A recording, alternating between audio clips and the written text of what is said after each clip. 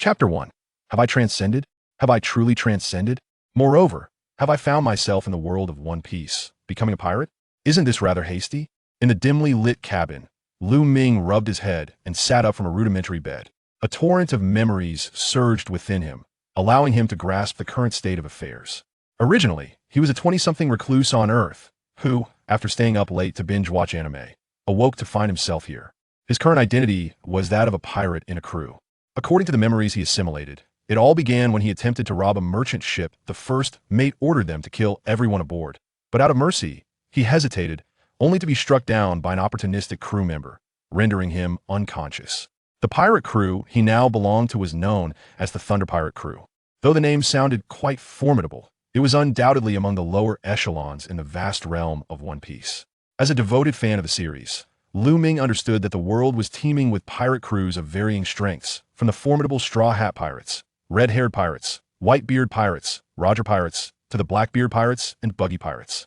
These crews boasted terrifying bounties, with their captains possessing outrageous power. In contrast, the Thunder Pirate Crew had little more than a respectable name.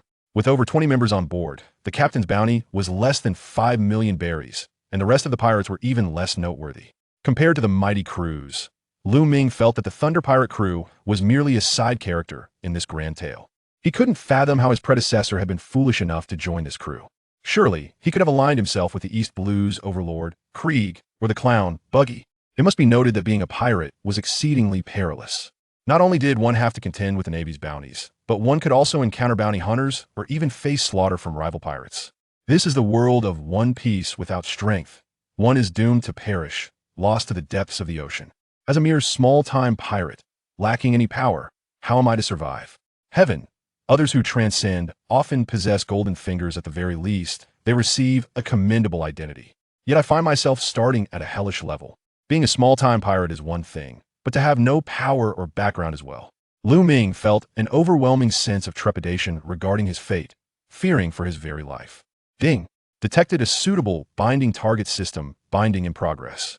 At that moment, a mechanical, electronic system notification rang out, causing Lu Ming to leap from his bed in excitement. A system? It's here. My golden finger has finally arrived. I wonder what kind of system I have. Lu Ming was filled with anticipation. In the novels he had read, nearly every protagonist who transcended had a system, and he never expected to have one himself. In his mind, he sensed the progress bar steadily fluctuating, 1, 20, 38. At long last, when the progress bar reached 100, the system notification chimed once more. Ding! Congratulations, host Lu Ming. Infinite lottery system binding successful. Ding! The host can acquire lottery points through task completion, and sufficient points allow for a lottery draw, which can yield pills, skills, or devil fruits. Ding! Congratulations, host Lu Ming. The beginner's gift pack has been issued. Would you like to open it? The 3 consecutive system notifications resonated in Lu Ming's mind, causing him to tremble with excitement. His breath quickened. Infinite lottery system? And there's a beginner's gift pack? Lu Ming rubbed his hands together, exhilarated by the binding of the infinite lottery system. His attention focused on the system. In his mind, a phantom page materialized with a large gift pack at the bottom. Host, Lu Ming. Identity, Thunder Pirate Crew Pirate. Combat power, 30. Skills, none. Devil fruits, none. Lottery points, 0. The page bore a resemblance to information screens in games. After a brief glance, Lu Ming's focus shifted to the large gift pack, and he chose to open it. Ding! Beginner's gift pack open. Congratulations, host Lu Ming. You have acquired 6 Style Soru. Ding! Beginner's gift pack open. Congratulations, host Lu Ming. You have acquired 9 Yang Divine Art. Ding! Beginner's gift pack open. Congratulations, host Lu Ming. You have acquired Wad Ikamanji. The system notifications rang out once more, leaving Lu Ming momentarily stunned, his expression a mixture of shock and disbelief. Gulp. Is this truly the beginner's gift pack?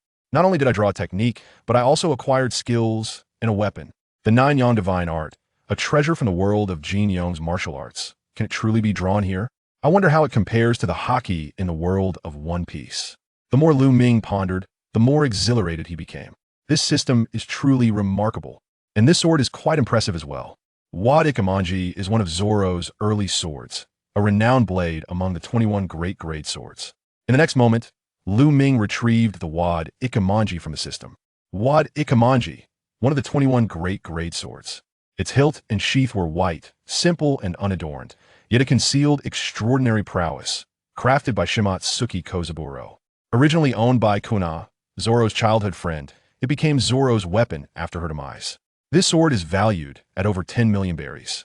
Gazing at the gleaming blade, Lu Ming clicked his tongue in admiration. He then proceeded to learn the 9-yang divine art and the Soru technique from the 6 styles. A surge of information flooded his mind, firmly imprinting the cultivation methods of both the 9-yang divine art and Soru in his memory. Meanwhile, Lu Ming once again glanced at the ethereal information page in his mind. Host, Lu Ming. Identity, Thunder Pirate Crew Pirate. Combat Power, 60. Skills, 6 styles Soru LV1. 9-yang divine art LV1. Devil Fruits, none. Lottery points, 0. With Wad Ikamanji, along with the 9-yang divine art and Soru, I can consider myself among the top tier in the Thunder Pirate crew. Can I? With this system at my disposal, soon enough, Luffy, Kaido, and the other emperors will appear before me as mere underlings. However, I must first devise a way to obtain lottery points. Observing his elevated combat power, Lu Ming brimmed with confidence, feeling that it wouldn't be long before he could pin Kaido and the others to the ground. Yet, after the excitement, he began to ponder how to acquire those coveted lottery points. To obtain valuable items from a system, one needed lottery points. Without them, not only would overpowering Kaido be a distant dream, but merely surviving in the world of One Piece could prove problematic. Chapter 2. Shall I take the position of first mate? Come on, let's see if that Lu Ming brat is dead. If he's not dead, make him get up and work. How can someone who claims to be a pirate be such a coward, unable to kill, and nearly get himself killed? It's infuriating. Our Thunder Pirate crew's reputation in the East Blue has been tarnished. Because of him, if this gets out, we'll surely be looked down upon by those scoundrels. Just as Lu Ming was exploring the system, a group of individuals approached on deck, sending a chill through him.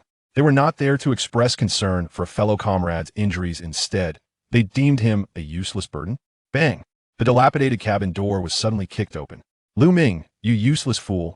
It seems you've woken up. Listen well, we of the Thunder Pirate crew do not support the useless. If you cannot join the battlefield and kill, you must work to earn your keep. From now on, all the laundry and cooking on this ship will be your responsibility. The speaker was Kaido, the first mate of the Thunder Pirate crew.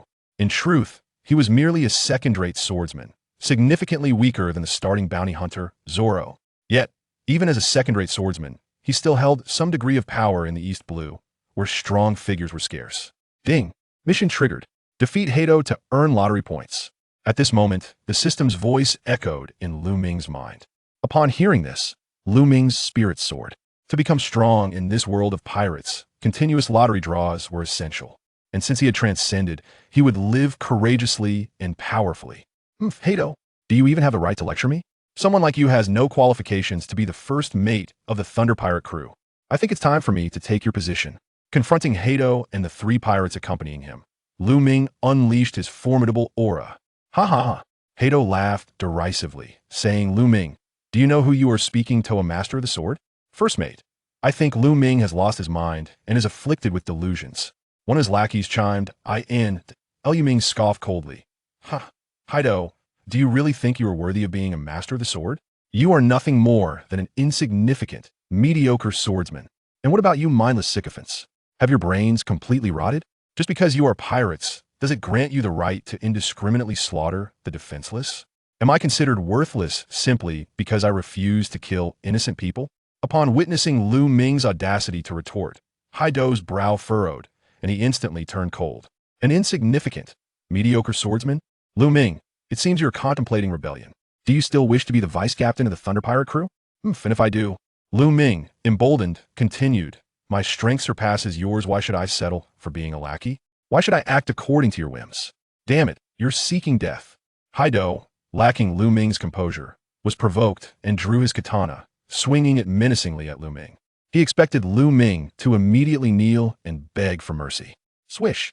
Yet a sudden explosive sound erupted from beneath Lu Ming's feet. In the blink of an eye, he vanished from sight. Kaido's strike met only empty air. In that moment, both Kaido and his subordinates were taken aback. He vanished in place. Good heavens! Had Lu Ming been concealing his true strength all along? Was this the manifestation of his actual capabilities? Lu Ming had activated one of the Marine's 6 powers, the Soru. Although only at LV1, it still allowed him to swiftly evade Kaido's attack. After all, His opponent was merely a mediocre swordsman. As Lu Ming sidestepped, his entire demeanor shifted. Cold, invincible. Having already mastered the 9 Yang divine skill, albeit at LV1, he possessed a certain level of internal energy. What? Kaido and his companions suddenly felt an overwhelming pressure emanating from Lu Ming. Even their breaths became labored. Without further ado, Lu Ming declared, 9 Yang divine skill. Reciting the incantation within his mind, he summoned the internal energy from his body and thrust his hands forward with force. It was as if a diminutive yet formidable wave of power surged forth. Boom! Under the impact of this internal energy, Kaido and his companions were forcefully propelled backward. The dilapidated cabin door shattered into splinters. Wow! Kaido and his cohorts coughed up blood in unison. How powerful! What kind of technique is this? If this continued, would they truly perish at Lu Ming's hands? Upon concluding his technique, Lu Ming felt a wave of fatigue wash over him. It appeared that the internal energy of the 9 Yang divine skill at LV1 was woefully insufficient. He took a deep breath, steadying the flow of his chi and blood, and then exited the room onto the deck. With an expression devoid of emotion, he gazed at the bloodied Kaido and spoke. Kaido, I ask you, who should occupy the position of vice captain of the Thunder Pirate ship? Should it be you or should it be I? At that moment, Kaido was drenched in cold sweat, having never felt such an overwhelming threat before. I concede, my strength is inferior to yours. The position of vice captain of the Thunder Pirate ship is yours. Lu Ming, maintaining his impassive demeanor, responded, if that is the case, you may leave. The Thunder Pirate crew does not require the likes of you, a disgrace. For you lack camaraderie, compassion, and fail to comprehend that the true pursuit of a pirate is merely the freedom of strength and life, not the freedom to commit crimes and slaughter the innocent. What? Upon hearing this, Kaido gritted his teeth, saying, You wish to expel us from the Thunder Pirate crew? Impossible. Only Red has the authority to decide whether we leave the ship. Lu Ming, I acknowledge your ability to conceal your strength, but do not push your luck. Kaido glared at Lu Ming with bloodshot eyes. This scoundrel, pretending to be weak, was utterly detestable. Not only had he usurped his position as vice captain, but now he sought to deprive him of his livelihood. Do you think Captain Red will heed your words? Lu Ming retorted coldly. Humph, you are no longer the vice captain. Captain Red will choose to listen to me, the rightful vice captain. In his memories, Captain Red was a straightforward man. Somewhat foolish, he was not one to ponder deeply. He lacked strong opinions. But what he was unwavering in was his pursuit of strength through sheer force. Thus, it was undeniable that this man possessed considerable power. At least among the pirate crews of the EC, he held a bounty of 5 million berries, surpassing many others. Moreover, Red was a user of a devil fruit, possessing the rare illusory beast-type electric eel fruit. Yet even so, Red placed great emphasis on physical training and martial arts. He was a towering figure, standing 3 meters tall, resembling a hulking brute. Whenever he stood before them, he gave the impression of a boulder weathered by sword and blade. His entire physique exuded muscle and explosive power. His most formidable attack was the Thunder Fist, each punch crackling with electricity. However, due to his inability to fully harness the fruit's powers, the lightning he produced was rather mundane. Thus, while it enhanced the power of his punches, it could only serve to mildly incapacitate his foes. No way, we must see the captain. Kaido, unwilling to back down, insisted. Very well. Then let us go see the captain after all. You are merely inviting humiliation upon yourselves. Lu Ming's expression remained unchanged, and for the first time, his youthful visage bore an air of resilience, no longer appearing as timid or naive as before. Chapter 3. Becoming Vice Captain. Before long, Lu Ming led Kaido and his companions to the second level of the deck. There was a small room where Captain Red often trained his muscles during his leisure time. Kaido, what happened to you all? Was the commotion below caused by you? Just refrain from causing chaos aboard the ship. It can't withstand much more turmoil, and we have no funds for repairs. Captain Red, with an earnest yet simple demeanor, spoke, lacking the authority one would expect from Captain. Captain, it's all because this Lu Ming seeks to revolt. I brought 2 brothers to check on him, but he lost all sense of reason and attacked us without provocation, insisting on becoming the vice captain of the Thunder Pirate ship. Upon seeing Captain Red, Kaido immediately turned to cast blame on Lu Ming. Ha ha ha. Lu Ming couldn't help but cover his face with his hand, his sharp gaze peering through his fingers at Kaido. Kaido, you truly are a despicable little man. Were you not saying I lack the courage to kill? Do you believe I would hesitate to end your life right now? Seeing Lu Ming suddenly exuding such ferocity and sharpness, Kaido's face turned pale with fright. Yet, at this moment, he was gambling that Captain Red would believe him and come to his aid. After all, Captain Red was a simpleton with brawn, but little brain. He wouldn't understand analysis, would he? At this juncture, Red set aside the barbell he had been lifting and turned his serious gaze towards Lu Ming, inquiring, "Lu Ming, you seem somewhat different from before. Speak, what on earth is happening? If one indiscriminately strikes at their companions, I, Reed, shall not show you any mercy." Lu Ming, perceiving from Red's reaction that the Captain, Red, was indeed a person of both simplicity and sophistication, rather than the foolish individual he initially seemed, remarked, "Captain, people are capable of change, after all. Each of us is continually evolving. As for the events that just transpired, I believe we can directly inquire with the two of them." After Lu Ming finished speaking, he coldly glanced at the other two crew members and sneered, "If you can tell the captain the truth, I will let it go. However, if you choose to slander me like Kaido, then you ought to have witnessed my strength by now."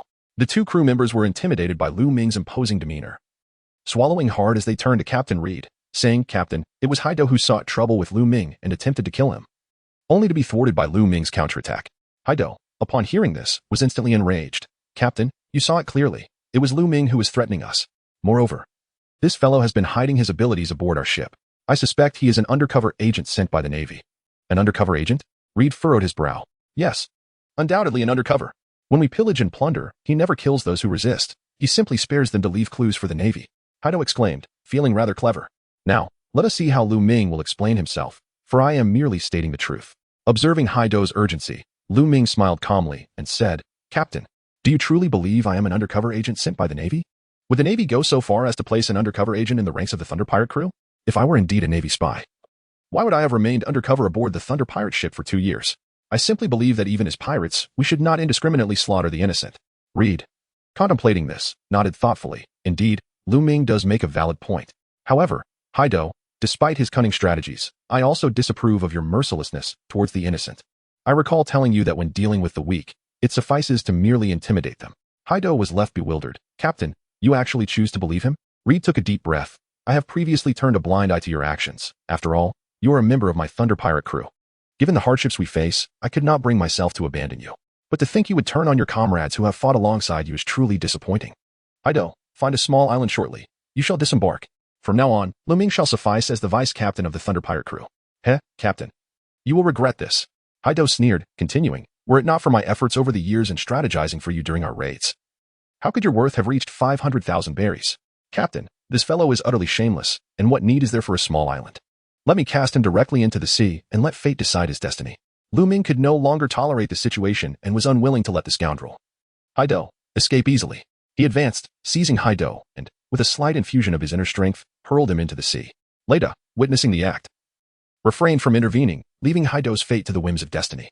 With a solemn tone, he proclaimed, "You must remember, as members of the Thunder Pirate crew, we are brothers who share life and death together. I will not permit any conflict among comrades." "Yes, Captain," they replied in unison. "Now, go below deck and prepare the banquet to celebrate Lu Ming's promotion to vice-captain of the Thunder Pirate crew. Rest assured, Captain, we shall do so at once." The two crew members who had not been cast aside breathed a sigh of relief and hurriedly departed. "Lu Ming, you stay behind. We need to discuss a matter." Leda suddenly reverted to his goofy demeanor, grinning. "Captain, what is it?" Lu Ming inquired, with Kaido out of the picture. "I wanted to ask if you might lend me your counsel." Leda chuckled awkwardly. "Though I am the captain, you know I am not one for intellectual pursuits. So, what should the Thunder Pirate crew do next?" Lu Ming pondered for a moment, and then spoke. "Captain, this is quite simple. First, we must sail out of the East China Sea and enter the grand waterways to become true pirates. As for the specifics, we shall plunder riches, engage in battles, strengthen our own capabilities, and recruit more crew members." Upon hearing this, Red felt it all seemed rather complicated and replied, "Lu Ming, why don't you take charge of the arrangements? I will wholeheartedly support you from behind." Lu Ming smiled. It was precisely to his liking that Reed acted as a mere figurehead. This way, he could avoid the need to wait until his own strength was sufficient to challenge him and subsequently take his place. Having such a captain was indeed advantageous, as all ideas and authority were entrusted to him, and he could also attract the attention of the Navy and others, allowing him to remain in the shadows. The more Lu Ming contemplated, the more satisfied he became. He said, "In that case, let us first vanquish that woman from the Arlida pirate crew and seize some wealth from her to facilitate our endeavors." "The Arlida pirate crew?" Lu Ming nodded, affirming the information. "Indeed, I have heard tales of a woman who is quite portly, frequently seen in the waters near Windmill Village. We should embark on a search." "Very well, I shall heed your guidance. As for the other pirates, I shall not hold back. 3 days later, the Thunder Pirate crew arrived in the vicinity of Windmill Village.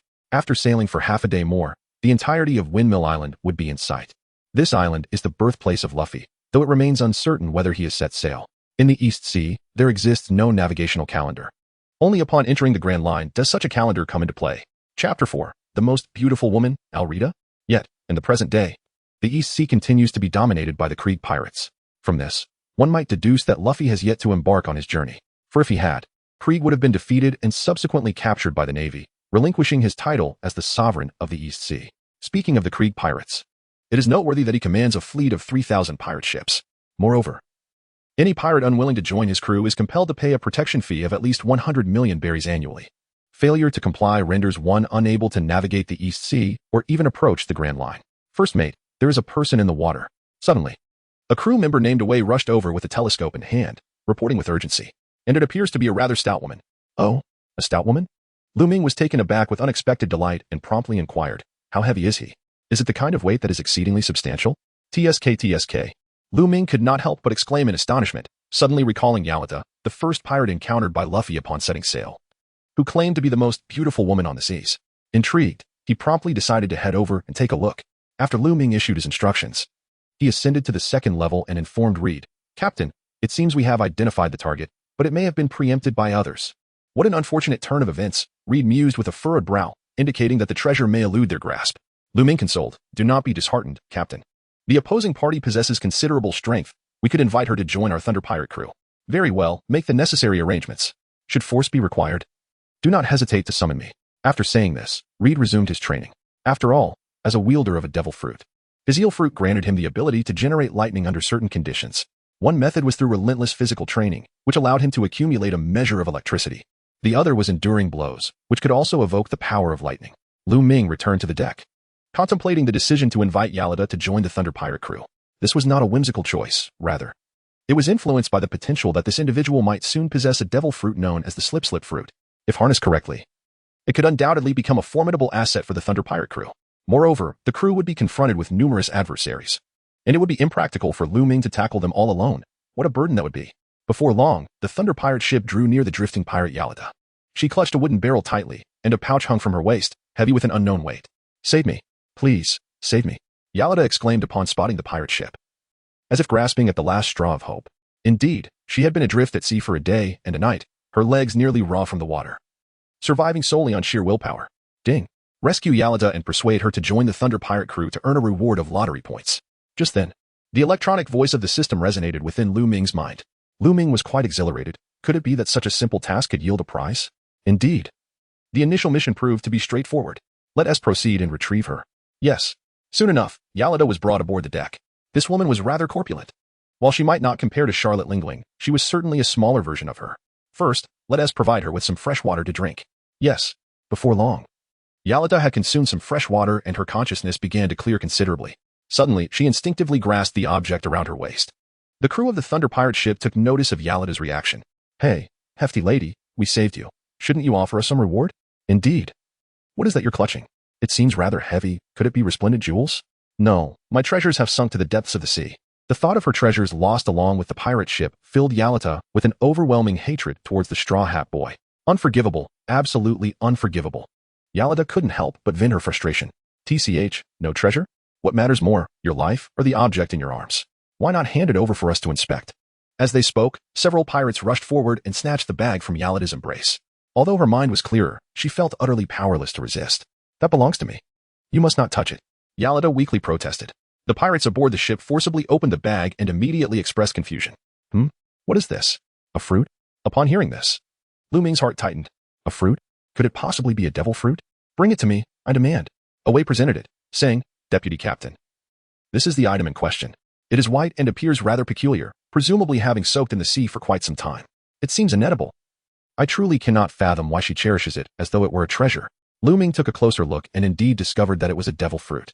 It appeared that Alabasta had acquired the slip fruit entirely due to Luffy sinking her pirate ship, leaving her adrift at sea and thus bestowing upon her this remarkable devil fruit.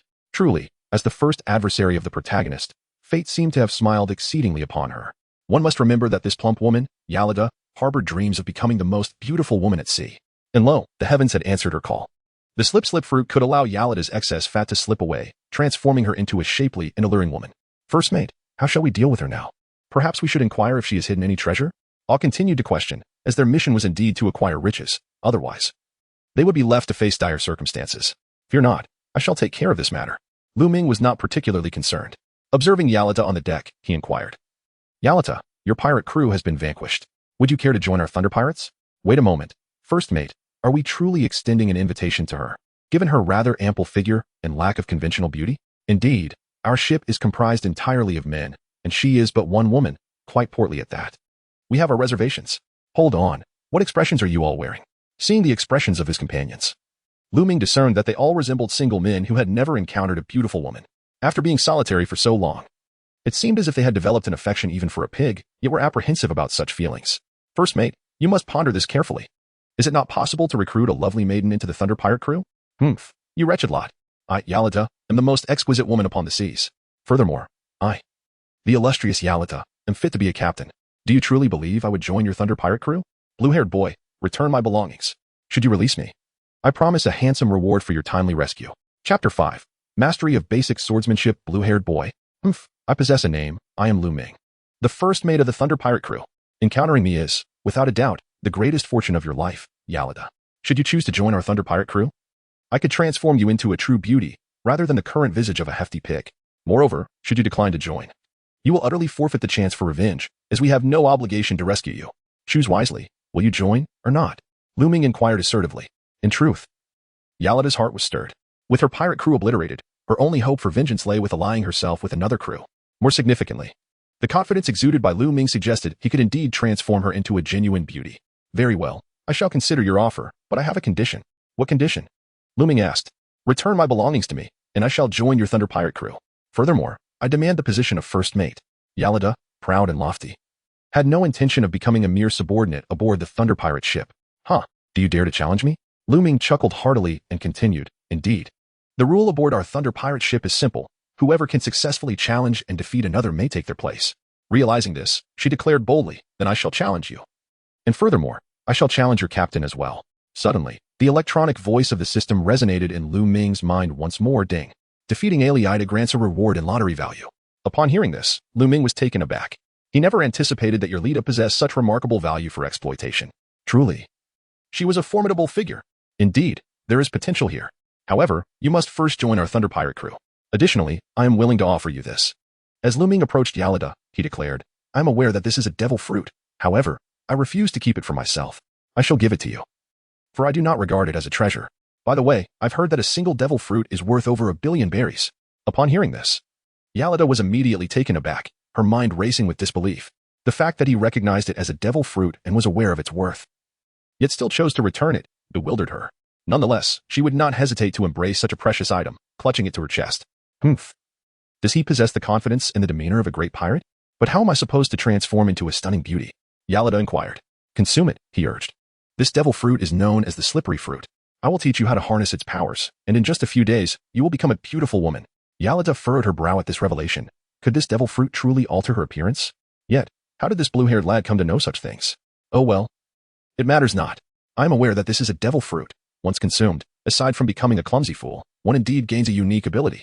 After all, when I battled that Straw Hat Kid, he claimed to have eaten a rubber fruit, which allowed his body to stretch freely. Clearly, devil fruits are no ordinary items. Thus, Yalida promptly took a bite. However, after just one taste, she found it utterly flavorless, akin to consuming dirt. Cough. This is horrendously unpalatable, she exclaimed, at a loss for how to finish it. All right, just a single bite suffices. I shall discard the rest, for it serves no purpose. Lu Ming instinctively exclaimed. Oh. Upon hearing this, Yalida cast aside her unfinished meal into the sea. Almost immediately, she felt a wave of weakness wash over her, and then she succumbed to slumber. Ding. Congratulations, host, on successfully completing the task of persuading Yalida to join the Thunder Pirate crew. You have been awarded 500 points of lottery value. 500 points? The other day, after defeating the sea fighter, I only received 200 points. Nevertheless, this means I can finally partake in the lottery. A few days prior, I refrained from drawing because the lottery mechanism offered a benefit. A single 5 draw could yield a reward. At that time, I only had 200 points, so I held back from making a draw. Now, with over 700 points, I am fully equipped to engage in a 5 draw system. I wish to draw. As I silently invoked the command, A lottery pool materialized in my mind, filled with vibrant, colorful orbs of light. Let me initiate a 5-draw.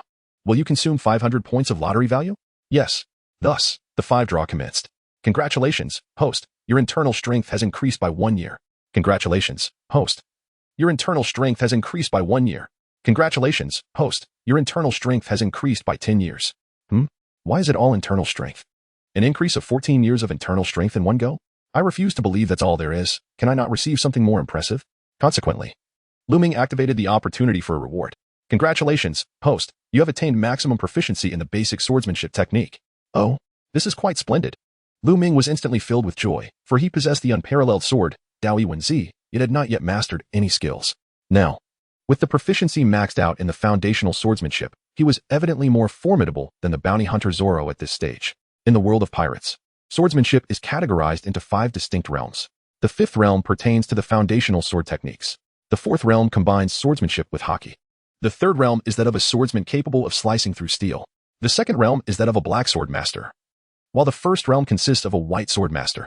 He immediately began to learn the foundational swordsmanship at full proficiency. Congratulations to the host. The learning has been successfully accomplished. In the blink of an eye, Lu Ming felt as though his mind had been enriched with an abundance of fundamental sword techniques. Oh, this exhilarating sensation of enhancement is truly delightful. Huh? What is that foul odor? Just then, Lu Ming snapped back to reality, exclaiming, "What on earth is that terrible smell?" A crew member, pinching his nose, replied, "Vice Captain, you have finally come to your senses.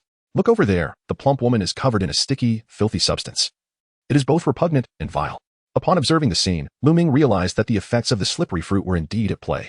Quickly, take her down for a wash, he commanded. Oh, certainly. Several individuals, expressing their disdain, approached with reluctance. However, before they could get close, they slipped on the deck. For the area was inundated with a viscous liquid, rendering it exceedingly slippery. Laughter erupted from those aboard the ship, unable to contain their amusement.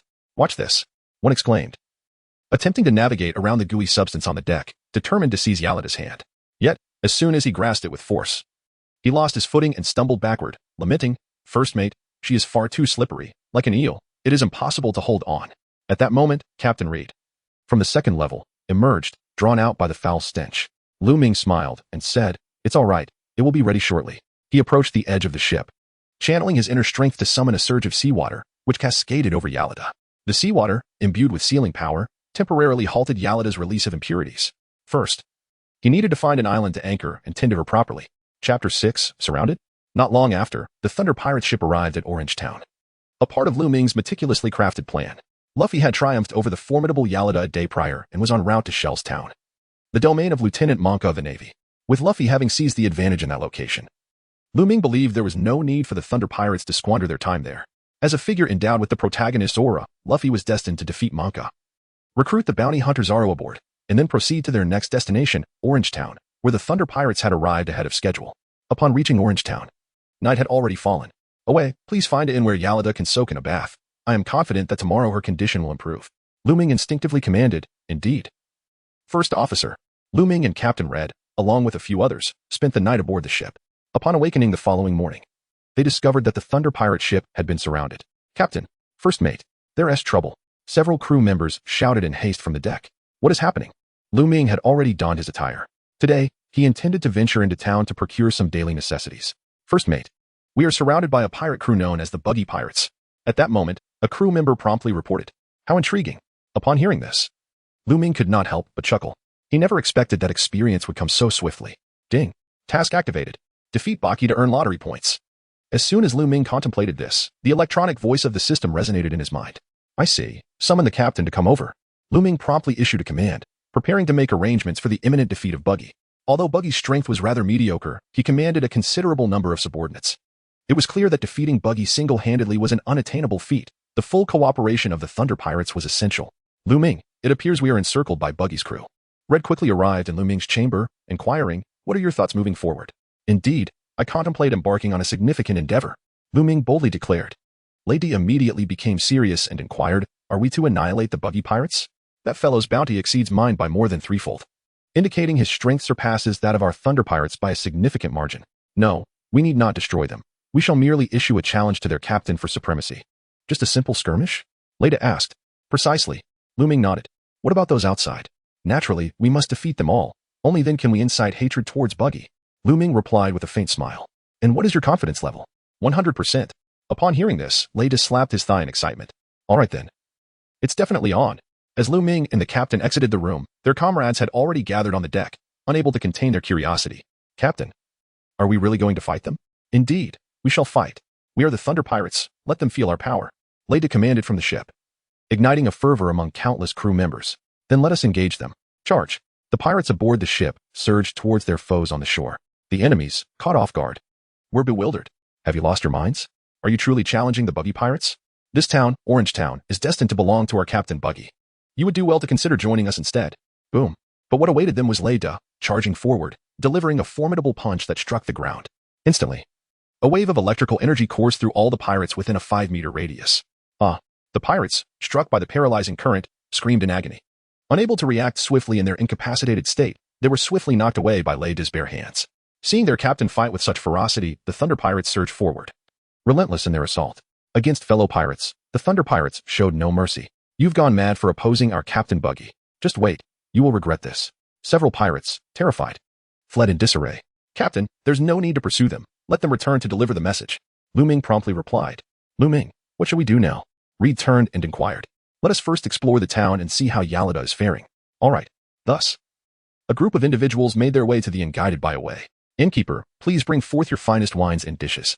Is this amount sufficient? Lu Ming took out a bag of coins and tossed it onto the counter. Upon seeing the money, the proprietor visibly relaxed, his demeanor undergoing a complete transformation. He ingratiatingly remarked, this is more than sufficient. Please, wait a moment. Your dishes and drinks will be served shortly. Lu Ming instructed, away, please summon Alabasta. Yes, first mate. At that moment, Alabasta was in her chamber, having luxuriated in a large tub the previous night, allowing an abundance of fatty oils to escape her body. She had diminished her weight from 300 pounds to 200. Consequently, she stood before the mirror, astounded by her own beauty. If this trend continued, it wouldn't be long before she possessed an exquisite figure. However, she pondered the next steps, as the fat seemed to have vanished spontaneously. And it appeared she had reached her limit. It seemed she would need Lu Ming's assistance. Alabasta, the first mate requests your presence. Everyone is waiting for you downstairs. Away's voice echoed from outside. Humph. I am aware. Alabasta responded impatiently. Upon arriving in the lobby of the inn, she elegantly took a seat at an empty table. What are you staring at? Have you never seen such a stunning woman? Alabasta noticed several members of the Thunder Pirate crew gazing at her, their eyes transfixed, which only fueled her disdain. Many crew members of the Thunder Pirates immediately retched, spitting out their drinks. This plump woman is considered a beauty? We simply observed that her skin had become slightly more refined than yesterday, and there was a bit less excess flesh. It's quite astonishing, nothing more. Upon hearing this, Alabasta clenched her teeth in anger but ultimately managed a nonchalant smile. TCH, regardless, you're merely frogs at the bottom of a well. Hoping to feast on a swan like me? And you still refuse to admit it? Cough cough. Lu Ming instinctively cleared his throat and said, Your Leda. This is our captain of the Thunder Pirates, named Red. Welcome aboard our Thunder Pirate ship. From this moment on, we shall be comrades. Red lifted a small cup, eager to toast with the new member. Chapter 7. Yarlita surrenders. Yarlita did not decline and raised her tankard, taking hearty gulps of ale. Though I have joined your Thunder Pirates, I have no intention of being a mere underling, she declared. Lu Ming, when shall we engage in a duel? Yarlita felt that her body had fully recovered. Moreover, with the powers granted by the devil fruit, she was undeniably stronger than ever, ready for battle. Any time will suffice, Lu Ming said lightly. The other party still bore the task assigned to him, to defeat Alabasta in order to obtain the lottery points. Oh? Then let us commence at once, for I cannot wait any longer. However, should you falter, the position of vice captain will hardly satisfy my appetite.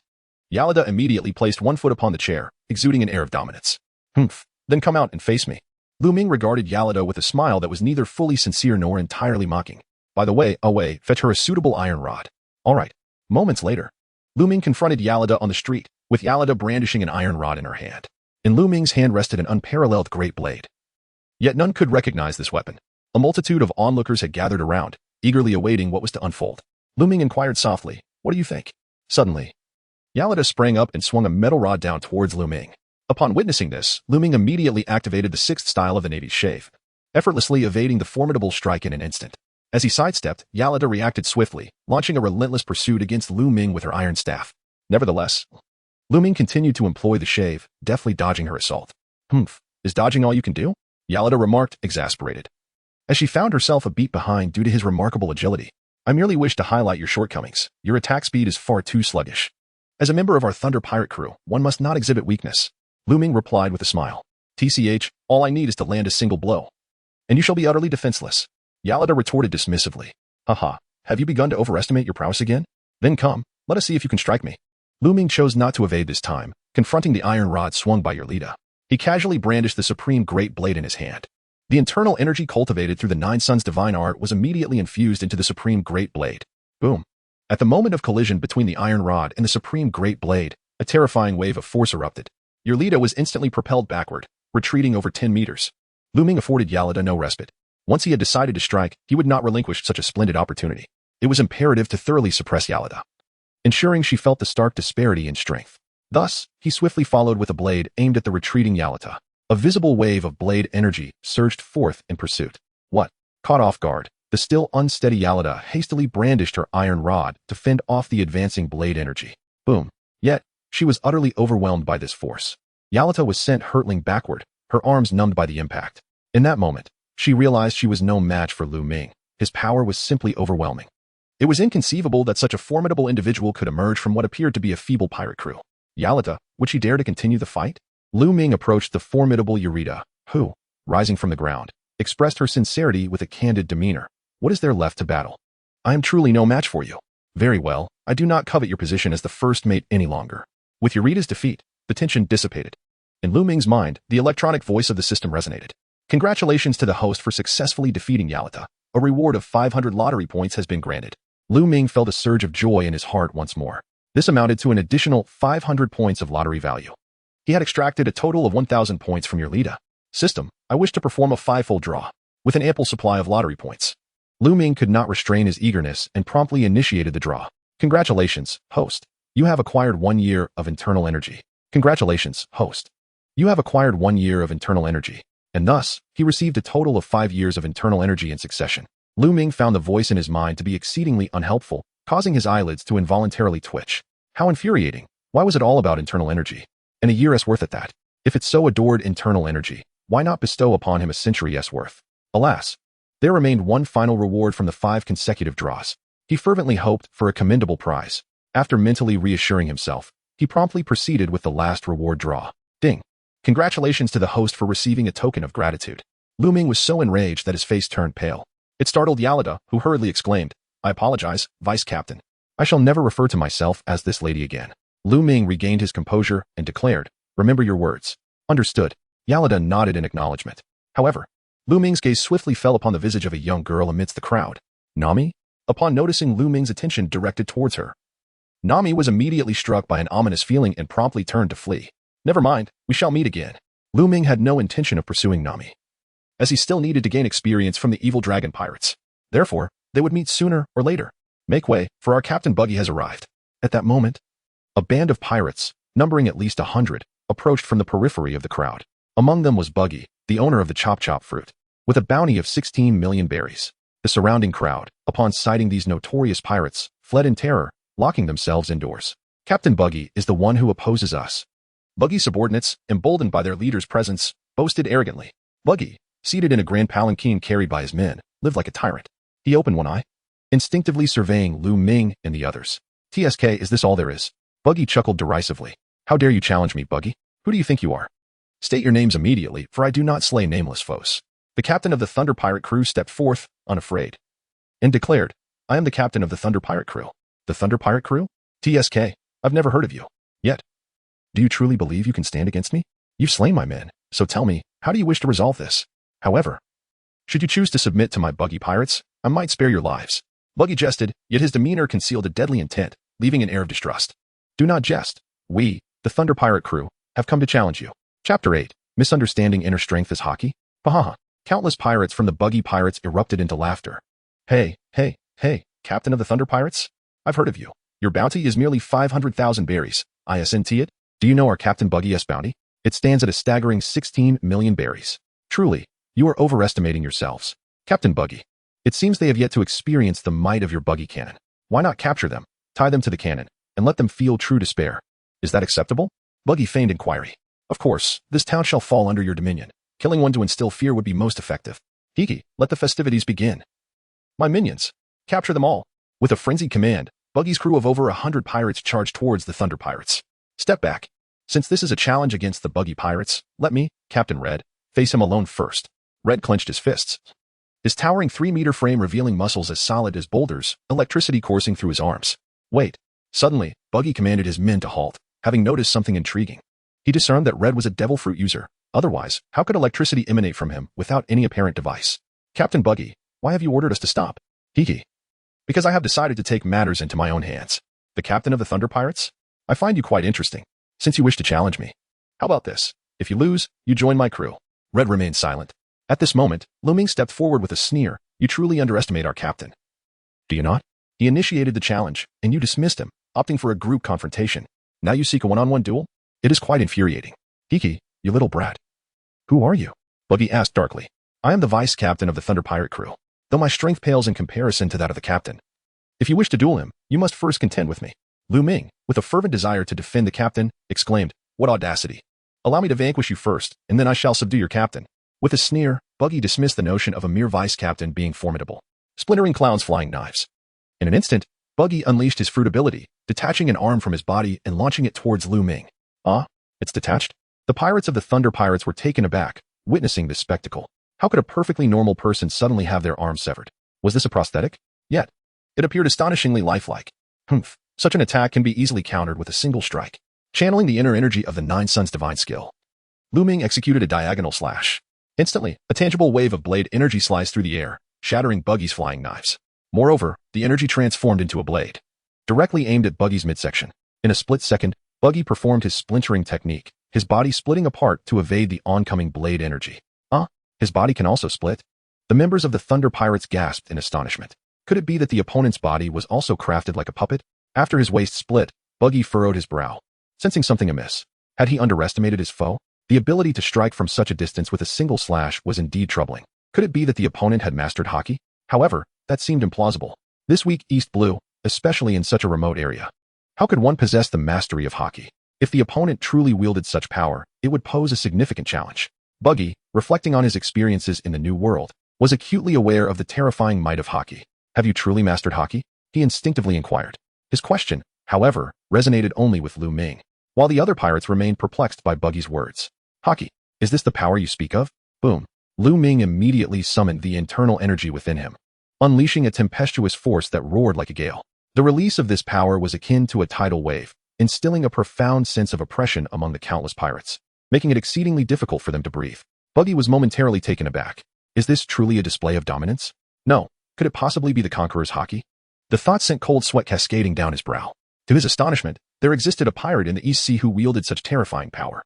Moreover, this individual had mastered the art of infusing Haki into his weaponry, amplifying the physical damage to an unimaginable degree.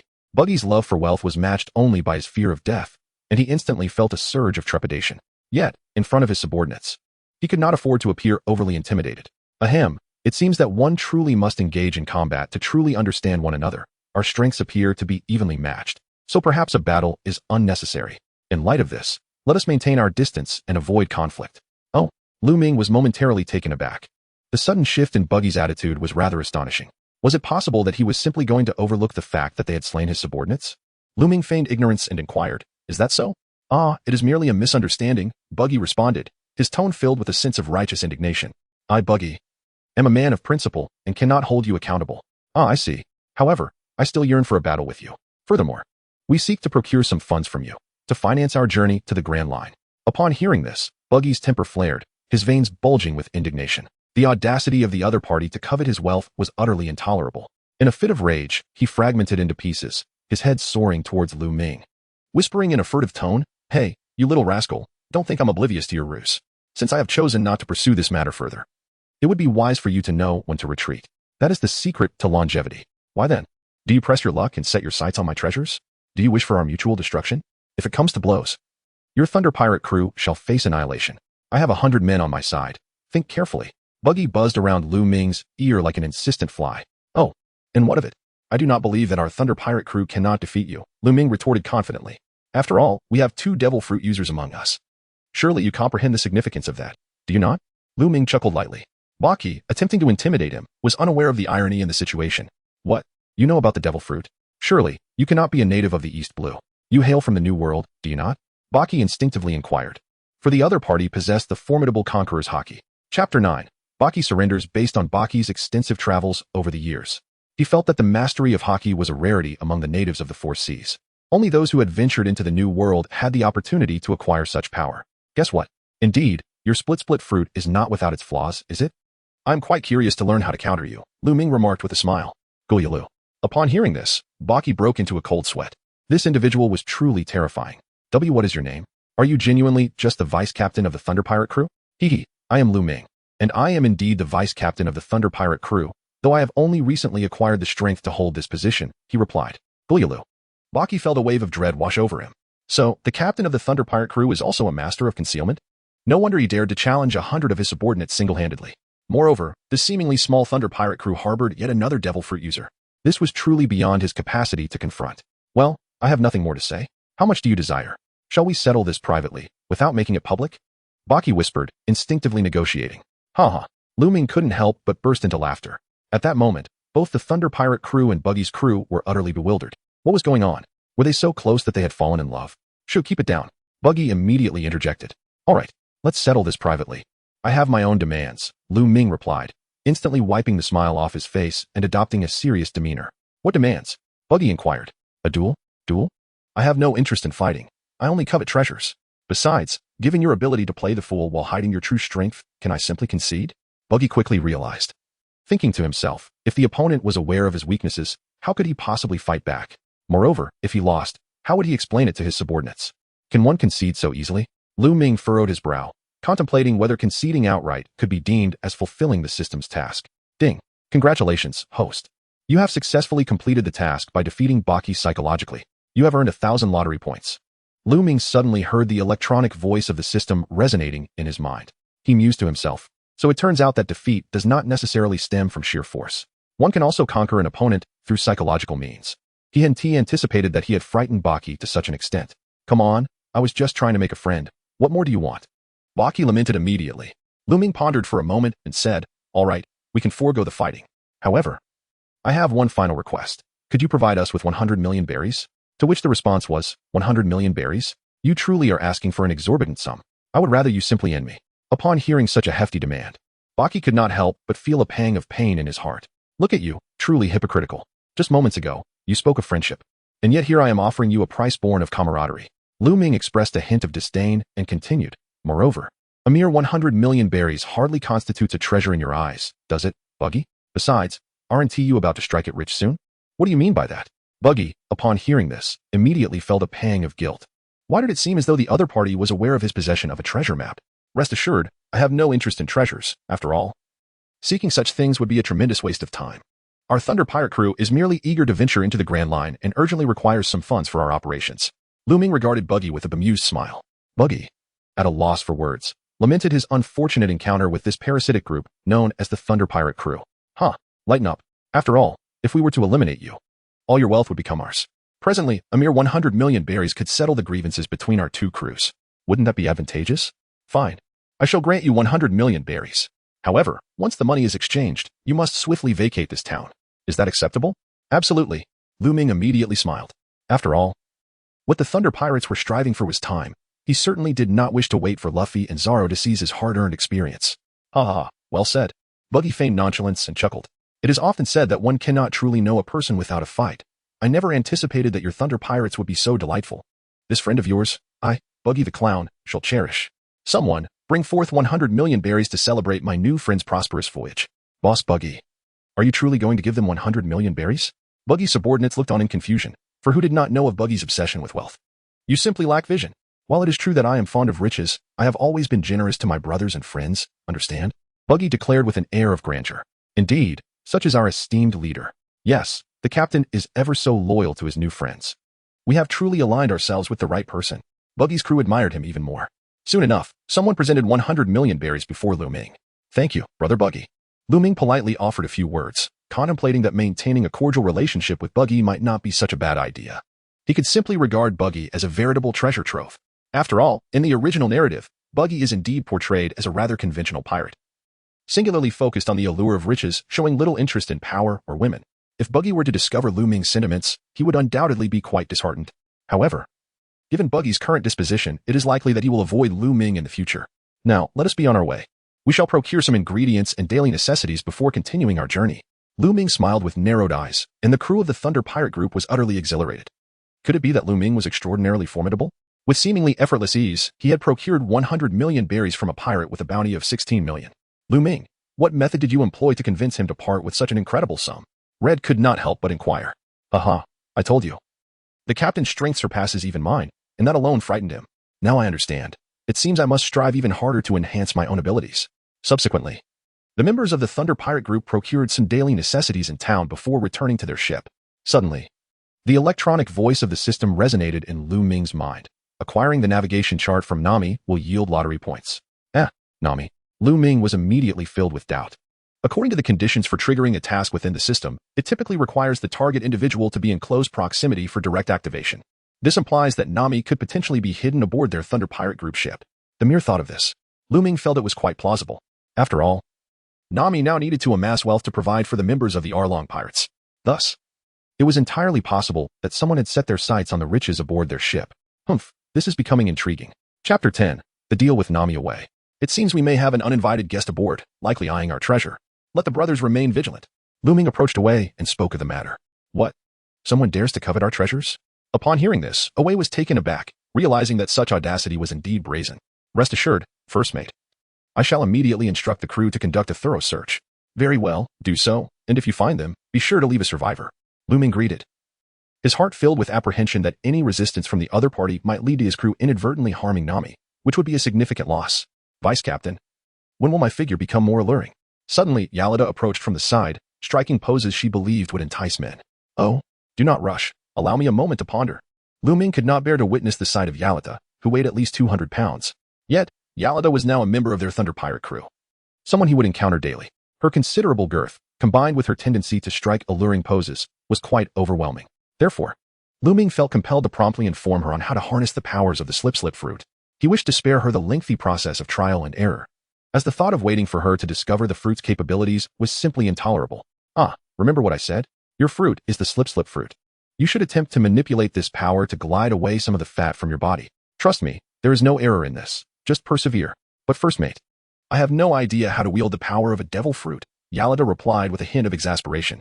Indeed. If she had known how to utilize the fruit's power, she would have eagerly experimented with it long ago. Oh, I see. You should consult the captain. He is also a devil fruit user, although he is still at the initial stages of mastering his abilities. I am certain he can guide you in controlling your own powers. The captain? Alabasta's face brightened with a smile. Great. Now I know what to do. With that, she made her way to the second deck to seek counsel from Captain Red.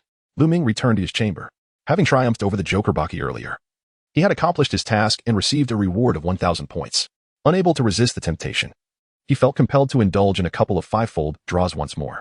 However, at that moment, a voice echoed from outside, reporting to the first mate. We have searched every corner of the ship and found no suspicious individuals. Upon hearing this, Lu Ming felt a sense of perplexity. Was there truly no suspicious individual? Could it be that he had misjudged the system's intricacies? And what about his own room? The first officer, we have yet to search your quarters.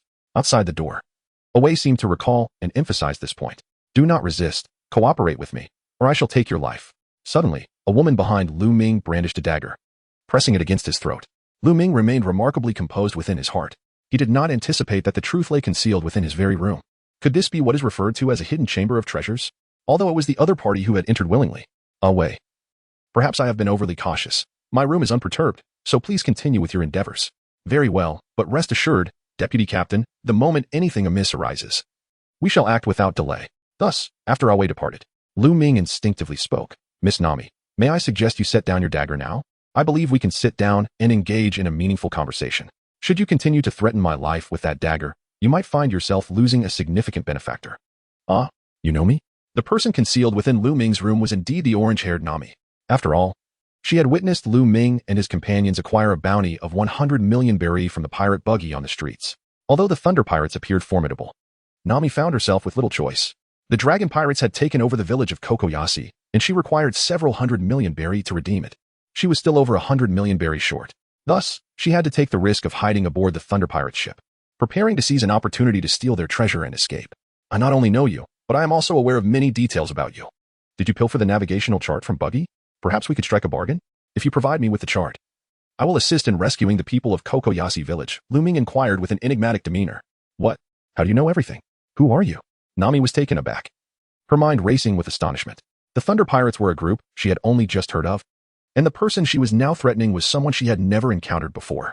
I am Lu Ming, the vice captain of the Thunder Pirates. As for how I came to know about you, that is a long story, one I am not inclined to share at the moment. What you need to consider now is whether you wish to engage in this transaction with me. Lu Ming spoke calmly. Upon hearing this, Nami immediately weighed the pros and cons and inquired, how can I trust you? Humph, that depends on what you choose to do next. Nami pondered this statement. Although she felt that she could threaten this individual, there was an underlying sense of uncertainty about her ability to eliminate him. Furthermore, even if she were to kill him, could she truly escape unscathed? Would the people of Koko Village be able to save her? All right, I understand now.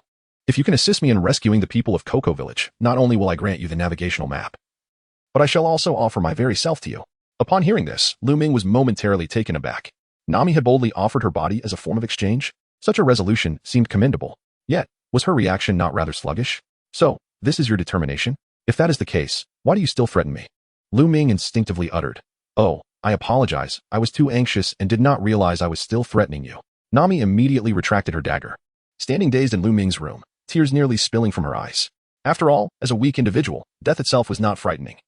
What was truly terrifying was the thought that if she were to perish, the people of Kakaxia village would be left utterly without hope. Lu Ming turned around, gazing intently at Nami. She instinctively took a step back, her voice quivering with anxiety as she said, Lord Lu Ming, we cannot proceed like this just yet. Once you have rescued the villagers of Koko Island, I will fulfill my promise. Otherwise, I will take my own life immediately. Truthfully, I do not quite comprehend why you insisted on adding such a commitment. Nevertheless, it matters little. Instead, I perceive your resolve and your stance within those words. Lu Ming paid no heed to Nami's beauty as he reclined on the bed, continuing, I shall rest for a while. Feel free to do as you please. However, I advise you against venturing outside. Our Thunder Pirates are en route to Kakoja village, so a detour to your hometown is quite convenient. Chapter 11. The Misfire of the Nine Suns Divine Ardo. Nami exclaimed softly, observing Lu Ming slumbering before her. She found this individual rather peculiar, possessing an extraordinary temperament. Upon closer inspection, she realized he was indeed quite handsome. His azure hair, fair complexion, and the aura of confidence he exuded suggested that nothing was beyond his capabilities. With this revelation, Nami felt a sense of relaxation wash over her. Perhaps she should place her trust in this pirate before her. Thus, she leaned against the wall and crouched down, patiently awaiting Lu Ming's rest, for venturing outside at this moment was undoubtedly unwise. Lu Ming was not resting. Instead, he had his eyes closed, extracting rewards from the system. Currently, he possessed 1,200 points of lottery value, sufficient for 2 rounds of 5 consecutive draws. System. Initiate 5 consecutive draws. Shall the host consume 500 points of lottery value? Yes. Draw successful. Congratulations to the host for obtaining 1 year of internal energy. Congratulations to the host for acquiring 2 years of internal energy. Well, continuing with the 5 consecutive draws, he also received an additional bonus draw opportunity. Remarkably, all the rewards Lu Ming received were internal energy, cumulatively augmenting his internal energy by 10 years. On top of his previous foundation, Lu Ming now possessed 29 years of internal energy from the 9-Yang Divine Skill. System, let us proceed with another round of 5 consecutive draws. Can you please grant me some strength? Lu Ming was unwilling to accept that all he had received was merely internal strength. Host, would you like to expend 500 points of lottery value? Yes. Congratulations, host, you have acquired internal strength for 1 year. Congratulations, host. You have acquired internal strength for 10 years. Congratulations, host, you have gained the water manipulation technique. This remarkable quintuple draw, coupled with an additional free lottery, had bestowed upon Lu Ming an astonishing 15 years of internal strength. Furthermore, he had acquired a new ability, the water manipulation technique. However, Lu Ming found himself unable to revel in the excitement. He could only sense an overwhelming surge of internal strength within him, as if it were about to burst forth and shatter his very being. Lu Ming immediately realized something. It seemed that the inner strength he had recently acquired had not undergone the circulation of the micro and macro cycles. Instead, it had remained stored within his dantian, unrefined. Moreover, the sheer quantity of inner strength he had just received was overwhelming. His physical body had already reached its limit and could no longer sustain an increase in inner strength. The only solution was to continually fortify his physical form. Lu Ming suddenly opened his eyes, immediately sitting up on the bed. He crossed his legs and swiftly began to circulate his internal energy according to the principles of the Juyang Divine Skill, employing the methods of both the small and large circulations to regulate the surging power within him. Nami, crouching in the corner, was taken aback. It was not merely due to Lu Ming's abrupt awakening and seated posture, but rather because she noticed distinct cracks on his face, seemingly extending across his entire body. Are you all right? Nami asked with a tone tinged with anxiety and fear. The situation felt utterly bizarre. Why were there cracks appearing on Lu Ming's body? It transcended the realm of her understanding. Lu Ming remained silent. At that moment, he was hardly in the mood to respond to Nami's inquiries. Even her concern for his well-being felt futile. As the cycles of the week continued unabated, within Lu Ming's body, his internal energy had indeed eased. Consequently, an ethereal purple aura enveloped him, indicating that the mastery of the Nine Suns' divine art had ascended to a new level, advancing from level 1 to level 2. Thus, after the passage of half a stick of incense, cracks across Lu Ming's body healed at a visibly astonishing pace. In the corner, Nami let out a sigh of relief. For the figure before her no longer appeared as fearsome. However, her heart soon tightened again, as she noticed that Lu Ming's body had become scorching hot. Visibly reddening as though he were on the verge of igniting, Lu Ming gritted his teeth in agony, his forehead veins protruding, and sweat pouring down like rain. This time, it was not due to the exertion of internal energy, but rather a consequence of practicing the Nine Suns' divine art through the great circulation. It had caused an overwhelming surge of intense yang energy within his body, which he found difficult to expel. He felt as though he was on the verge of being consumed by flames. Lu Ming attempted numerous times but was unable to expel his discomfort. What should he do? This was no mere surge of excessive yang energy. My lord Lu Ming, are you all right? Is there any way I can assist you? Nami could not ignore the situation, feeling increasingly that something was amiss with Lu Ming. Upon hearing Nami's voice, Lu Ming was struck by an idea. He believed that uniting with a woman might swiftly eradicate the blazing yang heat coursing through his body. Nami, I have succumbed to the perils of my cultivation. If I cannot expel this yang heat in a short time, I may be consumed entirely. Should you choose to trust me, I implore you to provide the promised recompense in advance. Lu Ming found himself in a predicament, compelled to utter such shameless words. What? Upon hearing this, Nami was momentarily taken aback. Advance payment for Lu Ming? If you are unwilling, then so be it. I sincerely apologize for this unexpected turn of events. Lu Ming gritted his teeth, enduring the searing pain that engulfed him, and spoke apologetically to Nami. Nami clenched her fists. What does this signify? Is this a trial? Why must I encounter such a situation? Just when hope appears, despair looms once more. No, I must strive for something. Can you truly liberate all the people of Cocoa Village? Nami suddenly resolved to ask this question in her heart. I can assure you with complete certainty, not only that, but I will also vanquish the dragon pirates. Lu Ming replied with unwavering confidence. Very well, I understand. I hope you will remember your words. If you deceive me, I shall never forgive you. Tears streamed down Nami's cheeks uncontrollably. Nevertheless, she summoned her courage and approached Lu Ming. Thank you for believing in me. Lu Ming felt that he was on the brink of salvation. Fortunately, Nami was present in the room. Otherwise, the consequences would have been unimaginable. Half an hour later, Nami, utterly exhausted, nestled in Lu Ming's embrace.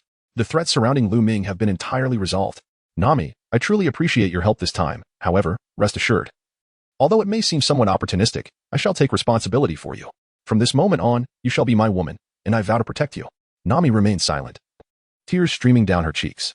Who would have thought she would unwittingly entrust herself to this man? This is merely a transaction. I only hope you can save the people of Kikoxia Village. As for your responsibility towards me, there is no need for you to feel obligated. Nami instinctively uttered. You are indeed a fool. Although we have yet to develop any feelings, rest assured, a marriage before love is still possible. Moreover, it was you who rescued me from the brink of death. Such a debt of gratitude is not insignificant, and I must dedicate my life to safeguarding you. Fear not. For I, Lu Ming, am a good man who will not let you down and will bring you happiness. Lu Ming spoke earnestly, his words emanating from the depths of his heart. Chapter 12. Allow me to introduce, Nami is my woman. Vice Captain, dinner is ready. You may come out to eat. A crew member announced from outside the door. All right, I will be there shortly. Additionally, please prepare another set of chopsticks. Understood, Vice Captain. The crew member outside did not ponder further. You intend to take me out? Nami immediately sat up, her hands instinctively covering her chest, displaying a hint of panic, as if she were wholly unprepared for such a situation. Yes, I must take responsibility for you. I intend to inform the crew that you, Nami, are indeed my woman. Isn't that rather inappropriate? You should go out by yourself. I can manage being alone in the room, Nami replied, her cheeks flushed. Upon reflection, the ship was filled with men, and she was the sole woman, suddenly emerging among them. If others were to discover this, they might mistakenly believe she had seduced Lu Ming first. Such a misunderstanding would surely be quite distressing. Do not worry, with me by your side. You must trust in me. Lu Ming placed his hand gently upon Nami's head. As he caressed her, Nami unexpectedly felt a profound sense of security. Fully aware of Lu Ming's sincerity, after a moment of inner conflict, she nodded in agreement. Hihi, shall I assist you in getting dressed? Lu Ming sought to alleviate the current tension, wishing to spare Nami from appearing so anxious and awkward. No, I'll manage this myself. Please turn away, and don't look. Nami exclaimed, her face instantly flushed as she gently pushed Lu Ming aside. Come now, we are already married. Lu Ming instinctively uttered. I apologize. I am not yet psychologically prepared. Please grant me some time. Nami replied with an expression of remorse. I understand, she continued. I shall dress and wait for you outside. Lu Ming smiled and uttered a few words. He quickly donned his attire and proceeded to the door, awaiting Nami's emergence. After the span of half a tea's worth of time, Nami appeared, her outfit impeccably arranged. After all, clad in shorts, she required little time to prepare. Give me your hand, and let me guide you, he said. Lu Ming smiled as he gazed at Nami. Is this appropriate?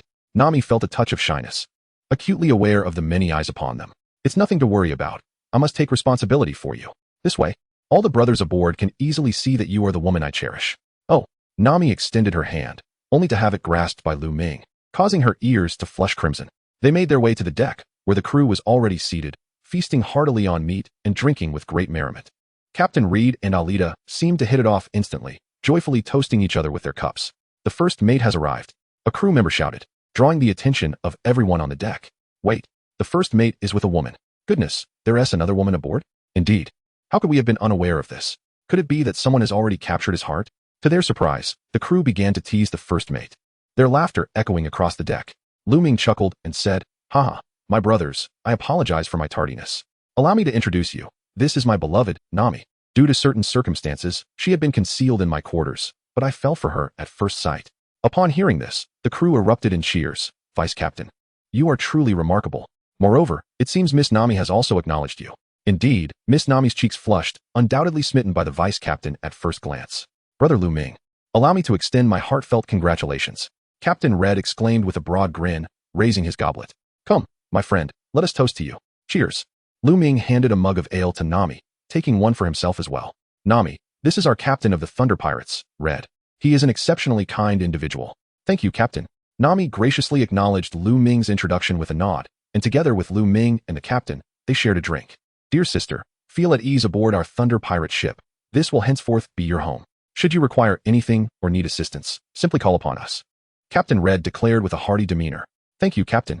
Nami nodded once more, suddenly feeling as though she had gained a supportive family. Ah, Lu Ming, how is it that you do not appreciate a woman as enchanting and graceful as I, Alvida? Upon seeing you with a young lady, my heart is filled with sorrow and pain. Alvida feigned a look of despondency from the side. Ha! Before Lu Ming could respond, the crew erupted into laughter. Alvida, dear sister, please do not vex our first mate any further. One crew member jested. Indeed, our captain has a preference for petite and charming young ladies. Sister, you must weigh at least 200 pounds, no? Another chimed in. Humph, you lot truly have no appreciation for beauty. Can you not see how striking I am? Alvida retorted. Ah, dear sister, do not be angry. We are blind to your splendor, and for that, we sincerely apologize. Let us return to drinking. The crew continued to chuckle, treating Alvida's remarks as mere jest. Lu Ming glanced at his fellow crew members aboard the ship and remarked, Alvida, you will undoubtedly become a stunning beauty in the future. If you continue to hold such shallow views, you may find yourself regretting it far too late. He continued, indeed. Vice Captain Lu Ming perceives me with remarkable clarity. However, with a playful glint in her eye, Alvida teased, Vice Captain, since you are already aware that I will be a beautiful woman, why not consider pursuing me? I am quite easy to win over, of course, only for you. She cast a flirtatious glance at Lu Ming. The reaction from many crew members was immediate. They could hardly contain their laughter, thinking, this is unbearable. Surely, the Vice Captain must be feeling an overwhelming sense of despair. Sister Alvida, are you serious? They mused. The Vice Captain was merely being polite. How could you take it to heart? Alvida shot a disdainful look at her fellow crew members before turning her gaze back to Lu Ming, asking earnestly, Vice Captain, were your earlier words truly sincere? Lu Ming chuckled. What I just said is entirely true. Hey, you men with no discernment. Did you hear that? The first mate speaks nothing but the truth. Why aren't you all fervently pursuing me? If you wait until I blossom into a stunning beauty, your chances will be utterly diminished. Alvida declared with playful audacity. Haha, first mate, congratulations on your everlasting union with your sister-in-law. Miss Nami, let's raise a glass together. Chapter 13. The attack of the fishmen. The crew feigned ignorance, deliberately overlooking Alvida, as they began to toast and celebrate with Lu Ming and Nami. TCH. What a group of men devoid of appreciation for beauty, Alvida thought, yet she felt no embarrassment, indulging herself in hearty meals and drinks. After finishing their feast, Lu Ming returned to the cabin with Nami, as it was already late at night. Their ship had long since anchored on the surface of the sea, preparing to set sail at dawn for a journey towards Cocoa Village. Upon entering the cabin, Nami couldn't help but inquire, were your words to Alvida truly sincere? Certainly, Lu Ming replied. Really? That lady seems quite overweight, Nami remarked instinctively. Haha, you might not know, but But she was over 300 pounds just a couple of days ago, Lu Ming chuckled. What? She lost weight that quickly? Nami exclaimed in surprise. Indeed. She possesses the abilities of the slippery fruit, and it won't be long before she transforms into a stunning beauty, Lu Ming explained.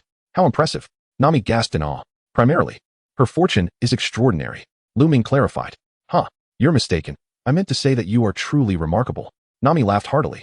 Lu Ming unexpectedly reacted, inquiring, oh, so it was referring to me? Indeed, Nami replied earnestly. I feel as though you know everything, as if there is nothing that could possibly escape your awareness. Lu Ming merely smiled at this. He could hardly reveal his identity as a time traveler, could he? Foreknowledge of the plot? Enough of that. Let us retire early. As Lu Ming began to undress in preparation for sleep, Nami suddenly blushed, her anxiety palpable. Are you afraid? He teased. Afraid I might devour you? But you are already mine. All right, let us sleep. Though the bed is somewhat small, if you hold me tightly, we shall make it work. Tomorrow, upon our arrival at Kokosha village, I shall procure a larger bed. Lu Ming pondered for a moment before continuing. Alternatively, acquiring another pirate ship would not be a bad idea. If we intend to confront the dragon pirates, we could seize their vessel for ourselves. After all, the Thunder Pirate ship has seen better days. Had we the funds, we would have replaced it long ago. Change ships? I never suggested joining you on your voyage. Nami interjected, her voice tinged with panic. Not necessarily, Lu Ming replied earnestly. I know you, Nami, are a remarkable navigator with aspirations to chart the world's seas. Now that you are my woman, would you truly hesitate to remain by my side for such an opportunity? I'm still uncertain, Nami quickly retorted. Despite her dreams of becoming an exceptional navigator, she had always been reluctant to leave her homeland. Very well, I shall not pressure you. Take your time to contemplate, Lu Ming said with understanding, pulling Nami closer. She found herself nestled in his embrace, her attempts to resist futile. Let us rest for now. We can deliberate on it tomorrow. To Lu Ming, as long as their bond as a couple remained strong, he was confident Nami would ultimately agree to accompany him. Moreover, upon entering the Grand Line, the tempestuous weather there was incomparable to that of the East Blue. An adept navigator was essential to navigate the ever-changing and treacherous conditions. The following day, the Thunder Pirates arrived at Kokoyashi village. Nami, please lead us directly to the Dragon Pirate's lair. Understood. Nami nodded, realizing Lu Ming had indeed come to assist her. However, at that moment, just as the Thunder Pirate ship was still a few hundred meters from the shore, the vessel began to sway violently. What is happening? First mate, something appears to be attacking the bottom of our ship. Lu Ming, the Dragon Pirates are not human. They are skilled fishmen, and we may very well be under attack, as we have entered their dominion. Nami suddenly recalled. Fishmen? Lu Ming pondered for a moment. However, the underwater mermen posed quite a challenge. After all, the aquatic prowess of humans was incomparable to that of the mermen. Let us set sail and make a full-speed dash towards the shore. Lu Ming immediately issued a command. Suddenly, a thunderous sound erupted. However, at that moment, the entire ship came under fierce attack. This is bad, First Officer. Our vessel has sustained damage and must be repaired immediately, or we shall sink to the depths of the sea. Hurry, commence repairs, Lu Ming instructed. Simultaneously, Captain Reed ascended to the deck. Lu Ming, what shall we do now? I have heard that the enemy lurks in the waters, and we seem utterly powerless against them. Indeed, replied Alvida, who had also emerged. Both Captain Reed and I possess the powers of devil fruits. Should we fall into the water, we would be utterly defenseless. Leave it to me, Captain, he declared resolutely. You all protect my woman. I shall descend and eliminate the enemy. Lu Ming uttered a single phrase before plunging into the depths of the sea. Be careful, Lu Ming. The adversaries are fishmen. Nami exclaimed anxiously, her concern palpable, for she had spent the night with Lu Ming and had developed a certain fondness for him. Fear not, Nami. My brother Lu Ming would never undertake a venture without confidence. Captain Red reassured her, though he, too, harbored deep-seated worries. After all, their opponents were the fearsome evil dragon pirates, renowned for their formidable prowess, boasting a bounty of 20 million berries, which rendered them a prominent threat in the East Sea. It appeared that even the East Sea's tyrant, Krieg, was reluctant to confront the evil dragon pirates, as these fishmen excelled in ambush tactics beneath the waves, making them exceedingly difficult to counter. Lu Ming plunged into the ocean and immediately activated the water-walking technique, a reward he had drawn the previous day. An ethereal shield enveloped him, allowing him to stand effortlessly in the water, as if his feet were firmly planted on solid ground. Moreover, as he sought to advance, the transparent shield began to whirl around him with remarkable speed, propelling him swiftly through the depths. Is this the water-walking technique? It bears a certain resemblance to the bubble shields of Fishman Island. However, at that very moment, as Lu Ming emerged within the aquatic expanse, a mermaid launched a preemptive strike. Lu Ming swiftly executed the Navy's 6 style, instantly shifting his position. Oh, who would have thought that one could employ such a technique in the water? Could this be the advantage of water walking? Lu Ming was taken aback by this unexpected turn of events. After all, the activation of the shave technique was purely instinctual. He was not submerged in water, but rather encased in a protective barrier, akin to facing an adversary on solid ground, prompting a reflexive execution of the technique. The merman attacking Lu Ming was suddenly struck by astonishment. How could it be that their opponent was even more agile in the water than they were? Then let me show you this move. The ultimate technique, 1000-piece wave punch. Boom. Following this, a terrifying wave surged towards Lu Ming. Chapter 14, a devastating strike against the evil dragon. Is this what you call the martial art of the merman? Unfortunately, the only practitioner of fishman karate I acknowledge is that fellow, Jinbei. Nine Sun's divine skill. Lu Ming summoned his inner strength, tightly clenched his fist, and unleashed a powerful strike. Boom. The terrifying force of his energy reverberated through the ocean, causing Krieg to spew blood. How infuriating. How could he be so formidable? Krig's eyes widened in shock as he was propelled backward through the water for several meters, blood continuously flowing from his mouth. This individual was a cadre of the evil dragon pirate crew, a soft-boned merman. Initially brimming with confidence in underwater combat, he was unprepared for such a crushing blow. Realizing he was no match for his opponent, Krieg promptly fled the scene. Did he think that escaping would conclude matters? What a delusion. The Thunder Pirate crew has been seeking you. Just wait, we shall meet again soon. Lu Ming wore a crooked smile, letting out a cold snort as he swiftly executed the water-walking technique towards the shore. The Thunder Pirate ship had already anchored ahead of him. Lu Ming, are you all right? Nami exclaimed, rushing to the water's edge, her voice laced with concern upon seeing Lu Ming emerge from the sea. He was her beacon of hope. If Lu Ming could not overcome the foes of the Dragon Pirate crew, then any aspiration to rescue the people of Kokosia village would be nothing more than a futile dream. Moreover, if she became nothing but Lu Ming's woman without aiding her village, it would be a tremendous loss. Do not worry, I am fine. Indeed, a fishman was attacking our ship, but I have severely wounded him, and he has fled. Lu Ming spoke with an air of tranquility. Simultaneously, in an unguarded moment while speaking, Lu Ming released his inner strength, swiftly drying his clothes. Well then, allow me to escort you to the Dragon Empire. Nami exclaimed, barely able to contain her excitement. After all, the people of the Dragon Empire were truly despicable. They demanded a protection fee from the village of Coco West every month, charging per individual. Adults were taxed 100,000 berries, while children were subjected to a fee of 50,000 berries.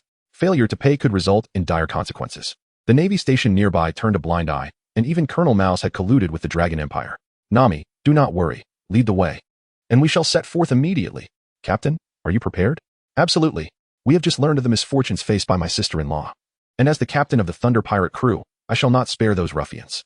Captain Red declared, his face a mask of fury. Those who dared to bully his brother's woman would not escape unscathed. My iron rod has long been yearning for action. Very well, let us proceed. We shall make a significant impact, whether it be in reputation or wealth. The Thunder Pirate crew will claim it all this time. Lu Ming spoke with a palpable sense of determination. Soon, under Nami's guidance, the members of the Thunder Pirate crew arrived at the Dragon Empire. To their astonishment, they discovered an opulent water park, a clear testament to the vast wealth amassed by their adversaries, akin to tyrants indulging in excess. Who dares approach? As the Thunder Pirate crew intruded, a group of armed fishmen swiftly emerged from the depths. I am Captain Red of the Thunder Pirate crew, here to challenge your Dragon Pirate crew. Captain Red stood tall and imposing, exuding a formidable presence that momentarily intimidated several fishmen. The Thunder Pirate crew? You are the ones with a bounty of 500,000 berries issued by the naval base here, aren't you? You truly overestimate yourselves, daring to infringe upon our Dragon Empire. Do you even realize our leader, the dragon, has a bounty of 20 million berries? Enough with the idle chatter, summon the dragon. Lu Ming coldly interjected. Nami. The adversaries appeared unconcerned, but soon noticed Nami, the treacherous traitor. So, the Thunder Pirate crew is your summoned aid, is it? Unfortunately, your misguided decision has doomed you all, even the villagers of Coco Village. With a derisive laugh, one fishman declared, just wait, I shall report this to our boss. He quickly vanished beneath the surface. Captain, let us wait here. Given the dragon's temperament, he will undoubtedly allow us entry. Lu Ming asserted confidently, grasping Nami's hand. Do not worry. With us here, nothing untoward will occur. Yes, I will trust you, Nami nodded, feeling a warmth in her heart. This was indeed a moment when one was most susceptible to emotion. The other members of the Thunder Pirate crew murmured among themselves, all reflecting on the immense wealth of the Dragon Pirate crew, astounded that they had constructed a water park. They eagerly anticipated the opportunity to loot it thoroughly, envisioning newfound riches for the Thunder Pirate crew, which could lead to sumptuous feasts and even a new ship in the near future. Before long, the bridge connecting to the water park was lowered. At the other end stood an octopus man named Xiaoba, who regarded the Thunder Pirate crew and Nami with a complex gaze. Deep within, he wished to avoid any bloodshed. Yet the will of the dragon and his hatred for humanity compelled him to continue aiding the oppressor. If you have the courage, come inside, Xiaoba suddenly declared. Captain, let us proceed. All right. I have longed to challenge some true warriors. Red exclaimed, his spirit aflame. Huh, Captain, you will make me laugh to death. The dragon is hardly a true warrior. Only when we enter the Grand Line will we encounter genuine strength. Lu Ming could not help but chuckle. The Grand Line? Your words only heighten my anticipation. Indeed, I too am looking forward to it, Alvida said, hefting a large iron rod. Thus, the dozens of members of the Thunder Pirate crew stepped onto the bridge, entering the water park of the Dragon Empire. Once inside, the bridge was promptly lifted again, effectively trapping Lu Ming and his companions within the park, leaving them with no avenue of retreat. Xiaoba led the members of the Thunder Pirate crew to the Grand Hall. Seated above was the dragon, a fearsome shark man with iron teeth, devouring a roasted leg of beef with gusto. Ha ha ha. So, the Thunder Pirate crew has arrived? Speak. How do you wish to meet your demise? Shall I simply toss you into the water to feed the mermaids? Ding. Task triggered. Defeat the dragon for a chance to win rewards. Hearing that the system had issued the task, Lu Ming resolved not to squander any time. Captain, how shall I deal with this long-nosed fiend? Very well, in that case. Let us handle these fellows around us. Reed nodded decisively, fully trusting Lu Ming's formidable prowess, which had recently bestowed upon them countless surprises and incredibilities. Chapter 15. The Annihilation of the Evil Dragon Pirates Humph. Mere humans daring to defy us fishmen time and again, truly courting death.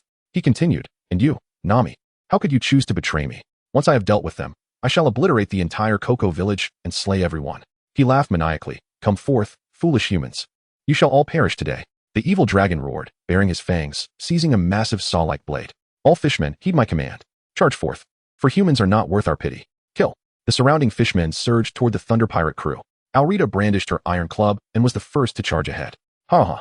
Sister Alvida is truly fierce. Brothers, let us unite. We are men and must not be outdone by women. The crew of the Thunder Pirates, driven by fervor, brandished their weapons and engaged in a fierce melee with the fishmen. Octopus Xiaoba from the evil dragon pirates had set his sights on Captain Reed. A master of the six-sword style, Xiaoba was not to be trifled with. Humph, just an octopus? Reed scoffed, his arms already entwined with thick iron chains. With a sudden clench of his fists, pulsing electricity began to course through his arms. Xiaoba furrowed his brow at the sight. Is there electricity being released? Could he be a devil fruit user? However, Xiaoba had no time for further contemplation as Reed charged at him. Six-sword style. Xiaoba dared not underestimate his opponent. His instincts warning him of Reed's formidable strength, especially since he was the captain of the Thunder Pirates, undoubtedly the most powerful among them. Boom. Reed, infused with a jolt of electrical energy, shattered Xiaoba's six-sword attack with sheer force. What? Xiaoba's assault faltered midair, his body momentarily paralyzed by a fierce current. Is it truly electricity? Could he indeed be a devil fruit user? Xiaoba, faced with a formidable adversary, became increasingly cautious. He had encountered devil fruit users before, notably during his time with the Sun Pirates when he faced Admiral Kazuru, a legendary user of a devil fruit with immense power. Bang, bang, bang. A fierce clash ensued between Xiaoba and Captain Reed, the latter growing bolder with each passing moment. Were it not for Xiaoba's numerous appendages, he would have been defeated by Reed already. Damn it. Above, the evil dragon's expression darkened upon witnessing the battle. I never anticipated Xiaoba would be suppressed. It seems the captain of the Thunder Pirates possesses some strength. Nonetheless, it mattered not. He declared, I shall eliminate you with utmost swiftness, and then I will deal with the rest of your Thunder Pirates. Dragging his massive blade, the evil dragon advanced towards Lu Ming with a fierce momentum, sparks flying in his wake. Lu Ming, be cautious, Nami urged anxiously, and for heaven's sake, do not let that evil dragon enter the water, or his power will become even more terrifying. Rest assured, he shan't have the chance to enter the water. Lu Ming swiftly unsheathed the weapon that had been secured to his back, revealing an inscription upon its surface. His foundational swordsmanship had already reached its zenith, surpassing even Zoro's current mastery of the blade. With the formidable internal energy coursing through him, he was entirely capable of vanquishing the malevolent dragon in an instant. Boom. The profound internal force of the Nine-Yang divine skill surged forth from within, unleashing a terrifying aura that swept across a radius of several dozen meters. Humph. A malevolent dragon, is it? I do hope you can withstand this strike. Lu Ming suddenly unleashed a strike, blending the momentum, essence, and brilliance of his blade into a singular force, as if it had materialized into a tangible substance. In the blink of an eye, he was before the malicious dragon. What? The dragon's eyelids twitched. Initially poised to flaunt his prowess, he now faced an imminent threat. This seemingly ordinary strike, akin to a mere casual attack, had erupted with such terrifying, palpable sharpness. A master, without a doubt, a true master. Panic surged within the dragon as he swiftly wielded his massive saw-like sword, employing both hands to block. Clash. Alas, the dragon was utterly overwhelmed. The great sword in his grip was cleaved in two. His body suffered a grievous wound, a gaping rent from which blood gushed forth uncontrollably. Furthermore, a dreadful force seemed to invade his very organs, causing him to spew blood instantaneously. How formidable! This individual is incredibly powerful. How could such a warrior exist in the weakest East Sea? With just one strike, I have been stripped of my ability to resist? No. I refuse to accept this. The fishmen are inherently stronger than humans. Those who oppose them defy the laws of nature. I must slay him. After sustaining severe injuries, the dragon found himself kneeling on one knee, unable to rise for a lengthy moment. Blood continued to drip relentlessly from his form. Yet, the dragon exhibited astonishing regenerative capabilities. As the foot-long gash on his chest gradually began to heal, not far away, Nami stood in stunned silence. Did Lu Ming truly vanquish the malevolent dragon with but a single strike? How formidable he must be. Lu Ming steadily advanced towards the malevolent dragon. Nami is my woman, he declared. Should you dare to harm her or her family, you are courting death in my presence. Haha, you arrogant human, I confess I underestimated your prowess. However, do not presume that this entitles you to threaten me. Suddenly, the dragon rose, its eyes gleaming crimson, and the wounds upon its body had nearly healed. At least the bleeding had ceased. Indeed, the physique of a fishman is rather extraordinary. Shark on gear, the blood-eyed dragon launched a preemptive strike against Lu Ming. Spinning at high speed, it approached him like a power drill. Chafe. With a swift motion, Lu Ming deftly evaded the impending danger. The dragon, in a furious attack, sank its teeth into the stone pillar ahead. Crack. The pillar, over a foot in diameter, immediately showed signs of fracture. Utilizing its iron teeth, the dragon landed on the ground, extracting its regenerative teeth to wield as weapons in its relentless assault against Lu Ming. Lu Ming furrowed his brow, disinclined to continue the battle with this foe. With a resounding thud, he stomped the ground, unleashing his internal energy to lift countless stone slabs, cascading towards the oncoming evil dragon like successive waves. Bang, bang, bang. The malevolent beast showed no signs of retreat, relentlessly swinging its razor-sharp claws, shattering numerous stone slabs as it charged forth. Perish. Lu Ming, unbeknownst to him, had approached him, channeling a profound inner strength, and with a single strike, he unleashed a powerful blow upon the malevolent dragon. Boom. Ah, you hit. The dragon immediately spewed forth blood and was sent hurtling backwards, crashing directly into the already cracked stone pillar. With a single strike, Lu Ming shattered the very organs of the malevolent dragon. From that moment on, the beast could not rise again and met its demise. Chapter 16, Nami's sister, Nojiko. Ding. Congratulations to the host for vanquishing the evil dragon and earning 2,000 lottery points. Upon hearing this, Lu Ming felt an overwhelming joy. 2,000 points. Indeed, continuous battles yield an incessant flow of lottery value. With such value, one can perpetually grow stronger. However, at that moment, Lu Ming had no time to participate in the lottery, for as the stone pillar was completely shattered, the entire hall began to collapse. Nami, quickly come outside with me. Lu Ming immediately called out, prompting Nami, who had yet to regain her composure. Oh, Nami exclaimed as she snapped back to reality, following Lu Ming as they hurried outside. Is the evil dragon truly dead? Nami inquired suddenly. Yes, it should be dead, as I showed no mercy. After all, leaving it alive would have only invited further disaster. Lu Ming replied. Thank you, Nami exclaimed, unable to contain the tears welling up in her eyes. The evil dragon is finally vanquished. Perhaps Melbel can finally rest in peace. No need for thanks. You are my woman, and I have vowed to protect you diligently. Lu Ming and Nami arrived outside the palace, gently stroking her head. Suddenly, a cannonball exploded nearby. Boom. Following that, several more cannonballs detonated in succession. This is not good. It appears the Navy has arrived. Lu Ming suddenly recalled the naval base stationed in Kakaxia village. Lu Ming, the Navy has arrived. We must depart swiftly. Red exclaimed. By the way, has the evil dragon been dealt with? He inquired, having already subdued Octopus Xiaoba. Red possessed a passive ability conferred by a devil fruit, which allowed him to unleash a formidable surge of lightning after enduring prolonged combat and punishment. Thus, after converging with dozens of Octopus Xiaoba's allies, he unleashed a powerful punch that rendered Xiaoba unconscious. The evil dragon is dead, Lu Ming declared. Haha, Lu Ming, you are indeed formidable. Red responded with unbridled joy, feeling that their Thunder Pirate crew had significantly strengthened, capable of trampling even the notorious evil Dragon Pirate crew, which bore a bounty of 20 million. Haha, it was merely luck. The opponent underestimated me. Lu Ming chuckled instinctively. Captain, over there lies the ship of the evil Dragon Pirate crew. Let's have the brothers boarded and leave this place, he suggested. Indeed, that is my thought as well, and it conveniently allows us to switch vessels, Red agreed. Yalada, conclude the battle immediately. The Navy is approaching. Let us regroup on that ship swiftly, he commanded to those remaining on the battlefield.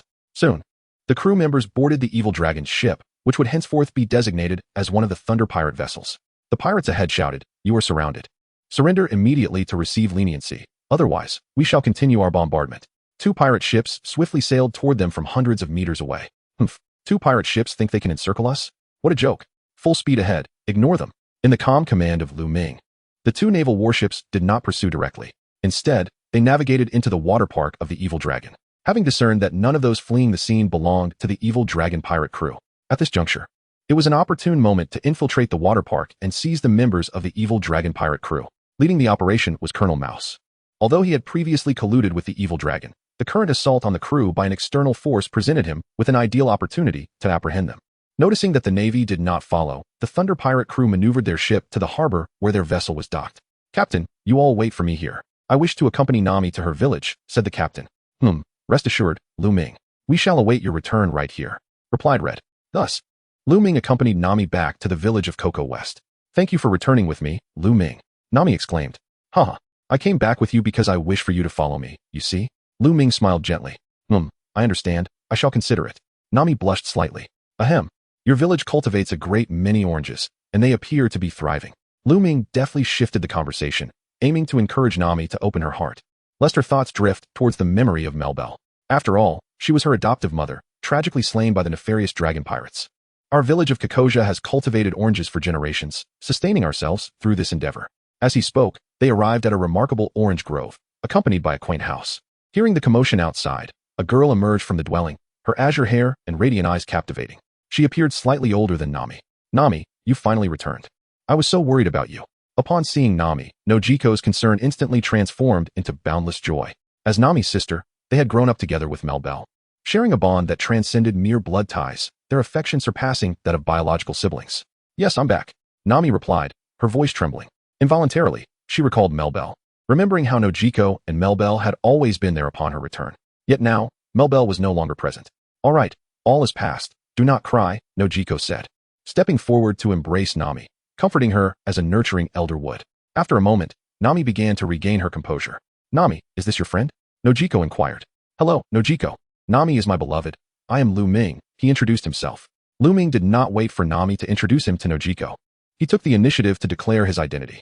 After all, this was a moment of meeting Nami's family. "Ah, Lu Ming, what are you doing?"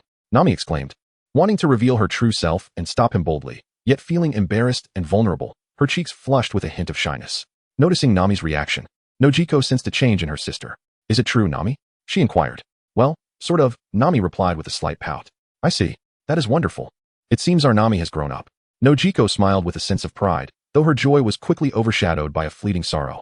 Nami had returned with someone she liked. Did that mean she would leave Orange Village and her sister behind? "Don't say that. It's not what you think. The situation is quite complicated," Nami explained further. "By the way, the dragon pirates have been defeated, and we've avenged Melbell. Our Orange Village can finally live in peace." Nami wiped away the tears from her eyes, speaking with joy. "Really?" Nojiko was taken aback, momentarily lost in thought. After all, the dragon pirates had been a nightmare for them in Kokasia Village, a terror they wished to see condemned to the depths of hell. Yet, for 8 long years, that nightmare had persisted. The station navy and their guards had turned a blind eye, indifferent to their plight. "Yes, it was Lu Ming who helped," Nami clarified. He is also a pirate. But Lu Ming and his crew are good pirates, unlike the dragon pirates," Nami explained, seemingly worried that Nojiko might misunderstand.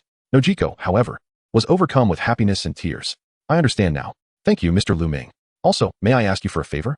Nojiko looked at Lu Ming with heartfelt gratitude. "Of course. After all, I consider all of you to be my important family," Lu Ming responded earnestly. "Thank you." Nojiko felt deeply touched, her heart warmed. Was this not a blessing from the heavens, granting Nami such a wonderful man? This thought reassured her. She also realized that Nami likely wished to accompany Lu Ming and his crew. After all, as a pirate, Lu Ming would certainly leave the East Sea for broader and more exhilarating horizons. Thus, wanting to ensure Nami would not have regrets, Nojiko continued, "Mr. Lu Ming, I hope you can take my sister Nami with you when you leave. She has dreamt since childhood of becoming an exceptional navigator, free to sail the endless seas." "Is that possible?" "Yes, of course. I will protect her well," Lu Ming assured her. Lu Ming nodded, holding a profound admiration for Nokigao, reflecting upon her as a truly wonderful sister. "Nokigao, what are you saying? How could I possibly leave this place?" Nami's eyes brimmed with tears almost immediately. "It's all right. It's all right. I will be here in the village," she reassured, "and rest assured, I will take good care of the oranges planted by Melba, for they are our shared spiritual anchor, are they not?" Nokigao gently caressed Nami's head, eliciting a heartfelt response. Suddenly, Nami burst into tears like a child, unable to contain her emotions. After a considerable pause, Nokigao continued, "All right, I shall help you gather your belongings. What about you? Before you depart, will you pay your respects to Melba?" Nami nodded, having come to terms with her feelings. After all, Becoming an exceptional navigator was also a dream she had promised Melba. She must fulfill it, allowing Melba to witness this day. Consequently, Noki Gao began to collect Nami's things while Nami entered the orange grove, where Melba was laid to rest amidst the entire orchard. Before leaving, Lu Ming made a request to Noki Gao, hoping to take away an orange tree, so that Nami would have a source of solace and a cherished memory. Upon hearing this, Noki Gao felt an even greater sense of joy for Nami, as she perceived Mr. Lu Ming to be an exceptionally gentle and attentive man. Knowing that Nami had such a partner brought her comfort, for she believed that Nami would undoubtedly find happiness with Mr. Lu Ming by her side. Thus, it was settled. Lu Ming cradled an orange tree in his arms, while Nami, carrying a few garments, reluctantly departed from Orange Village. Wow, Vice Captain, why are you holding an orange tree? A bewildered member of the Thunder Pirates inquired. Ahem, this is a precious belonging of my beloved. I implore you not to mishandle this orange tree. Lu Ming replied earnestly. Ah, I see. We understand. It must be a token of nostalgia. Since you comprehend, let us refrain from further inquiries. Lu Ming casually remarked.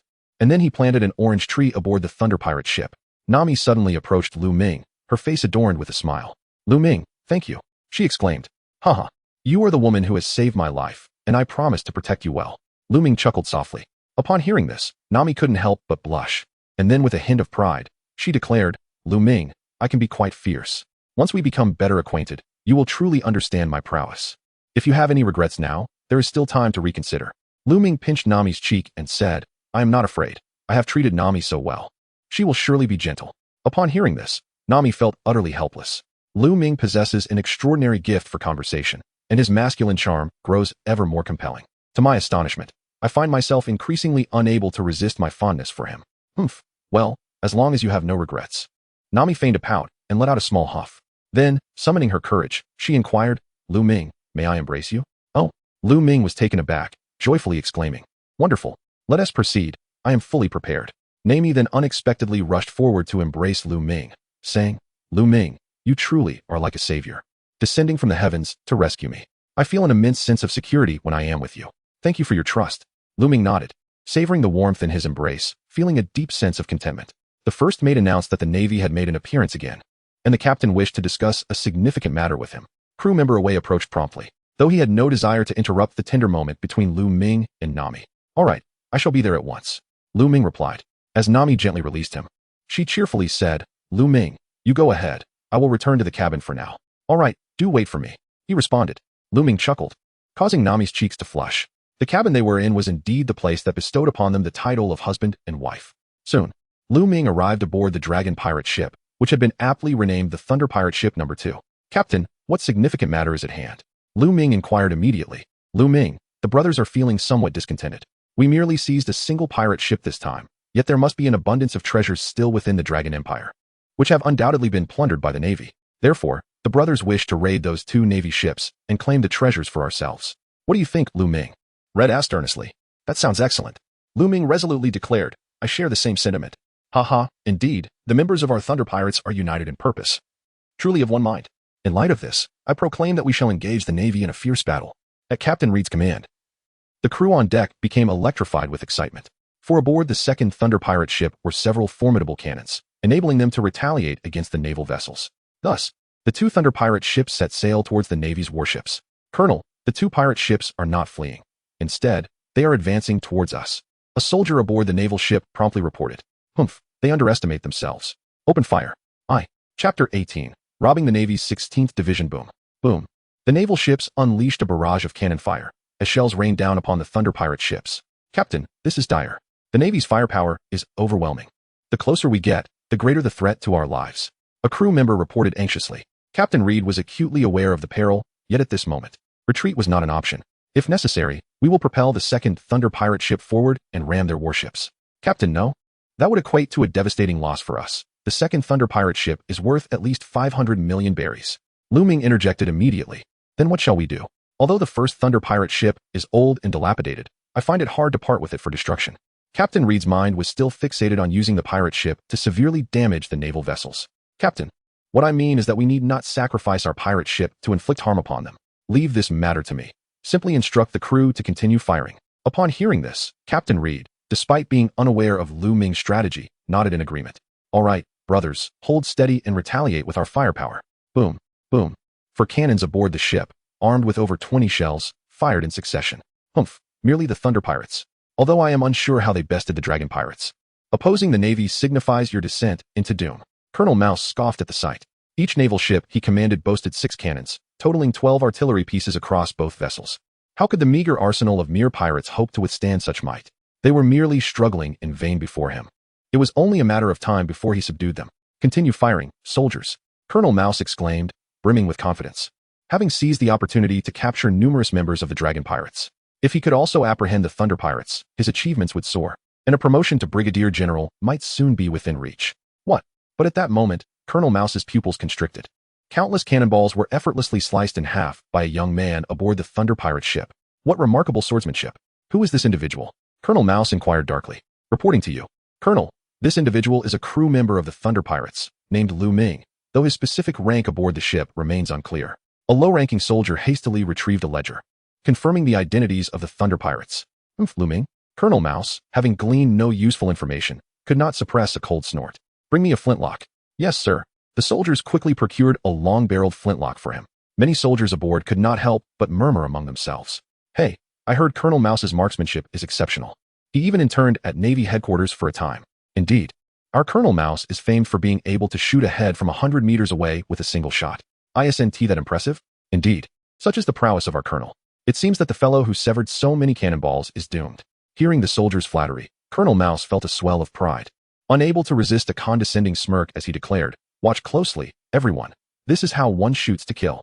As he spoke, Colonel Mouse took aim at Lu Ming and pulled the trigger of the long-barreled flintlock. Bang! As Colonel Mouse launched a surprise attack on Lu Ming, the electronic sound of the system echoed in Lu Ming's mind. A warning resounded. Warning, warning, the host is in danger of being ambushed. Please take immediate defensive action. Upon hearing the system's alert, Lu Ming immediately noticed that Colonel Mouse was aiming his firearm at him. Thus, almost simultaneously with the firing of Colonel Mouse's gun, Lu Ming unleashed his profound inner strength, executing a swift strike. The confluence of blade aura, momentum, and brilliance materialized into a visible beam of light that cleaved through the air. This razor-sharp edge severed the steel bullet in half, and in a flash, it even bisected Colonel Mouse himself. The colonel had no time to react before meeting his demise. With a resounding bang, mere seconds later, a stream of crimson erupted from the colonel's body as he collapsed onto the deck. What has happened to the colonel? Who did this? Countless naval soldiers on the deck were left in a daze, gripped by fear, their brows slick with cold sweat. Had Colonel Mouse truly perished? Was there an unseen master at work? Surely, it could not have been Lu Ming, who, from several dozen meters away, had effortlessly slain the colonel with a single strike. With the death of Colonel Mouse, the soldiers aboard the naval ship found themselves bereft of their leader, their morale plummeting, and their battle rhythm thrown into disarray. The Thunder Pirate ship seized the opportunity to close the distance with the naval vessel. Captain, the colonel aboard their ship is dead. It seems fortune favors us. Lu Ming chuckled, refraining from revealing that it was he who had dealt the fatal blow. What? The colonel is dead? Red and the others were utterly bewildered. They had been preoccupied with countering the naval cannonballs, leaving no attention to spare for the colonel who was a distance away. Indeed, the body is right here on the ship. I suspect the Navy is riddled with treachery. Colonel Mouse must have been caught off guard and assassinated. Lu Ming instinctively analyzed. Thus it is, but he met a fitting end. Red proclaimed, grasping a cannonball in one hand. He and his crew members leaped onto the naval ship. What do you intend to do? We are the Navy. Do not persist in your folly, or you will face a full-scale manhunt by our forces. A nervous ensign shouted anxiously. Among the ranks of soldiers aboard the ship, aside from the deceased Colonel Mouse, this ensign held the highest rank. Enough with the idle chatter. Your lives are now under the control of the Thunder Pirate crew. It would be wise for you to remain still, otherwise, this cannonball in my grasp may find its way to you. Captain Red bellowed, surveying the naval personnel on the deck. In that moment, the naval soldiers dared not act rashly, their bravado quelling into submission. Away, you and the others go and loot for valuables and usable resources. We will handle things out here. Understood, first mate. Following Lu Ming's command, only he, Red, and Alabasta remained on the deck. The other pirates began to thoroughly ransack both the interior and exterior of the 2 naval vessels. Before long, they had transferred several boxes of cannonballs, 12 cannons, dozens of bags of grain, several flintlock guns, thousands of steel bullets, and more than a dozen boxes of treasure from the naval ship. It was evident that these riches had been plundered from the evil Dragon Empire by Colonel Mouse himself. After their successful heist, the Thunder Pirate crew departed, laden with their spoils. Chapter 19. The Purple Chi Divine Art and the 6 Pulses Divine Sword aboard the 2 naval ships, approximately 50 individuals.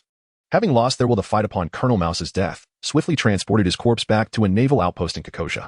Colonel Mouse belonged to the 16th Division of the Navy. Upon hearing of his demise while pursuing the Thunder Pirate crew, the higher-ups in the 16th Division erupted in fury. These deranged individuals dared to lay hands on the Navy. Thus, the following day, a bounty was placed on the Thunder Pirate crew. New seagulls disseminated the bounty posters across the East Sea.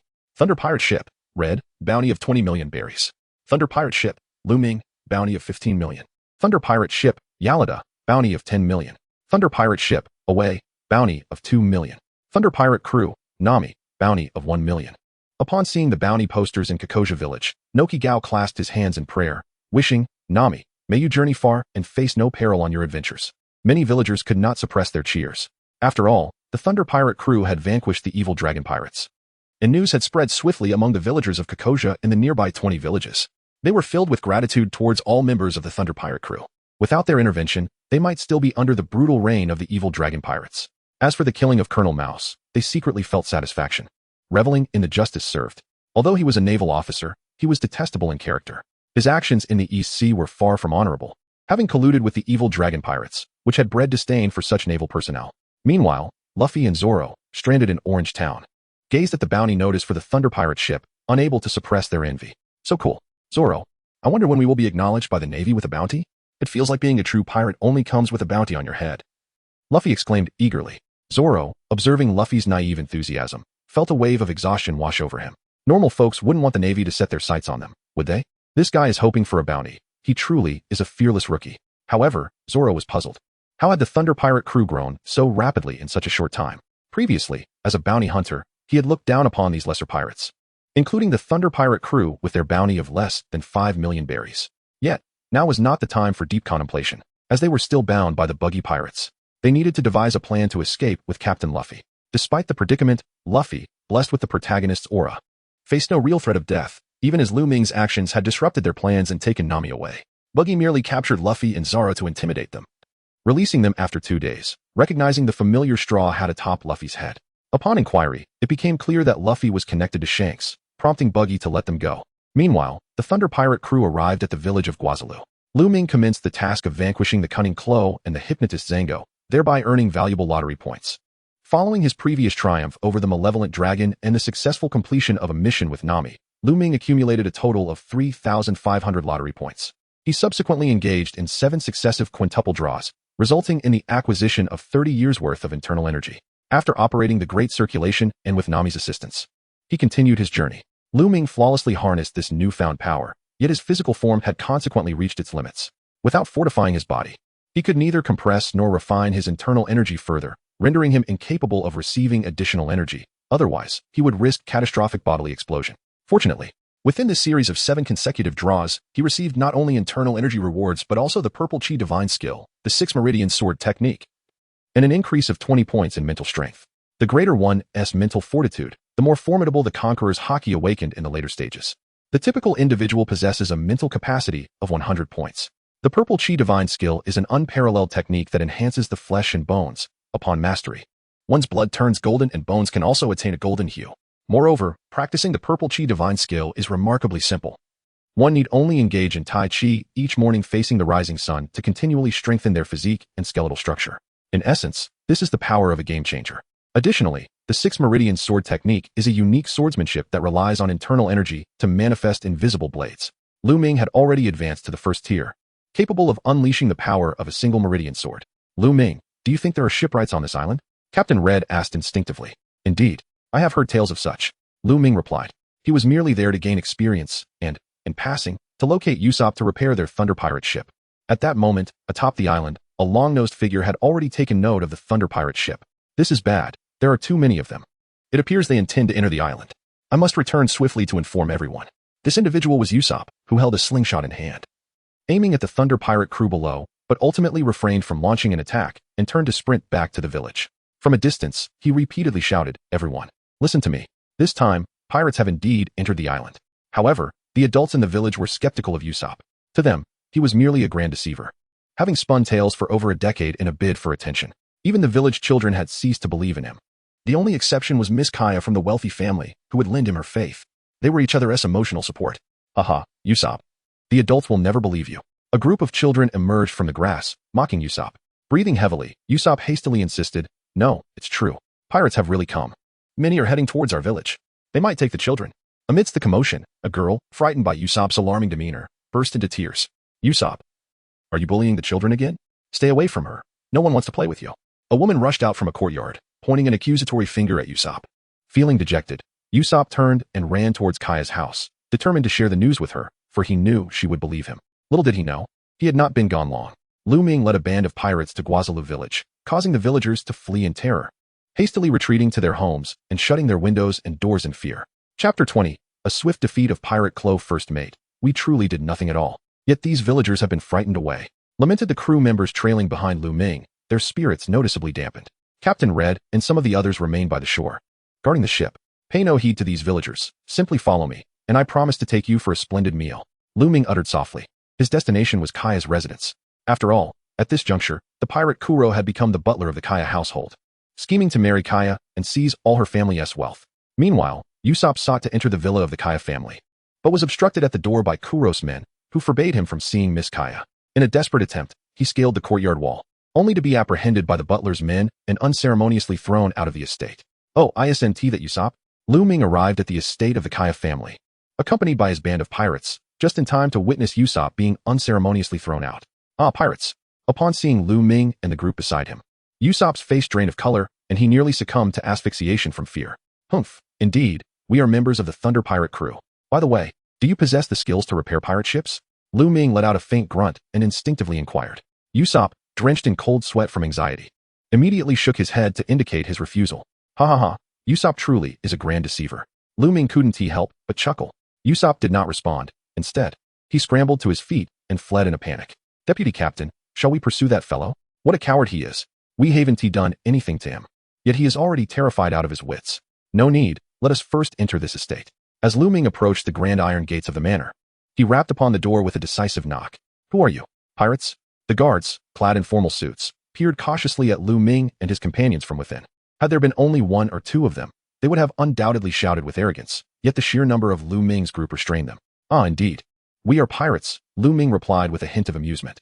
No need for alarm. We merely wish to pass through and enjoy a lavish meal. Naturally, the guards were reluctant to grant entry to Lu Ming and his entourage. They speculated among themselves, pondering whether these pirates intended to invade and plunder their treasures. Wait, I must return to inquire. One guard blurted out, snapping back to reality. Oh, do go ahead. It would be prudent to inform Butler Clo that we are members of the Thunder Pirate crew, Lu Ming remarked, his expression enigmatic, exuding an air of inscrutability. Before long, the guard delivered the message to Butler Clo, who could hardly contain his fury. Damn it, how could a band of pirates appear here? Yet, he reasoned, it was merely the Thunder Pirate crew, seemingly a minor faction. Having evaded the clutches of Captain Mouse on multiple occasions, his own strength was unquestionable. Thus, Clo decided to confront them personally. Gentlemen, what brings you to Guazelu village? Clo inquired with an outward calm, although internally he harbored a multitude of scornful thoughts. Sir, I am with the Thunder Pirate crew. I have heard from Captain Mouse that you have evaded him on numerous occasions, which suggests you possess considerable skill. Hence, I have come to challenge you. My good man, I am unaware of what you speak. Clo replied, feigning ignorance with a frown. Spare me your evasions. I offer you a chance to summon your former subordinates. Otherwise, do not blame us, the Thunder Pirate crew, for taking advantage of your solitary state. Lu Ming, exuding an air of arrogance, continued, moreover, prepare us a sumptuous feast. Otherwise, do not blame us for being inhospitable. The veins on Clo's temples throbbed with irritation. Truly, they were a brazen group. He thought to himself, back in my days as a pirate, you were but a mere child, still wet behind the ears. Humph, it would be best for you to vacate this place. I can offer you some riches, but if you choose to remain, you shall leave empty-handed. Clo's expression darkened, and he let out a cold snort. He was quite confident in his own strength, believing that if they failed to recognize his authority, it would become somewhat troublesome. He could easily find a secluded spot to eliminate them all. Crack. However, as soon as he finished speaking, the locked iron door was effortlessly cleaved open by Lu Ming's blade.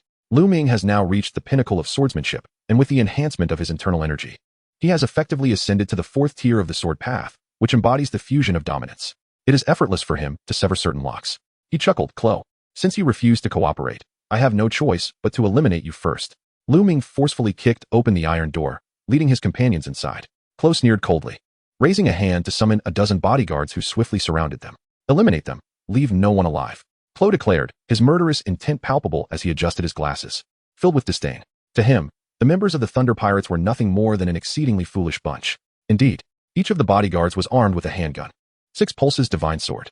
Lu Ming refrained from unnecessary words. Seeing that Kilo was so eager for demise, he discreetly wielded his inner strength with 2 fingers, unleashing the power of a divine sword.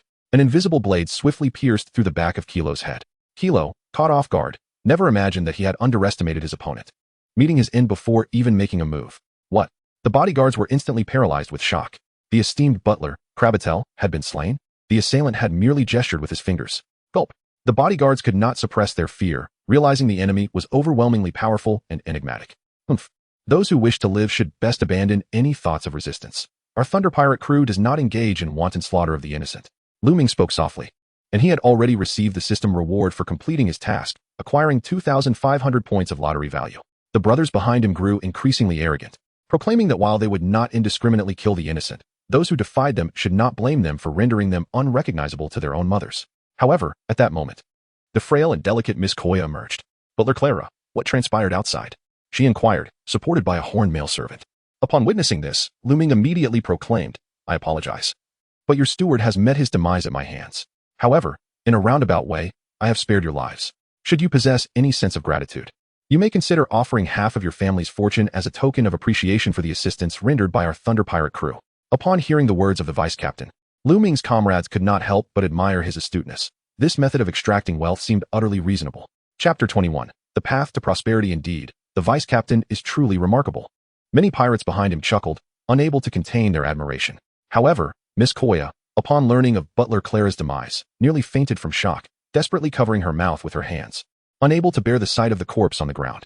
The male caretaker with ram's horns promptly shielded her, asserting to Lu Ming, you indiscriminately slaughter the innocent and covet our wealth. Do you not fear being pursued by the Navy? Pa, how foolish, Lu Ming retorted. I have saved your lives. Is this how you speak to your benefactor?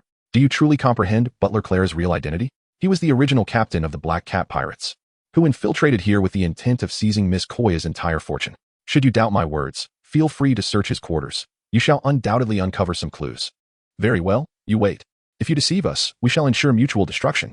The ram-horned caretaker bravely declared, fiercely loyal to Miss Koya and visibly protective of her. Consequently, he summoned several bodyguards to search Butler Clara's room. Alas, Miss Koya, we have discovered these items in Butler Clara's quarters. They are instruments of murder, along with a bounty poster. What? The ram-horned caretaker gasped, his gaze falling upon a 1-foot-long, razor-sharp claw. The bounty poster depicted none other than their butler, Clara Bartle, whose true name was revealed to be Kuro, the captain of the Black Cat Pirates, with a bounty of 16 million berries issued by the Navy. Upon this revelation, a cold sweat broke out on the caretaker. The situation had become perilously dangerous. Butler Clara was indeed a fearsome criminal, hiding in Miss Koya's home with sinister intentions. Miss Butler Clara Bartle is indeed a dreadful pirate. These individuals may have truly saved all our lives. The ram-horned caretaker promptly asserted. Yes, I understand. Miss Koya, having witnessed all that transpired, was no longer naive enough to believe Butler Clara was a good person. Thank you for saving us. I can offer you half of my fortune as gratitude. She coughed, expressing her thanks. At that moment, Usopp, who had been lurking outside, witnessed the entire scene. Initially frightened, he returned upon realizing Koya might be in danger, and thus observed the unfolding events. In his heart, he felt a sense of gratitude towards Lu Ming and his companions. After all, the terrifying Butler Clara had concealed himself within Koya's home for 3 years. It was akin to having a knife poised at their throats, with the threat of death looming unseen at any moment. Consequently, Usopp made his decision. As long as they did not harm Miss Koya, he would agree to repair their pirate ship. Haha, Miss Koya is truly kind. Lu Ming chuckled, somewhat mischievously adding, then perhaps you could also treat us to a meal. My brothers and I are rather famished. Very well. Miss Koya nodded, reciprocating their sincerity with her own. Thus, Lu Ming and his comrades feasted heartily, and upon their departure, they received 6 chests of treasure valued at 80 million berries. Miss Koya, take good care of yourself. Thank you for your hospitality. Lu Ming turned back with a smile and said, please take your time, my esteemed friend. Miss Koya bowed gracefully behind him. Although her time spent with Lu Ming and the others was brief, she felt that Lu Ming was a good person, exuding an aura of safety and warmth. Lu Ming remained silent. However, the brothers behind him experienced an unprecedented sensation, one of being appreciated even after committing a misdeed, which was undeniably exhilarating. Yet, all of this was orchestrated by the first mate. Consequently, their admiration for Lu Ming, the first mate, grew increasingly profound. As Lu Ming and his companions emerged from Miss Koya's abode, clutching their treasure, Usopp suddenly appeared, his demeanor fraught with anxiety and hesitation. Ah, it is you, Usopp. I have long been aware of your presence outside. It seems you have finally mustered the courage to step forward. Have you decided to assist us in repairing the pirate ship? Lu Ming inquired with a warm smile. First and foremost, I must thank you for rescuing Miss Koya. Otherwise, the consequences would have been dire. Usopp replied, a faint blush adorning his cheeks. Haha, it was but a trifling effort, and besides, I have received a generous reward for my troubles. Lu Ming chuckled heartily. By the way, were you not in need of someone to repair the pirate ship? I can indeed lend my skills to your cause, Usopp declared, summoning his courage. Haha, in that case, let us be on our way. Lu Ming responded with glee. Thus, he led Usopp to the seaside. The Thunderbolt pirate ship was in considerable disrepair, yet Usopp proved to be a masterful shipwright, at least in the eyes of his companions. Ultimately, Usopp devoted 2 days to the task before completing the repairs. Usopp, thank you for your assistance. Here is your payment. Lu Ming produced 100,000 berries and placed them before Usopp. Instead of accepting the money, Usopp gazed at Lu Ming with yearning and exclaimed, may I join your pirate crew? As you can see, I possess the skills to repair the ship. Lu Ming chuckled softly and candidly admitted that he did not harbor much fondness for Usopp, as he found him excessively timid and lacking in strength. Consequently, Lu Ming declined without hesitation. I'm afraid that, at this moment, you are not a suitable fit for our Thunder Pirate crew. However, I am confident that you will encounter a more compatible pirate crew in the future. Until we meet again. After Lu Ming finished speaking, the 2 Thunder Pirate ships unfurled their sails and gradually departed from Guazala village. Usopp, in a state of despair, had finally summoned the courage to venture out to sea, only to find himself utterly rejected. However, after the Thunder Pirates had been gone for a morning, Monkey D, Luffy and Zoro arrived at Guazala village aboard their small vessel. Meanwhile, the Thunder Pirate ship was making its way to the maritime restaurant, where there were numerous tasks awaiting Lu Ming's attention. Captain, there is a pirate ship ahead. It appears to belong to the Black Cat Pirates. What a stroke of fate, exclaimed one crew member, who, holding a telescope, burst into excitement. Just 2 days prior, they had dispatched the former captain of the Black Cat Pirates, Kuro, at Guazala village, and now the Black Cat Pirates had resurfaced. Upon hearing this, Red immediately inquired of Lu Ming, brother, shall we seize them? Of course, we shall plunder those we find distasteful. After all, we have even robbed the Navy, and it is through the plundering of the Navy and other pirate ships that we will amass our fortune. Lu Ming immediately rose to his feet, especially considering that he had yet to fulfill the task of defeating the Hippodus Zango. Very well. Captain Reed nodded and swiftly issued the command. Brothers, pursue at full speed and seize the Black Cat Pirates' treasure. Chapter 22. The Magician Zango. At this very moment, the Black Cat Pirates were preparing to head towards Guazilu village. A few days prior, they had received a request from Kuro, the former captain of the Black Cat Pirates, to stage a grand performance in Guazilu village. Kuro's ultimate aim was to successfully inherit the vast fortune of the Kaya family. Unfortunately, Kuro had already met his demise at the hands of Lu Ming. Aboard the Black Cat ship, there were approximately 30 pirates. At that moment, upon seeing 2 Thunder Pirate ships rapidly approaching, the pirates on board sensed an ominous shift in the atmosphere. What is happening? Who have we offended? The Hippodus Zango wore a troubled expression. Feeling a twinge of anxiety in his heart, it was evident to even the most foolish that their visitors bore ill intent. Captain, what should we do? It seems they intend to encircle us. A pirate aboard the Black Cat ship exclaimed, directing his gaze at Zango. It's too late to turn back now. We must charge ahead with all our might. Zango retorted with a cold snort, resigning himself to the confrontation. On the Thunder Pirate ship, Lu Ming observed that the Black Cat Pirate ship had indeed accelerated. Clearly, they intended to surge directly past him. However, was that not a touch too naive? Prepare the cannons. Lu Ming promptly issued the command. Ready. Thus, the Thunder Pirate ship number 1 and Thunder Pirate ship number 2, armed with a total of 20 cannons, obstructed the advancing path of the Black Cat Pirate ship. Excellent. Let us fire a shot to showcase the formidable firepower of our Thunder Pirate crew.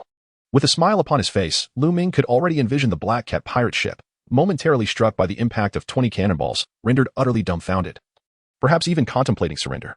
Boom, boom, boom. At Lu Ming's command, 20 cannons unleashed their fire in rapid succession, bombarding the vicinity of the Black Cat Pirate ship. Curse be it.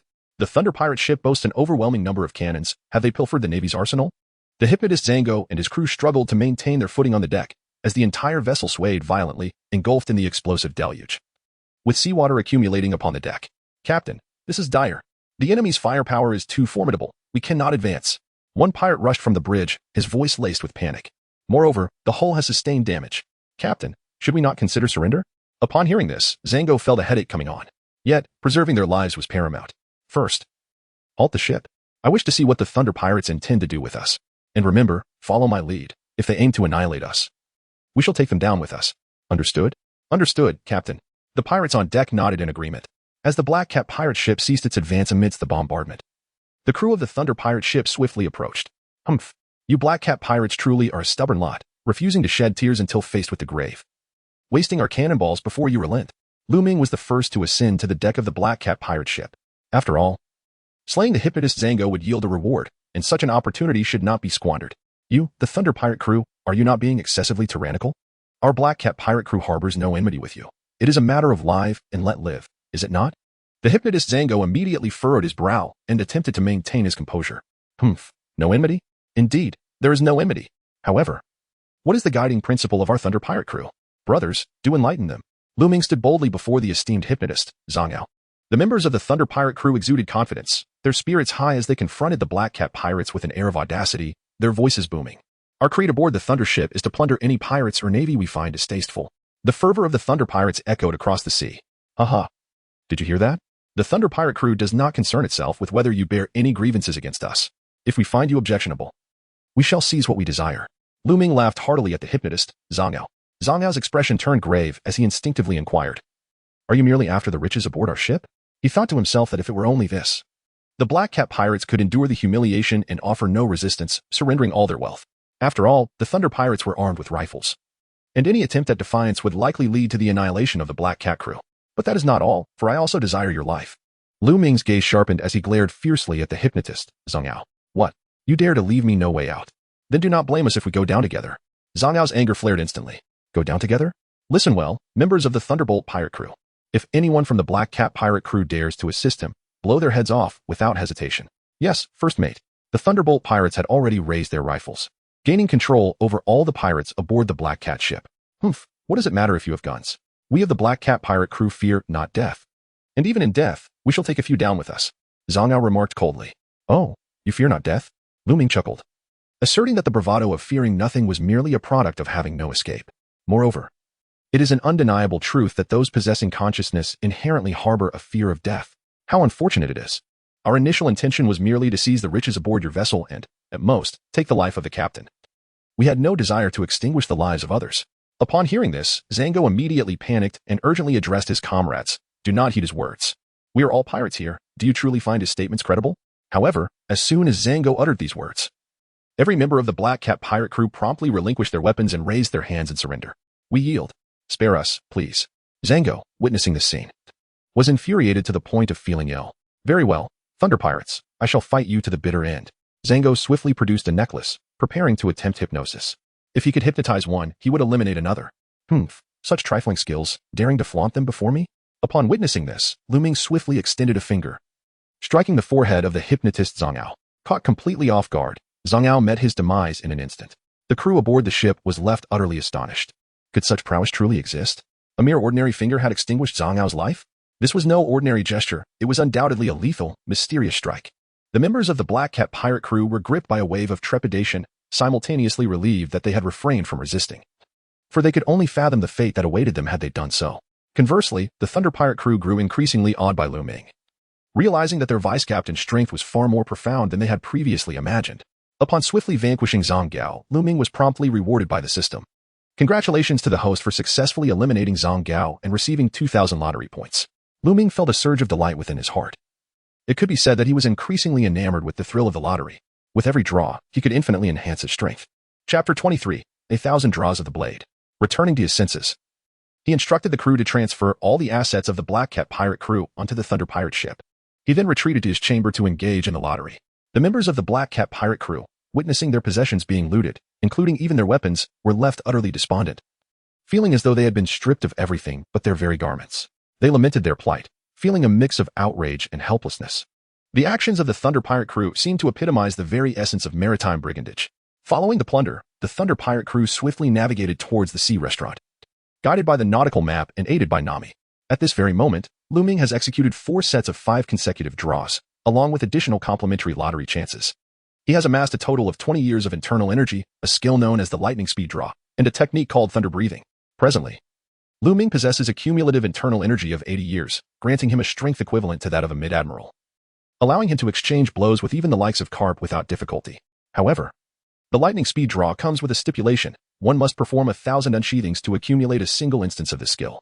Furthermore, multiple accumulations cannot occur. Each instance of drawing the sword must be unique. Thus, even if one were to unsheathe the sword 100,000 times, it would only yield 1 execution of the lightning speed draw. As for the thunder breathing technique, it can only be practiced in an environment charged with electricity. Yet this presents no challenge for Lu Ming. After all, Captain Reed, a Zoan-type user of the electric eel fruit, possesses powers aligned with thunder, making him an ideal mentor for Lu Ming's training in the thunder breathing technique.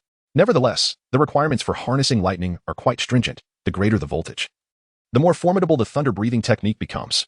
Following the conclusion of the lottery, Lu Ming's lottery value has been reset once again. He ascended to the deck to commence his practice of the standard draw.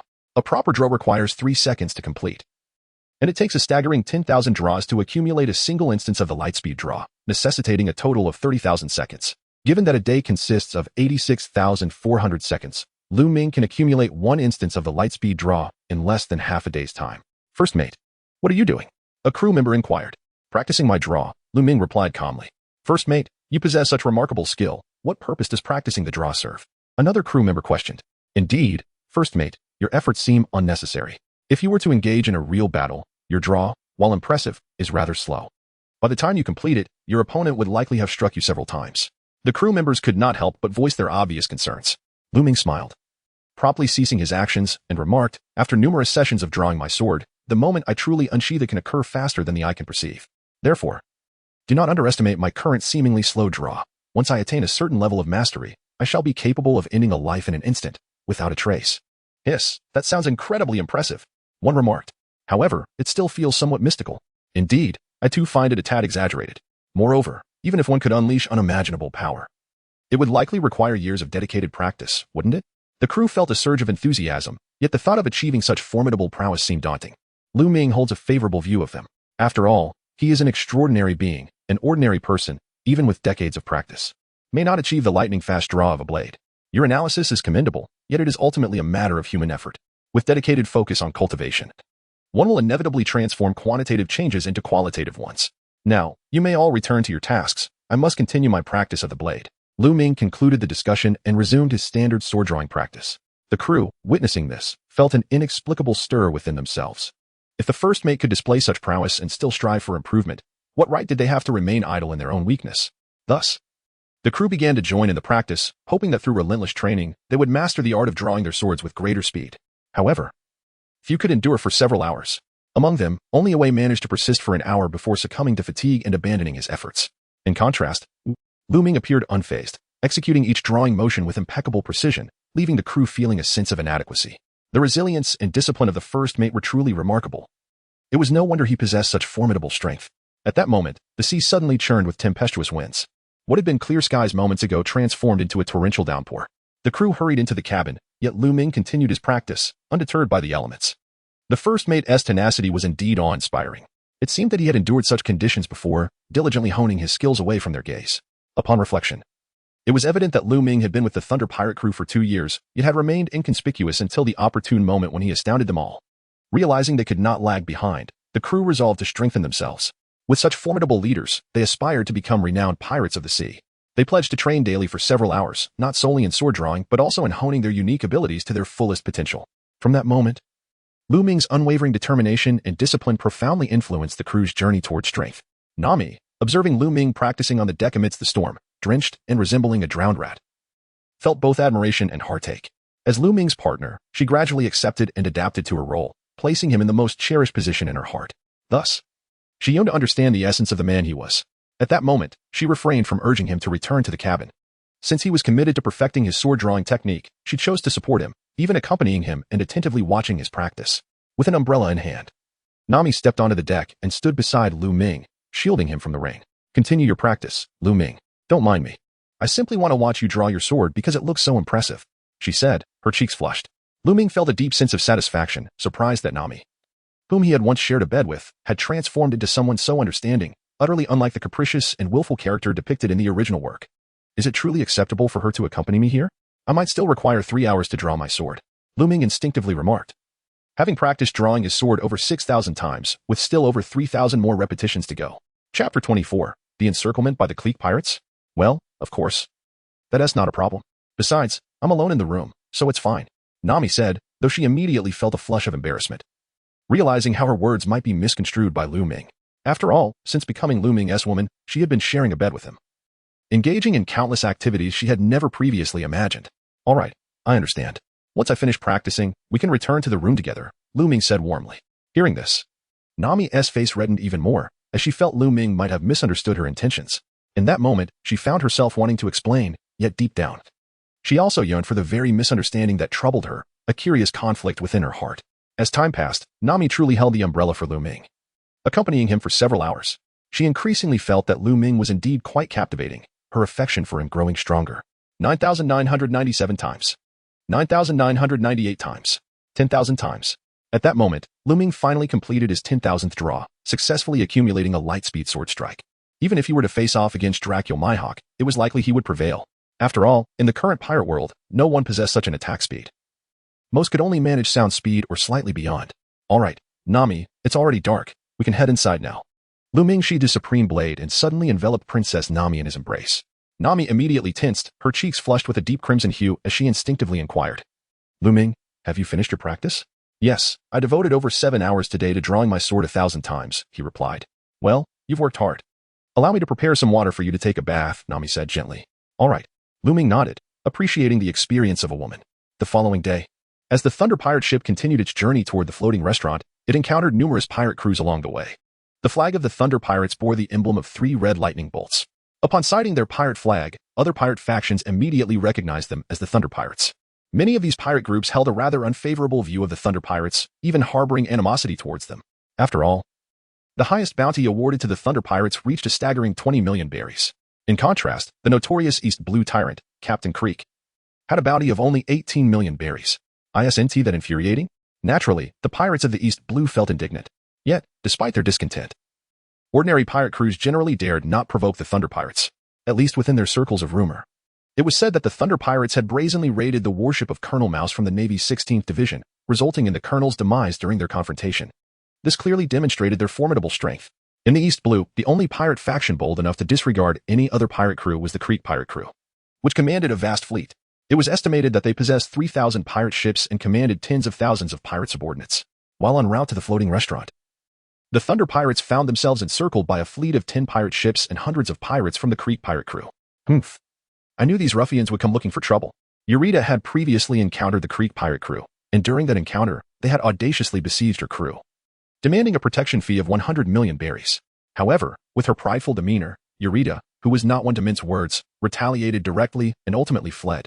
The Krieg pirate crew pursued her relentlessly for 3 months before finally abandoning their quest. At this moment, Captain Red and Lu Ming stood upon the deck. Captain Red furrowed his brow, gazing at the encircling pirates, genuinely wishing to topple their ships with a single punch. Lu Ming remained remarkably composed, even feeling a flicker of exhilaration within. Ding. Task activated. Defeat the Krieg pirate crew and earn lottery points. Indeed, everything unfolded as Lu Ming had anticipated. Whenever a relevant mission arose, the system would assign him a task, allowing him to accrue lottery points. Humph. The Thunder Pirate crew? After just a few days, they have apparently grown to 2 ships? However, compared to our Krieg pirate crew's 3,000 vessels, they remain insignificant, mere fledglings. Among the Krieg pirate crew, a captain looked down upon the Thunder Pirate crew with palpable disdain. Boss, it seems the Thunder Pirate crew has been rather audacious lately, especially their captain, whose bounty has reached 20 million berries, while our esteemed leader's bounty is merely 18 million berries. This is a direct affront to our boss. Indeed. I propose we eradicate the Thunder Pirate crew from the East Sea, leaving no trace behind. Countless arrogant individuals within the Krieg pirate crew began to incite chaos. How raucous. Lu Ming suddenly drew forth the supreme great blade and channeled his inner strength, delivering a horizontal strike. Boom. A massive pirate ship encircling them was instantly cleaved open, leaving a gaping 3-meter-long wound. Although his prowess did not quite match that of the legendary Dracula Mihawk, who could sever a ship in 2 with a single blow, this moment still transformed the formidable vessel into a sunken wreck. What? Is he the fabled master of the sword? How astonishing. The pirates of the Krieg pirates were utterly dumbfounded, unable to suppress the cold sweat trickling down their brows. After all, Lu Ming's casual swing had wrought such colossal destruction. Who would dare to provoke him lightly? Who would not fear the possibility of him unleashing a few more casual strikes? If you seek vengeance, it is best to summon Krieg himself. Otherwise, with merely 10 pirate ships at your disposal, you lack the qualifications to compel my seriousness, let alone provoke our captain to take action. Lu Ming gazed coldly at the pirates aboard the encircling ship. The Krieg pirate crew had recently suffered the loss of a formidable vessel, and they were not inclined to relent. The Thunder Pirate crew, your demise is imminent. Offending the Krieg pirate crew leaves you with but one path, death. However, for the time being, we shall spare you, but soon we shall meet again. I hope to witness you on your knees, pleading for mercy. With that, the members of the Krieg pirate crew departed, having displayed their bravado before retreating. They understood that with merely 10 ships, they stood no chance against the Thunder Pirate crew, whose ranks included truly skilled individuals.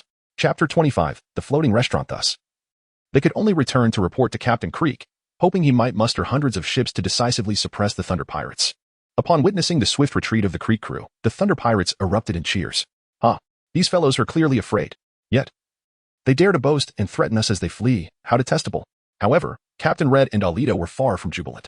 Both were deeply concerned about potential retribution from the Krieg pirate crew. Lu Ming, I believe we should leave this place sooner rather than later. Alvida expressed her apprehension, continuing. You must understand that the Krieg pirate crew wields immense power in the East Sea. Even the naval brigadiers stationed here find them formidable. Our Thunder pirate crew has only just begun to find its footing. It would be unwise to draw too much attention. Rest assured, I am well aware of the balance we must maintain. Lu Ming spoke earnestly. Moreover, even if we do not oppose them, the Krieg pirate crew will not easily let us off. To enter the Grand Line, we must traverse the waters under their control. Therefore, it is better to take a risk. Upon hearing this, Alabasta could not help but sigh. I almost forgot about that. It seems we have no choice but to engage in a fierce battle with the Krieg pirate crew. Let them come. No one can impede the Thunder pirate crew from entering the Grand Line, not even Krieg. Captain Red declared resolutely, embodying the fearless spirit of a true warrior, displaying a remarkable sense of determination. Now, Lu Ming, Alabasta, I shall return to my training. I must swiftly enhance my strength to teach that Krieg fellow a lesson. Lu Ming nodded in agreement, his heart brimming with anticipation for the appearance of Krieg. After all, he possessed the formidable technique of drawing his sword at the speed of light, making the task of vanquishing Krieg seem effortlessly simple. Once Krieg was eliminated, what would remain of the so-called pirate force comprising 3,000 fleets? Without their leader, they would merely be a disarray of scattered individuals, a disorganized rabble. Following this, the Thunder Pirates continued their journey towards the floating restaurant. Half a day later, they arrived at their destination. The floating restaurant was bustling with pirates, each drawn by the allure of exquisite culinary delights. It was not uncommon for naval officers to indulge in lavish festivities there as well. Captain, I've heard that the cuisine at the floating restaurant is exceptionally delicious. Are we in for a treat today? Eureka exclaimed, drooling at the thought. Captain Red scratched his head. I can't say how delectable it is. I've never dined here before. Eureka, dear sister, you're already quite plump. Do you really need to eat more? Another crew member teased from the back. Look at you, weighing nearly 180 pounds. You should really consider cutting back, or you'll never lose weight. What do you all know? It's precisely because I'm well-fed that I have the energy to lose weight, you know? Eureka replied, somewhat exasperated. Recently, after utilizing the powers of her slippery fruit, she felt a significant drain on her stamina. Therefore, how could she possibly continue to enhance her physique without proper nourishment? Lu Ming took Nami by the hand and said, you all continue your conversation. I shall escort Nami inside, hee. Did you see that? Is this yet another serving of dog food for us? Alabasta, witnessing the couple, could not help but feel a pang of envy and jealousy. Come on, let us all venture inside, Red suggested. Upon entering the seaside restaurant, they were greeted by a bustling atmosphere filled with patrons. The business was indeed thriving. Dining, entertainment, and even private karaoke rooms were available. Truly, it is a paradise for pirates, a veritable haven of indulgence. Lu Ming and his companions were seated on the second floor of the seaside restaurant. The space above was expansive and spacious. However, the prices were several times higher than those on the lower level. First-time visitors to the seaside restaurant might be inclined to appreciate the superior dining environment, yet frequent patrons lamented the exorbitance, often crowding into the bustling first-floor hall, where the atmosphere was notably lively despite the more modest surroundings. Upon their inaugural visit to the seaside restaurant, Lu Ming and his companions, having recently amassed a considerable fortune, did not mind the extravagant expense of several million berries for a single meal. Shortly thereafter, an array of exquisite dishes, each a feast for the senses, was presented before them. The members of the Thunder pirate crew eagerly indulged, as if they had never savored such delectable cuisine before. Indeed, they had never experienced such culinary delight. Wow, this is absolutely divine, exclaimed one. Indeed, becoming a pirate was undoubtedly the right choice. Otherwise, how could one afford to relish such exquisite fare? The crew members expressed their delight with unabashed enthusiasm, marveling at the extraordinary flavors. At this moment, Lu Ming pondered whether he should recruit that fellow Sanji into the Thunder pirate crew. It seemed rather unfair to give Luffy an advantage. However, just then, a cacophony erupted from the adjacent private room, accompanied by a man's furious shouts. You little brat, are you seeking death? How dare you sneak a glance at my woman? Bang! The door of the private room was flung open, and a golden-haired youth was sent hurtling out, tumbling right into the dining area where Lu Ming and his companions were seated. Goodness, who on earth is inside that room? Is it customary to dine with such ferocity? Indeed, it appeared that this young man was an employee of the restaurant. Some members of the Thunder pirate crew could not help but indulge in their curiosity. Could it be that there is an exceptionally beautiful woman in that private room? My, I'm suddenly intrigued to see what sort of woman could provoke such reckless daring from even a boy like that. Lu Ming glanced at several crew members and said, Are you consuming your meals merely to become increasingly mediocre? If I were in your position, I would boldly pursue the girl I fancy rather than merely gossiping behind her back. Understand? Indeed, The first mate is quite skilled. Several crew members immediately conceded, for they lacked the confidence and audacity that Lu Ming possessed. Meanwhile, Nami instinctively glanced at Lu Ming, pondering, has Lu Ming taken a liking to me at first sight? Is that why he encourages such daring actions? Consequently, he has successfully won me over. After finishing his remarks, Lu Ming approached the man who had been flung backward and said, Sanji, you still possess that lecherous gaze. It's no wonder you get beaten up. Ah, what bad luck. I merely glanced at her a tad longer, and in such an open manner, how could that be considered lewd? Sanji immediately rose painfully, wiping the blood from his nose, dismissively responding. The blood trickling from his nose had not resulted from a beating, but rather from being overly enamored with a beautiful woman. Chapter 26. Refusal to join the Thunder Pirate crew. By the way, who are you? How is it that you can call me by name? Have I become that renowned? The golden-haired Sanji snapped back to attention, gazing at Lu Ming before him. Lu Ming chuckled softly and remarked, I have only heard whispers of you. It is said that you have acquired the true teachings of Zephyr. Have you considered joining our Thunder Pirates? Sanji adjusted his collar, seemingly disinterested in the prospect of joining the pirate crew. To him, such an endeavor appeared beneath his dignity. The audacity of the Thunder Pirates was striking. Did they expect him to board their ship merely to serve as a free cook? Such a proposition was beneath someone of Sanji's stature. My dear guest, he replied, this is not something I need to contemplate, for I shall not leave Baratai. With that, Sanji promptly exited the room. Lu Ming remained indifferent, fully aware that this was the anticipated outcome. Previously, he had merely spoken casually, hoping to stumble upon an affordable cook, should the other party be unwilling. He would not insist. Ding. The mission was activated. Defeat Colonel Disputey of the Navy to earn lottery points.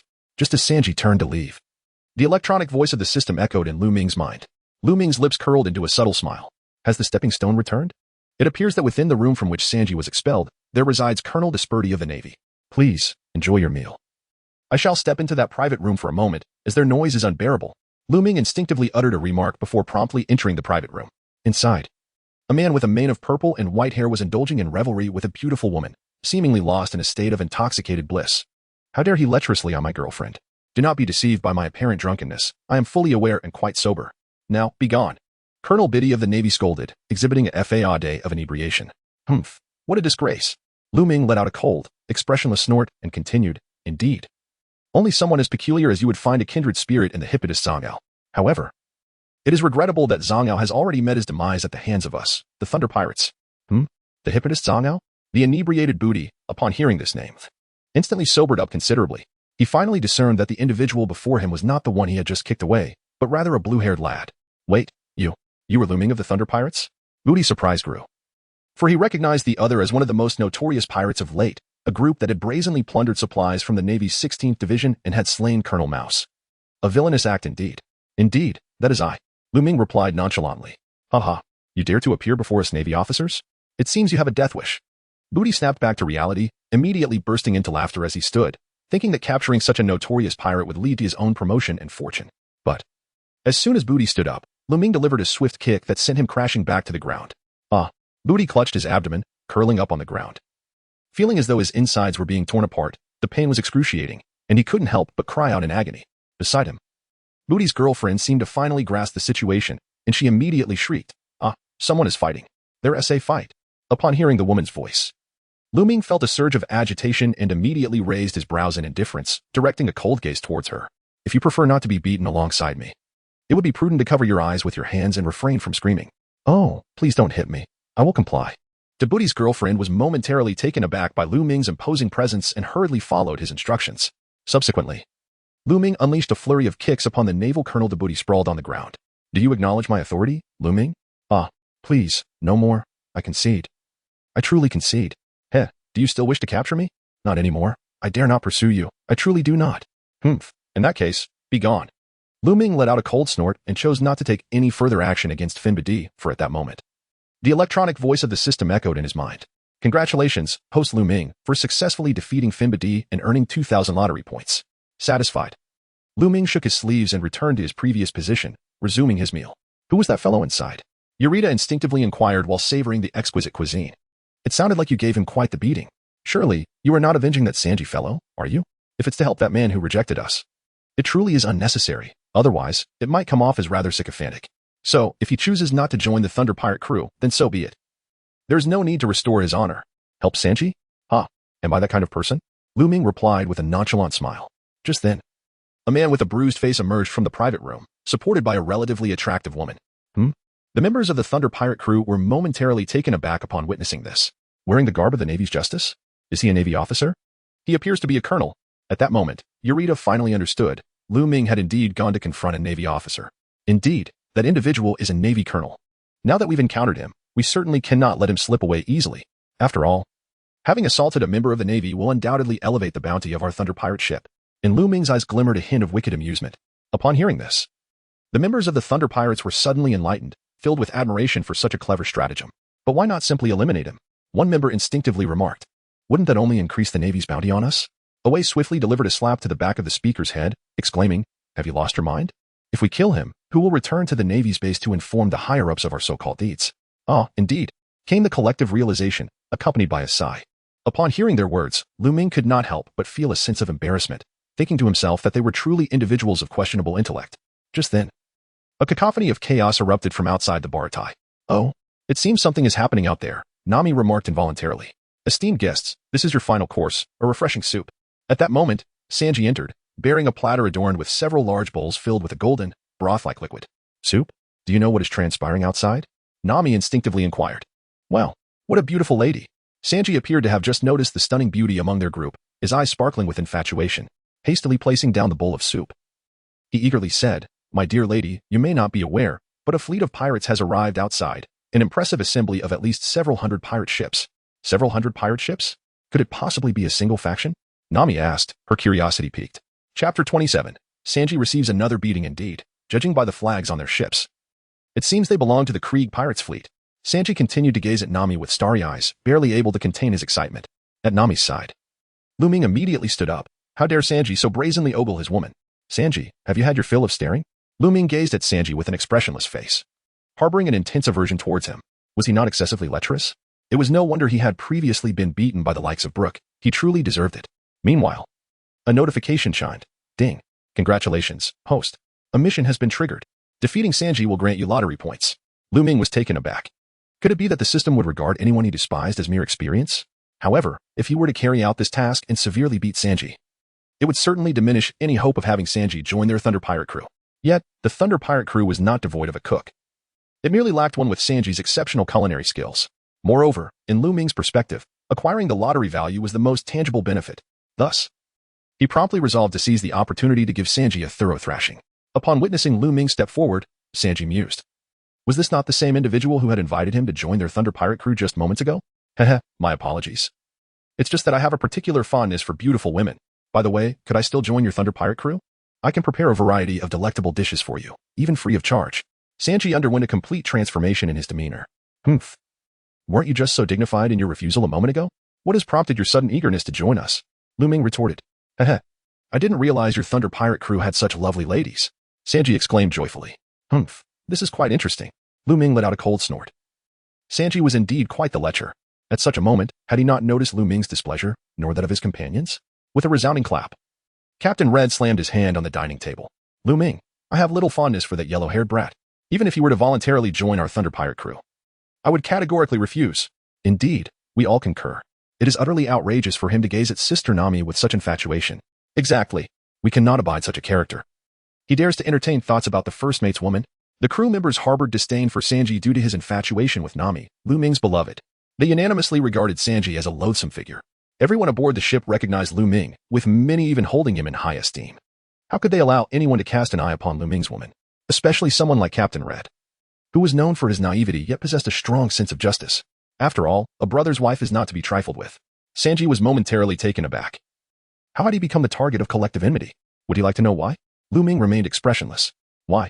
Sanji instinctively inquired. Quite simply. Allow me to give you a beating first, and then I shall reveal the reason.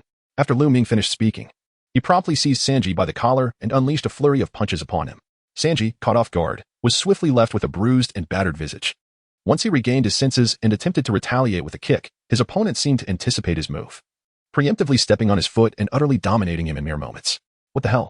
Are you all insane? How am I so unfortunate to be beaten twice in a single day? Sanji lamented as he lay on the ground, instinctively touching his face, acutely aware of the pain.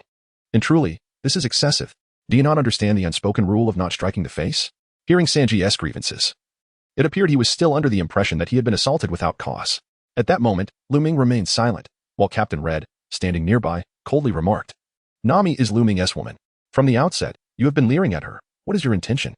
A scoundrel like you has no hope of joining our Thunder Pirate crew. Indeed, one must never lay a hand on a brother's wife. Our collective frustration has led us to take action, and it is simply intolerable, chimed in the crew, expressing their indignation. Meanwhile, Nami seemed to finally comprehend the reason behind the assault on the blonde-haired man. Touched by her comrade's defense, she felt a swell of emotion. Moreover, Lu Ming's earlier action suggested he was indeed jealous, providing her with a profound sense of security in his presence. Consequently, to assert her position as Lu Ming's only woman, she cast a disdainful glance at Sanji and declared, "Humph. Do not ever look at me with such lecherous eyes again, or I shall find you utterly revolting." At that moment, Sanji felt as if struck by lightning. To be so brazenly rejected by a beautiful girl was a blow to his self-esteem. His luck seemed woefully inadequate, as he had not anticipated that this enchanting lady was already taken. Furthermore, it was evident that this group was fiercely protective of Lu Ming. I cannot engage with this. I must excuse myself, he thought, unable to bear the humiliation any longer. I apologize, it is my fault. I shall leave immediately. With that, he silently tended to his wounds, overwhelmed by an unprecedented sense of defeat as he exited the room. Congratulations to the host. You have spiritually vanquished Sanji, earning 3,000 points of lottery value. Upon hearing this, Lu Ming was taken aback. 3,000 points for the lottery draw? Good heavens. That surpasses even the lottery value generated by a Navy colonel. However, Sanji, this time, has certainly suffered. It is likely that for a considerable period, he will find himself devoid of thoughts or reactions when it comes to admiring beautiful women. Yet, all of this is of his own making, after all. Who prompted him to set his sights on Nami? What follows next? Lu Ming did not immediately proceed with the lottery. Instead, he engaged in a discussion with his companions. After all, the forces of the Krieg pirates had encircled the sea restaurant, evidently seeking vengeance against their Thunder Pirates. Humph. Their speed is truly remarkable. We had scarcely finished our meal when they summoned reinforcements to track us down. Captain Red snorted in disdain, his fury ignited by the brazen audacity of the Krieg pirates. It is fair to say that the members of the Krieg pirates are a band of lunatics, true villains. They frequently indulge in murder, arson, and plunder, having likely slaughtered countless innocent lives. They show no compassion for anyone's existence. Alas, the might of Krieg's forces in the East Sea is unmatched, and their ability to rally is undeniably formidable. Eureka instinctively remarked. The crew, upon hearing this, felt a twinge of anxiety in their hearts. Captain, first mate, what shall we do now? Should we confront them? However, even if they were to engage, the crew could not help but ponder the direst of outcomes. After all, that Sanji fellow had mentioned that there were hundreds of Krieg pirate ships outside. A formidable fleet not to be underestimated. Chapter 28. The Krieg pirate fleet is vanquished. We must certainly go out. After all, if we do not, those ruffians will inevitably turn their attention to the sea restaurant. Lu Ming spoke earnestly. In the original narrative, Krieg brought his pirate crew to the floating restaurant with the intent to plunder both the establishment and its patrons, as well as the navigational log of Redfoot Seth.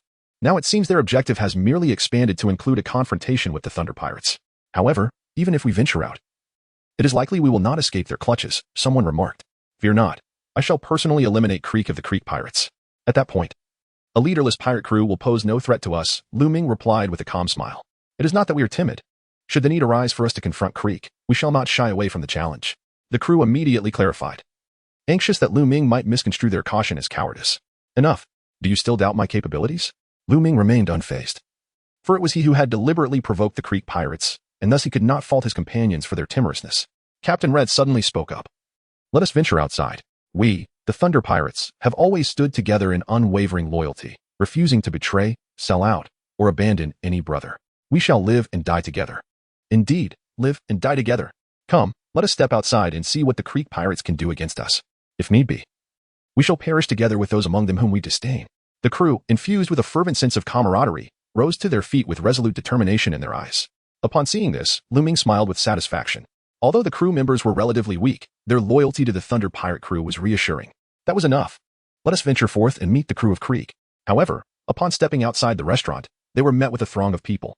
Most had risen from their seats, and before them lay a fleet of hundreds of pirate ships on the sea. Yet, amidst this formidable array, a massive breach had been forcefully carved out. As the Thunder Pirate crew emerged, confusion washed over them. Friend, what transpired ahead? Has there been an attack? Captain Red inquired of a nearby pirate. Ah, you must be Captain Red of the Thunder Pirate crew. I've heard of your recent notoriety. Your bounty has soared to 20 million. Your crew is quite impressive. A scar-faced pirate remarked, a smile gracing his features, his admiration evident. Ah, merely fortunate to have escaped the Navy. Red modestly replied before pressing on. But what happened to Krieg's fleet? The scar-faced pirate, unable to suppress his fear, responded, it seems you didn't witness it. Krieg's fleet was allegedly cleaved apart by a powerful individual. It's terrifying to think such a being exists. A single strike? Red instinctively queried. Indeed. It was as if one mighty blow had been delivered, but no one knows who was responsible. However, it appears the enemy remains on the surface of the sea ahead. The pirate explained. Lu Ming, having listened intently to the scar-faced pirate's account, began to formulate a hypothesis. In the original tale, Mihawk, the world's greatest swordsman, had indeed appeared near the floating restaurant, indulging in its exquisite cuisine. It was evident that the assailant was none other than Hawkeye Mihawk. After all, none other could inflict such devastation with a single slash. Yet Lu Ming felt a twinge of anxiety at the thought of Mihawk claiming his experience. In the original narrative, Mihawk seemed to harbor a grudge against Krieg. It appeared that Mihawk's visit to the East Sea was not merely for culinary delights, but rather a mission to eliminate Krieg, a man who had seemingly fallen into misfortune. As the sea train entered the Grand Line, it seemed Krieg had stumbled upon Mihawk aboard a coffin ship, at which point Mihawk was engaged in relieving himself over the side. This unfortunate encounter led to an unrelenting pursuit by Mihawk. Unable to withstand Mihawk's prowess, Krieg had no choice but to flee back to the East Sea. Despite his escape, Mihawk had not relinquished the chase, following him to these waters. At this moment, indeed, a man appeared behind Krieg's fleet. He nonchalantly sheathed his black blade, Yoru, behind his back, donning a dark hat adorned with white fur, glancing slightly ahead. This man was none other than Mihawk, the formidable swordsman of unparalleled strength. The crew of Krieg, upon sighting Mihawk's presence, was instantly paralyzed with fear, particularly Krieg, who, feeling the weight of Mihawk's terrifying power, turned pale, contemplating a desperate leap into the sea to escape. Damn it, has he given up the chase? I merely saw him standing on his ship, relieving himself over the ocean. If only I could turn back time, I would never have ventured into the Grand Line. Krieg lamented, unable to contain his anguish and regret. Even his two most trusted members were rendered speechless by fear.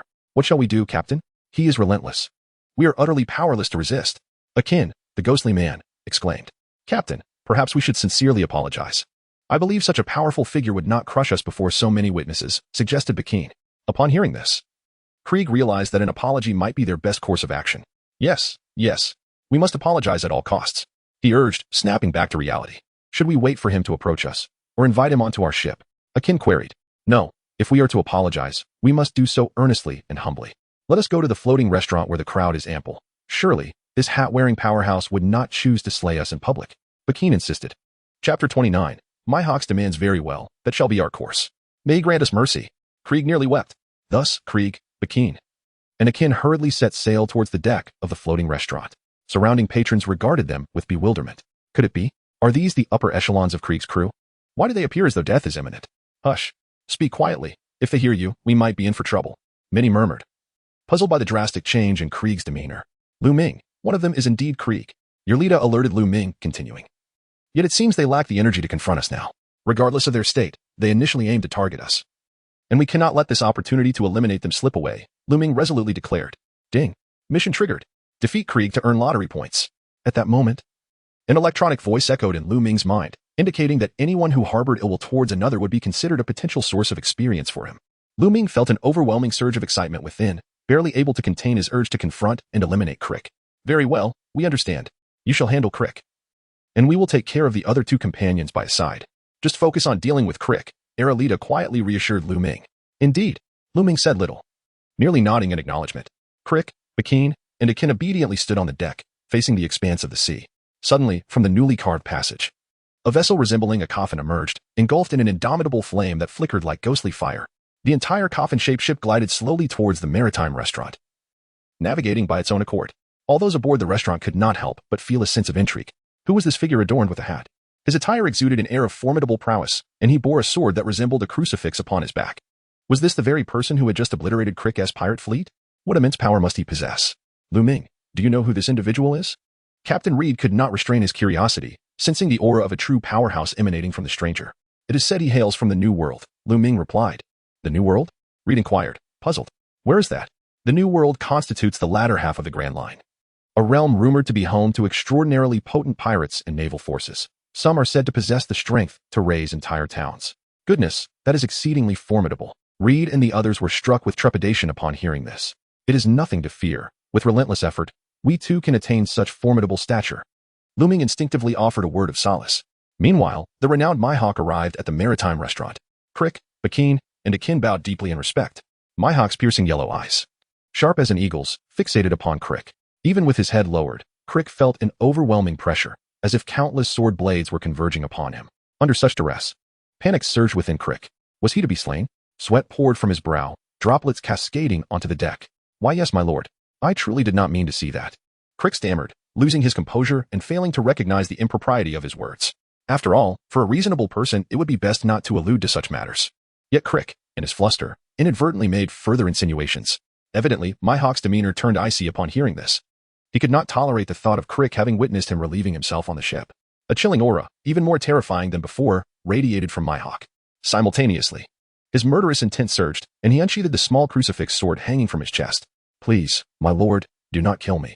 I truly have erred. I did not mean to see you standing on the ship. Krieg, overwhelmed with fear, fell to his knees, babbling incoherently. Just as he was about to utter his final plea, Akin, sensing the impending danger, swiftly covered Krieg's mouth with his hand. My lord. He is merely frightened out of his wits. If you must vent your wrath, then perhaps take his sight, but I implore you, spare his life. At that moment, onlookers were riveted to the scene, their hearts seized with astonishment. This individual was astonishingly powerful, merely by his presence. He had reduced the East CS ruler to a quivering supplicant. Yet, what had Krieg done to provoke such an overwhelming force? Whispers erupted among the crowd, speculating that Krieg had laid eyes upon something that he should not have. Mihawk, in that instant, felt compelled to eliminate Krieg, for he could not forgive such a transgression. The risk of the incident becoming widely known was too great. As long as Krieg and his companions breathed, the matter could never be fully concealed. However, just as Mihawk was poised to strike Krieg, Akin, and Akin, Lu Ming stepped forward. Halt. This quarry belongs to me. A resounding voice shattered the cacophony of the scene. Who is this person? Is he courting death? The individual in the hat clearly exuded the aura of an exceptional master. Goodness, is this person not a member of the Thunder Pirate crew? It appears he has recently been placed on the Navy's wanted list, with a bounty of 18 million berries. Upon stepping forward, Lu Ming inevitably captivated the attention of everyone present. However, most were merely observing him with amusement, convinced that there must be something amiss with his intellect. Lu Ming paid no heed to the opinions of others and calmly approached the formidable Mihawk. He understood that Krieg was a valuable experience. If Mihawk were to eliminate him, it would mean the loss of several thousand points of lottery value. Boy, do you intend to stop me? Mihawk inquired, appreciating Lu Ming's audacity. Rather than stopping you, I'm here to reclaim my prey, Lu Ming asserted with poise. Your prey? Mihawk scoffed, bemused by the notion that he had stolen this fellow's quarry. Indeed. It is mine, Lu Ming declared resolutely. Very well. Since you are so unafraid of death, receive a single strike from me. If you manage to survive, I shall spare them and allow you to deal with them as you wish. Mihawk observed Lu Ming's unwavering demeanor. Recognizing that such individuals were either reckless fools or possessed of formidable martial prowess, the latter certainly earned his respect. Chapter 30. Letting Mihawk become a little brother what? Receive a single strike? Is he joking? A single blow could cleave the warship of the Krieg pirates, with an attack range that likely exceeds 1,000 meters. Indeed. Such immense power was beyond the capabilities of anyone in the East Sea. The patrons of the Sea Restaurant couldn't help but voice their disbelief at Mihawk's audacious demand. From Lu Ming's perspective, it seemed a blatant act of bullying.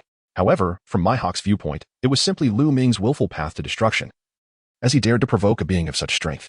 Even at that moment, the members of the Thunder Pirates, upon hearing the numerous exaltations of the hat-wearing powerhouse, could not suppress their anxiety for Lu Ming, silently praying that he would reject the formidable request and choose to endure, for it appeared that the opponent was genuinely formidable. Very well, I accept your challenge. However, should I withstand your strike, not only shall I have my way with this individual, but you must also address me as Big Brother. What say you? Lu Ming spoke boldly, undeterred by the challenge. Engaging in battle with the formidable Hawkeye Mihawk at such an early stage indeed posed significant risks. Naturally, he felt compelled to exert every effort to secure a worthy return, ensuring fairness in the endeavor. Ding. Congratulations to the host for triggering a quest. Challenge Hawkeye Mihawk. Regardless of victory or defeat, a lottery value shall be awarded. Simultaneously, the system's electronic voice resonated within Lu Ming's mind. Lu Ming felt that regardless of the outcome, he had not suffered a significant loss in this exchange. Upon hearing Lu Ming's response, the illustrious Hawkeye Mihawk narrowed his eagle-like, piercing yellow eyes, finding himself increasingly intrigued by this young man before him. Who would have thought that such an interesting character could exist in the East Blue? To dare suggest that he, the formidable warlord of the sea and the world's greatest swordsman, would take on a subordinate role? Such audacity would be unthinkable among the pirates of the Grand Line and the New World. It seems only in this relatively weak East Blue could one possess such naivety. Blissfully unaware of the vastness of the world beyond, embodying the spirit of a fearless calf. Nevertheless, this young man displayed genuine character and a remarkably pure disposition. Thus, Hawkeye Mihawk did not feel any aversion to Lu Ming's request. Rather, it piqued his interest even further. After all, invincibility can be profoundly solitary, and encountering someone as intriguing as Lu Ming is a rare delight. Very well, I shall grant your request. Please share your name, for I, Hawkeye Mihawk, do not strike down those without a name. Mihawk inquired earnestly. Lu Ming declared, I am Lu Ming, of the East Sea Thunder Pirate Crew. Excellent. I have duly noted your name. In deference to your martial prowess, I shall wield my most formidable weapon, the Black Blade, Knight. As Dracula Mihawk spoke, he deftly retrieved from his back a magnificent, entirely black supreme sword. Those present at the sea restaurant immediately recognized it as an extraordinary treasure of a blade. Yet, they merely regarded it as such, for the pirates of the East Sea had grown woefully weak since the demise of Roger, making it exceedingly difficult for them to even venture into the Grand Line, let alone comprehend the enigmatic Mihawk of the New World. Despite Mihawk's self-introduction, amidst the throngs at the sea restaurant, not a single soul possessed any recollection of him. They were utterly unaware of who Dracula Mihawk was. They simply knew that this individual was undoubtedly incredibly powerful. Upon witnessing the striking Black Blade, Knight, held by Hawkeye, Lu Ming felt a pang of regret in his heart. Had he known, he would have dared to propose that if he could withstand a strike from Dracula Mihawk, he would claim that very sword for himself. Nevertheless, defeating Mihawk and having him as a subordinate would also be quite advantageous. Shall we begin?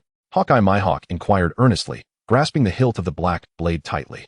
Lu Ming held the hilt of the knife at his waist with his left hand, while his right hand rested upon the handle, poised in readiness to draw the blade at a moment's notice. Lu Ming took a deep breath. This was his first confrontation with Hawkeye Mihawk, the world's foremost swordsman. Despite possessing a skill that allowed him to draw his sword at the speed of light, he still felt a wave of anxiety. Now that he was prepared, he urged, "Let's begin." Lu Ming spoke earnestly, expressing his concern that his lightning-fast sword draw might be misinterpreted as a sneak attack, complicating the situation. The patrons within the maritime restaurant appeared even more anxious than Lu Ming at that moment. They held their breaths, fixated on the confrontation between Eagle-Eye Mihawk and Lu Ming. Although the two seemed devoid of overt hostility, the sharpness in their eyes suggested an intense mental clash was already underway. Begin. Suddenly, Eagle-Eye Mihawk proclaimed. In that fleeting moment, Lu Ming silently contemplated the swift draw of his sword.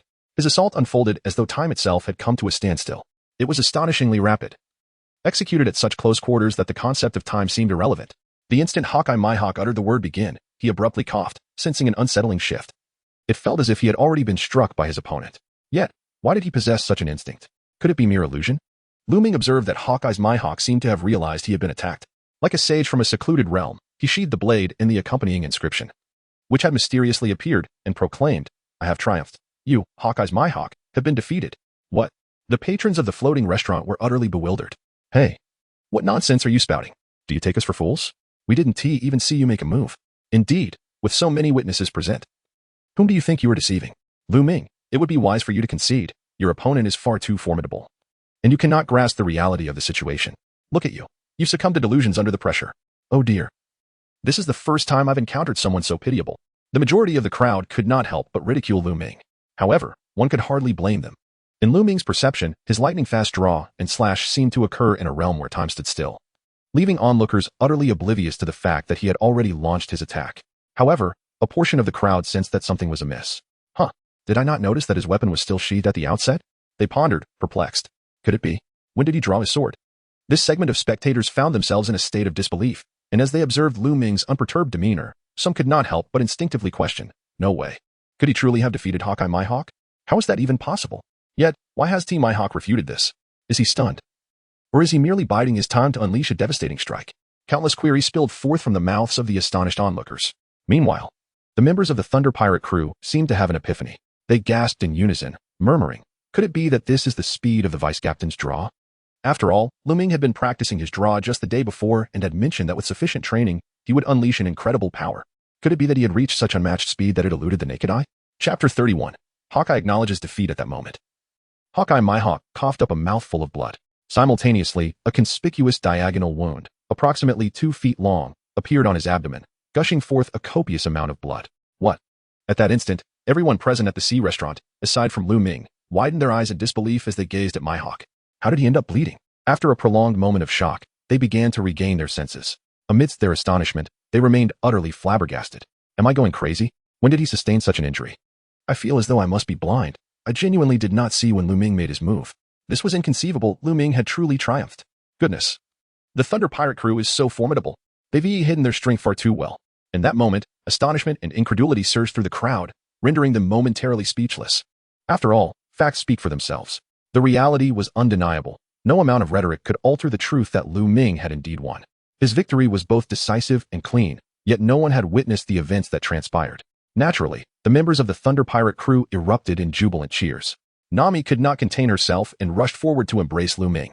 Initially, she had been deeply concerned for his safety, fearing that if he failed to withstand his opponent's onslaught, it could lead to his demise. In that moment, Nami had genuinely feared for Lu Ming's well-being. Yet now, not only had Lu Ming not faltered, but he had also emerged victorious in a commanding fashion. As Lu Ming's partner, she felt an overwhelming sense of pride for the first time. She longed to proclaim to everyone present, indeed to the entire world, that Lu Ming was the man she cherished, her beloved husband. Nami, I'm sorry for making you worry. Lu Ming spoke gently, feeling in this moment that perhaps this was the pinnacle of his life. After all, he had astonished everyone present, and the embrace from a beautiful woman was undeniably exhilarating. Well, it's good that you're all right. Nami nodded, but soon realized that she might have been too bold. With thousands of eyes upon them, she felt a wave of embarrassment wash over her. She quickly released Lu Ming, her face flushing crimson, wishing for a hole to hide in. At that moment, Hawkeye's Mihawk turned his gaze towards Lu Ming. Accepting his defeat, he addressed Lu Ming, saying, I, Hawkeye's Mihawk, have lost. You are indeed superior to me. Henceforth, you shall be recognized as the world's greatest swordsman. I, Hawkeye's Mihawk, honor you as my elder brother. Mihawk spoke with a calm demeanor, seemingly at peace with his own defeat. However, when he proclaimed Lu Ming as the world's greatest swordsman, countless individuals in the sea restaurant were left in disbelief. Is this a joke? The world's greatest swordsman? They murmured. Just moments ago, it was someone else who attacked the Krieg pirate fleet. Indeed. If he were truly the world's greatest swordsman, how could he not defeat our little pirates from the East Sea? Absolutely. Lu Ming is merely the vice captain of the Thunder pirate crew with a bounty of only 16 million berries. How formidable could he be? They scoffed, suggesting that Mihawk's failure stemmed from the weakness of the one he fought, mocking him for claiming to be the greatest. Ha. I might as well declare myself the pirate king. In response to these ignorant remarks, Mihawk chose not to offer any explanation or attempt to silence them, for he had indeed suffered defeat in the East Sea. This region was truly remarkable, teeming with hidden talents. He recalled his last encounter with red-haired Shanks, who had lost an arm, seemingly in the East Sea. Mihawk had nearly met his end there as well, as the deep gash across his chest was a testament to his close brush with death. Had it not been for his strong will and swordsmanship, he might have succumbed like any ordinary person. Congratulations to the host. You have challenged Hawkeye's Mihawk and emerged victorious, earning 1,000 points of lottery value. A series of electronic notifications echoed in Lu Ming's mind, detected that the host has consistently completed tasks perfectly, unlocking the advanced lottery pool, with each entry requiring 1,000 points. Lu Ming was immensely exhilarated. The challenge against the formidable Mihawk had transformed into a mere 1,000 points of lottery value, although this seemed somewhat meager, considering that Mihawk is regarded as one of the pinnacle forces within the pirate world, an individual capable of single-handedly commanding a pirate crew and representing a significant faction among the 7 warlords of the sea. However, the nature of this mission ensured that regardless of victory or defeat, rewards were guaranteed. Thus, it was likely due to this stipulation that even a triumph over Mihawk yielded only 1,000 points. Had the mission entailed defeating or eliminating Mihawk, one could reasonably speculate that the reward would have amounted to several tens of thousands of lottery points. Yet, at this moment, Lu Ming did not disregard Hawkeye Mihawk. Rather, he immediately responded, No, the world's greatest swordsman, I cannot claim such a title. I merely stumbled upon this fortune. After all, it was madness that drove him to inherit the title of the world's greatest swordsman from Hawkeye Mihawk. His victory stemmed solely from the fact that Hawkeye Mihawk had not fought with his full strength, were Mihawk to unleash his formidable observation haki. He might very well intercept Lu Ming's lightning-fast draw. Furthermore, Hawkeye Mihawk's prowess is genuinely formidable, resting at the pinnacle of the second realm of swordsmanship. He has honed his supreme blade, the Knight, through countless battles, thus achieving the black blade level of swordsmanship. In contrast, Lu Ming, even when utilizing the internal energy accumulated over 80 years, seems to have only reached the 4th realm of swordsmanship, that of the Conqueror's Haki. He remains unable to ascend to the 3rd realm, the steel cutting level, let alone attain the black blade level of the 2nd realm. As for the 1st realm, the white blade level, within the current world of One Piece, among pirates, only one of the 4 emperors, Whitebeard, possesses the swordsmanship of this caliber. Shanks, on the other hand, appears to be somewhat lacking, though he is likely to attain the white blade level of swordsmanship in 2 years' time. The white blade level is not something easily achieved. The black blade level is attained through the rigorous honing of haki. While the white blade level requires the mastery of Conqueror's Haki, thus not everyone can aspire to the 1st realm of swordsmanship at will. I digress. At this moment, Hawkeye Mihawk was rendered speechless, questioning, Fortune? Is that what you call it? For me to have barely noticed your attack is not mere luck. It is a testament to your true strength. If you refuse to accept the title of the world's greatest swordsman, you insult me and belittle my prowess, rendering my defeat a disgrace. Hawkeye Mihawk spoke with utmost seriousness, neither humble nor arrogant, acknowledging defeat without the notion of luck involved. Chapter 32. Zoro felt that the journey thus far had been remarkably smooth. Lu Ming did not anticipate that the formidable Hawkeye Mihawk would be so resolutely devoted to this matter. Alas, Lu Ming could not help but let out a sigh. Must he truly bear an immense burden at an age deemed inappropriate? It is essential to recognize that by stripping the title of the world's greatest swordsman from Hawkeye Mihawk, Lu Ming would inevitably attract a multitude of challengers. Among them could be formidable adversaries of the Vice Admiral and Yonko caliber. Not to mention the potential trouble stirred by Marine admirals. Oh, Hawkeye Mihawk, when I proclaimed my victory and requested you to call me Big Brother, my intention was to have you as my subordinate. As my subordinate, one must heed the words of the elder. Surely you comprehend this principle? Lu Ming rolled his eyes and chose to engage in a battle of wits with the renowned Hawkeye Mihawk. Humph. In the realm of power, the victor is hailed, while the vanquished is scorned. I have no issue with you, Hawkeye Mihawk, being my subordinate, yet you are undeniably the world's foremost swordsman. It is solely you who deserves this title. To defeat me and deny your rightful place as the world's greatest swordsman would be an affront to my honor. Hawkeye Mihawk remained composed and steadfast, his attitude unwavering in the face of Lu Ming's assertions of supremacy. Very well, I shall now declare myself the world's greatest swordsman. That ought to suffice, right? Lu Ming, unwilling to witness Hawkeye Mihawk's distress, resigned himself to this reality. Thus, I, Hawkeye Mihawk, willingly accept the role of your subordinate. Currently, I am gravely injured and hope that my elder brother will allow me to recuperate aboard your ship, while I also aspire to learn from you the secrets of even greater swordsmanship. Hawkeye Mihawk's serious demeanor reflected a mindset capable of both submission and resilience. It appears that Mihawk's strength transcends mere physical prowess. It embodies a profound state of mind. It is likely that after this defeat at Lu Ming's hands, like a phoenix rising from the ashes, his swordsmanship will become even more formidable. No problem, that is your promise. However, aboard the Thunder Pirate ship, we do not harbor the inept. You must prove your worth. Upon hearing the request from Dracula Mihawk, known as Hawkeye, Lu Ming was instantly exhilarated. This esteemed swordsman was a true master of the blade, and having him temporarily accompany their vessel would be immensely beneficial. I am sincerely grateful to you, my esteemed brother, Lu Ming exclaimed. Do lend me your assistance. Your blow was rather forceful.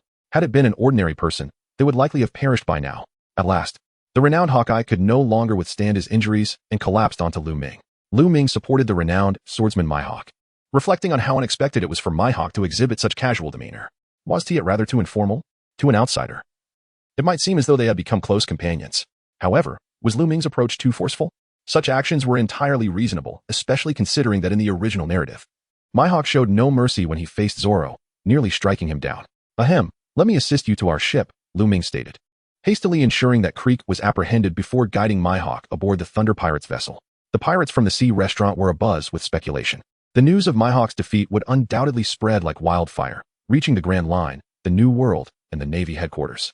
Those aware of Mihawk's identity would surely be thunderstruck to learn of his downfall in the East Blue.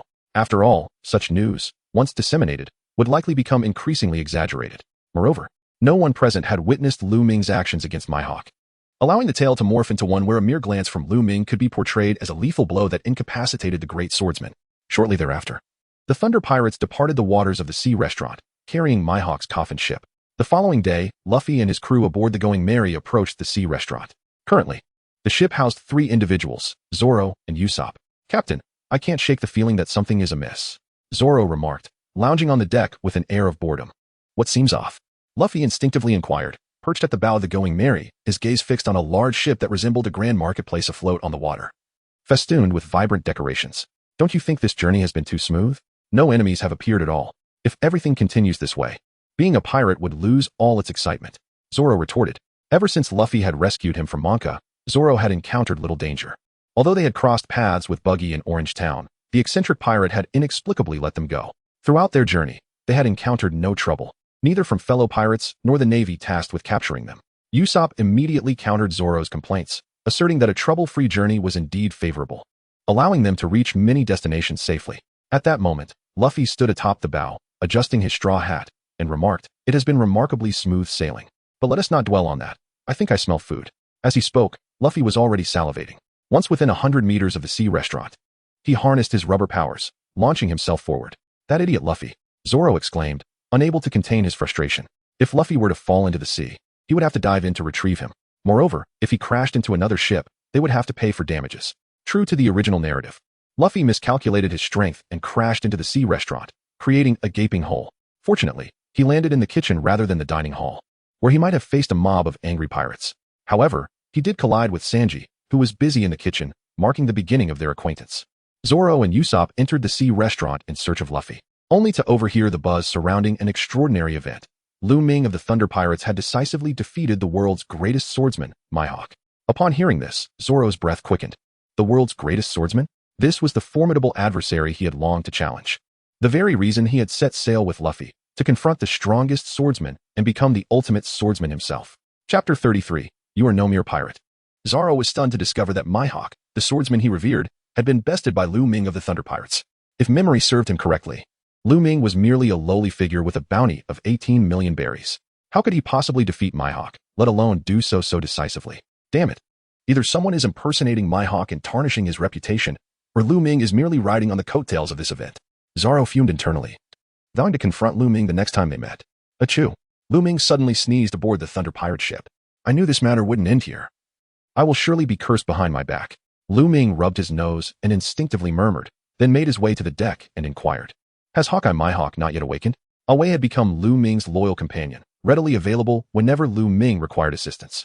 Vice Captain, Hawkeye Mihawk has yet to regain consciousness since his collapse.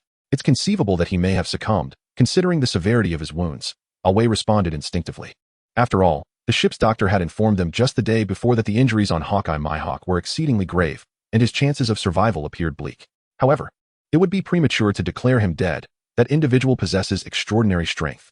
Lu Ming smiled faintly and remarked that in the world of One Piece, the more formidable an individual, the greater their resilience to recover from injuries. For instance, the wounds on Dracula Mihawk, which may appear severe to an ordinary person, can be largely healed within a few days for him.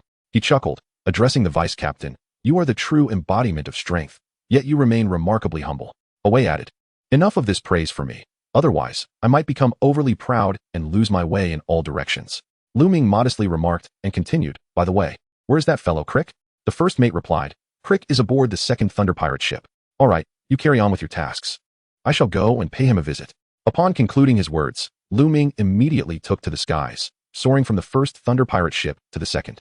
Although the two vessels were separated by a distance of several meters, for one possessing the 9-yang divine skill, traversing such a distance with a mere release of inner strength allowed him to glide effortlessly, covering the span with ease. Good morning, first mate. Upon landing on the second Thunder Pirate ship, numerous crew members were engaged on the deck, diligently practicing their sword-drawing techniques, and they greeted Lu Ming with enthusiasm. Their fervent training suggested a desire to emulate Lu Ming's ability to dispatch foes with an unseen hand. Yet, talent, it seems, cannot be rivaled by mere effort alone.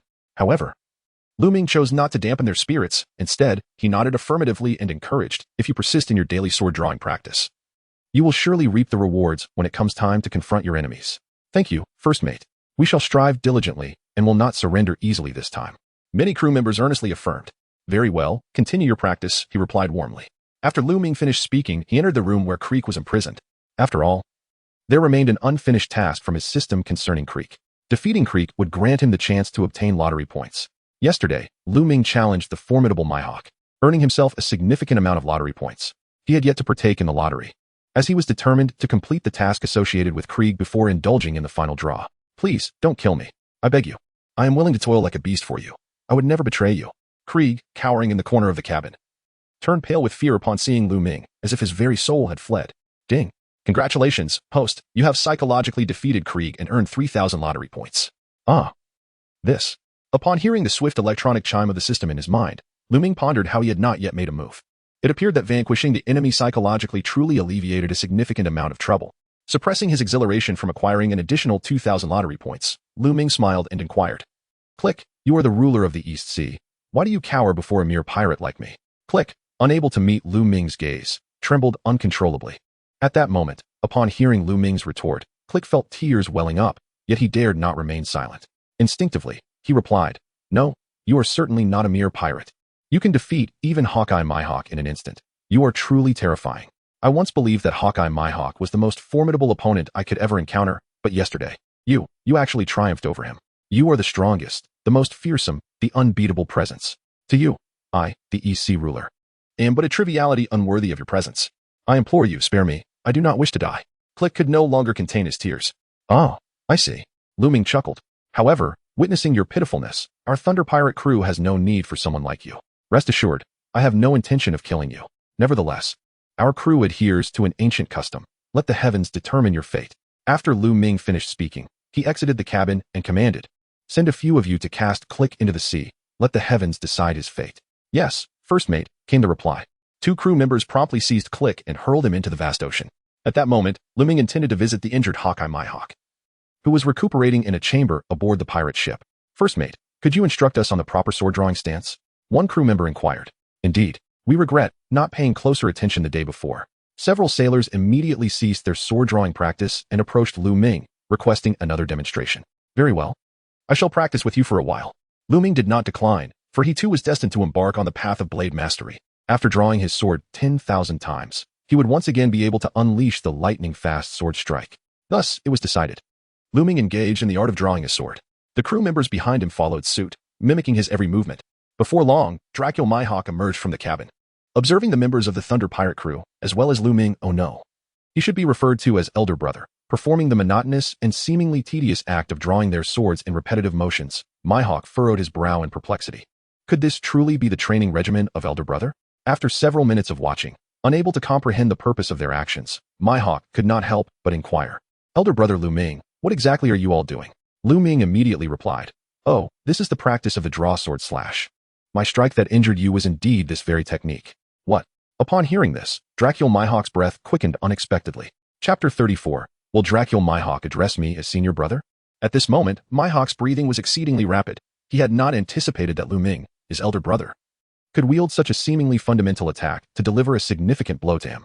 Could it be that within this simple draw sword slash, there existed nuances he was unaware of? Dracula Mihawk, you wouldn't be considering joining us in practice, would you? Lu Ming asked instinctively, a smile gracing his lips. Mihawk pondered for a moment and replied, not quite, at this moment.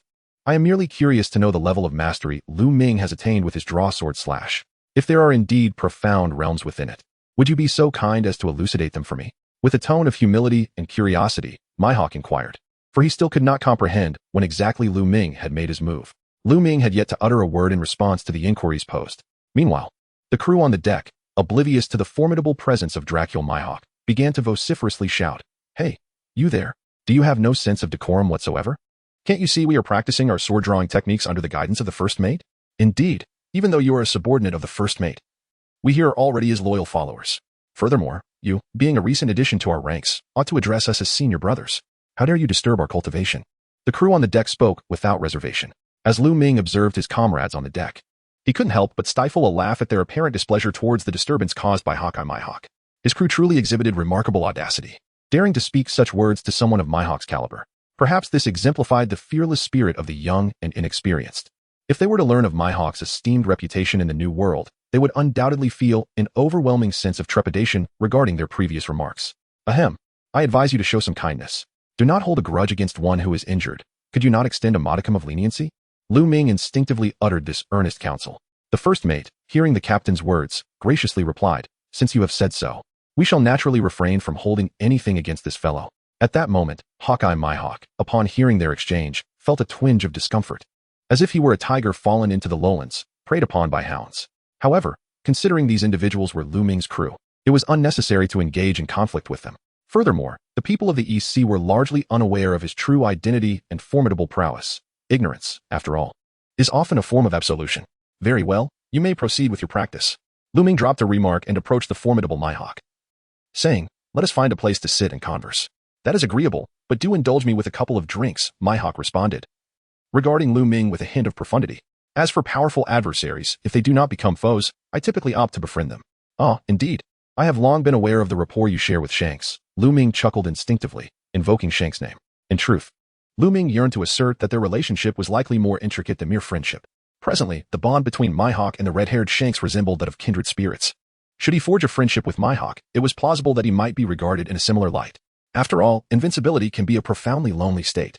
When one discovers a worthy opponent, opting for camaraderie over enmity leads to a partnership on the path of swordsmanship akin to that of soulmates.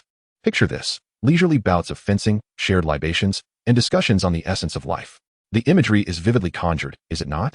Brother Lu Ming, you are indeed remarkable. Mihawk remarked instinctively.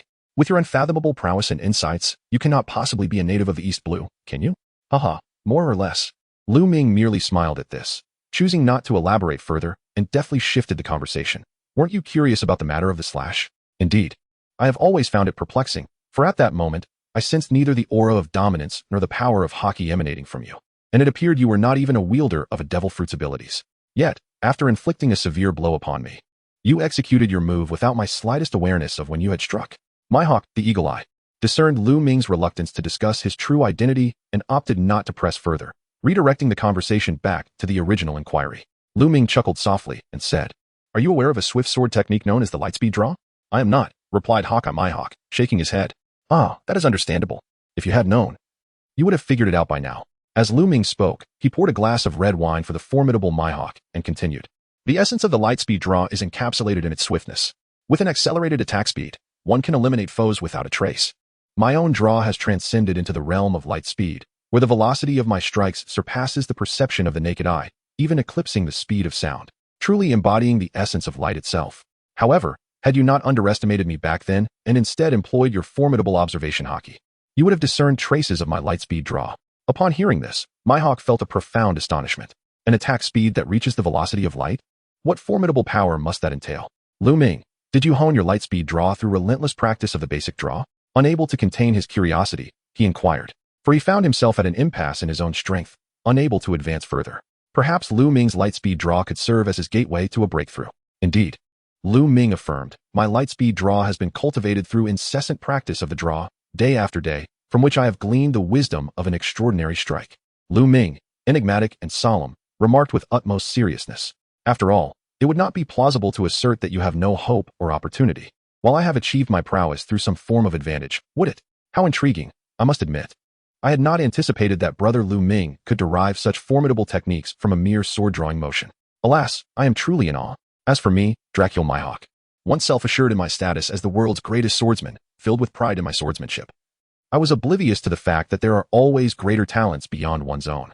Thus, I, Dracula Mihawk, have resolved that from this moment forth, I shall practice the art of drawing the sword, in hopes of unlocking an extraordinary strike akin to brother Lu Ming's, or perhaps discovering a breakthrough."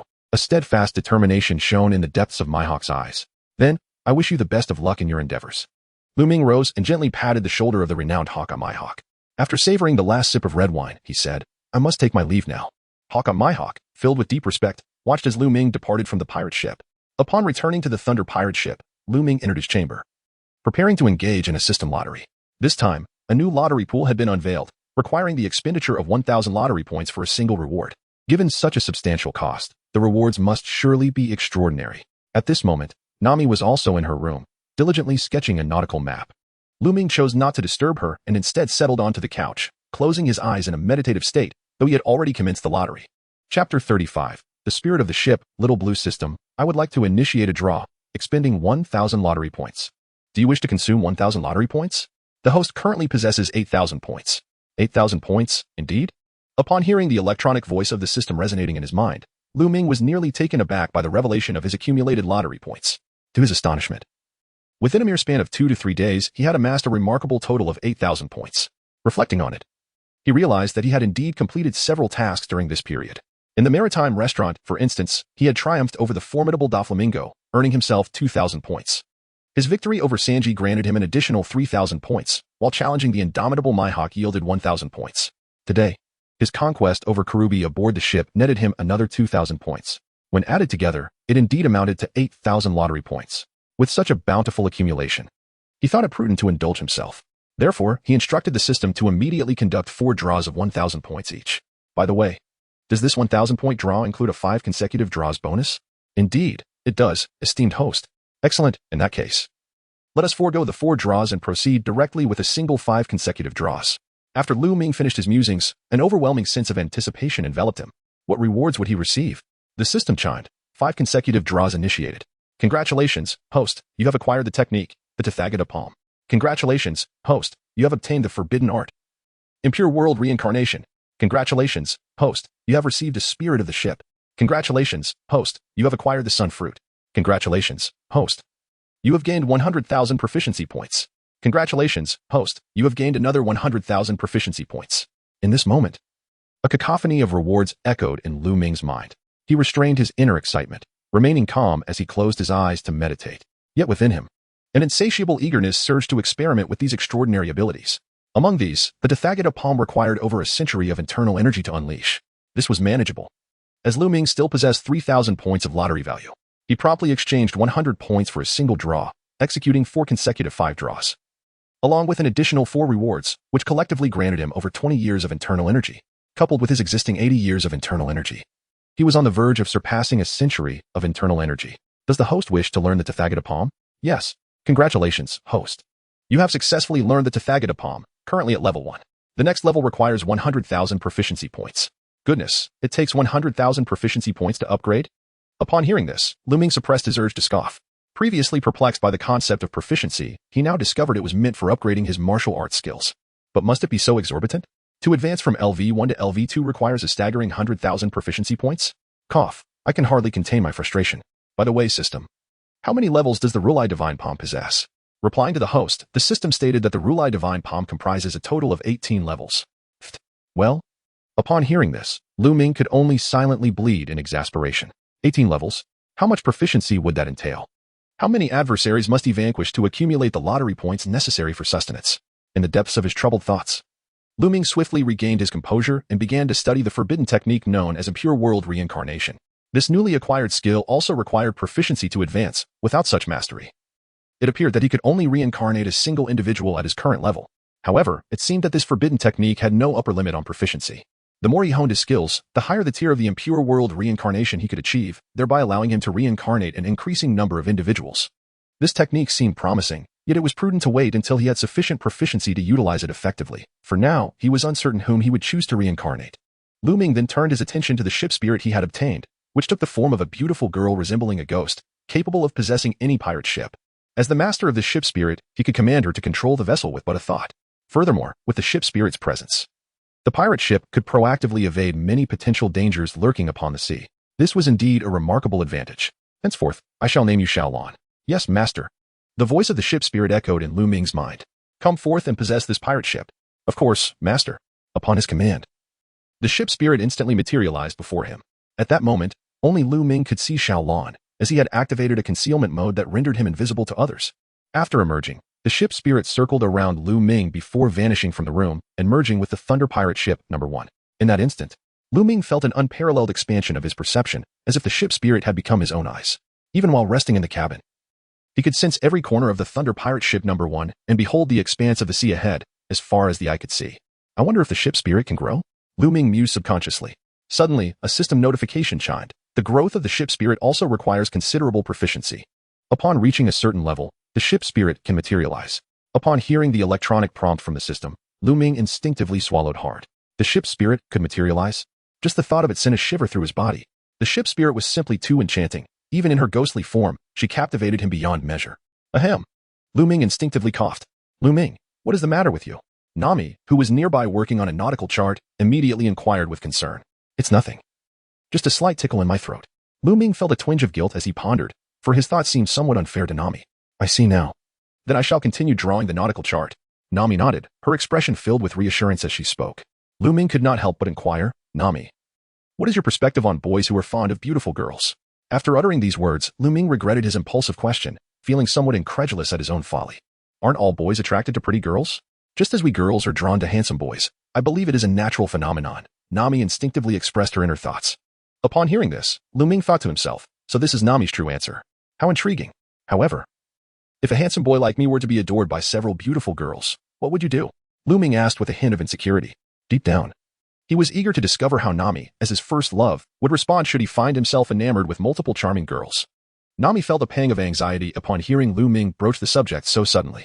In truth, ever since she developed feelings for him, she had been secretly apprehensive about the prospect of Lu Ming no longer being solely hers. Chapter 36. The Breath of Thunder. Lu Ming was simply too exceptional, radiating brilliance. Not only was he handsome, but he was also remarkably kind and approachable. The allure of such a perfect young man was beyond her capacity to fully grasp. May I choose not to answer that question? Nami averted her gaze, forcing a smile as she spoke to Lu Ming. Yet, she realized she could provide a response. After all, it was essential for them to engage in mutual emotional exchange for the sake of their future relationship. Lu Ming replied gently, returning her smile. When Nami beheld Lu Ming's warm smile, her heart swelled with comfort. His smile dispelled the nightmares of Cocoa Village, and from that moment on, she felt that his smile possessed a healing power. In that instant, Nami felt a tinge of helplessness. Knowing that this had become a question she could no longer refuse to answer. With a hint of melancholy, she replied, in truth, I have pondered this question in my heart. After much contemplation, I believe I can only choose to let things unfold naturally. For a person's brilliance and charm cannot be concealed and will inevitably attract many wonderful things. Upon hearing this, Lu Ming could not help but feel a sense of comfort within. After all, it seemed that Nami was indeed an understanding young lady. Nami, rest assured. The person I cherish the most is still you. Lu Ming reassured her. Ugh, it's broad daylight, so I won't indulge in sweet nothings with you. Nami's mood instantly brightened, and she couldn't help but blush, covering her rising smile with her hand as she resumed her work on the nautical chart. With Lu Ming's words, she felt invigorated, brimming with boundless energy. Haha, isn't it quite normal for a couple to indulge in a bit of flirtation from time to time? Lu Ming teased playfully. Humph, we're not a couple yet. You haven't even married me, and we haven't had a formal wedding. Nami huffed softly, appearing quite proud and mischievous, though her ears were flushed with embarrassment, making it impossible for her to meet Lu Ming's gaze while speaking. Rest assured, I will marry you, Lu Ming stated earnestly. I understand. You should continue to rest. I need to focus on my drawings. Nami, blushing and feeling a mix of nervousness and shyness, reminded herself that she was a girl who should maintain her composure, yet deep down, she felt a surge of joy. Lu Ming remained silent, continuing to meditate in tranquility. He still had one sun fruit left to consider. At this moment, he found himself in a quandary over whether to consume the sun fruit.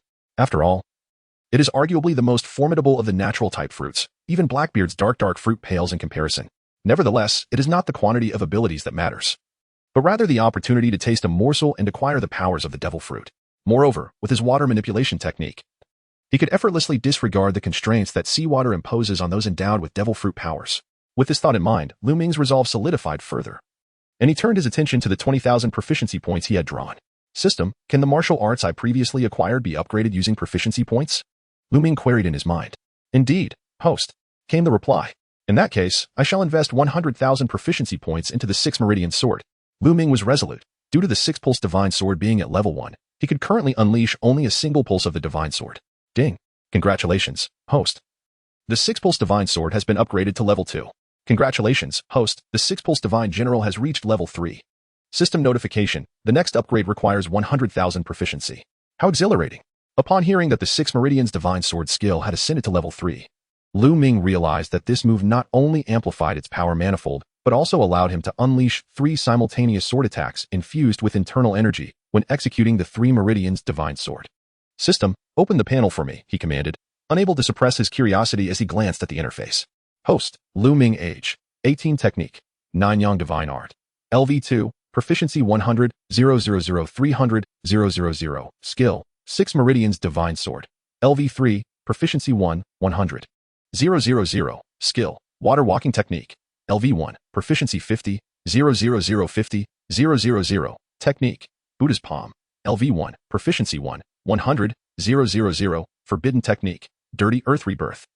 LV1, proficiency 1, 100. 000, ship sprite, little blue. LV1, juvenile stage, proficiency 1, 100, 000, body refinement, purple chi divine skill. LV1, proficiency 40, 00050. 000, technique, thunder breathing method, awaiting activation special skill, light speed draw slash, 5010.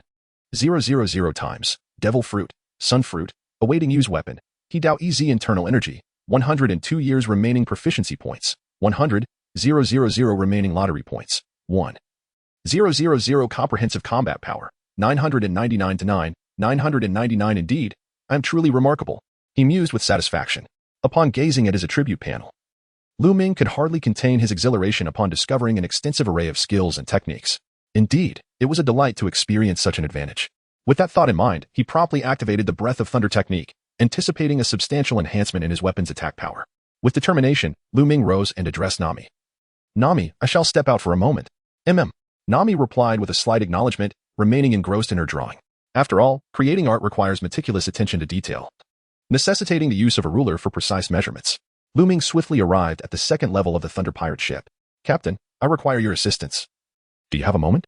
As Lu Ming stood outside the door, he began to inquire, Captain Reed, please do not stand on ceremony. Speak freely. What is the matter? Captain Reed paused, wiping the sweat from his brow with a towel. He was in the midst of an intense strength training regimen, diligently engaging in weightlifting, push-ups, squats, and sit-ups on a daily basis. At that moment, he was bare-chested, drenched in perspiration. Captain, the thing is, I wish to experience your lightning to numb my body, to train my physical resilience and resistance to electricity, haha. After Lu Ming finished speaking, he smiled lightly. It is indeed possible, but my electrical voltage is rather limited. At most, it can induce a state of paralysis for merely a second or two.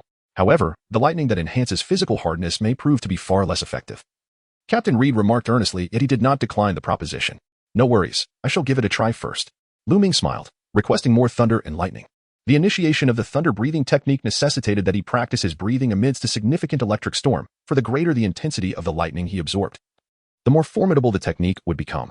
However, he was uncertain about the minimum voltage required to activate the thunder breathing technique and needed to experiment to discover it. Chapter 37. Admiral Karp, here's the deal. Lu Ming, the captain declared, you are aware that my most potent lightning is passively released. Thus, strike me directly, do not hold back. Are you serious, Captain? Lu Ming felt a bit embarrassed. He had sought the captain's assistance only to find himself tasked with delivering a vigorous blow. Come now. Do you really think my rugged skin and tough physique cannot withstand your delicate punches? The captain chuckled. Then I shall give it a try. With that, Lu Ming took a deep breath and summoned 10 years of internal energy. Boom. His palm struck heavily against Captain Reed's chiseled chest. The captain felt as if a colossal stone weighing several hundred pounds had pressed upon him, making it difficult to breathe, and his complexion flushed at once. Captain Reed was utterly astonished. Was this truly the power of Lu Ming's strike? Surely, this young man must have some extraordinary ability.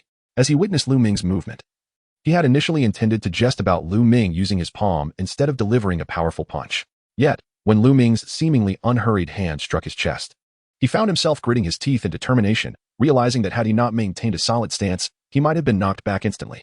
Following Lu Ming's strike, a surge of electric energy erupted from Captain Reed, coursing through his entire being. Lu Ming immediately attempted to cultivate the thunder breathing technique. The system prompted, activation of the thunder breathing technique failed. Lu Ming's body was ravaged by the relentless fury of lightning, rendering him engulfed in an intense heat. An overwhelming sensation that had rendered him numb, yet it was not particularly painful. Alas, has he met with failure? Lu Ming sighed inwardly. Realizing that Captain Red's lightning was insufficiently potent, lacking the necessary intensity to activate the breath of thunder. Soon, he regained his composure, withdrew his hand, and cast a worried glance at Red, saying, Captain, are you all right? Your complexion seems off. Captain Red immediately coughed twice and replied, it's nothing serious. I merely feel a slight obstruction in my vital energy, but it will pass shortly. However, I must say, young lad, I never anticipated you possessed such formidable striking power. How did you achieve this? Red could not help but inquire, as Lu Ming's palm strike was neither hurried nor slow, seemingly devoid of explosive force. Yet it nearly caused him to spit blood. Captain, I utilize my inner strength. So, despite my rosy appearance, I assure you, I possess considerable explosive power. Lu Ming elucidated that even if he spoke of internal energy, Captain Reed would remain perplexed. Internal energy? What is that? Captain Reed inquired, scratching the back of his head, utterly bewildered by the profundity of the concept. Captain, to put it simply, internal energy is akin to the breath cultivated within one's essence. However, it can only be harnessed by those with a unique constitution, so it is likely beyond your grasp. Yet, the captain need not lament the shortcoming. For I recall a formidable power known as the three-colored Haki, which can be awakened through relentless combat, and this Haki can rival my internal energy. Lu Ming instinctively offered words of comfort. I see. Thank you, Lu Ming. Captain Red expressed his gratitude, harboring immense anticipation for the three-color Haki. By the way, would you care to continue striking me? I believe I can still endure a few more blows, Captain Red remarked as he regained his composure. Not for the time being. I shall wait until your thunderous powers have intensified, for at present, they can only render my body somewhat numb, but cannot truly enhance my physical strength, Lu Ming elucidated. Subsequently, Lu Ming departed from Red's chamber. The sea was a vast expanse of clear blue, bathed in the perfect golden sunlight. Lu Ming looked up at the sky, then proceeded to the deck, reclining on a sunbed to bask in the sunlight. System, activate the breath of thunder technique. What is the minimum voltage of lightning power required? In his heart, Lu Ming could not help but ponder, wondering if the demands were too lofty, he might have to wait a while longer to unlock it. That would mean seeking out Enel in the Sky Island, for that fellow wielded lightning with a staggering voltage exceeding 100 million volts. System prompt, host. To activate the breathing technique of lightning, a minimum of 20 million volts of current is required. Hiss. Upon hearing this, Lu Ming couldn't help but feel that the demands were exceedingly high. A current of 20 million volts, within the realm of one piece, could only be matched by the divine wrath of thunder itself, or the formidable lightning unleashed by Enel, who had consumed the rumble fruit. Nevertheless, given the circumstances, Lu Ming has decided not to activate the breathing technique of thunder for the time being, opting to address it when they reach Sky Island. Currently, their Thunder pirate ship is en route to Logetown, which will take at least another day to reach. Logetown, situated in the East Blue near the Grand Line, is historically significant as the location where the pirate king, Roger, was executed. By the way, Logetown is the very site of Roger's execution. I wonder if there is a possibility of discovering his remains. If I could uncover even a fragment of his corpse, I might attempt to employ the forbidden technique, the impure world reincarnation, to bring him back to life. Lu Ming was suddenly overwhelmed by a frenzied thought. After all, with the forbidden technique of impure world reincarnation at his disposal, why not utilize it? However, at that moment, the sound of a cannon blast jolted Lu Ming back to reality. The first mate rushed forward to report, his complexion pale, clearly shaken. Did you discern the identity of the naval commander aboard? Lu Ming inquired with remarkable composure. Yes, it is the Navy headquarters, led by Vice Admiral Karp. What? Vice Admiral Karp? Upon hearing this, Lu Ming was instantly startled and rose abruptly. What kind of joke is this? Vice Admiral Karp is a genuine powerhouse in the world of pirates, a formidable force at the Navy headquarters, with an unfathomable strength. The so-called Iron Fist Karp has earned his reputation not without reason. Hand me the telescope. I shall verify this myself. Lu Ming took the monocular telescope from Away's hands and gazed at a naval warship several hundred meters away. Indeed, it was a vessel belonging to the naval headquarters, as indicated by the letter G emblazoned on its sails, signifying its affiliation. On board was none other than the formidable Iron Fist Karp, who, clutching a cannonball, suddenly broke into a grin, seemingly sensing Lu Ming's scrutiny through the telescope. In a gesture of reciprocity, Karp promptly hurled the cannonball he held directly towards Lu Ming's position with remarkable accuracy. Lu Ming furrowed his brows, taken aback. What a surprise. They are targeting me right from the start? Lu Ming swiftly directed his inner strength with 2 fingers, aiming at the incoming cannonball. A surge of invisible sword-like energy collided with the projectile in midair. Boom. The cannonball exploded in the sky, successfully intercepted by Lu Ming. Chapter 38, Karp. Grant me the favor of Hawkeye at this moment. Captain Reed and Yalita had both ascended to the deck. Upon realizing that it was Vice Admiral Karp from the Navy headquarters, an air of tension enveloped them. Although they had never ventured beyond the East Sea, Karp's renown resonated profoundly within its waters. After all, who was unaware that Vice Admiral Karp hailed from the East Sea? Moreover, it was said that even the Pirate King, Roger, could not contend with Karp and was ultimately captured by him and delivered to the execution platform in Log Town. What shall we do now, Lu Ming? Yalita queried earnestly, sensing the gravity of the situation. If it is indeed Vice Admiral Karp from the Navy headquarters, our Thunder Pirate crew stands no chance whatsoever. Reed chimed in, his voice tinged with concern. The might of Vice Admiral Karp is unparalleled. His fists are harder than iron. I have always regarded him as the pinnacle to surpass. Lu Ming contemplated swiftly, articulating, indeed, the prowess of Vice Admiral Karp is formidable. Should we confront him now? Our chances of success are exceedingly slim. After weighing the pros and cons, he concluded that even with his extraordinary abilities, he would be unable to extract any advantage from Karp. What then shall we do? Yalita continued, moreover, even if we attempt to flee, our pirate ship cannot possibly match the speed of the Navy's warships, can it? Not necessarily. However, Lu Ming did not share this sentiment, for he commanded the ship spirit, Xiaolan. Though the ship spirit Xiaolan was only at level 1, its presence on the vessel conferred numerous attributes. Notably, it enhanced the ship's defensive capabilities by 30% and increased its speed by the same margin. Thus, should they choose to flee, the naval warships might not be able to catch their pirate ship. However, there was but one ship spirit, which could only empower a single vessel. Thus, another ship of their crew would fall into the clutches of the Navy. Have you devised a better plan? Captain Reed inquired, unable to contain his excitement. Indeed, there is a plan, but it comes at a considerable cost, and quite a hefty one at that. Therefore, I shall refrain from implementing it unless we reach the direst of circumstances, Lu Ming replied. At that moment, Karp's warship had drawn alarmingly close, within a mere 50 meters. When Lu Ming and his companions caught sight of the naval vessel, they realized that Krieg, the pirate, had been rescued by Rear Admiral Karp. It dawned on them that Krieg had not met his demise but had instead revealed their location, prompting Karp to pursue the Thunder Pirate crew. Otherwise, Karp would hardly expend his time and energy on a dedicated manhunt against them, nor would he easily usurp the tasks of his subordinates. That Krieg truly is fortunate. Reed scoffed, initially believing such a scoundrel would not escape divine retribution, only to find him alive. Brother Lu Ming, it seems you are entangled in a significant predicament, remarked Mihawk, the Hawkeye, impeccably dressed aboard the second Thunder Pirate ship, despite the bandages wrapped around him. However, I can assist in holding him off. But your injuries have yet to heal sufficiently for you to contend with Karp, have they? Lu Ming instinctively commented. Not to worry, I can manage to delay him. Moreover, as a warlord of the sea, my status affords me certain protections. Karp would not easily breach this accord, Mihawk confidently asserted. Very well. I am grateful for your assistance in this matter. Lu Ming did not indulge in unnecessary chatter, fully aware that if it were Dracula Mihawk, he could indeed thwart Karp. After all, Mihawk's prowess is universally acknowledged as that of the world's foremost swordsman and a member of the 7 warlords of the sea. Mihawk nodded thoughtfully, then gracefully leapt from the second Thunder Pirate ship, landing precisely upon his coffin-like vessel. Dracula Mihawk, may our paths cross again by fate. Lu Ming greeted and gradually distanced himself from the famed swordsman Dracula Mihawk. Brother Lu Ming, I shall await you in the new world, but next time, I will surely triumph over you, Mihawk declared with anticipation. Meanwhile, Captain Red, Alvida, and several crew members aboard the ship remained in stunned silence, unable to comprehend the revelation they had just heard. Mihawk, the legendary swordsman, had proclaimed himself a warlord of the sea. As seasoned pirates, they understood the gravity of this title, which represented a faction of lawless individuals recognized by the world government. These formidable beings could navigate freely between pirates and navy, unbound by the constraints of naval authority. First mate, did you hear that? Your subordinate, Mihawk, just claimed to be a warlord of the sea. Is it true? Aw inquired, snapping back to reality. Indeed, it is true, Lu Ming affirmed. Wow, I never imagined he was such a formidable figure. It's quite terrifying. Or redefined his perception of Mihawk, recognizing his immense strength and unique status. Meanwhile, Mihawk stood resolutely on his coffin-shaped ship as Admiral Karp's vessel approached, halting several meters away. Mihawk, I never expected to see you in the East Blue, a rare visitor indeed, Karp remarked, gazing down at Mihawk from the ship's deck. Unbeknownst to Karp, Mihawk had suffered defeat the previous day, as he had just returned from the Navy headquarters. He had rushed back to the East Blue upon hearing that the rebellious Luffy had set sail, hoping to retrieve him. However, it seems you intend to thwart my pursuit of the Thunder Pirates? Karp abruptly inquired, his expression turning serious. He had learned from the pirate Krieg that the Thunder Pirates had killed Colonel Mouse from the Navy's 16th Division, prompting him to chase after them relentlessly. Since you're already aware, I implore you to grant me a favor and abandon your pursuit of them, Mihawk instinctively replied, not wishing to engage Karp in battle. Especially while injured, he resorted to the familiar tactics of Shanks, hoping they might prove effective here as well. Grant you a favor? Karp's face twitched in irritation. Don't think you can use Shanks' tactics on me.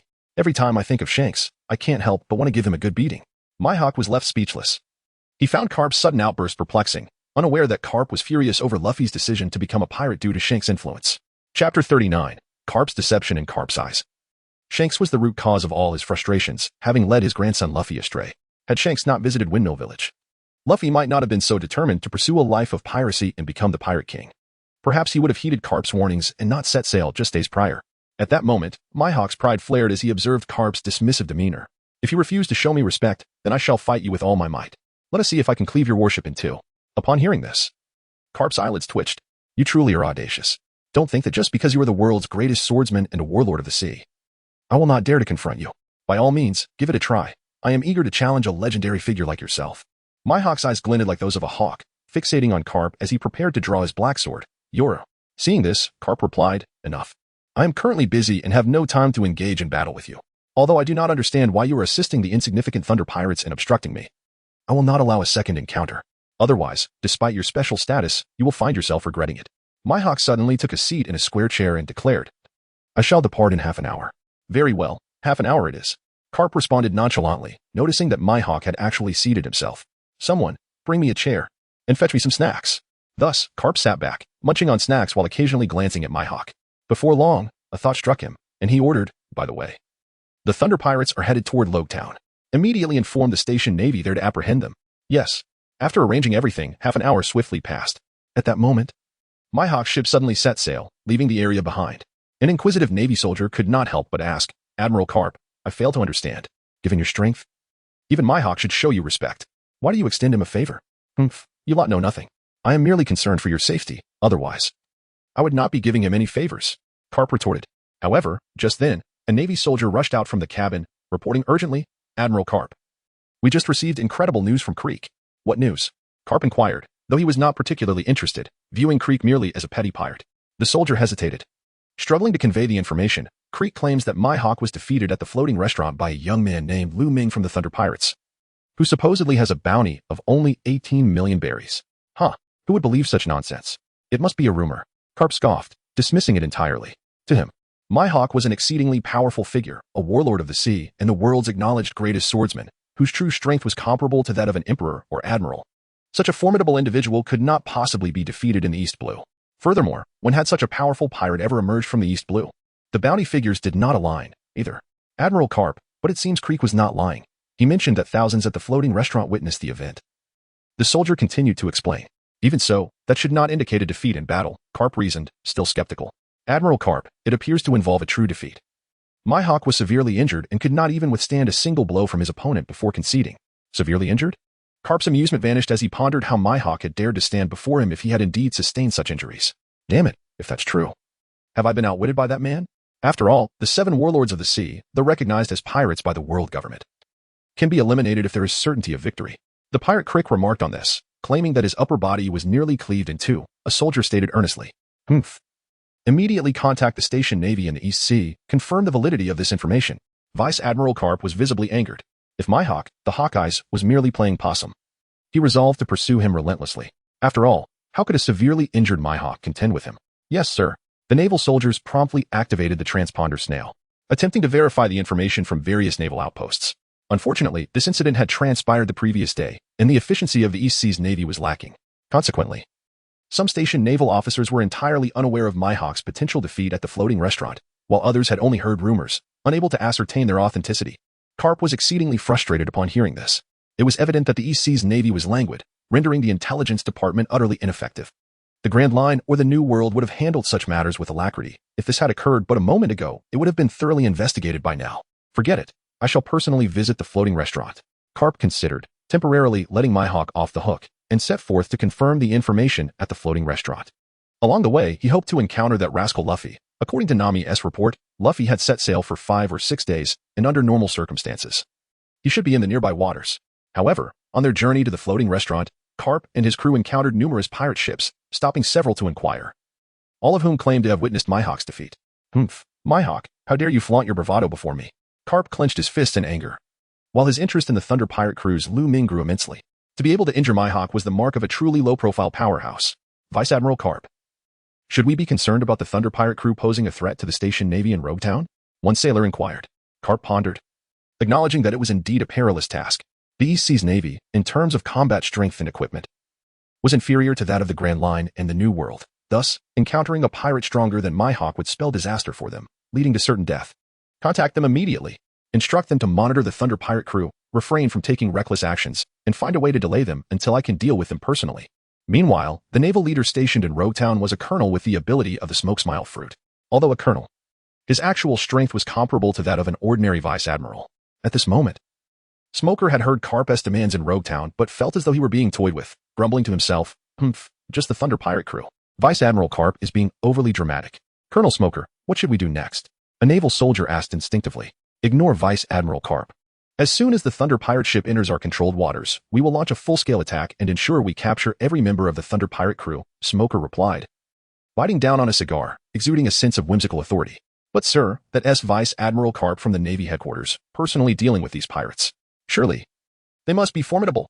A sailor hesitated, aware that if Karp was personally pursuing them, the adversaries would undoubtedly be strong. Nonsense. Our duty is to protect Rogue Town. We are the guardians of this town. Just follow my orders, and if Vice Admiral Karp has any grievances later, I, Smoker, will bear the brunt of it. Smoker declared arrogantly. Understood. The naval soldiers, unable to defy Smoker's command, immediately set to work. A day later, the Thunder Pirate crew approached the vicinity of Rogue Town. However, they did not immediately enter, gazing at Rogue Town from a distance. Lu Ming, are you certain there's an ambush ahead? Captain Red could not help but inquire, as he sensed calm waters ahead, with no sight of a naval vessel. Indeed, I am certain of an ambush ahead. But we only need to wait until nightfall to enter Rogue Town, which will help us avoid considerable trouble, Lu Ming instinctively replied. We will follow your lead. Captain Red and the others looked to Lu Ming as their strategist, feeling an increasing sense of threat along their journey. While exhilarating, it also brought considerable pressure. Night fell swiftly.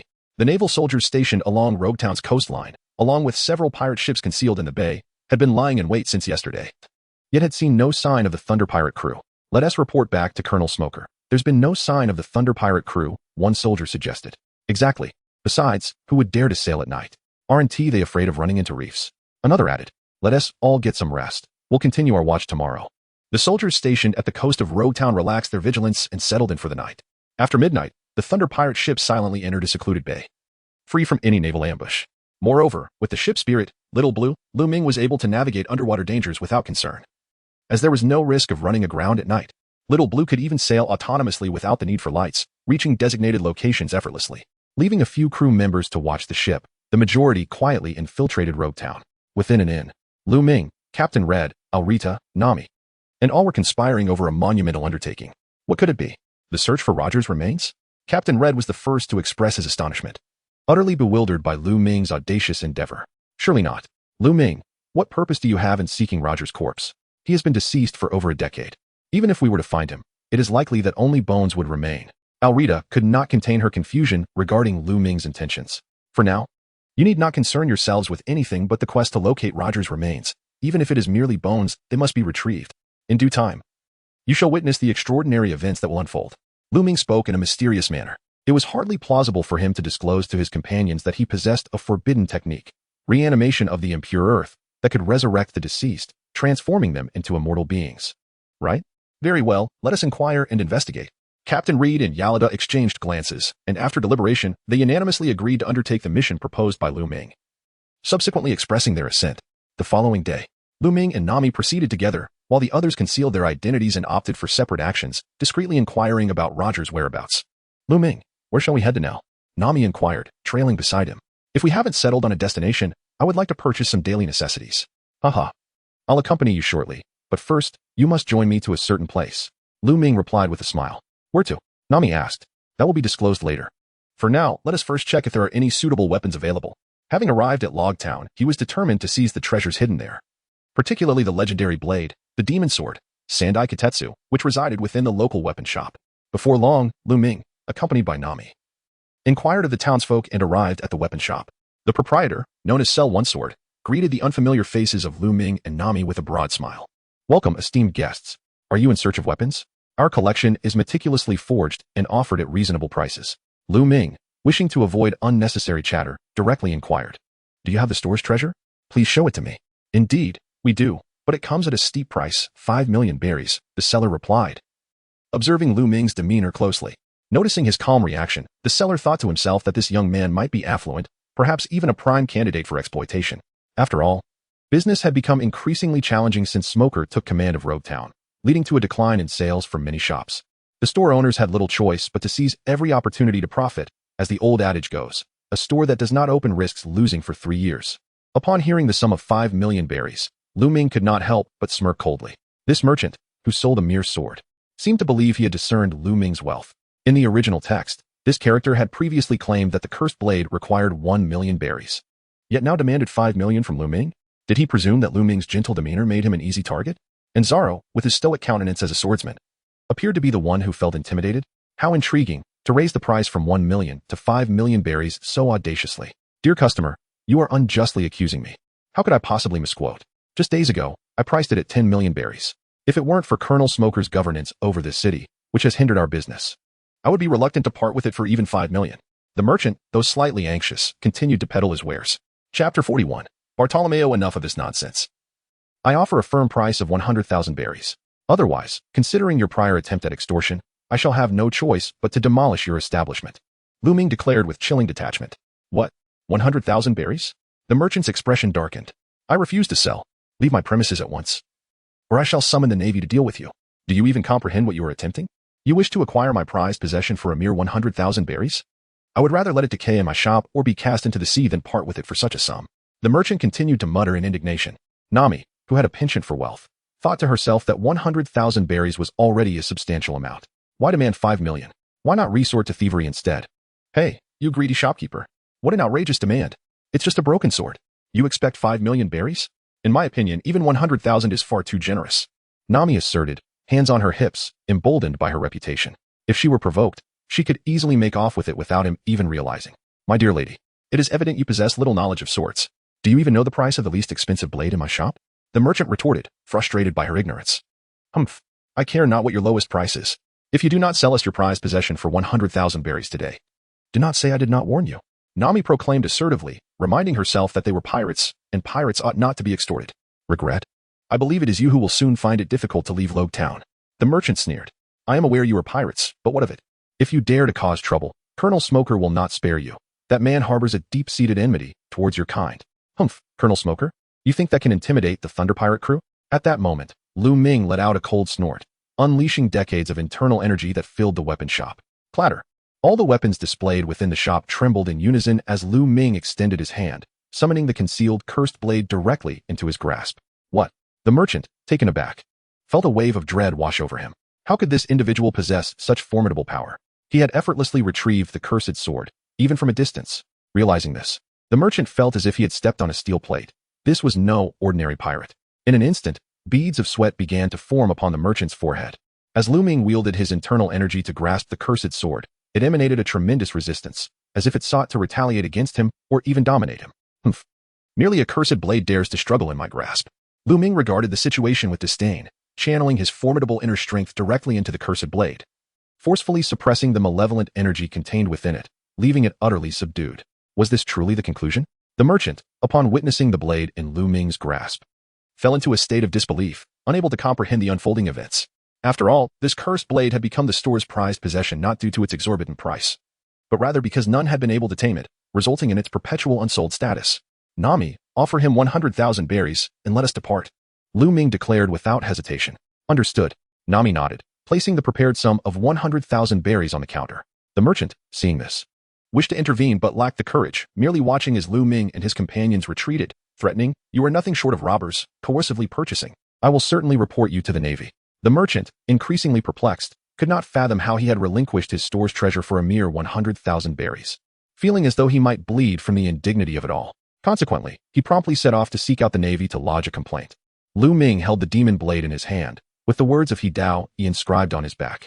Nami remarked, "Lu Ming, I fear that the proprietor will not let this matter rest easily and will likely disclose our whereabouts to the Navy." "Not to worry," Lu Ming replied calmly, "Smoker. That man of smoke poses no threat to us. For now, we must seek out an individual. If he is present, he will surely provide swift information regarding the location of Roger's remains." "Seek out an individual?" Nami inquired. "Indeed. I intend to extend an invitation for him to join us aboard the Thunder Pirate ship." Lu Ming smiled, for there was indeed a promising individual in Rogtown who, in 2 years, would emerge as one of the supernovas.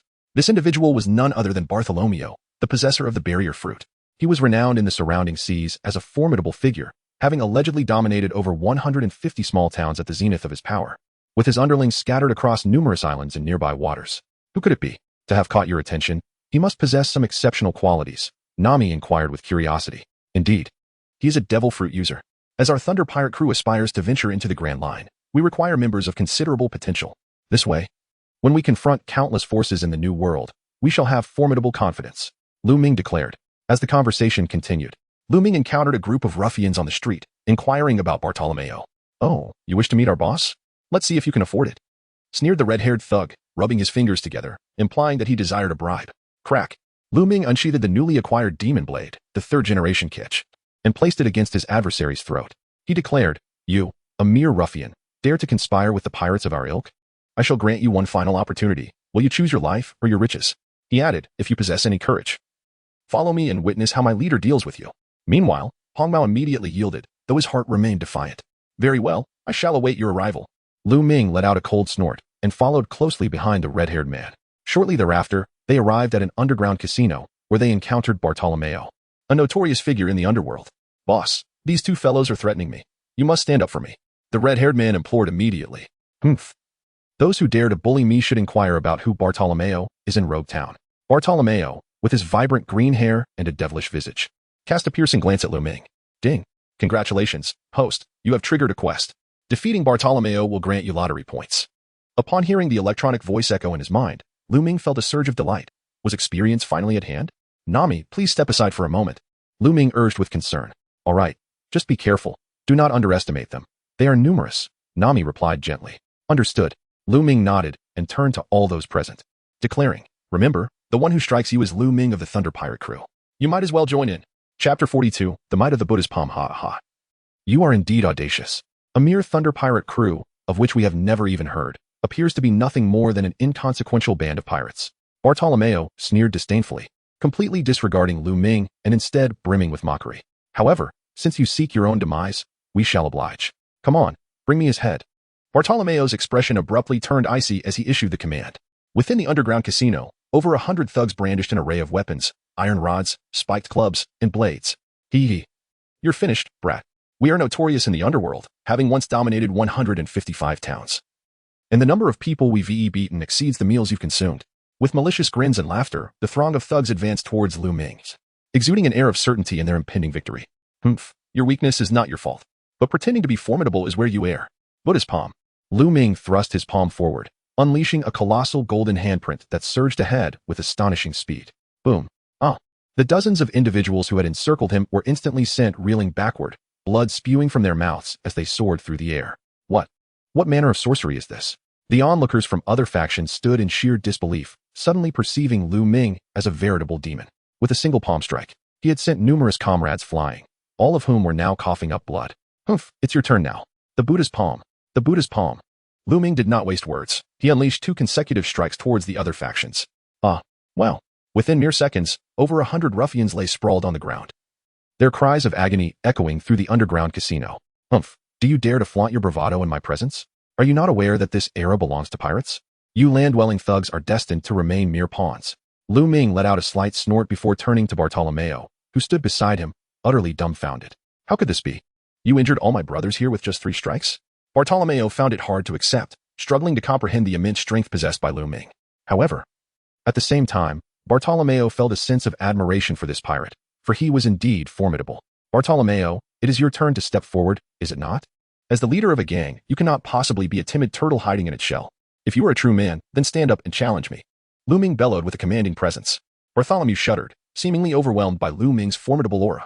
Alternatively, one might say that this man, who boldly identified himself as a member of the Thunder Pirate crew, had completely captivated Bartholomew, transforming into the formidable pirate he revered in his heart. Suddenly, with a thud, Bartholomew fell to his knees, pleading with tears glistening in his eyes. Senior Lu Ming, please allow me to join your pirate crew.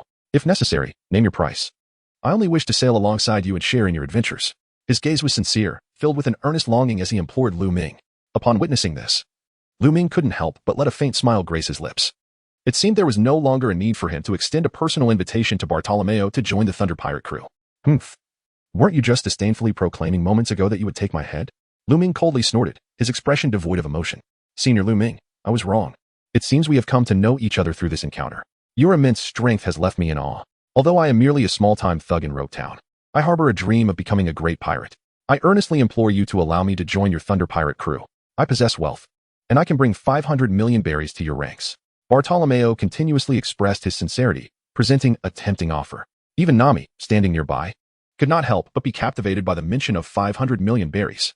500 million berries. Goodness, that is an astonishing sum. Coughing lightly, Nami remarked awkwardly. Lu Ming, we cannot accept him. After all, his offer is exceedingly generous. Thank you, sister. You're too kind. Bartolomeo, kneeling on the ground, was overwhelmed with gratitude upon hearing Nami's support, and he bowed his head repeatedly in reverence. Sister. Nami blushed at the term, casting a furtive glance at Lu Ming before instinctively adopting a proud demeanor. Humph, do not speak nonsense. Lu Ming and I are not yet married. Observing the exchange, Bartolomeo recognized this as his opportunity. If he could secure the support of Lu Ming's companion, his chances of joining the Thunder Pirate crew would increase significantly. Sister, Senior Lu Ming will surely marry you one day. The moment you entered, I could see how much he cares for you, always protecting you. Nami's mood lifted at this, and she began to regard Bartolomeo with growing approval. Lu Ming, perhaps we should allow him to join our Thunder Pirate crew. Did you not mention that we need more crew members? She instinctively suggested. Lu Ming smiled gently at Nami, saying, leave this matter to me. Nami nodded, unable to resist the charm of Lu Ming's smile. Each time she beheld his grin, she felt herself becoming docile, her heart racing like a startled fawn. Although they already lived together, that feeling lingered perpetually. Senior Lu Ming, I genuinely wish to join your Thunder Pirate crew. I assure you, I am unwavering in my loyalty. Bartolomeo recognized that the decision lay in Lu Ming's hands, prompting him to invest greater effort in winning Lu Ming's favor. Humph. Joining our Thunder Pirate crew is not entirely out of the question. However, we do not accept the inept. If you wish to prove your worth, come forth and battle me. Should you impress me, you may pass the test and become a valued member of the Thunder Pirate crew. Lu Ming let out a hum and spoke. Senior Lu Ming, I shall not disappoint you. I am a wielder of a devil fruit ability. Although I am currently quite feeble, I shall grow stronger with time. As Bartolomeo rose, his eyes brimmed with unwavering determination. Excellent. Your conviction is commendable. Should you manage to withstand 3 of my strikes, I shall have the pleasure of congratulating you. Lu Ming declared with utmost seriousness. Senior Lu Ming, it is a promise. Bartolomeo, filled with eagerness, recognized this as his singular opportunity. Despite the formidable might of Lu Ming's strikes, he had no alternative. Humph, you may choose to defend and counterattack. After Lu Ming finished speaking, he unleashed the Rulai Divine Palm, augmented by a decade's worth of internal energy. Bartolomeo, upon witnessing a colossal golden hand erupting from Lu Ming's palm, immediately dispelled any thoughts of underestimating the situation and dedicated himself entirely to defense. Protective barrier. In that moment, Bartolomeo formed a gesture, intertwining his middle and index fingers, and a transparent shield emerged before him, resembling a pane of glass upon closer inspection. Boom. The next instant, the Rulai Divine Palm collided with Bartolomeo's protective barrier, unleashing a tremendous shockwave. However, Bartolomeo gritted his teeth and held firm, suddenly realizing that if he exerted himself fully, he could indeed stand as a worthy opponent to Lu Ming. Should he manage to tap into his latent potential, it was not beyond the realm of possibility that he might inadvertently claim victory over the esteemed Lu Ming. Ha ha ha. Lu Ming, I have withstood your assault. What do you think? My strength is quite commendable, isn't it? Bartolomeo grinned widely, displaying his teeth, and his demeanor shifted to one of buoyancy, as if confidence had surged within him. Humph, your fruit ability is impressive, but I shall require further demonstration of your prowess. Otherwise, your current display is wholly insufficient to capture my interest. Lu Ming appeared to have set high expectations. No problem, Senior Lu Ming, be careful. I am about to counterattack. Bartolomeo declared with newfound confidence, swiftly transitioning from defense to an aggressive assault. Assault the barrier. With that, Bartolomeo unleashed a powerful right fist, using the protective shield before him as a conduit for his attack, hurtling toward Lu Ming. Seeing this, Lu Ming remained calm and composed, a serene expression gracing his features as he said lightly, I have only exerted 10% of my strength thus far. Now, let me unleash 30% and see how formidable your protective barrier truly is. What? You only used 10% in your previous attack? Bartolomeo was instantly taken aback, feeling as though a thunderbolt had struck him. What a jest! How could he have been so proud when Lu Ming had only deployed a fraction of his power? Frustration welled up within him, realizing he had embarrassed himself before the esteemed Lu Ming once again. Boom. Following this, Lu Ming summoned 30 years of internal energy, launching a devastating palm strike. Crash. The colossal golden hand collided with Bartolomeo's protective barrier, shattering it like fragile bulletproof glass, leaving nothing in its wake. Bartolomeo was left utterly dumbfounded. His own defenses had proven so feeble? Truly, Lu Ming was as impressive as he had initially admired. His prowess was undeniable. Lu Ming, I am in awe of you. Please grant me another chance. Bartolomeo exclaimed, adopting the demeanor of an ardent admirer. However, from Lu Ming's perspective, he was relieved that this fellow was not a masochist. Otherwise, such behavior would have been reminiscent of a legendary pervert, a thought that was quite unsettling. Another chance? Do I not have another palm strike at my disposal? Lu Ming instinctively remarked. Upon hearing this, Bartolomeo's heart surged with joy. Wonderful. Does this mean my previous attack has garnered your approval, Lu Ming? Humph. Do not revel too soon. I merely utilized 30% of my strength. However, now I shall employ 50%. If you manage to withstand it, you will become a member of our Thunder Pirate crew, and a cadre at that. At this moment, Lu Ming's expression turned serious as he began to channel 50 years of internal energy for his explosive strike, slowly raising his hand, ready to unleash an even more terrifying palm. Bartolomeo, sensing the gravity of the situation, felt a rush of nervousness, but more so, excitement. If he could withstand this palm strike, he would be able to ally himself with the revered Lu Ming. It was a thrilling prospect, and he resolved to give it his all. 3 layers, protective barrier. Bartolomeo once again formed the gesture with his middle and index fingers interlaced, and layers of protective barriers began to coalesce, ultimately reaching a formidable 3 layers. Yet, by this point, Bartolomeo was gasping for breath, drenched in sweat. It seemed that manifesting a 3-layered protective barrier had pushed him to his utmost limits. Buddha's palm. Upon witnessing this, Lu Ming immediately channeled 50% of his inner strength and unleashed the Buddha's palm. Boom. The colossal golden hand towered above 2 men, obliterating everything in its path with an overwhelming gust of force. Even the intricately laid floor was uprooted in that moment. Gulp. Bartolomeo, witnessing the spectacle, could not suppress a gulp of cold water, his heart sinking into uncertainty. Nevertheless, once Bartolomeo made a decision, he would not easily relent. Come on, Senior Lu Ming. I will undoubtedly become a member of your Thunder Pirate crew. Boom. In the next instant, the immense golden hand shattered Bartolomeo's 3 layers of protective barriers in an instant. Bartolomeo let out a wretched scream as he was sent flying backward, crashing violently against a wall several meters away. Wow. Bartolomeo felt as if he had been struck by a mountain, utterly powerless against such force, unable even to struggle, and the intense pain rendered him incapable of normal breathing. Within mere seconds, he succumbed to unconsciousness. Boss Bartolomeo. The trembling lackeys on either side screamed in terror, with some mustering the courage to rush forward to check on their leader's condition. Our boss is still breathing. He is alive. Wonderful.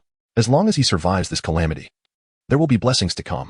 The group of ruffians appeared quite loyal, gathering around Bartolomeo. At that moment, Lu Ming approached. The ruffians, their faces drained of color, shielded Bartolomeo and pleaded, please, don't kill our boss. We beg you. We apologize. We can offer you money. Just spare our boss's life, and we will do anything you ask. Seeing their unwavering loyalty toward Bartolomeo was quite commendable. You are commendable. You, and a few others. Are you willing to join our Thunder Pirate crew? Lu Ming smiled with satisfaction. After all, Bartolomeo was still alive, which naturally meant he had passed his rigorous test. Surviving this ordeal confirmed his place as an officer in the Thunder Pirates. Join the Thunder Pirates? What about our captain? A young ruffian asked instinctively. Since Bartolomeo is alive, he is undoubtedly one of us in the Thunder Pirates, came the reply. That's excellent. We can continue to follow our captain. We are eager to join the Thunder Pirates. At that moment, Nami approached, her eyes sparkling with excitement. Now that we are all part of the Thunder Pirates, shouldn't we prepare the 500 million berries that this guy mentioned? We'll get right on it. Several young ruffians rose to head to the inner chamber to gather the 500 million berries promised by their captain. Seeing this, Nami felt an immense joy. She was about to become extraordinarily wealthy. 500 million berries could buy her countless beautiful outfits. Oh, and I must remember to buy a few sets for Lu Ming and the rest of our crew as well, Nami thought to herself, reveling in her delightful daydreams. Lu Ming was filled with even greater joy as the electronic voice of the system echoed in his mind. Ding! Congratulations, host, for defeating Bartolomeo and earning 3,000 lottery points. Chapter 44. The Corpse of Roger. At this moment, Lu Ming could not help but feel elated, truly. It was splendid to have accrued another 3,000 lottery points. Coupled with the remaining 1,000 points, he now possessed a total of 4,000. However, he resolved to wait until he reached 5,000 points before indulging in the lottery. After all, 5,000 points would grant him the opportunity for a quintuple draw, which would also yield an additional lottery attempt as a bonus. Presently, Lu Ming did not find himself in urgent need of acquiring more techniques or skills. Rather, his desire lay in obtaining proficiency. With proficiency, he could elevate the skills and techniques he currently possessed, thereby enhancing his strength to a new echelon. Yet, he still required an additional 1,000 points to reach the coveted 5,000, regrettably without any active tasks to trigger. Nonetheless, Lu Ming was not concerned about the absence of tasks. Once Bartolomeo regained consciousness, he could enlist his assistance in locating Roger's remains in Rogue Town, after which he could proactively seek out the enigmatic smoker. Surely, there would be tasks to uncover in this endeavor. Shortly thereafter, 500 million berries filled 3 wooden chests, their golden sheen captivating Nami, who instinctively shielded the treasure. Bartolomeo stirred from his stupor, coughing, "Am I dead, or am I still alive?" "Boss, you are still alive," came the response. "Moreover, you are now an officer of the Thunder Pirate crew, as we have joined the Thunder Pirate crew as well." A young ruffian had just spoken when Bartolomeo spat out a mouthful of blood. "Boss, are you all right?" The young ruffian inquired with great concern. "What do you mean all right? I endured countless beatings to pass the trial and join the Thunder Pirate crew, and yet you all did nothing and simply joined as well. This is truly infuriating." Bartolomeo lamented, feeling the weight of injustice upon him. "Hey, boss, we are still following you, aren't we?" The young ruffian reassured him. "Cough, Bartolomeo. You are now an officer of our Thunder Pirate crew. From now on, give it your all, understood?" Lu Ming instinctively cleared his throat, and upon garnering attention, spoke earnestly. "Brothers, assist me in rising." Bartolomeo immediately responded, standing before Lu Ming with due respect, bowing deeply. "I am grateful for your guidance, Senior Lu Ming. You may call me Vice Captain." "Indeed, Vice Captain." Bartolomeo promptly amended his address. "Excellent. I have a task for you, and I trust that your adeptness in both the underworld and the legitimate spheres in Rogue Town will yield unexpected results," Lu Ming proclaimed. "Hey, Vice Captain, what is this task?" "I assure you, I shall execute it flawlessly," Bartolomeo exclaimed, his expression one of astonished delight at the swift elevation in responsibility. "Have your men locate the remains of Roger. Even if only the bones remain, I want them unearthed. We shall reconvene at the western dock," Lu Ming instructed. "The remains of the Pirate King, Roger?" Bartolomeo pondered in surprise, entirely unaware of Lu Ming's intentions for Roger's remains. "Are you not informed?" Lu Ming frowned. "Vice Captain, this is something I possess knowledge of. For even many locals are oblivious to the resting place of Roger. The Navy secretly interred Roger's remains years ago, seemingly wishing to preserve his tranquility from disturbance. However, to my knowledge, only Roger's head was buried in Rogue Town. The rest of his body was clandestinely transported away by the Navy headquarters," Bartolomeo confidently asserted, revealing that this was not mere hearsay. "Excellent. I find myself increasingly impressed by you. Now, go forth and unearth Roger's head." Lu Ming patted Bartolomeo, reflecting that success had come effortlessly. With Roger's skull in hand, under the forbidden technique of Edo Tensei, he could be resurrected. Although his strength would not match that of his living days, a formidable 70 to 80% of his prowess would undoubtedly manifest. "Indeed, first mate. I shall make arrangements for the remaining brethren and promptly attend to this matter." Bartolomeo, a man deeply loyal to his comrades, resolved to ensure the well-being of the rest of his crew before departing from Rogue Town. "Just trust your instincts." After Lu Ming finished speaking, he took Nami away from the underground casino. Nami, somewhat reluctant to part with the chests of gold and silver treasures, hurriedly reminded him, crow-headed, "Do not forget to take those chests of berries. If even a single berry is missing, I shall hold you accountable. Rest assured, sister-in-law. There will be no shortage of 500 million berries," Bartolomeo assured her. Upon exiting the underground casino, Nami inquired, "Lu Ming, can we go shopping now? I wish to purchase some essential items for girls." In the end, Nami couldn't help but blush slightly. Lu Ming chuckled softly, contemplating the importance of a girl's daily necessities. "Very well, I shall accompany you." Meanwhile, at the weapon shop, the proprietor reported a robbery by the Thunder Pirates to the Navy. Upon hearing the name, the Navy in Rogue Town was taken aback. When had the Thunder Pirates evaded their ambush near the port and stealthily entered the town, they promptly informed Colonel Smoker. This incompetent bunch can't even manage an ambush. Smoker seethed with rage, having orchestrated a 2-day stakeout at all the ports in Lobetown, only to have the Thunder Pirates slip through undetected.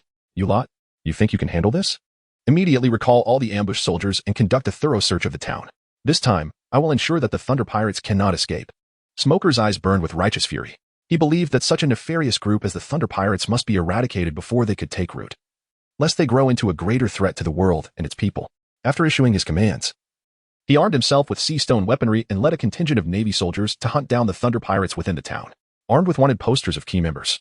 They quickly sought information from the townsfolk to pinpoint their targets. Soon, they located Captain Red, Eureka, and others from the Thunder Pirates.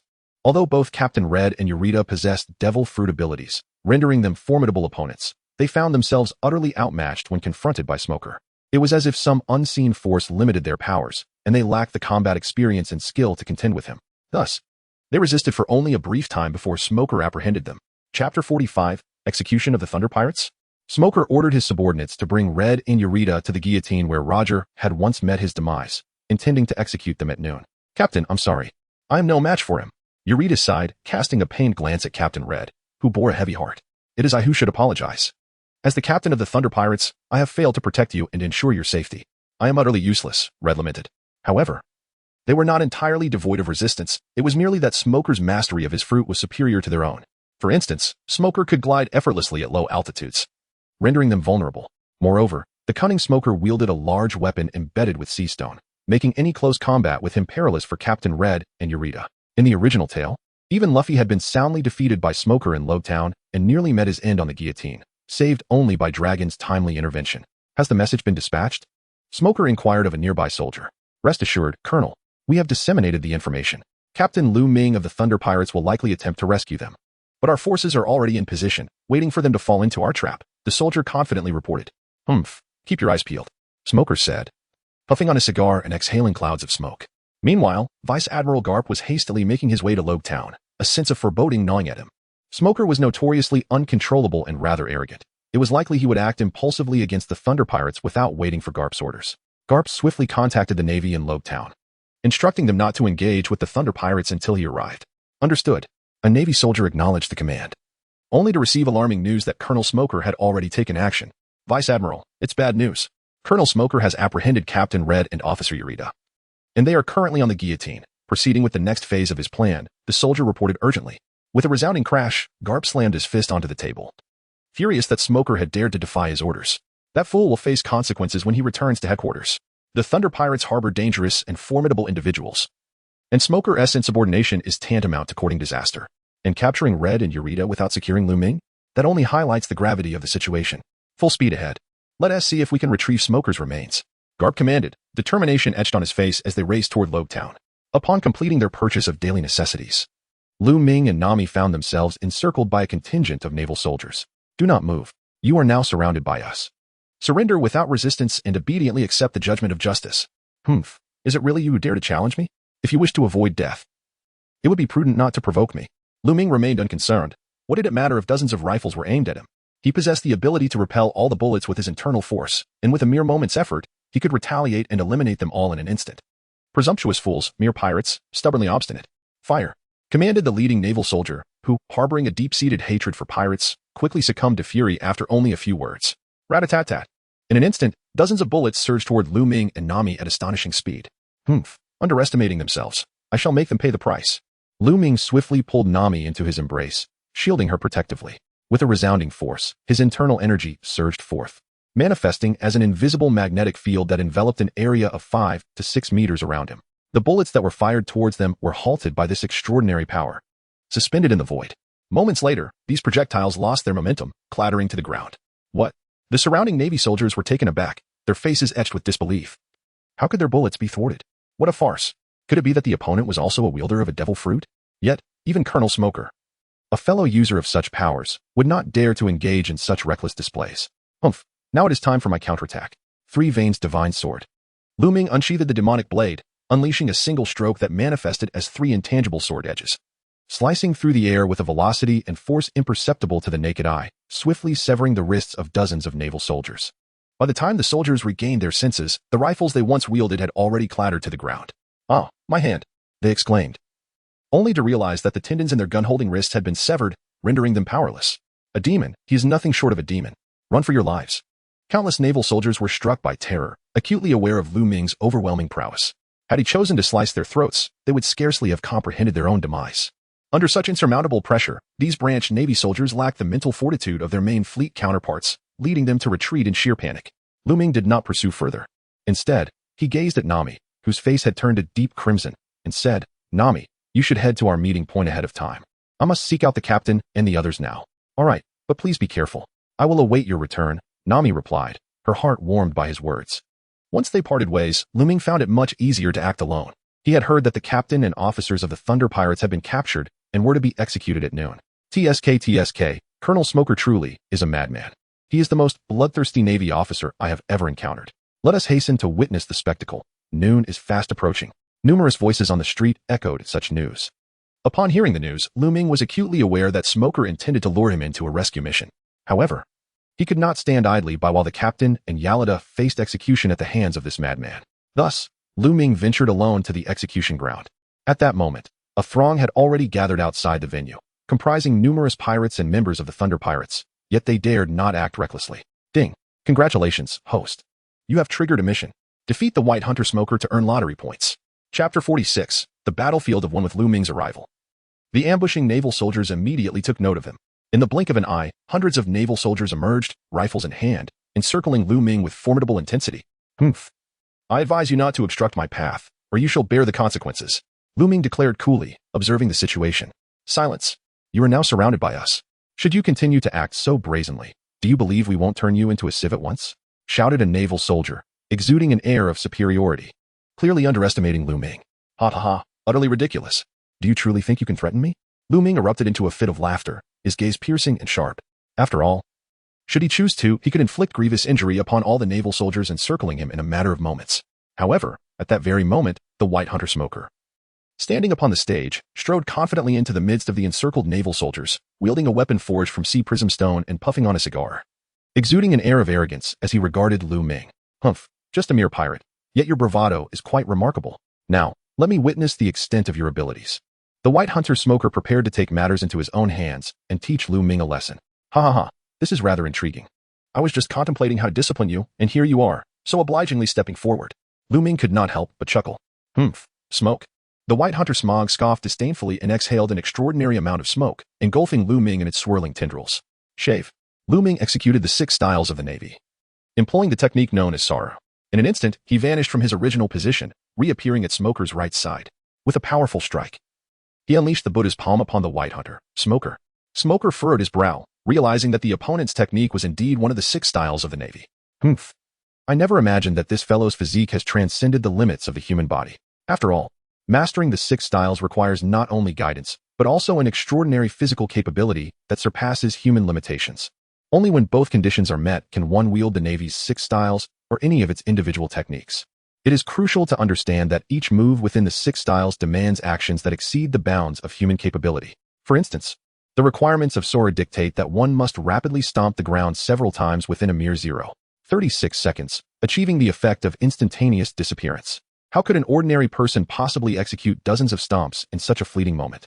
"Humph, you are courting death." Consequently, Smoker's anger intensified. How dare a mere pirate attempt to pilfer the techniques of the Navy? Such an affront was utterly unforgivable. Without hesitation, Smoker employed Iron Body, a technique from the 6 styles that fortifies the body, rendering it as resilient as iron and providing formidable defense. With his body reinforced, he then struck with a powerful punch, his fist enveloped in a swirling white mist. "Ha, you are truly overestimating yourself." Upon witnessing this, Lu Ming could not help but sneer. Did Smoker truly believe that his punch was merely an ordinary strike? This blow harnessed 50 years of internal energy, far beyond what the White Hunter Smoker could withstand head-on. Boom. In a moment of dire urgency, a colossal golden hand materialized from Lu Ming's palm, crashing down upon Smoker with tremendous force. What? In that instant of unexpected assault, Smoker felt an unprecedented danger. Yet there was no time to resist as he was sent flying, landing in a most pitiable state several meters away. Wow. The White Hunter Smoker struggled to rise, kneeling on one knee, feeling an insidious force rampaging through his organs. Unable to contain himself, he spat out a mouthful of blood, feeling slightly relieved thereafter. The surrounding pirates, Navy personnel, and citizens of Rogue Town were rendered speechless at the sight. They could hardly believe that such a formidable naval colonel could be reduced to spitting blood from a mere counterattack. However, the soldiers quickly regained their composure. Upon witnessing their colonel's misfortune, they immediately raised their rifles, aiming directly at Lu Ming. "Don't move, or we will open fire," they threatened. "Humph, fire away. Let us see you try," Lu Ming bellowed, his voice resonating with an overwhelming presence that intimidated all present. The naval soldiers, feeling severely provoked, were reluctant to appear cowardly in front of so many witnesses. "Fire," one of the naval soldiers commanded, and in unison, hundreds of bullets rained down upon Lu Ming. Lu Ming, filled with disdain, activated the Jiuyang divine skill. Instantly, a century's worth of internal energy surged forth, enveloping a 3-meter radius around him. Remarkably, the hundreds of bullets shot towards him were all intercepted with ease. What? The naval soldiers were taken aback, astonished that the opponent could effortlessly deflect their fired bullets. Was this person a monster? Or perhaps, akin to Colonel Smoker, a legendary user of a devil fruit? "Continue firing," commanded one of the soldiers, refusing to yield to superstition. As a series of orders led to thousands of bullets being unleashed in rapid succession, Lu Ming remained utterly disdainful, his profound internal energy still radiating outward, fiercely repelling several waves of the Navy's artillery assaults. "You all halt for a moment. I, the colonel, shall personally escort him to prison." At that moment, the White Hunter Smoker stepped forward, weapon in hand, its forefront embedded with sea prism stone. In Smoker's view, Lu Ming must possess the powers of a devil fruit. Otherwise, his bizarre and formidable strength could not be rationally explained. Thus, Smoker charged at Lu Ming, weapon raised, proclaiming, "Lu Ming, you have successfully provoked my ire. I shall see what you can muster next to defy and challenge me." "Humph, merely a weapon adorned with sea prism stone. Do not presume that this can intimidate me." With a cold snort, Lu Ming seized Smoker's weapon, the jutty, and unleashed a torrent of inner strength. Crack! In no time, countless fissures appeared on Smoker's weapon. What? The onlookers gasped in astonishment, utterly unprepared for the revelation that Lu Ming was far more formidable than they had anticipated, effortlessly dismantling Smoker's weapon with his bare hands. How extraordinarily powerful! However, Smoker swiftly harnessed the power of his devil fruit, White Fist. He transformed his fist into smoke, launching it towards Lu Ming with a forceful strike. Chapter 47. Smoker's Severed Arm. A Divine Sword. With a mere flick of his finger, Lu Ming unleashed an invisible force that effortlessly dismantled Smoker's assault in midair. What? The White Hunter Smoker was taken aback once again. It seemed that his opponent had merely gestured with a finger, yet could wield such an enigmatic power. "What kind of devil fruit user are you?" Smoker inquired, suppressing his frustration. "A devil fruit user? Huh. Why should I divulge that information to you? Aren't you intent on ending my life? If you possess the capability, then discover it for yourself." Lu Ming scoffed coldly, harboring a distinct aversion to the mad dog demeanor of Smoker, the White Hunter of the Navy. Although Smoker possessed a modicum of justice, he exhibited an indiscriminate approach when confronting pirates, treating them all as villains without discernment, which often led to violent altercations. It is worth noting that the members of the Thunder Pirates had not committed any heinous acts since their impressive ascent. The elimination of Captain Mouse was well-deserved retribution, serving to purge the Navy of its corrupt elements. Instead of gratitude, they were met with bounties on their heads, a gross injustice. True naval justice should not be blind, but rather grounded in the ability to discern right from wrong. At that moment, the White Hunter gritted his teeth, resolved to uncover the peculiar abilities of his opponent. He was determined to ascertain the nature of Lu Ming's devil fruit powers, believing that once he understood them, he would find a way to deal with this insufferable pirate. Taking a deep breath, Smoker steeled himself for the battle, despite his injuries. "Humph, this is your own doing," he declared, releasing a fierce snort as half of his form transformed into smoke, enveloping him in a vast cloud of white vapor. The smoke billowed forth like an ever-expanding mass of cotton candy or a cumulus cloud, swiftly advancing to envelop Lu Ming. "White mist," Smoker exclaimed. "Do you intend to ensnare me within your smoke?" It is no surprise that as a user of a Logia-type devil fruit, your mastery of its power surpasses that of Captain and Eureka. Otherwise, how could they have been defeated by someone of your ilk? Lu Ming spoke with an air of indifference, entirely dismissing Smoker's assault. However, as the dense cloud of smoke approached, he sprang into action, swiftly drawing the enchanted blade, Sandai Katetsu, from his left hand. Channeling his inner strength, he unleashed a single, powerful slash. Boom. The blade's radiance flickered, instantly cleaving the encroaching smoke in two, with the luminous arc even striking Smoker himself. "Ah!" Smoker cried out in anguish. "You dare sever my hand?" Panic ensued among the surrounding navy as they realized the peril their commander faced. One of Smoker's arms had gruesomely fallen to the ground, shattering their calm demeanor. Tat-tat-tat. In an instant, hundreds of bullets were unleashed towards Lu Ming. Humph, is this never-ending? Boom. In that moment, Lu Ming unleashed a tremendous surge of energy, channeling a century's worth of internal strength. As he released this power, everything within a radius of several hundred meters was as if struck by a colossal tempest. Even the clouds above shifted dramatically. Under the overwhelming force of Lu Ming's profound inner strength, the surrounding Navy personnel and onlookers appeared to be violently thrust away, as if caught in an unseen assault. Among them, Smoker could hardly maintain his footing and was forced to lie on the ground, desperately gripping the earth to avoid being sent flying. At this moment, Lu Ming approached Smoker with a cold smile, then stepped firmly upon him.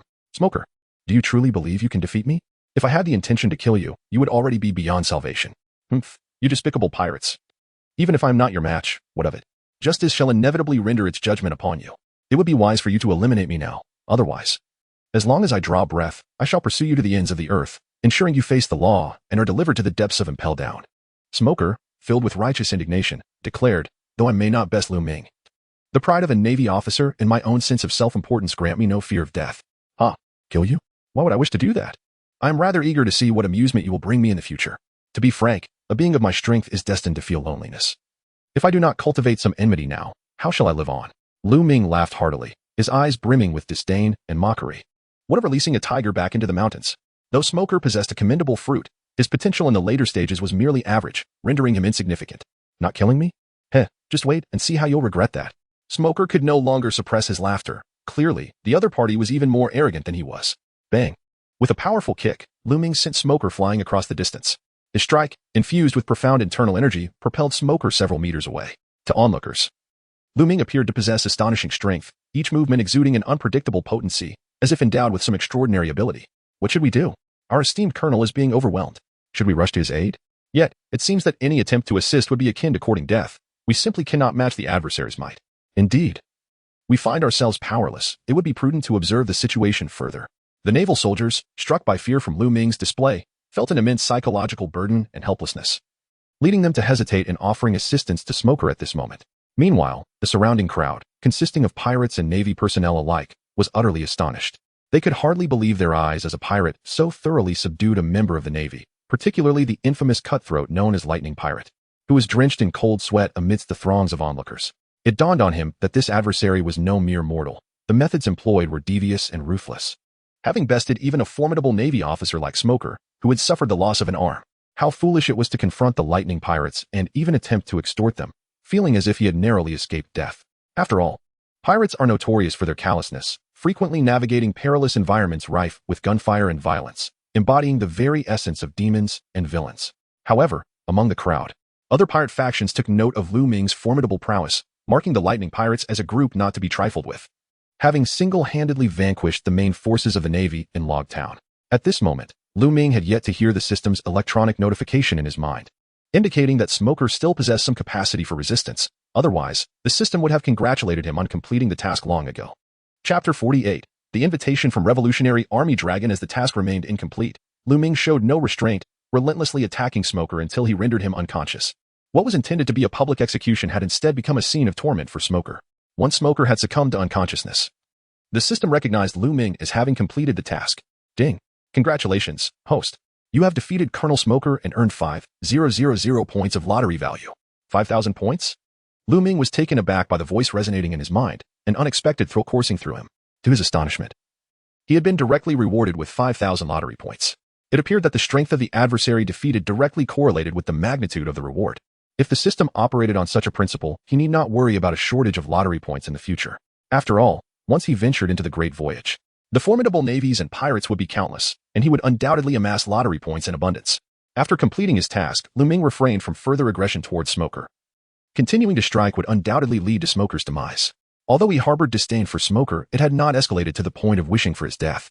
He decided it would be prudent to keep Smoker alive for future practice, as he would serve as an excellent source of experience for both himself and the crew of the Thunder Pirate Brigade. Subsequently, Lu Ming ascended the execution platform, rescuing Captain Red, Alabasta, and several other pirates, including Away. Lu Ming, you've once again been a tremendous help. Upon returning, I will diligently work on developing my devil fruit abilities. Alabasta expressed, a hint of embarrassment in her voice. I too shall strive to enhance my devil fruit powers. If we can unlock more abilities, we will no longer be easily subdued by Smoker, a user of such powers. Rest assured, Lu Ming reassured them. As long as you refuse to accept defeat, you will undoubtedly grow stronger. The development of your devil fruit capabilities is boundless, with imagination and determination. You can unlock an array of related abilities. Lu Ming consoled, understanding that Captain Red and Alabasta, both wielders of devil fruit powers, had undoubtedly gained considerable experience from their battle against Smoker, another devil fruit user, despite their defeat. In light of this, let us depart swiftly from this place. Captain Red nodded in agreement. Just then, a thunderclap echoed through the sky, plunging the entire expanse into darkness, as if concealing a tremendous peril or a terrifying entity within its depths. Lu Ming could not help but gaze upward. Could it be that the dragon has appeared? In the original narrative, when Luffy was in Logtown, the dragon concealed himself there and saved Luffy, perhaps not with the intention of protecting him, but rather by chance encountering him in Logtown and thus aiding him. After all, how could someone as busy as the leader of the Revolutionary Army possibly escort Luffy throughout his journey? Lu Ming, what is the matter with you? Yelida could not restrain herself from inquiring.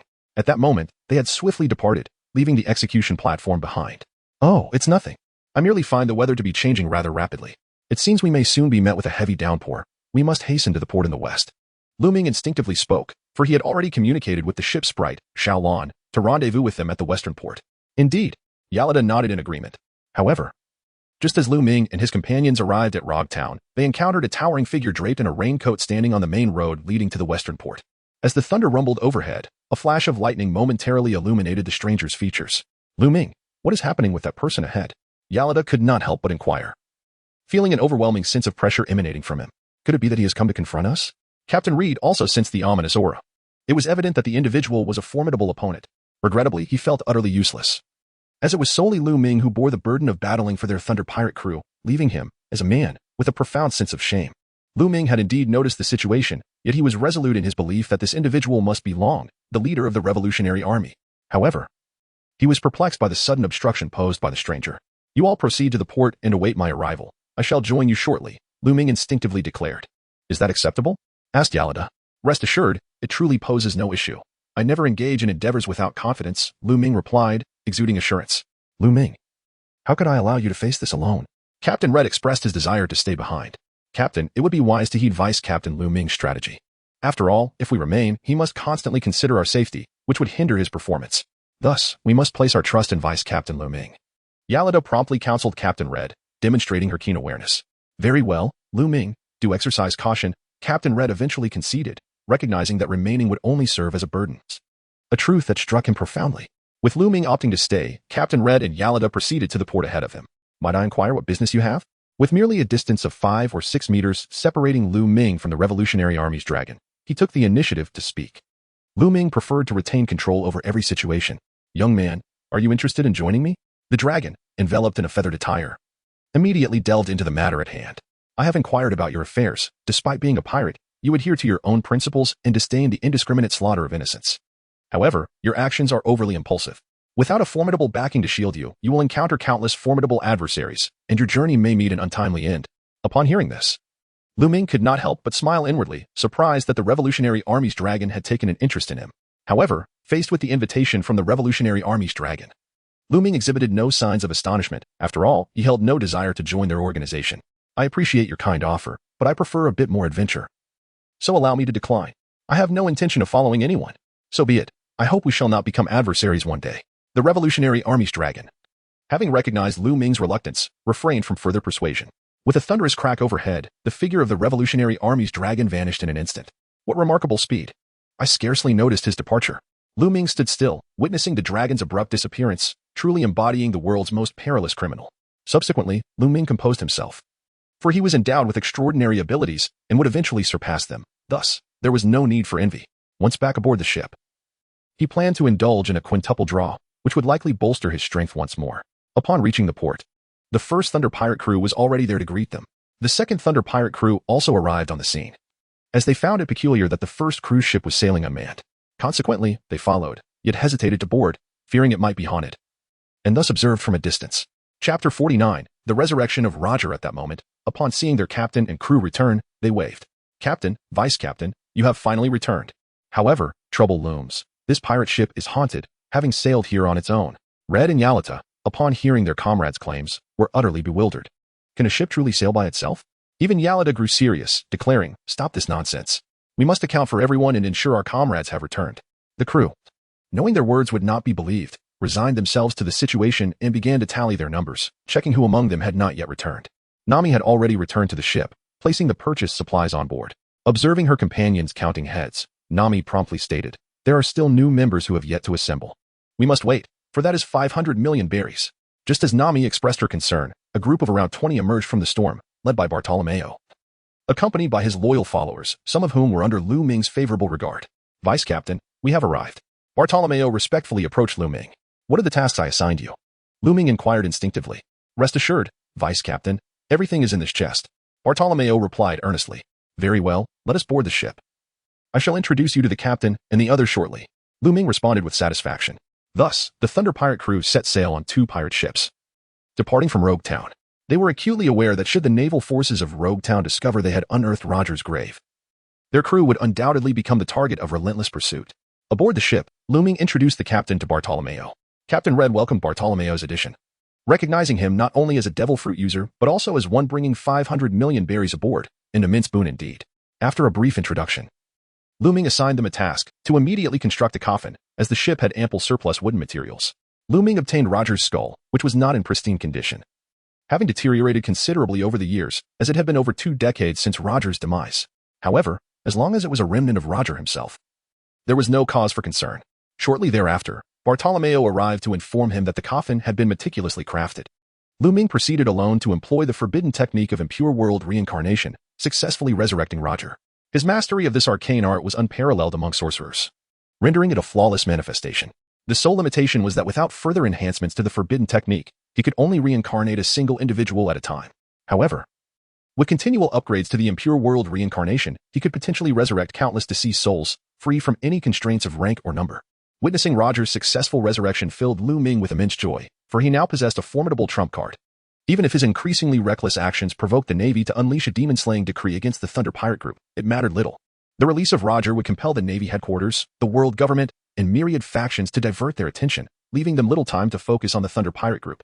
For the moment, however, Lu Ming opted to keep Roger concealed within a coffin, forbidding anyone from entering the cabin. This cabin, conveniently located adjacent to his own quarters, alleviated his concerns about disobedience and unauthorized intrusions. Having accomplished all of this, he felt a sense of satisfaction. Lu Ming returned to his cabin. Nami blushed and said, Lu Ming, I have prepared a bath for you. Would you like to wash up? You were drenched in the rain earlier. Thank you, Nami. I shall go at once. He replied. Splendid. I will await your return, and I have also prepared fresh clothing for you. Nami smiled contentedly. Yes, please wait for me. Lu Ming nodded, gently caressing Nami's cheek. It could be said that she had been thoroughly trained to be exceedingly docile.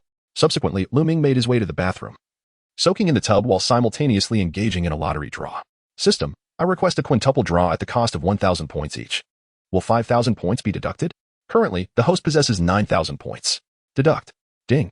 The draw was successful. Congratulations, host. You have acquired 100,000 proficiency points. Congratulations. Host, you have acquired 200,000 proficiency points. Congratulations, host. You have acquired 500,000 proficiency points. Congratulations, host. You have obtained the technique, Great Might Celestial Dragon. With the completion of the quintuple draw, Lu Ming received a total of 1 million proficiency points. The reward for the technique was obtained as a bonus from the quintuple draw.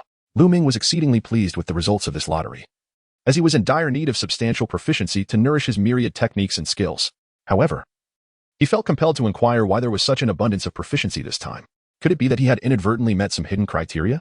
System, how did I end up with so much proficiency? He asked. Host, the lottery pool is capable of discerning the host's inner desires and determining what you truly seek, thereby maximizing the likelihood of fulfilling your wishes. Ah, so that is how it works. Lu Ming suddenly realized that it was akin to a wish fulfillment lottery pool.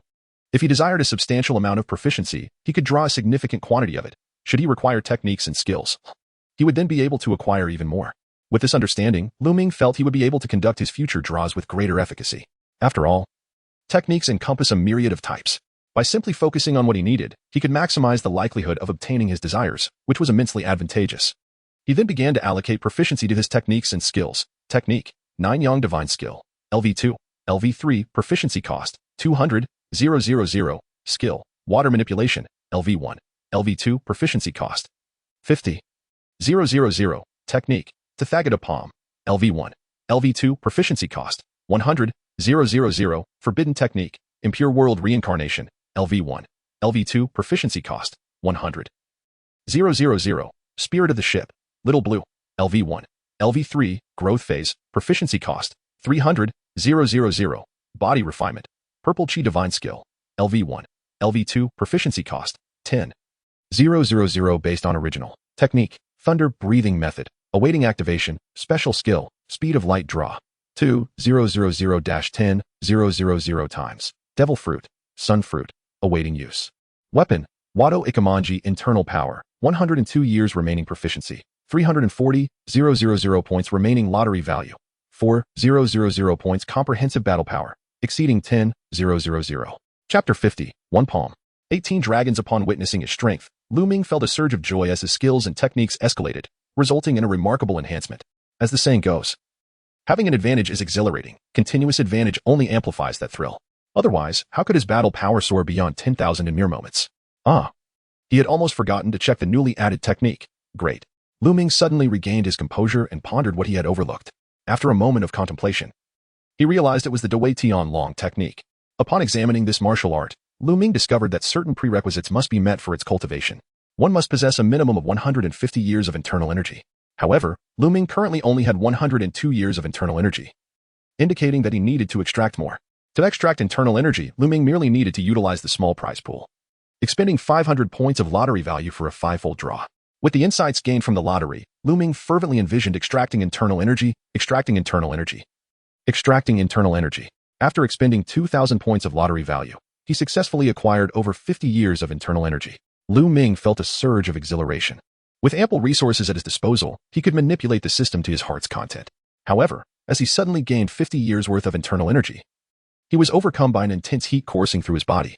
This was not merely a superficial warmth, but an inner conflagration, as if his very essence were being consumed from within.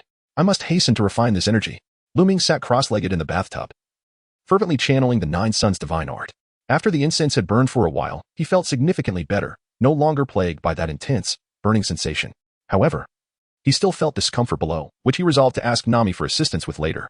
Unlike his initial experience, Lu Ming's body did not suffer from the sudden surge of internal energy this time. After all, the Purple Chi divine art had advanced to level 2, strengthening his physique during the upgrade. Additionally, the Nine Suns' divine art contained a section dedicated to body refinement, allowing him to cultivate a diamond-like physique.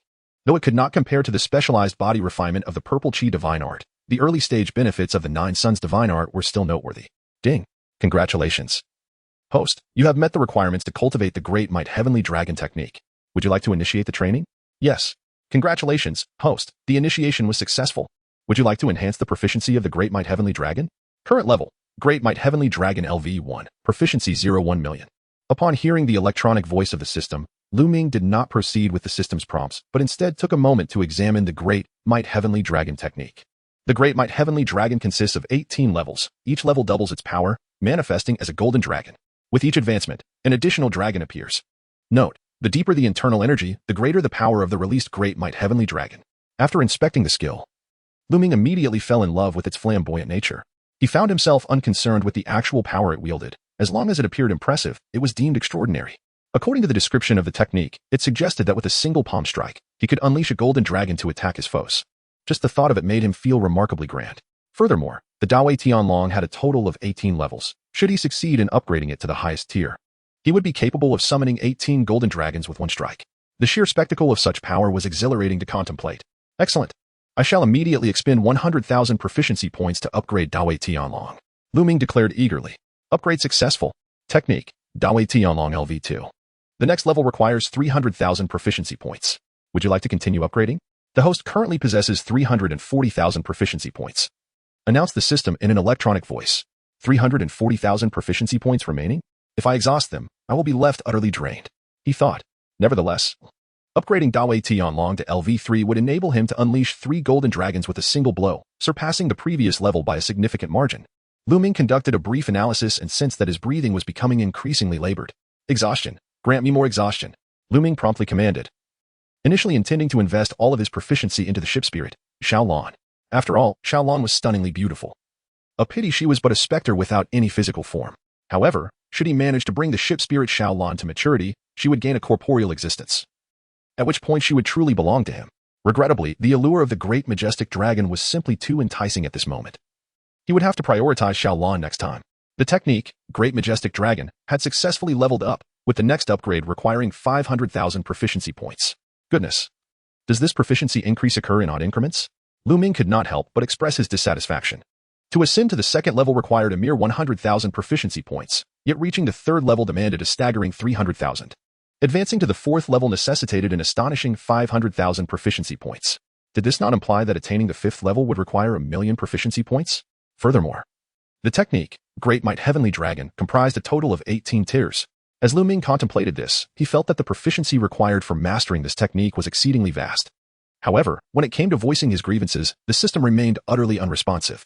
Lu Ming, feeling too apathetic to offer any further commentary, exited the bathtub and wrapped himself in a bathrobe as he returned to his room. Nami, engrossed in drawing a nautical map, blushed upon noticing Lu Ming's entrance. Lu Ming, I have prepared some clean clothes for you. Perhaps next time, I shall personally tailor an outfit for you. Despite her flushed cheeks, Nami promptly stepped forward to present the clothes she had prepared. In that moment, she exuded the essence of a devoted wife and nurturing mother. Thank you, Nami. Lu Ming abruptly pulled Nami into his embrace and instinctively remarked, Nami, while I was bathing, I encountered a slight issue with my cultivation technique. Upon hearing this, Nami's ears flushed crimson, and she anxiously inquired, Are you all right? Of course not. Without you, I cannot resolve this on my own. He replied. Nami nodded subconsciously. Her fondness for Lu Ming had rendered her unable to resist his tenderness. Moreover, this was not the first instance, but rather several times. Meanwhile, members of the Thunder Pirate crew had departed from Logue Town less than half a day prior. Rear Admiral Karp commanded a naval vessel to dock at Logue Town, where the local navy promptly came to greet him. Where is Smoker? Why hasn't he shown up? Has he met his demise? Karp, still in a foul mood, was irked that the navy branches did not strictly adhere to the commands from the headquarters. Admiral, Colonel Smoker is currently recuperating from his injuries, a nervous ensign stammered. Feeling the pressure from Karp's anger. Recuperating? So he is still alive? Karp scoffed. Well, not dead, but he did not manage to kill Colonel Smoker. However, the colonel paid a heavy price, losing an arm in the process. The ensign said, unable to conceal the truth. Chapter 51. Karp discovers Roger S. grave has been disturbed. Karp exclaimed in anger. He had it coming. I issued 2 commands to you, and neither was heeded. I've stated that Lu Ming of the Thunder Pirate crew can severely injure even the world's greatest swordsman. What hope does a mere colonel have? His survival is merely a sign that his opponent deemed him unworthy of death. Taking a deep breath, Karp, though furious, recognized that Smoker, despite being stubborn, possessed commendable ambition and a strong sense of justice. This costly ordeal might teach Smoker a lesson, ensuring he does not act so recklessly in the future. The surrounding Navy soldiers were nearly dumbfounded upon hearing that the legendary swordsman had been gravely wounded by Lu Ming. Is he truly such a monster? Enough. Where are the members of the Thunder Pirate crew? When did they leave? Karp inquired immediately. Admiral, the Thunder Pirate crew departed Logue Town half a day ago. It will be difficult to catch up with them now, a soldier reported. Regardless of whether we can catch up, I must ensure we capture them. Karp declared with unwavering resolve, earning immense respect from the surrounding Navy soldiers. They thought to themselves, truly, he is a hero of the Navy headquarters. With Rear Admiral Karp personally involved, the Thunder Pirate crew cannot escape. Karp did not pursue the Thunder Pirate crew immediately. Instead, he planned to visit Roger's grave, as he had made it a habit to pay his respects whenever he arrived in Logue Town. It had been 5 or 6 years since his last visit. And with Ace stirring up a tempest in the New World, it was time to give Roger a heads up. However, upon secretly arriving at Roger's grave, Karp was taken aback. Damn it, who has disturbed Roger's resting place? Karp seated, veins bulging on his forehead. Years had passed without a visit. And now he found Roger's grave had been excavated? The realization that his dear friend could not even rest in peace ignited Karp's fury. Yet, once he calmed down, he discerned that the disturbance was recent, as the signs of excavation were fresh, indicating it had occurred that very day. But who could it be? Unable to deduce the answer, Karp returned to the naval base to instruct the Navy personnel to investigate this matter thoroughly and uncover any relevant clues. Once he had arranged everything, Karp left Logue Town to pursue the Thunder Pirate crew. Shortly thereafter, the Straw Hat Pirates, led by Luffy, arrived at Logue Town, experiencing an unexpectedly smooth landing. They faced no challenges at all. Even the Navy officers who spotted them chose to ignore them. Captain, something must be amiss. Look, we face no obstacles at all, not a single enemy in sight, and even the Navy ignores us. Zoro remarked, his spirit dampened. His sword's barely used since joining Luffy's merry go. Let us not dwell on that. Let us go feast. Luffy exclaimed. Exactly. Zoro, you should be grateful. No danger. No trouble, isn't that wonderful? We can enjoy the scenery and indulge in food and drink. Usopp chimed in, unable to resist mocking Zoro. What do you know? A journey without challenges is devoid of value. My aspiration is to become the world's greatest swordsman, not to idle on a ship, eating and drinking. Even if we reach the end of our voyage, I fear I may only be an ordinary 3-sword style user. Zoro retorted, growing increasingly disdainful of Usopp's timid nature and complacency. Sanji, contemplatively, remarked, perhaps the pirate crew ahead of us has cleared the path of dangers and obstacles. However, my father told me that once we enter the Grand Line, the excitement will truly begin. So, Zoro, hang in there. The sea ahead will surely not disappoint you. Upon hearing this, Zoro felt somewhat reassured. All right, I'll find a weapon shop first. By the way, do any of you have money to lend me? Usopp responded. Though we are pirates, we don't steal or rob. We can barely afford to eat. Do we look like wealthy folk? I didn't ask you. Zoro snapped. I have a little, but not much. I can only lend you 20,000 berries. Sanji offered, producing a small sum given to him by his mentor, Zeph. Before he set sail, Zoro held the money but realized it was insufficient to procure decent weapons. As a three-sword style practitioner, he dreamed of wielding 3 fine swords. "Thank you," Zoro said, but it seemed he would need to find another way. As they entered Lowtown, they came across Navy posters detailing bounty missions on various walls. Upon closer inspection, they discovered that this was not a typical bounty. Rather, it was an appeal for assistance in uncovering who had disturbed the grave, with a reward of 100,000 berries. Without a moment's hesitation, Zoro tore off a bounty notice and declared, "Luffy, you all go ahead and eat. I have some business to attend to." "All right, we'll wait for you." Luffy, fixated on food, paid no mind to Zoro's task. Now it was evident that Rear Admiral Karp was in pursuit of the Thunder Pirate crew, with Karp personally involved. It was certain that the Thunder Pirate crew would find it exceedingly difficult to escape. Of course, just look at Karp's strength. Even the Pirate King Roger stood no chance against him and was captured in Lobetown. At this moment, the Navy officers posting the bounty task suddenly began to converse among themselves. Luffy and his companions stood nearby, and Sanji thoughtfully remarked, "The Thunder Pirates? They're exceptionally formidable. Whether Admiral Karp can capture them is another matter entirely." Sanji, having had a brief encounter with Lu Ming at the floating restaurant, was acutely aware of Lu Ming's confrontation with the world's greatest swordsman, which resulted in a devastating injury. The sheer power was unfathomable. Admiral Karp is indeed powerful. He should be capable of apprehending any pirate, shouldn't he? Luffy interjected confidently, for Karp was his grandfather, and he had long known of Karp's prowess since childhood. "Luffy, how can you be so certain?" Sanji questioned. "However, I believe there is one individual in the Thunder Pirates whose strength is terrifyingly immense," he added. Chapter 52. The transformation of Yalada. Admiral Karp is my grandfather. How could I possibly be unaware of his strength? Especially his fists, despite my being a Paramecia-type rubber fruit user. I still feel pain from them, Luffy replied nonchalantly, reminiscing fondly about his childhood. "What? Admiral Karp is your grandfather?" Sanji and Usopp exclaimed in astonishment. "Indeed.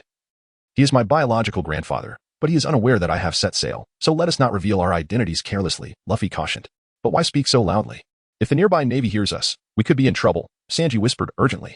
Nevertheless, a few Navy soldiers noticed their hushed conversation, perceiving them as suspicious. Just as they feared capture by the Navy, one soldier approached his comrades and stated, "It's time to eat. What is there to see with those little brats?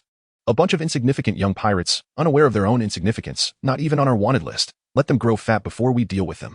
That's true. Thus, several Navy personnel disregarded Luffy and his crew. Sanji could not help but feel a twitch in his eyelid. "Captain, I believe we must undertake something grand. Otherwise, we shall always be underestimated." Upon hearing this, Luffy mused, "Are they saying that since we lack a bounty, if we were to acquire a high one, more adventures would come our way?" "Theoretically, yes," Sanji replied instinctively. "Oh, I see. In that case, Zoro would no longer be bored." "Sanji, Usopp, I have decided. We shall confront the Navy officers here," Luffy declared, his imagination running wild. "Captain, I have no objections. After all, your grandfather is Admiral Karp," Sanji said without fear. Usopp, however, was frightened and said, "You go ahead. I'll stay back and watch the ship." A day flew by. Luffy and his crew had certainly caused quite a stir in Rogue Town. Not only did they confront the Navy, but they also specifically attacked the White Hunter, Smoker. This infuriated Smoker, who was still recovering, as he had been ambushed by the self-proclaimed Straw Hat Pirates, an unforgivable act. After a few more days of recuperation, Smoker set off from Rogue Town to pursue the Straw Hat Pirates while also devising a plan to capture the Thunder Pirates, having already notified Tina to take action in advance. Meanwhile, aboard the Thunder Pirate ship, the atmosphere was lively, as the crew had swelled to nearly 50 members, resembling a large family. Lu Ming was practicing Tai Chi, a discipline synonymous with health preservation, yet fundamentally aimed at strengthening the body, through the cultivation of the Ziki divine art. He needed merely to rise at dawn and face the eastern sun while performing Tai Chi to swiftly enhance his physique. This technique was unique to him, as while Lu Ming appeared to move slowly, a mysterious purple mist emanated from his body. However, the true spectacle of the day was not Lu Ming, but rather Arlida. Following her battles in Rogue Town alongside Smog, she had acquired invaluable combat experience, which she diligently employed to develop her abilities further. In a single night, she shed over 50 pounds, achieving a slender figure that likely weighed around 130 pounds. In the world of pirates, such a weight is not considered plump, especially given Arlida's towering height of nearly 6 feet 3 inches, making her appear rather lean. With her remarkable transformation, Arlida awoke in high spirits, eager to showcase her newfound beauty. "Big sister, I always knew you were a phoenix among mere chickens, destined to soar one day. Who could have imagined witnessing your metamorphosis today?" exclaimed one of her admirers.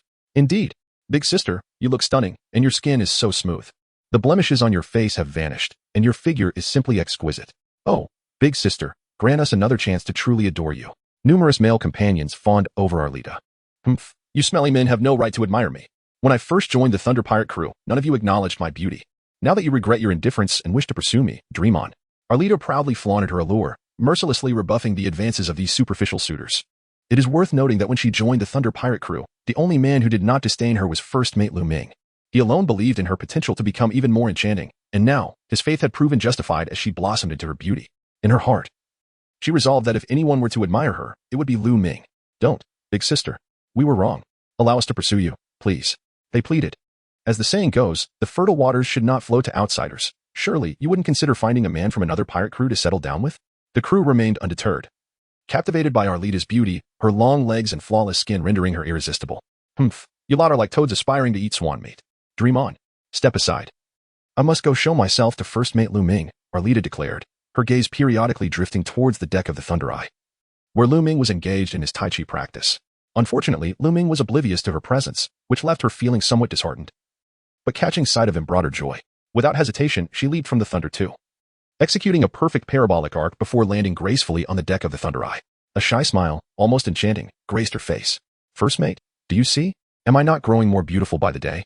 Furthermore, you may touch my skin. It has become remarkably smooth. She continued, if you ever need to bathe, just come to me. I can conjure up some bath liquid, just like this.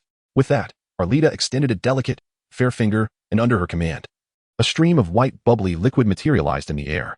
This substance was a remarkable creation of Arlida's smooth fruit, akin to laundry detergent or shower gel. Lu Ming felt a sense of embarrassment and remarked, perhaps we can forego the bubbles? Nami had procured an abundance of daily necessities. Vice Captain, my ability is derived from the slippery fruit. It surpasses the typical shower gels. With this, your skin will become even more alluring, explained Yalita. By the way, Vice Captain, you haven't mentioned whether I've become more beautiful, Yalita eagerly inquired. Chapter 53. Nami could not help but feel jealous naturally. This scene was witnessed by comrades aboard both pirate ships. How infuriating. Indeed, Yalita is going too far. The Vice Captain already has a sister-in-law.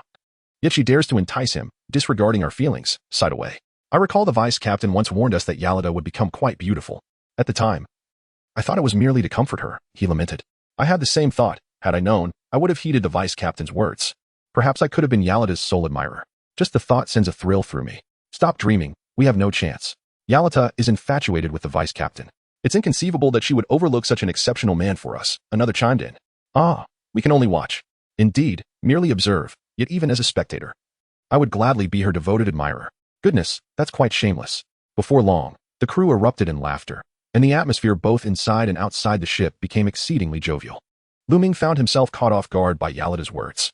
After a moment of contemplation, he replied, Did I not mention from the very beginning how beautiful you are? Deputy Captain, then why do you not look me in the eye? Come, touch me. Are you afraid I might devour you? Or perhaps you worry that Miss Nami would mind? Yalita stepped closer to Lu Ming, boldly standing before him. Just as Lu Ming felt the awkwardness rising, Nami unexpectedly appeared behind them and cleared her throat. Oh, it is Miss Nami, Yalita exclaimed, turning to her with a sudden realization. She surmised that Lu Ming had noticed Nami's arrival, which was why he refrained from getting too familiar with her. After all, with her beauty, it was unlikely Lu Ming could resist her charms. If he could, he would not have fallen for Nami so swiftly, nor would they be living together so soon. Believing she had grasped the situation, Yalita decided not to press Lu Ming further and addressed Nami. When did you arrive? I assure you, there is nothing between Lu Ming and me. I merely wanted him to see if I have become more beautiful. With a cheerful demeanor, Yalita spoke kindly to Nami. In her view, gaining Lu Ming's approval hinged on fostering a good relationship with Nami. Strengthening their bond would undoubtedly ease her pursuit of Lu Ming in the future. I've been here all along, Nami retorted, feeling somewhat displeased, as it was rather inappropriate for Yalita to flirt with her man so early in the day while she was still aboard the ship. Miss Nami, I truly did not notice your presence. I sincerely apologize. By the way, I have a gift for you. You see, I wash my skin with this product. Does it not look fair and smooth? You should try it during your next bath. It will enhance your beauty and allure even further, Yalita said enthusiastically. Under Yalita's warm overtures, Nami found it difficult to suppress her thoughts. After all, what girl does not cherish beauty? Coupled with Yalita's remarkable overnight transformation, her figure and skin had indeed improved significantly. The touch of her skin felt so smooth that Nami found herself captivated. Thus, she decided to forgive Yalita this time. Of course, it is true. You may feel my hand, and other areas are also open for your touch. I assure you, I am not deceiving you, Yalita continued, sensing that she was making headway and believing her relationship with Nami was all but secured. All right, I shall give your body wash a try next time, Nami replied. Her spirits lifted immediately. Lu Ming was utterly astonished to witness Nami swiftly forging a bond with Yalita, to the point where he found himself questioning whether Nami might have betrayed him. Nevertheless, it must be said that your Lita had indeed transformed. Her figure now exquisite and her beauty undeniable. Yet, Lu Ming found it difficult to accept this change. Primarily due to the lingering image of Yerlita's once plump silhouette that continued to haunt his mind. Consequently, he refrained from entertaining any illusions regarding her current allure. At least for the time being, he deemed it wise to dismiss any notions of pursuing Yerlita. Otherwise, he felt a shiver run down his spine. Following this, after completing his Tai Chi practice, Lu Ming began to train in the art of the blade, still needing 8,000 more repetitions to achieve a single instance of the lightning speed draw. The next day, the Thunder Pirates finally arrived at Reverse Mountain. This mountain was truly extraordinary, featuring a waterway that flowed upwards against the current. While this phenomenon seemed remarkable to others, it appeared quite ordinary to Lu Ming. Given the unique geographical positioning influenced by the upwelling currents that created such an unusual spectacle. Once we traverse this mountain, we shall enter the Grand Line. And at that moment, we will truly embrace the life of a pirate, albeit with an increase in adversaries awaiting us. Lu Ming spoke earnestly. Wonderful. That means we shall also become pirates who have traversed the Grand Line. The crew was exceedingly excited, their breaths coming in quickened gasps. Let us proceed. Be sure to hold on tightly as we scale this mountain, for the speed of ascent and descent is unfathomably swift. Lu Ming offered a gentle reminder. And soon the Thunder Pirate crew's 2 ships began to leap over the towering mountains. Before long, they successfully traversed the peaks and entered the Grand Line. The waters here were more expansive, deeper, and bluer. Is this truly the Grand Line? It felt utterly enchanting, as if they had stepped into a more vast oceanic realm. Look over there. A group of sea kings. How exhilarating. The crew could sense the difference. The Grand Line was indeed extraordinary. After all, in the East Blue, they had scarcely encountered even a few sea kings. Yet here in the Grand Line, they could occasionally glimpse a variety of wondrous creatures. Lu Ming, do you see those naval ships over there? Suddenly, Captain Red spotted several Navy vessels emerging. Indeed, but there is no need for concern in the Grand Line. One may encounter other pirate ships and naval fleets at any moment. Come, let us play with them and see if they dare to pursue us. Lu Ming smiled faintly. Although he was unaware of who was leading, it was generally the case that on the first half of the Grand Line, tasks were executed by naval officers of the ranks of colonels and rear admirals. Colonel Tina, it seems the Thunder Pirates are attempting to flee. A soldier promptly reported from the warship. Initiate a full-speed encirclement at once. Colonel Tina commanded with a slight snort, issuing her absolute order. Understood. Chapter 54. The swift blade drawn again. Colonel Tina had been diligently carrying out missions on the Grand Line, but she had received a call from Colonel Smoker yesterday. Both Tina and Smoker were contemporaries in the Navy, and their relationship had always been amicable. They had even studied under Zifa at Navy headquarters together. Throughout their careers, Colonel Smoker had consistently acted independently, often defying orders from superiors, and Tina frequently took the blame for him, mitigating his punishments. However, it was shocking to learn that Colonel Smoker had suffered a severe blow from the Thunder Pirates, sustaining grave injuries and, astonishingly, losing an arm. The thought of this filled Tina with an uncontrollable fury. Those despicable pirates, Tina, shall ensure you pay a dire price. At that moment, Tina stood aboard the naval warship, her heart resolute in her determination to capture every last one of them. First mate, it appears the Navy is closing in on us. Away said in a panic. Evidently, the Navy had become a curse for many pirates. The mere sight of them instilled an undeniable fear. Do not fret. It is merely a solitary naval vessel. If they catch up to us, we shall entertain them for a while. Lu Ming appeared remarkably composed. However, at that moment, Tina, aboard the naval warship, seized a megaphone and began to bellow. The pirates ahead, upon hearing her, immediately halted their vessels, lest they face the formidable cannon fire from our warship. First mate, they are preparing to deploy the cannons. All expressed his concerns. Are you jesting? Do we fear a single naval ship with our 2 pirate vessels? Lu Ming suddenly let out a cold laugh and continued. Go inform the brothers. The cannons aboard the 2 Thunder Pirate ships are primed and ready to fire. Understood. Moments later, under Lu Ming's command, 16 cannons unleashed a barrage towards the naval warships in the rear. Seeking death, Tina stood on the deck, her fury ignited. The Thunder Pirates were indeed reckless. It was no wonder they had dealt a heavy blow to Colonel Smoker, completely disregarding the Navy. Commence counterfire immediately, Tina commanded. Yes. Boom, boom, boom. Instantly, the Navy and the Thunder Pirates exchanged cannon fire. Colonel Tina, it's bad. Our firepower has been suppressed. If this continues, our warship may be sunk by the enemy. A soldier reported, panic etched on his face. Upon hearing this, Colonel Tina clenched her fists, gritting her teeth, but ultimately managed to regain her composure. Maintain distance from the Thunder Pirates' cannon range, but stay close behind them. Yes. On the side of the Thunder Pirates, laughter erupted. Captain, first mate. Our firepower has suppressed the enemy. It seems they dare not approach us for the time being. Bartolomeo exclaimed with unrestrained laughter. However, even if their cannons outnumber ours, we need not fear. My devil fruit ability is a shield. As long as I am here, their cannonballs hold no significance. Indeed, Bartolomeo. I once thought your devil fruit ability was of little use, but hearing you speak so now, I feel it is invaluable. Your presence has significantly reinforced our defenses. The enchanting Yalida remarked, playfully patting Bartolomeo on the shoulder. Thank you for the praise, big sister. Bartolomeo felt a surge of gratitude at being recognized by the Thunder Pirates. Especially since he had joined the crew later, such acknowledgement brought him immense joy. At this moment, Lu Ming stepped forward and remarked, I believe the two of you can collaborate more effectively. Yurita immediately furrowed her brows, appearing somewhat displeased, as she did not anticipate Lu Ming attempting to align her with this pompous individual. Lu Ming, you can't possibly be suggesting that I should get along with him. Yurita couldn't help but inquire. Not at all. Please allow me to explain. What I mean is that the fruit of your respective abilities can be harmoniously combined for collaboration. Lu Ming immediately shook his head, explaining that he was not in the mood for matchmaking. How to cooperate? Both Yalita and Bartolomeo inquired simultaneously. It's quite simple. Bartolomeo, as the barrier fruit user, you are not limited to merely creating barriers. You can also manufacture barrier skateboards. And Yalita, as the user of the slippery fruit, you can secrete a bubble-like liquid that interacts with his barriers. This synergy will render the barriers impeccable, preventing the Navy from easily boarding our pirate ship. I see. Yalida nodded in agreement, thinking to herself that as long as Lu Ming did not intend to push her towards any of his men, she could accept whatever arrangements he proposed. Now, we just need to observe the movements of the naval ships behind us. As soon as they enter the attack range of the Thunder Pirate crew, we shall unleash our cannons. Lu Ming commanded. Understood. Once arrangements were complete, Lu Ming commenced his practice of the lightning-fast sword draw. Now that they had entered the Grand Line, it was essential to prepare a variety of trump cards. What if they encountered formidable Navy officers, such as those of Admiral rank? Having hidden cards would provide the confidence to flaunt their strength and retreat safely. After a day and night, the Thunder Pirate crew found themselves closely pursued by a naval warship. It appeared that the enemy would not relent until a resolution was reached. At this moment, Lu Ming had accumulated enough power for a lightning-speed draw and stood on the deck, seemingly lost in a meditative state, while actually channeling his inner strength for an explosive execution of the technique. The crew members on the deck, oblivious to his true intent, assumed he was simply practicing a new move.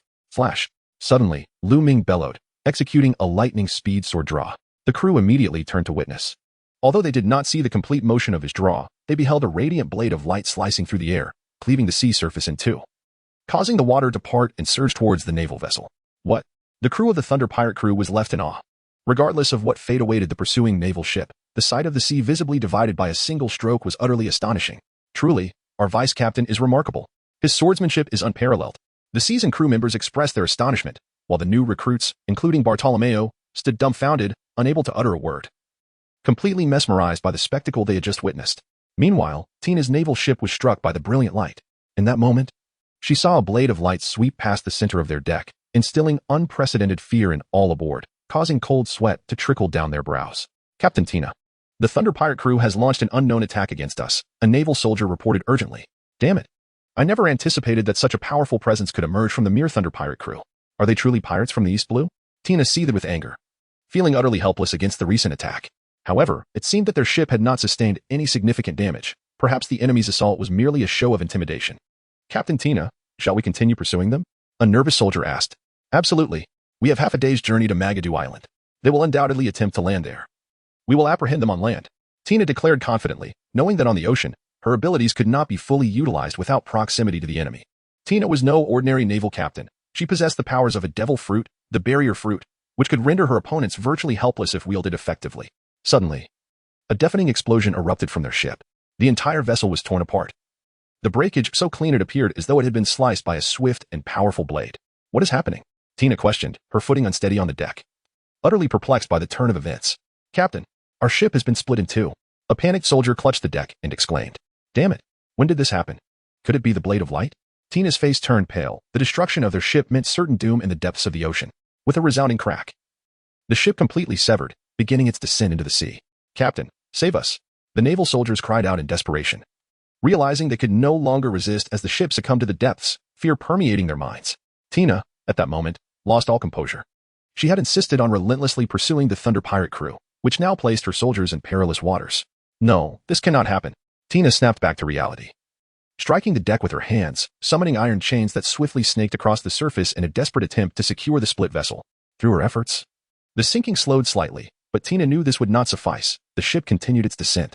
With the vast ocean surrounding them, there were no nearby islands to offer refuge. If the ship sank, their demise would be inevitable. Crack. The chains Tina had summoned could not withstand the weight of the sinking ship, and it was torn asunder once again. Is this how I will meet my end in the ocean? I refuse to accept this, Tina thought bitterly. Moments later, the naval ship was entirely submerged, with soldiers struggling on the surface. Though they momentarily floated, exhaustion would soon claim them, sealing their fate beneath the waves unless salvation arrived. As a devil fruit user, Tina found herself at an even greater disadvantage in the water, akin to a landlocked bird, utterly powerless. Fortunately, a few sailors managed to grasp her and prevent her from sinking immediately. As despair enveloped the naval crew, they spotted the Thunder Pirate crew approaching them across the water. It's over. They have come to finish us off, they thought in panic. Damn these vile pirates. I swear I will not let them escape, even in death. Oh, how unfilial I am to my parents. Today seems to be my last. In an instant, the sailors struggling upon the tumultuous sea were enveloped by the chilling breath of imminent death. However, to their astonishment, as the Thunder Pirate crew approached, dozens of pirates leapt into the water to offer their assistance. Heed this warning. It is in your best interest not to resist, lest you find yourselves descending into the abyss below. Lu Ming stood on the deck, speaking with an air of indifference. The sailors on the surface of the sea, though incredulous that pirates would choose to rescue them, realized that survival was preferable to perishing in the depths of the ocean. Consequently, they offered no resistance, allowing the pirates to capture them and bring them aboard the pirate ship. First mate, why are we saving them? As pirates, if we are caught by the Navy, we could face immediate execution, Bartolomeo instinctively inquired. This individual, once a leader near Rogue Town, possessed a degree of personal principles, yet he was predominantly ruthless, having frequently led his subordinates in acts of murder and arson. Away, please enlighten him. Lu Ming chose not to respond, instructing the old crew member to elucidate matters for the newly arrived sailors. Yes, first mate. Away nodded with admiration, for he was a mere 2 years younger than Lu Ming, yet possessed a sharp intellect. He immediately declared, Bartolomeo, and all you newcomers, listen closely. Our Thunder Pirates have never been quick to take a life. We merely offer lessons and warnings. Even when confronted by the Navy, we extend the same principle of equality. Upon hearing this, Bartolomeo was moved to tears, exclaiming, Wah, this is so touching. I never imagined our Thunder Pirates to be so righteous. Though I have committed grave acts in the past, it was beyond my control. Now, joining the Thunder Pirates is truly a spiritual redemption for me.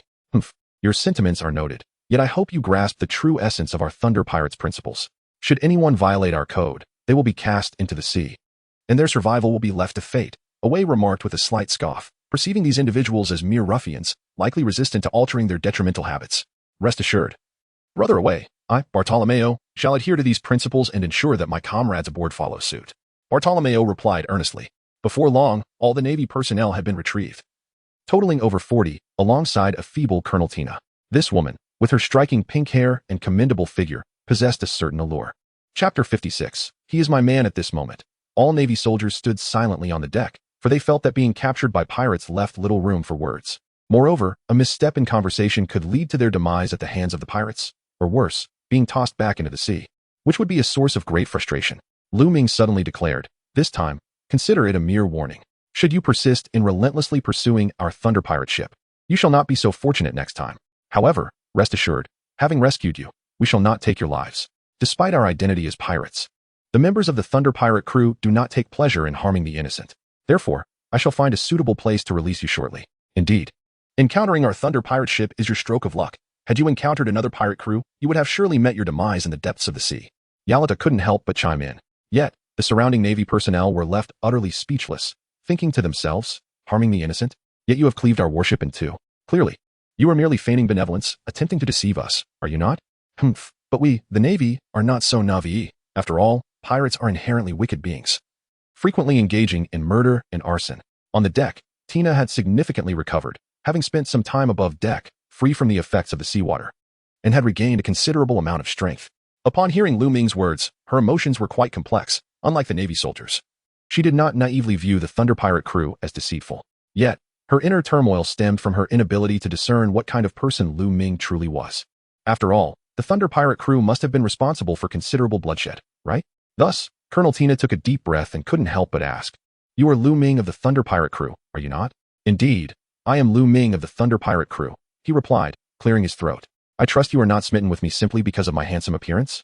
Lu Ming instinctively chuckled, finding it rare to engage in a calm conversation with a member of the Navy. Had it been someone like Smoker, he mused, they would have undoubtedly looked down upon him with disdain. Upon hearing this, the surrounding crew members could not help but exclaim in surprise, and many stifled their laughter, exchanging quiet chuckles. Haha, the first mate actually provoked a Navy colonel, how impressive. One remarked. Indeed, the first mate lives life with such carefree audacity, another added. However, Yalita immediately felt a pang of jealousy, her heart brimming with discontent, and she promptly interjected, Lu Ming, in what way am I inferior to her? My figure far surpasses hers, yet you tease her upon your arrival, while neglecting to do the same for me. With a smile, Lu Ming instinctively explained. Am I not merely trying to lighten the atmosphere? I wish to leave a favorable impression on this esteemed colonel. Oh, I see. Eureka slightly acquiesced to this notion. However, upon hearing this, Tina could not suppress a scornful laugh. You merely seek to leave me with a good impression? Surely, you are coveting my beauty. Yet, I have long been aware of the true nature of your pirate ilk, thus I am not surprised. Therefore, in response to your inquiry, allow me to clarify, I shall not harbor any affection for you. Do not presume that your act of saving me will elicit my gratitude, especially since you were the one who initially attacked my vessel. As for your rescue of me and my soldiers, I refuse to naively believe it stems from a desire to spare innocence. Rather, I suspect it is simply a matter of not wanting to be targeted by the Navy. Furthermore, your actions in the East Sea have resulted in considerable loss of life, notably the dragon pirates, as many have perished due to your deeds. Particularly after you killed Colonel Mouse and severed Smoker's arm. TCH, you women are such a nuisance. I have no desire to explain myself to you. Lu Ming had intended to engage in a delightful conversation with the beautiful Colonel Tina to alleviate the monotony of their maritime voyage. However, to his dismay, Colonel Tina proved to be a considerable killjoy. You are merely feeling guilty, she mocked, unable to contain her scorn. Meanwhile, the soldiers under Tina's command were consumed with anxiety, silently urging their superior, please, do not provoke further. This is not our own warship. We find ourselves aboard a pirate vessel, and should we incite their ire, we risk being cast into the sea as prey for the Sea Kings. Not long after their naval ship had sunk, a Sea King had begun to circle nearby, likely mistaking the situation for an opportunity for a meal. I care not whether you are part of the Navy or a so-called righteous Navy. I will not allow you to underestimate Lu Ming. At that moment, Nami emerged with fervor, for she recognized that Lu Ming had eliminated both the naval colonel and members of the evil dragon pirate crew. In her eyes, he was ridding the world of malevolence. While the naval officer before her, clearly oblivious to the truth, feigned an understanding of the situation, displaying an astonishing degree of foolishness. Lu Ming was profoundly moved by the situation. Although there was no need to explain anything to the Navy, Nami's impulsiveness for her own sake revealed just how perfect she perceived him to be. Humph. What difference does it make if you don't explain yourself? What can you represent? Colonel Tina remarked dismissively. I am Lu Ming's woman, and I will not allow you to slander my man. He is a hero, a champion in the hearts of countless individuals from the nearby islands of Kokoja village. Nami summoned her courage to speak. The dragon pirates are indeed despicable beings. For 8 years, they have subjected Kokoja village to various brutal reigns, mercilessly taking the lives of countless villagers. Should such individuals not be exterminated? Do you truly believe what you are saying? As far as I know, there is a naval station nearby, with Captain Mouse leading the naval forces. How could such absurdity transpire? Tina remained unconvinced, for she would not easily trust Nami, who was, after all, a pirate. To be candid, I feel pity and disappointment for a naval officer like you. You claim to uphold justice, yet you are utterly oblivious to the nature of your own comrades. What right do you have to judge others? Nami continued. Captain Mouse and the dragon pirates share the same vile character. They collude with the dragon pirates to plunder Kokoja village while simultaneously oppressing it and the surrounding towns. Should such individuals not be put to death? Gazing at Tina, Nami added, you truly are a pitiable soul, unable to discern right from wrong, still aspiring to be part of the Navy, merely seeking to earn a living within its ranks. Tina felt a sudden blow from Nami's words. What? Earning a living? Who among you understands the plight of Kokoja village? How much do you know about Captain Mouse? Suddenly, Tina glanced at her subordinates. After all, she had been studying at the naval headquarters and then executing tasks near Logue Town, without ever paying attention to the Navy in other regions of the East Sea. Chapter 57. Colonel Tina wishes to board the ship Colonel. In truth, Captain Mouse is far from a commendable officer. I have a brother who previously served under Captain Mouse in the Navy. He recounted that Captain Mouse colludes with the dragon pirates and exploits the towns under his jurisdiction, having long forsaken the guardianship of justice. This is why my brother left the 16th Division of the Navy, one naval soldier spoke up, feeling no need to conceal the truth. Upon hearing this, Colonel Tina was rendered speechless. Nami, on the other hand, wore a cold smile. What else do you wish to say? I only know that after the Thunder Pirates assisted us in vanquishing the Dragon Pirates and Captain Mouse, the hearts of countless individuals from Kokoja village and its surroundings are filled with gratitude towards the Thunder Pirates. Isn't it rather ironic? The Navy, which fails to uphold justice, instead oppresses its own people. I apologize, but I was unaware of these matters. However, even so, it is wrong for you, as pirates, to take lives, Tina insisted, attempting to defend her stance. Nami, do not waste your breath on this deluded woman. No matter what you say, it will be futile. She has already been brainwashed. It's a shame she was a student of Zifa. It appears she has not grasped the true essence of his teachings. Lu Ming instinctively exclaimed. What? You know my teacher? Tina was momentarily taken aback. To think that there was someone in the vicinity of this grand line who recognized Zephyr. It seemed this individual was no ordinary person. What does it matter if you know or do not know? If your teacher were aware that I eliminated those deserving of death, he would surely commend my actions. Lu Ming spoke softly. Upon hearing this, Tina envisioned the character and personality of Teacher Zephyr in her mind, finding it quite plausible. After all, Teacher Zephyr's sense of justice does not rely on the justice of the Navy headquarters, but rather on the moral compass within his heart. Thus, he often shows leniency towards pirates who have not committed crimes and encourages them to reform their ways. Reflecting on this, Tina felt a pang of guilt. Perhaps the members of the Thunder Pirates truly do not engage in indiscriminate slaughter, and perhaps there is still hope for their redemption. As a member of the Navy, it is her duty to rescue the Thunder Pirates, for if left unchecked, they may sink deeper into darkness. Therefore, saving them is indeed a responsibility she must uphold. After Lu Ming concluded his words, he resumed his practice of the sword-drawing technique, diligently accumulating his efforts. After all, having previously executed the technique at light speed, he needed to amass 10,000 standard sword draws once more to achieve another light-speed execution. After half a day had elapsed, Lu Ming successfully accumulated yet another light-speed sword draw. Captain, first mate, there is an island ahead. Should we disembark them? Away inquired, harboring a distinct disdain for the hypocritical Navy, who, despite having saved them, looked down upon their pirate brethren. The land ahead must be Magnetic Drum Kingdom. Once we release them, we should also go ashore to gather some supplies. Lu Ming made arrangements. With genuine concern, he said to Nami, Nami, make sure to dress warmly. This icy island can be quite harsh, and I wouldn't want you to catch a cold. All right, Nami replied, feeling touched. For the care of someone she cherished brought her immense joy and happiness. The Thunder Pirate crew sought a secluded spot to anchor their ship, leaving Arlida and others aboard to guard it. Lu Ming, Nami, Captain Red, Bartolomeo, and more than 30 others entered the icy and snow-covered Magnet Drum Island. Lu Ming disembarked the naval officers onto the frigid, snow-laden island, declaring, I shall leave you here. Remember, it would be prudent not to harbor any thoughts against our Thunder Pirates in the future. Otherwise, fortune such as this may not grace you again. The naval soldiers remained silent, shivering from the biting cold. Of course, whether they would pursue the Thunder Pirates again was not for these mere foot soldiers to decide. It ultimately depended on the resolve of their superiors. Suddenly, Tina clenched her teeth and resolutely proclaimed, I will not leave. I intend to stay aboard your Thunder Pirate ship. You have not yet entirely fallen from grace, and I shall save each and every one of you. How dreadfully dull. One of the crew remarked, let us disregard her and venture into the island. There should be a nation here from which we can procure some funds. Lu Ming issued his commands, feeling utterly disinterested in Tina's words. After all, did he truly require her for redemption? It seemed rather that she sought to accompany him in her own quest for salvation. Thus, Lu Ming and his companions ventured deeper into the heart of Magnetic Drum Island, where the snowstorm raged fiercely. Fortunately, the crew had donned warm attire before their departure.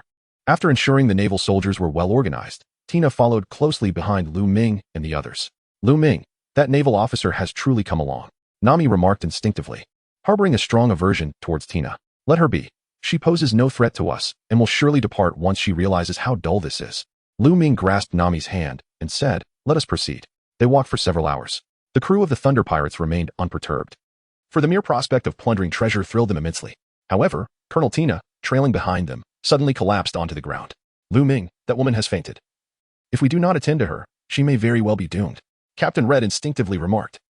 This woman truly is a nuisance. Lu Ming felt a sense of helplessness. After all, in the original narrative, Tina was indeed a commendable member of the Navy. Unfortunately, she had been severely brainwashed by the naval headquarters. If only there were a chance to save her, it would be quite worthwhile. Bartolomeo, please go and bring her here. I wish to ascertain her condition. Lu Ming could hardly fathom how a devil fruit user, particularly one of the caliber of a colonel, could exhibit such frailty. How could they succumb to mere wind and snow? Bartolomeo had dragged Colonel Tina from the rear, prompting Lu Ming to voice his incredulity. Haha, you truly lack any sense of chivalry. Bartolomeo responded with a chuckle. First mate, given how she has treated you, I harbor no fondness for her and would never carry her on my back. Haha, enough of that. Let me see what has befallen her. Lu Ming smiled lightly, then crouched down to examine Colonel Tina. To his surprise, she was burning with fever, and it was evident that this was not merely a simple illness. She was clearly afflicted by a peculiar disease. A peculiar disease? Lu Ming pondered for a moment. In the original narrative, it was Nami who fell ill, yet unexpectedly. It is Colonel Tina who now suffers from this bizarre affliction. I had already suspected that this woman would be troublesome, and now she has succumbed to an unusual illness at such a critical time. Lu Ming said impatiently, Doctor, come over and see if her ailment can be cured. Lu Ming then uttered another remark. At that moment, a middle-aged man with a handlebar mustache stepped forward, examined the situation, and said, "First mate, I have never encountered such an ailment. Alas, I fear I am powerless to assist." "Very well, it seems you two must dedicate yourself to learning. We are fortunate to be in a nation renowned for its medical advancements. You must seize the opportunity to study their medical knowledge thoroughly." "Indeed, Captain." Chapter 58. The Mighty Dragon of One Palm. Captain, it appears there is a group of rabbits ahead. However, there is something peculiar about those rabbits.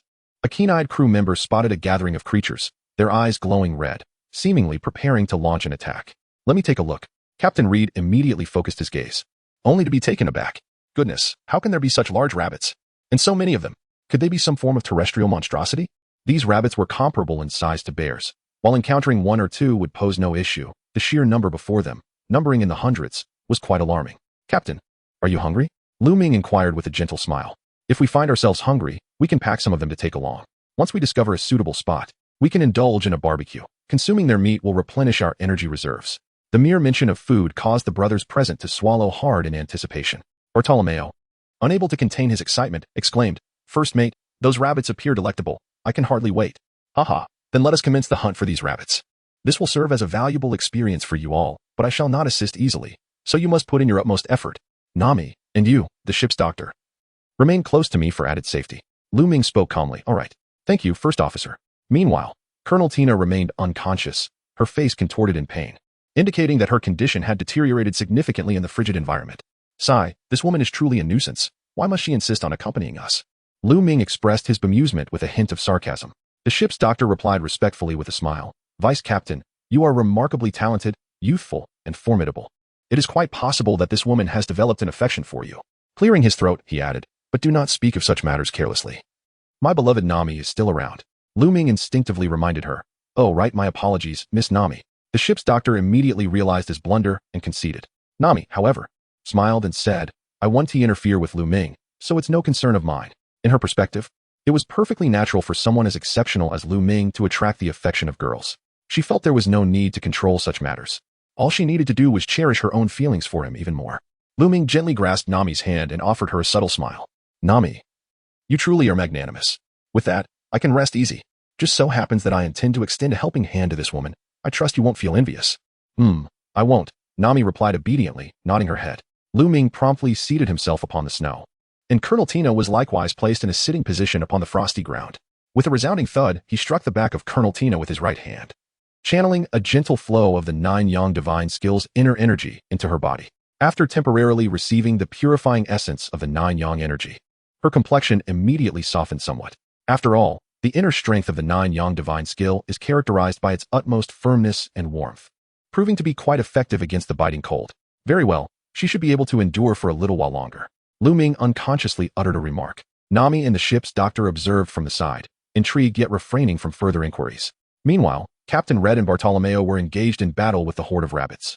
Despite the sheer number of these creatures, approximately 100, Captain Red and Bartolomeo, both wielders of devil fruit powers, did not seem disheartened, though they found the encounter somewhat taxing, given the rabbits' considerable numbers. Half an hour later, a sudden rumble echoed as an avalanche roared down from the heights, advancing towards them with a ferocity akin to a tidal wave. It was likely that the commotion caused by the crew's skirmish with the carnivorous rabbits had disturbed the accumulated snow atop the mountain, resulting in this catastrophic collapse. As Captain Red and his companions beheld the unstoppable avalanche sweeping all in its path, they were struck with terror. "Quickly, abandon the fight. The avalanche is upon us. Run!" Captain Red shouted, fully aware that he possessed neither the strength nor means to thwart such a natural disaster. "Captain, the speed of the avalanche is too swift. We may not escape." One crew member exclaimed in panic, noting that the snow beneath their feet was over a foot deep, making escape nearly impossible without sleds or similar devices. "What? This can't be happening. How unfortunate," Bartolomeo lamented, unable to contain his frustration. They had only just managed to slay a few of the carnivorous rabbits, and now, with the avalanche looming, they would be unable to claim their quarry. "Fear not, my captain. Though the avalanche descends with great speed and we are positioned lower, we may not escape, but I shall attempt to intervene." Lu Ming calmly stepped outside. "Lu Ming, this is an avalanche, a force of nature.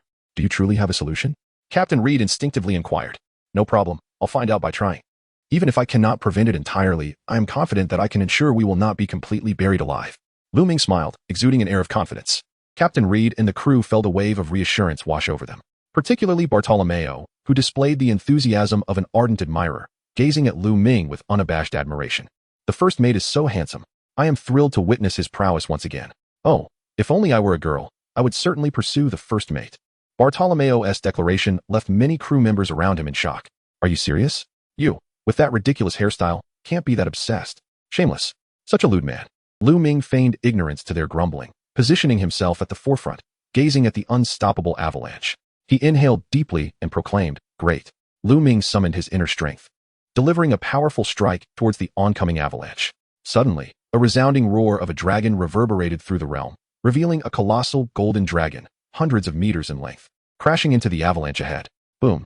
The once terrifying force of the avalanche was instantly shattered by the golden dragon, which ultimately came to a halt not far from Lu Ming and his companions. What? The surrounding crew members were momentarily stunned, completely at a loss for words. A dragon. My heavens, did you all see that? It was truly a golden dragon. Such a creature exists only in legends. The vice captain has summoned a dragon with a mere strike. What unfathomable power is this? Incredible. Our vice captain has defied the heavens. Could he possibly be a descendant of dragons? In that moment, countless crew members regained their senses, erupting into exclamations and animated discussions. Captain Reed could not restrain himself and stepped forward. Lu Ming, what kind of technique is this? It is truly remarkable. I wish to learn it. Reed had always aspired to be a true warrior, unarmed and courageous, and he thought how wonderful it would be to possess Lu Ming's extraordinary prowess. Chapter 59. An encounter with the reindeer chopper. Lu Ming smiled faintly. These are merely simple techniques that even Captain Reed could master. After all, you are the possessor of the rare and formidable electric eel fruit from the Zoan category. However, it requires Captain Reed to develop this fruit to its fullest potential. Given your ability to unleash bolts of lightning in due course, you could effortlessly strike forth a thunderous dragon with a single punch, or even transform into a draconic being in battle. What? I can truly achieve such feats? Captain Reed pondered Lu Ming's words, feeling as though he had unlocked the door to a new realm. Yet still found it hard to believe that such power could be wielded by a human. Indeed, it is entirely possible. As a user of a devil fruit, you are no longer merely human. By harnessing your imagination and refining your abilities, you can unlock the immense power that lies within the devil fruit. Lu Ming smiled gently. So it is. Reed nodded firmly. Since Lu Ming had said it, what else was there to question? The lack of success only indicated that one had not exerted enough effort. All right, Captain, we can now pack some meat rabbits and continue our journey, Lu Ming reminded them. Thus, Lu Ming and his companions continued their journey with a selection of provisions. Soon after, a reindeer appeared within their line of sight. Bartolomeo could not help but express his astonishment. Am I seeing things? Is that a humanoid alpaca? What about you all? An alpaca? It clearly possesses a pair of antlers. It must be a humanoid reindeer. What in the world is this island? Why are there so many peculiar creatures? The crew's curiosity was palpable, for they hailed from the East Sea and had limited exposure to such wonders. Lu Ming could only explain, ahem. That is a reindeer that has likely consumed a human devil fruit. No way, first mate. A reindeer has such fortune to eat a devil fruit? Darn, that is disheartening. We wish to consume a devil fruit too. Indeed, it feels like eating a devil fruit would grant us superpowers. Many crew members were deeply affected, especially since several aboard possessed devil fruit abilities, which naturally expanded their understanding of these mystical fruits. Consequently, some crew members aspired to become devil fruit users themselves, believing that the pursuit of greater power justified any shortcut or sacrifice. Everyone, maintain a calm demeanor. However, as long as you demonstrate diligence and effort, I shall fulfill your desires should we encounter a devil fruit in the future. Lu Ming consoled. Thank you, first mate. We shall certainly endeavor to give our utmost. With but a single utterance, Lu Ming ignited a fervor within those crew members yearning for the devil fruit. Who are you? Suddenly, a reindeer spoke from a short distance away. Ah, did I hear that correctly? The reindeer can talk? One crew member exclaimed in disbelief. Captain, first mate, I am utterly unsettled. This island is indeed rather peculiar, is it not? Another crew member, clearly overwhelmed, revealed their naivety. Lu Ming raised his hand to signal his companions to remain calm, then took a few steps forward and declared, We are members of the Thunder Pirate crew, and we have a patient here in search of a doctor. Lu Ming said with a smile, exuding a warm friendliness. What cunning could the reindeer chopper possess? After all, he is merely an innocent little reindeer. He is solely aware of his duty as a doctor, believing that saving a life is worth more than constructing a grand pagoda. Are there patients in need? Very well, I possess a modicum of medical skill and can certainly lend my assistance, though do not underestimate me. Chopper instinctively remarked. Rest assured, you are an extraordinary reindeer. No one would dare to underestimate you. Lu Ming expressed his thoughts. Upon hearing these words, the crew members surrounding him naturally refrained from teasing the reindeer any further, instead gazing curiously at it. It was indeed a peculiar sight. A reindeer that had consumed the devil fruit, capable of speech, and even possessing medical knowledge. One could not help but marvel at the extraordinary nature of the world beyond. Chopper leaped off his skateboard and boldly approached Lu Ming and the others, conducting an initial examination of Colonel Tina's condition. How is she? Can you save her? Lu Ming inquired, harboring no concerns regarding Chopper's abilities. After all, in the original narrative, Chopper had successfully healed Nami, albeit it took some time. I can save her, but it will require a bit of time. You may escort her to my residence, though I can only permit 2 individuals to accompany you, Chopper stated earnestly. No problem. Nami, Doctor, you 2 shall follow the reindeer along with this Navy colonel. He added, especially you, Doctor. Do not forget what I previously mentioned, understood? Lu Ming once again reminded them. As for Chopper, Lu Ming had no intention of inviting him aboard the Thunder Pirate ship. Therefore, he could only have the ship's doctor learn a bit about the medical practices of this country. What about you? Nami couldn't help but express her concern. We are planning to undertake a significant venture, but rest assured, I will come to fetch you. Lu Ming consoled. Well, we will wait for you. Please ensure your safety. Nami nodded in agreement. After parting ways, Lu Ming and his companions sought refuge in a cave, where they roasted and consumed the carnivorous rabbits they had previously captured before continuing their journey. After several hours of travel, they beheld a city, Magnetic Drum Kingdom, standing like a fortress, with imposing walls reaching towards the sky. Yet, despite its formidable appearance, it seemed to be undergoing a significant upheaval. An assault was underway against the Magnetic Drum Kingdom, with soldiers on the ramparts attempting to thwart the attackers.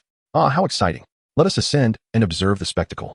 With a smile gracing his face, Lu Ming spoke, for he had discerned the identity of the individual before him, none other than Wapple, the possessor of the Munch Munch fruit. Opposing Wapple was Dalton, the formidable guardian of the Drum Kingdom, who wielded the Ox fruit. Now, should Lu Ming choose to confront either of them, he would undoubtedly trigger a mission. Such an opportunity was not to be overlooked. As Lu Ming and his companions made their entrance, the fierce skirmishes both above and below the city came to an abrupt halt. After all, in the midst of battle, one must remain wary of the lurking predator, waiting to seize the moment. Who are you? You don't appear to be from around here. What brings you to the Drum Kingdom? Wapple inquired, his expression darkening as he regarded Lu Ming and his entourage, aware that they numbered in the dozens and therefore warranted his attention. We are members of the Thunder Pirate crew, here to procure some supplies. Lu Ming spoke casually. Pirates? Dalton immediately frowned, harboring a deep disdain for pirates. However, given the current situation of battling against Wapple's men, he refrained from making enemies and continued, if you can assist me in eliminating this group, I shall reward you handsomely for your vengeance. Upon hearing this, Lu Ming could not help but let out a cold laugh in his heart. How dare Dalton command their Thunder Pirate crew? Chapter 60, we shall take on 20. However, at that moment, Lu Ming had yet to respond when Vabulu let out a cold snort. A mere Thunder Pirates? We have never even heard of you. Be wise and leave this place at once, lest you hinder my grand endeavors. Otherwise, I shall not hesitate to annihilate you all. Ding. Congratulations, host. You have triggered a mission. Defeating Vabulu will grant you lottery points and unlock a certain drop rate for items. Suddenly, the system's electronic voice echoed in Lu Ming's mind, filling him with delight. Furthermore, this time it also activated the item drop rate.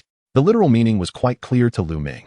It was highly probable that he could directly obtain the Suck fruit from the Devil Fruit. If this Devil Fruit were to be developed effectively, it would undoubtedly be an invincible asset. As the saying goes, it could devour the heavens, the earth, and even the air. Its singular attribute is pure consumption, far more significant than the absorption capabilities of the Dark Fruit. Unfortunately, Vabulu would never be able to unlock the potential of this fruit, thus wasting such a splendid resource. Listen well, people of the city. We can assist you in eliminating this scoundrel, but we require a reward of 300 million berries afterward. Should you dare deceive the Thunder Pirates, do not blame us for seizing all the treasures of your city. At this moment, Lu Ming flashed a smile, having offered a benevolent reminder. Should they dare to deceive him further, there would be no room for negotiation. Upon hearing this, Dalton's face twitched involuntarily. 300 million berries was indeed a staggering demand. However, upon further contemplation, the prospect of eliminating Wabulu, the arch-nemesis of the Magnetic Drum Kingdom, rendered even 500 million or a billion berries a trivial price to pay. Very well, I shall agree to your terms, Thunder Pirate crew. Now, let us witness your capabilities, Dalton proclaimed with an air of self-assured superiority. Ha ha ha, to think you could slay me, Wabulu. You are truly deluded. Wabulu scoffed, his laughter echoing with disdain. A few months prior, someone far more formidable than you failed to take my life. What do you, the Thunder Pirate crew, amount to? Captain, spare no more words with them. Let us first eliminate the meddlesome Thunder Pirate crew, and then we shall assist you in reclaiming your throne. In that case, we shall indulge in the finest luxuries and never again play the role of mere pirates, urged one of Wabulu's crew members. Indeed, this time, aiding you in your restoration is our imperative. Wabulu's pirate crew, known as the Iron White Pirates, though only formed 3 months prior, had already amassed a considerable number of crew members, numbering in the hundreds. Among them were 5 or 6 officers, but aside from Wabulu, who possessed the powers of a devil fruit. Only Jess and Cromalman exhibited a marginally greater strength. Captain, I only require this individual as my adversary. Shall we leave the other pirates to you? Lu Ming immediately smiled at Captain Reed and said, considering that I have consistently outpaced every moderately capable adversary, I feel somewhat guilty towards the captain and the crew. After all, they too are wielders of the devil fruit powers, and for their rapid growth, battling equally matched opponents would be far more beneficial. No matter, I can treat the other foes as mere punching bags, gaining invaluable experience in the process. Captain Reed clenched his fists, and his upper body suddenly burst forth in a display of strength. What? The captain has shredded his clothes again? The crew couldn't help but comment on this spectacle, for it was a common occurrence whenever their captain became serious. He would unceremoniously destroy yet another garment, revealing his muscular physique, which was truly a sight to behold. Enough chatter. Let us finish this swiftly and showcase the might of the Thunder Pirate crew. We cannot afford to tarnish our reputation on the Grand Line or hinder Lu Ming's progress. With a fierce command, Captain Reed charged ahead. Of course, we are seasoned in grand spectacles. How could we possibly falter against this rabble? The crew of the Thunder Pirate crew brimmed with fervor and confidence. Onward. Let us follow the captain. Thus, they surged forward. TCH, just a bunch of brutes. Let us see if you can outrun our bullets. Jace, an officer of the White Iron Pirate crew, scoffed, suddenly signaling for his men to open fire with their rifles upon the Thunder Pirate crew. Barrier. Bartolomeo swiftly activated his barrier fruit ability, conjuring a transparent shield that intercepted the oncoming bullets. Well done, Bartolomeo. Truly deserving of your promotion to officer. The crew of the Thunder Pirate crew cheered for him. Ha ha ha. Indeed. I take pride in being the vice-captain's example. Charge forth, and I shall shield you from the bullets. Bartolomeo exclaimed with excitement. Attack. Let us seize their weapons. The crew, emboldened, surged forward with even greater vigor. Goodness. Are these fools unafraid of death? Even if we thwart their bullets, what of it? We outnumber them by over 100. The pirates of the White Iron crew, emboldened by their numbers, discarded their rifles and charged forward with blades drawn. However, as the White Iron pirates advanced, the Thunder Pirates seized the opportune moment to unleash their sword-drawing skills. This is impossible. The White Iron Pirates were taken aback. Their speed is unbelievable. It's as if they VE practiced thousands of times. We cannot keep pace with them. I'm wounded. It hurts. In an instant, the White Iron Pirates found themselves overwhelmed in the clash, with the Thunder Pirates asserting dominance. Even the Thunder Pirates were momentarily astonished at their newfound prowess. When did we become so adept? Indeed, it feels as though our swords have quickened, slicing through like watermelons. Ha ha ha. Today, I shall take on 10, no, 20 opponents. The crew of the Thunder Pirates was elated, nearly losing their sense of direction in their excitement. 20 you say? Do not become complacent. This is a battlefield. Fight with all your might, or I shall expel anyone who is injured from the Thunder Pirate crew. Captain Reed, with a thunderous punch, sent one of the enemy pirates flying, reprimanding his crew. Captain, we were wrong. We are fighting seriously. The crew, suddenly tense, realized the gravity of being expelled from the Thunder Pirate crew, a punishment too severe to contemplate. Chapter 61. The Sun Fruit devours the devouring fruit at that moment. Two officers from the White Iron Pirate crew, Jason and Cromalman, approached Captain Reed. So, you are the captain of the Thunder Pirate crew? Intriguing.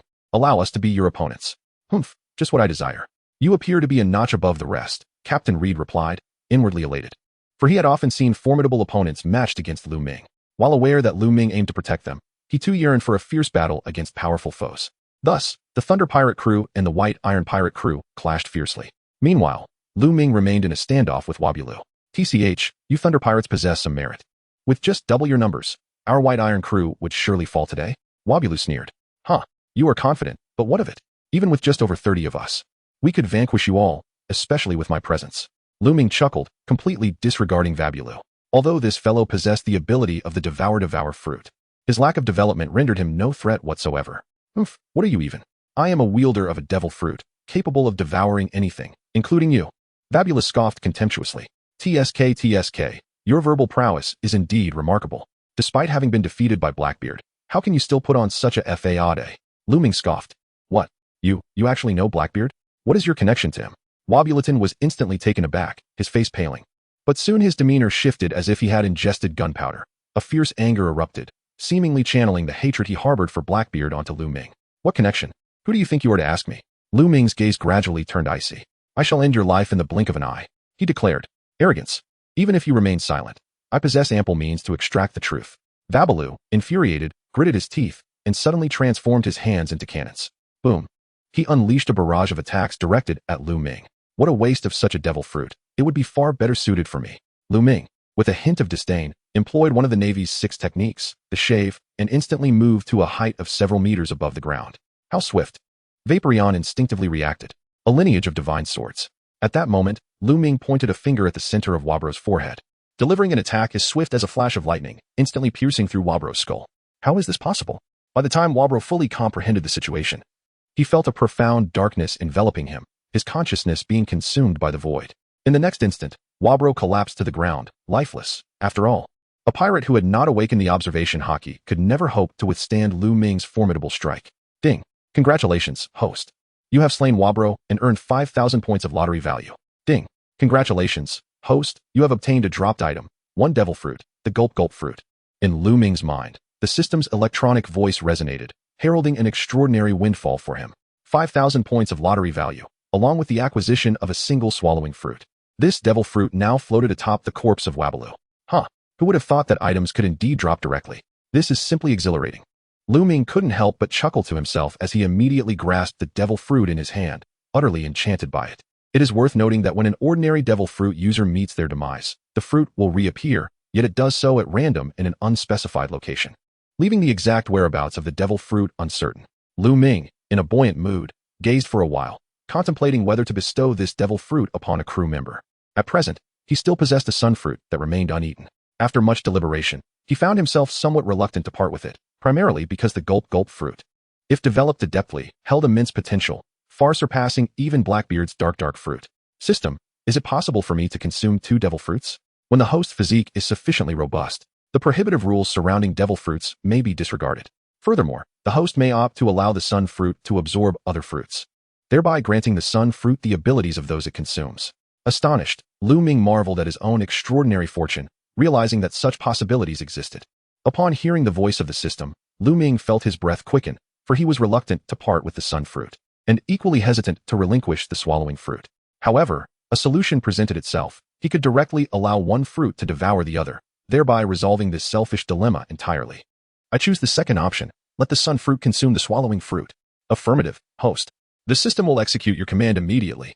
As the execution commenced, the swallowing fruit in Lu Ming's hand vanished, reappearing in the system's inventory. Please confirm once more whether you wish to proceed with the consumption. Confirm consumption. The process was successful. The sun fruit retained its original attributes while gaining enhanced devouring capabilities. Will the host now utilize the sun fruit? Yes, I shall use it. Lu Ming could no longer restrain himself and consented to the use. Congratulations, host, on your successful utilization.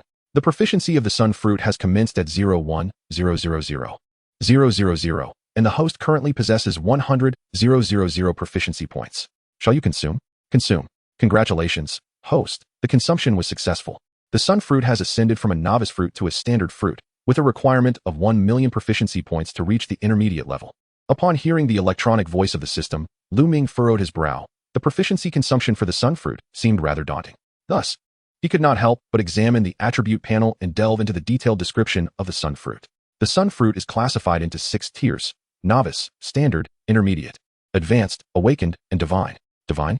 Lu Ming had not anticipated that the devil fruit could be developed to a divine level. In the world of One Piece, individuals have managed to elevate the devil fruit to the stage of awakening, such as Kaido of the 100 Beasts, Whitebeard, and later, Don Quixote da Flamingo. However, the notion of an even higher level was entirely beyond his comprehension. This prospect seemed enticing, although the required proficiency was somewhat daunting. While others needed to harness the fruit's power through relentless battles, he could effortlessly command the fruit's abilities simply through mastery. Reflecting on this, Lu Ming found himself accepting the formidable demand for proficiency, and he glanced at his own combat power. Previously exceeding 10,000, it now indicated a range between 15,000 and 20,000. It appeared that his strength had surged following the utilization of the sun fruit, though its further development would depend on his endeavors with the fruit. Chapter 62. A bet with Dr. Uriva in the city of Sai. Dalton observed in horror as Wapol fell to the hands of the Thunder Pirate crew. He sensed an overwhelming dread. Wapol's strength, in his view, had grown even more formidable in the past 3 months, thanks to the powers of the Munch Munch fruit. Yet, despite this, he was instantaneously defeated by a single member of the Thunder Pirate crew. My goodness, what does this signify? There was no doubt that the individual who had slain Wapol possessed an unfathomable level of power. Ironically terrifying was the realization that he had been contemplating deceiving a member of the Thunder Pirate crew, intending to benefit from their mutual destruction alongside the Iron White Pirate crew, allowing him to evade the payment of 300 million berries, and, with his intact military strength, Drive those detestable pirates from his nation. Lu Ming, calming his excited heart, raised his gaze towards Dalton atop the fortress city and spoke with a measured tone. Wabaloo is deceased. Please prepare our reward at once. Upon hearing this, Dalton felt a twinge of apprehension towards Lu Ming, gulped nervously, and replied, "Very well. I shall prepare the berries for you immediately." Meanwhile, following the demise of Captain Wabaloo of the Iron White Pirates, the remaining members of the crew lost their fighting spirit and were swiftly subdued by the Thunder Pirates. "Ha ha ha, we have triumphed. We have emerged victorious," exclaimed one member of the Thunder Pirates. "This battle was delightful. They outnumbered us 3-1, yet we managed to overpower them with such force. Indeed, were it not for our regular practice of the draw-slash technique, I fear we would not have won so easily today," the crew members exuberantly remarked, while they busily collected various weapons and gear from the Iron White Pirates. "Hey, is anyone injured over there?" Captain Red approached, having concluded his own battle. Having rendered Jace and his companion unconscious. "Captain, rest assured, we have secured a resounding victory. Any injuries are merely superficial." The crew responded with enthusiasm. "That is excellent to hear. You all have worked hard today," Captain Red expressed his concern. At that moment, the gates of the fortress city swung open, and a troop of soldiers marched out, carrying 3 chests. "Thank you all for your assistance to our nation. These 3 chests contain treasures worth over 300 million berries, as previously agreed upon for your reward. Additionally, the extra berries are a small token of our appreciation, a mere trifle, but it is given with great respect," Dalton said politely as he approached Lu Ming and the others. Lu Ming nodded and remarked, "It seems you possess some discernment. Otherwise, you would have already faced dire consequences." "Indeed, I am aware of that. However, rest assured, we shall never become adversaries," Dalton hastily declared. "In that case, please prepare some sleds for us. The Thunder Pirates shall depart from this island at the earliest opportunity." Lu Ming suddenly recalled and remarked, "After all, it wouldn't be feasible to return on foot, as that would be exceedingly dull." Upon hearing this, Dalton thought to himself, "Are they truly departing? That would be splendid. After all, if this perilous band of pirates could vacate the island sooner, the military forces stationed here would be free from any lingering concerns." "Very well. I shall have preparations made at once." Half an hour later, Lu Ming and his companions each possessed a sled for their journey, bearing with them 3 chests brimming with treasure as they departed from the fortress city. "Captain, you may return to the ship. I shall go to check on Nami and the others." "Very well, do take care on your way." After parting ways, Lu Ming arrived at Chopper's residence, only to be halted at the entrance by Dr. Kureha. Dr. Kureha was the mistress of the castle and the sole physician on the island, known for her eccentric temperament. "Dr. Kureha, I come with the 3 individuals that Chopper brought back today, and I am now prepared to leave this place with my companions. I hope you will not make things difficult for me." Lu Ming spoke with a hint of respect, for the woman before him was already 139 years old. "Heh, little one, if you wish to take your person away, do come back in a few days. Today, the patient is still undergoing treatment," Dr. Gulewa remarked casually as she sipped her plum wine. "Senior, do you mean to say that I cannot take my person away just yet, nor may I enter?" Lu Ming furrowed his brow. Night was swiftly approaching, and this old woman was indeed ruthless. "Whom did you take away? Once a patient enters my castle, they must be cured before they can leave. Otherwise, others might suspect the validity of my medical skills," Dr. Gulewa stated, her temperament somewhat eccentric. Upon hearing this, Lu Ming acknowledged the validity of the other party's words. However, the Thunder Pirate crew must set sail promptly. Otherwise, if Luffy were to catch up, it would lose all significance. "Senior, how long will it take for you to heal the patients?" Lu Ming inquired calmly. 3 days, I suppose."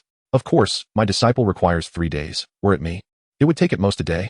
Dr. Gulewa pondered for a moment before continuing. "However, I cannot intervene personally unless my disciple proves utterly incapable, at which point I may step in." "Senior, to speak frankly, 3 days is far too long. I shall tend to my own ailment." Lu Ming replied promptly. "What? Too long for treatment? Are you aware of the nature of this illness?" Dr. Gulewa remarked, somewhat displeased. "Ha ha, to be candid, in my eyes, I can remedy any ailment." Lu Ming smiled broadly. "Oh, so, you intended to deceive us from the very beginning? After all, you possess the ability to heal, yet left us to treat our own ailments?" Dr. Gulewa's expression immediately darkened. "Please do not misunderstand, esteemed elder. I have no desire to engage in conflict with you. It is truly remarkable that at over 130 years of age, you are still able to live so healthily." Lu Ming immediately responded with humility.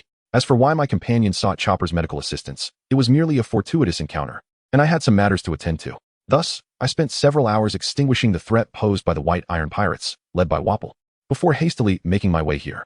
Dr. Kureha, upon hearing this, felt a surge of confusion and astonishment. She had not anticipated that this individual before her had vanquished Wapol. How could she possibly be unaware of Wapol? After all, he was once the emperor of this nation. With a slight huff, she continued, "I shall not prolong this discussion. If you can heal your companion on the spot, you may take them and leave. Should you fail, you must adhere to my regulations. What say you, Doctor?" Kureha stepped back slightly, not wishing to incite any trouble. Acknowledging Lu Ming's deed of slaying Wapol, she afforded him a modicum of respect. No problem. Lu Ming smiled and, in the next moment, followed Dr. Galiva into the castle. At that moment, Nami and the ship's doctor were in the pharmacy. Chapter 63, The Healing Power of the Sun Fruit. Nami was tending to Navy Colonel Tina, while the ship's doctor was learning medicine under Chopper's guidance. Ahem, Nami. I have arrived. Lu Ming announced cheerfully. Lu Ming, how did you come to find us so swiftly? Nami exclaimed, her face lighting up as she rushed to Lu Ming. Well, the crew of the Thunder Pirate Group is remarkably efficient, allowing us to complete our mission promptly and prepare to depart from this island. So I came to seek you out. Lu Ming spoke the truth, yet it was evident that he lacked emotional intelligence. After all, at such a moment, a simple utterance like Nami, I miss you, which is why I couldn't resist coming to see you, would likely have delighted her and elicited a warm response in return. So it is. However, she must remain here to tend to her healing for several more days. Nami instinctively remarked, if we leave her here unattended, the castle's mistress would heartlessly cast her into the frigid wilderness. At that moment, Dr. Guriva glanced at both Nami and Lu Ming and stated, indeed, if she is not a patient I deem worthy, it is impossible for us to provide care. The moment you leave, I shall dispose of her, and whether she lives or dies is of no concern to me. By the way, young man, commence your performance. I am eager to witness your prowess and ascertain if it matches your boasts. So, prepare yourself to witness.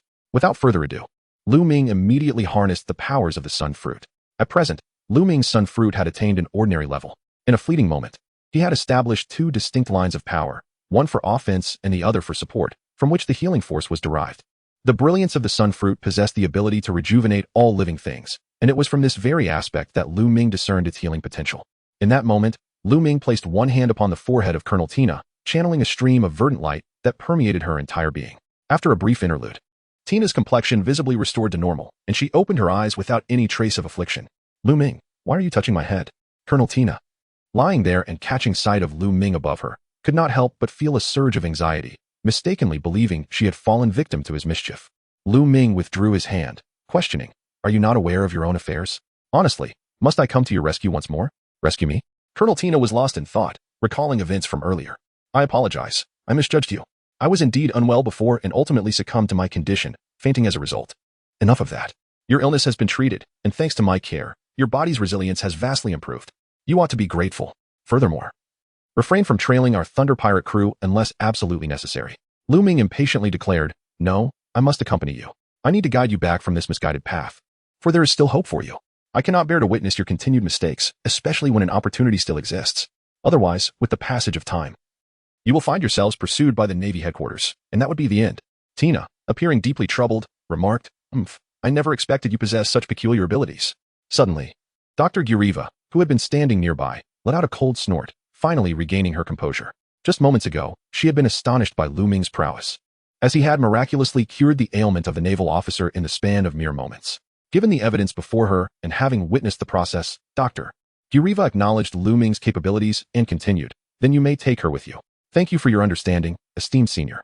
Lu Ming held no pretentious intentions. He still harbored a sense of respect for Dr. Galiva, a woman over a century old. Ship's doctor, come along with us back to the Thunder Pirate crew. We must continue our journey, Lu Ming called out. But, first mate, I have yet to learn much. The ship's doctor replied, somewhat bewildered. You'll learn gradually. Now, let us be on our way. Lu Ming uttered a single phrase before grasping Nami's hand and departing from the castle. Lu Ming, wait for me. You must allow me to accompany you. I want to observe your every action. Colonel Tina, donning her Navy Justice cloak, hastily pursued them. The ship's doctor, resigned, could only clutch a medical book as he followed suit. Master, I found myself utterly perplexed by that person's medical skills. Chopper suddenly emerged, standing beside Dr. Correa. Not only you, but I too could not comprehend that power. However, the outside world is filled with wonders. Such abilities are hardly surprising, Dr. Correa remarked nonchalantly. Upon hearing this, Chopper gazed out the window, lost in thought, his eyes brimming with a yearning for the world beyond. If you wish to leave me, then find a reason to do so. I shall thrive just as well without you, Dr. Correa declared, her tone deliberately callous. Having discerned Chopper's innermost thoughts, she had no intention of keeping him here for eternity. Given the right opportunity, she would gladly see him depart. Master, I have yet to complete my studies in your medical arts. I will continue to learn. Chopper replied quietly, though his heart longed for the outside world. He lacked the courage to venture forth. The Thunder Pirate crew swiftly returned to their ship and departed the nearby waters under the cover of night. Even in the darkness, the Thunder Pirates felt no trepidation about encountering danger, for the first Thunder Pirate ship was graced by the presence of a ship spirit, whose existence could mitigate various perils encountered at sea. The second Thunder Pirate ship merely needed to follow in its wake. In the room, at this moment, Lu Ming was engrossed in a lottery, having completed a task by vanquishing Wabaloo, which earned him 5,000 points of lottery value. Congratulations to the host for acquiring 100,000 proficiency points. Congratulations to the host for obtaining 200,000 proficiency points. Congratulations to the host for receiving 500,000 proficiency points. Congratulations to the host for gaining 50 years of inner strength. The electronic voice of the system echoed incessantly in Lu Ming's mind. After the 6 rewards were dispensed, Lu Ming had amassed a total of 1 million proficiency points and 50 years of inner strength. Feeling a significant increase in his inner strength, Lu Ming was quite satisfied. He then began to allocate the 1 million proficiency points, noting that the proficiency level of the Sun Fruit had only been developed to a basic level. Advancing it to an intermediate level would require 500,000 proficiency points. Without the slightest hesitation, Lu Ming immediately expended 500,000 proficiency points to elevate the Sun Fruit to an intermediate level. Consequently, his mastery over the abilities of the Sun Fruit became significantly broader and more intuitive. Effortlessly, he developed numerous capabilities, focusing primarily on offensive and supportive enhancements. Chapter 64. The Slightly Princess Riding a Duck. In terms of offense, Lu Ming had successfully developed the Ruthless Sun, which, when unleashed, manifested as a blazing solid fireball suspended above his head, ready to assail his foes. On the supportive front, Lu Ming created the Holy Shield, a protective barrier that could envelop himself or be cast upon others, serving as a team support skill with healing, restoration, and defensive augmentation properties. Furthermore, after assimilating the abilities of the Devour fruit and acquiring the devouring attribute, Lu Ming developed a skill known as the Wind Abyss, allowing him to manipulate the winds simply by extending his hand.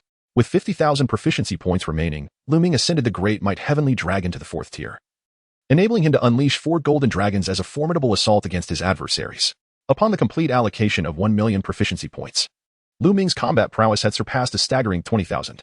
The following day, Lu Ming and his companions arrived near the waters of Alabasta, where they encountered a duck gliding across the surface of the sea. Upon the duck's back sat a girl adorned in vibrant attire, her striking blue hair cascading elegantly. "Hello. Do you require assistance?" As Lu Ming and his crew practiced their sword-drawing techniques, a daily requisite, their pirate ship passed by a peculiar pair, a person and a duck. Colonel Tina of the Navy, stationed aboard the vessel, inquired immediately about the situation. Princess Wei Wei, perched upon the duck's back, furrowed her brow in confusion, unable to grasp the circumstances aboard the ship. It was indeed a pirate vessel, yet the presence of Colonel Tina from the Navy perplexed her. Having recognized Tina from intelligence gathered during her undercover work at the Baroque Works, she discerned that the colonel was not masquerading as a pirate, intensifying her bewilderment. "There's no need for that. We shall soon reach the shore," Princess Wei Wei remarked coolly, clearly wishing to avoid any association with those aboard Tina's ship. At that moment, Lu Ming noticed her discomfort and ceased his practice. Alvida produced a towel and offered it to Lu Ming to wipe the sweat from his brow. "Thank you, but I can manage on my own," he replied. Lu Ming took the towel with gratitude and approached the ship's railing, exclaiming, "What a beautiful girl. But why are you sailing alone in the sea? Isn't that rather perilous?" Princess Wei Wei sat upon a duck, observing Lu Ming's visage, yet she felt no familiarity with him. However, she pondered why Colonel Tina of the Navy was aboard their vessel. Unable to comprehend, Princess Wei Wei refrained from answering Lu Ming's inquiry and instinctively remarked, "How did she end up on your ship? Could it be that you are pirates masquerading as the Navy?" Tina, seizing the moment, interjected, "It appears you are aware of my identity, but my presence on this pirate ship is entirely by my own volition, as I wish to steer them away from the path of folly." "What do you mean?" Princess Wei Wei still found herself perplexed. "Ah. Colonel Tina simply has nothing better to do and insists on lingering aboard my Thunder Pirate ship. I truly wish to toss her into the sea." Lu Ming couldn't help but voice his thoughts. Princess Wei Wei, being an exceptionally astute young lady, immediately grasped the situation upon hearing Lu Ming's words. "I see now. It was you who saved Colonel Tina, and she believes that your Thunder Pirate crew is unlike any other band of pirates, hence her desire to rescue you." Princess Wei Wei deduced. "Haha, more or less. That's why I mentioned that she must be rather bored." Lu Ming chuckled. Upon hearing this, Colonel Tina pouted at Lu Ming, seemingly aggrieved, and remarked, "Humph. I am a justice-seeking naval officer. Even if I cannot steer you away from your misguided path, I shall keep a vigilant watch over your every move. Should you dare to commit any heinous acts, I will ensure you are apprehended." "Apprehend us? Our Thunder Pirate crew has never been known for wanton cruelty," interjected Alvida, clearly irked and emphasizing her point. "That remains to be seen. I shall monitor you regardless, unless you decide to eliminate me," Tina retorted dismissively. "Alvida, just ignore her. Let us see how long she can last on our ship." Lu Ming did not wish to quibble with Colonel Tina. However, should she dare to betray our Thunder Pirates, I would undoubtedly seek retribution. Alvida, wielding a hefty iron rod, glared fiercely at Colonel Tina. The latter chose to refrain from further comment, since she could not overpower the Thunder Pirates. Her only recourse was to blend in aboard their ship, preventing them from straying down a dark path. At that moment, Princess Weiwei cast another glance at Lu Ming and the others, her mind swirling with thoughts. According to Colonel Tina, it was evident that the members of the Thunder Pirates were not ruthless brigands, but rather principled individuals. If she could secure their assistance, perhaps she could avert the internal tumult plaguing the kingdom of Alabasta and prevent the outbreak of civil war. Regarding the impending civil strife in Alabasta, she had conducted thorough investigations. It was clear that her superior, Sir Crocodile, harbored ambitions to dominate the kingdom, seeking to incite a war between the royal army and the rebel forces. Sir Crocodile also held the title of Warlord of the Sea, a pirate recognized by the world government, which meant that even if he seized control of Alabasta, it would likely go unchecked by the authorities. Yet, Princess Weiwei understood that her own strength was insufficient to thwart Sir Crocodile, prompting her retreat to persuade the rebels against engaging in conflict with the royal forces, as it was all part of Crocodile's sinister scheme. Although the prospects of swaying the rebels were bleak, she felt this was her singular opportunity. After all, Crocodile's power was formidable, and he was not alone. He commanded the Baroque Works, an organization replete with numerous potent agents and assassins. Ding. Congratulations, host. You have triggered a mission. Assisting Princess Weiwei in resolving her current dilemma will earn you lottery points.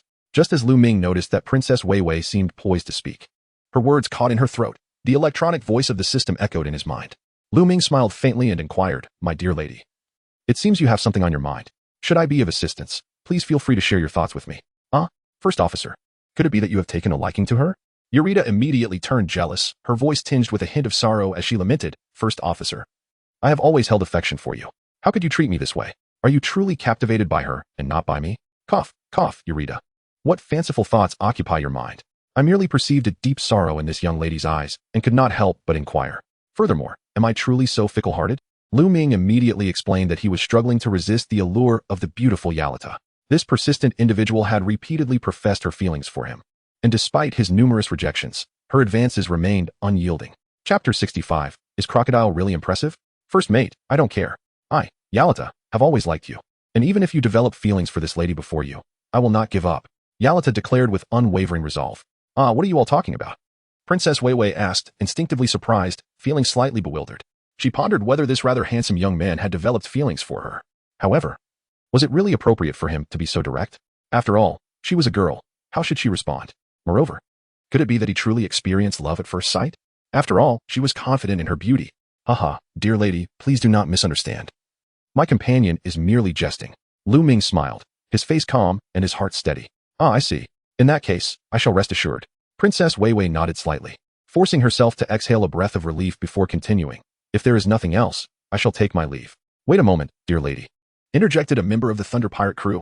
Our acquaintance is fate. Should you have any troubles, do not hesitate to seek our assistance. Lu Ming spoke earnestly, having just triggered a system task. Assisting Princess Weiwei in resolving her current predicament would grant him lottery points. Princess Weiwei turned around and admitted, I do indeed have troubling matters, but will you assist me unconditionally? Even if you were to offer your unwavering support, I could never jest with your lives. Unconditional help is certainly out of the question, came the response. Yet if you can provide our Thunder Pirate crew with a certain sum of money, I believe we can tackle any issue that arises. Lu Ming smiled and inquired, how much? Princess Weiwei, intrigued, could not help but ask. Let me ponder for a moment. In your esteemed Alabasta kingdom, there must be a considerable dark organization, is there not? It goes by the name of Baroque Works, and its leader appears to be one Sir Crocodile, a wielder of the Sand fruit. Should your predicament involve the desire to eliminate this organization or any individual within it, our Thunder Pirates would be more than willing to assist you. However, you must be prepared to offer a minimum of 500 million berries, rest assured. This is a preferential rate extended to you as a gesture of goodwill. Lu Ming spoke with an air of nonchalance. Upon hearing this, Princess Weiwei found herself momentarily stunned, her heart churning as if her innermost thoughts had been entirely laid bare before him. Surely, it could not merely be a coincidence, could it? Do you know about the Baroque Works? Weiwei instinctively inquired as she regained her composure. I've heard of it, but that is not all. The identity of Sir Crocodile, in fact, belongs to the warlords of the sea, does it not? If you wish for our Thunder Pirates to handle a warlord, the price would be at least 1 billion berries. Of course, other equivalent forms of compensation could also be negotiated, Lu Ming elucidated. Upon hearing this, Princess Weiwei was astonished to discover the depth of knowledge possessed by the Thunder Pirates, even being aware of Crocodile's true identity. Meanwhile, she realized she knew nothing about this formidable group. After all, any pirate of even slight notoriety would have information circulating within Baroque Works. Having been an undercover agent within Baroque Works for several years, she believed she had a firm grasp of the intelligence, yet she remained completely oblivious to the Thunder Pirates. To be candid, My dilemma lies in my desire to eliminate Crocodile to prevent war from breaking out in this country, as it would lead to countless casualties. Princess Weiwei stated earnestly, sensing a glimmer of hope in Lu Ming. So, you require our assistance from the Thunder Pirates? Our credibility is absolutely reliable, and anything I am confident in accepting can undoubtedly be accomplished. Lu Ming spoke with great confidence. However, Sir Crocodile, as one of the 7 warlords of the sea, possessed formidable strength. Beings of such caliber could effortlessly pose a threat to an entire nation. Do you believe your Thunder Pirates can contend with him? Princess Weiwei inquired anxiously, contemplating seeking the Thunder Pirates' assistance if they could. Haha, merely a warlord of the sea, came the response. Before our Thunder Pirates, he cannot stir up any significant turbulence. Lu Ming laughed dismissively. In his heart, he truly did not regard Crocodile as a formidable opponent. What if the other possessed the powers of the Sansan fruit? He had already devised a strategy to deal with Crocodile. Meanwhile, Alvida scratched her head and inquired, Vice Captain, your subordinate, Mihawk, seems to be one of the 7 warlords of the sea, right? Yes, he's indeed one of the 7 warlords of the sea. Lu Ming affirmed, nodding. Why do you ask this all of a sudden? Do you think it bears any relation to Sir Crocodile? Vice Captain, that is not what I meant. I merely wanted to ask who is stronger, your subordinate Mihawk or the Crocodile you speak of? On the other side, as Alvida conversed with Lu Ming, they inadvertently startled Colonel Tina and Princess Weiwei, who were nearby. Coming to their senses, they incredulously exclaimed, What? Mihawk is your subordinate? Are you certain you are not joking? Why would I joke about such a matter? Mihawk just became my subordinate a few days ago. You may not be aware yet, but that is understandable, as news from the East Blue does not travel as swiftly as that of the Grand Line. Lu Ming spoke calmly, feeling somewhat incredulous. Not only is Hawkeye Mihawk a member of the 7 warlords of the sea, but he is also the world's greatest swordsman. Furthermore, you appear to be under 20 years of age. What exactly is your relationship? Princess Weiwei and Colonel Tina gazed intently at Lu Ming. As Lu Ming prepared to articulate his thoughts, Alabasta interjected, Hawkeye Mihawk is not the world's greatest swordsman. Our Vice Captain Lu Ming is the true master of the blade. Do not be deceived by his seemingly unassuming demeanor. He is merely modest. After all, when Lu Ming is serious, even Hawkeye Mihawk struggles to perceive his strikes and nearly met his demise at Lu Ming's hands. Surely, you are unaware of this? Alabasta spoke with a hint of pride. Is this true, Lu Ming? When did this occur? How is it that I, a naval colonel, am oblivious to such news? Tina, having heard of Hawkeye Mihawk, could not restrain her curiosity. Well, it aligns closely with what Alabasta has just conveyed, Lu Ming instinctively replied. Upon hearing this, Colonel Tina and Princess Weiwei were utterly astonished. Realizing Lu Ming's remarkable prowess, it finally dawned on Tina why Colonel Smoker had been unable to contend with the Thunder Pirate crew. After all, such formidable pirates would require at least an admiral to confront them, wouldn't they? Princess Weiwei clenched her fists and earnestly said, Mr. Lu Ming, I implore you to assist me in eliminating Sir Crocodile. Once this task is accomplished, I shall find a way to compensate you. Chapter 66, The Commission to Eliminate Old Sand? Very well, the Thunder Pirate crew accepts your commission. Lu Ming replied with a cheerful smile. This meant that the quest was now intertwined with Princess Weiwei, and by vanquishing Sir Crocodile, they could earn rewards. Moreover, there was a possibility of obtaining devil fruit drops during their encounter with Sir Crocodile and his ilk. Vice Captain, seeing that smile of yours makes me feel as though you were concocting something, remarked Colonel Tina with a furrowed brow, though she ultimately teased, however.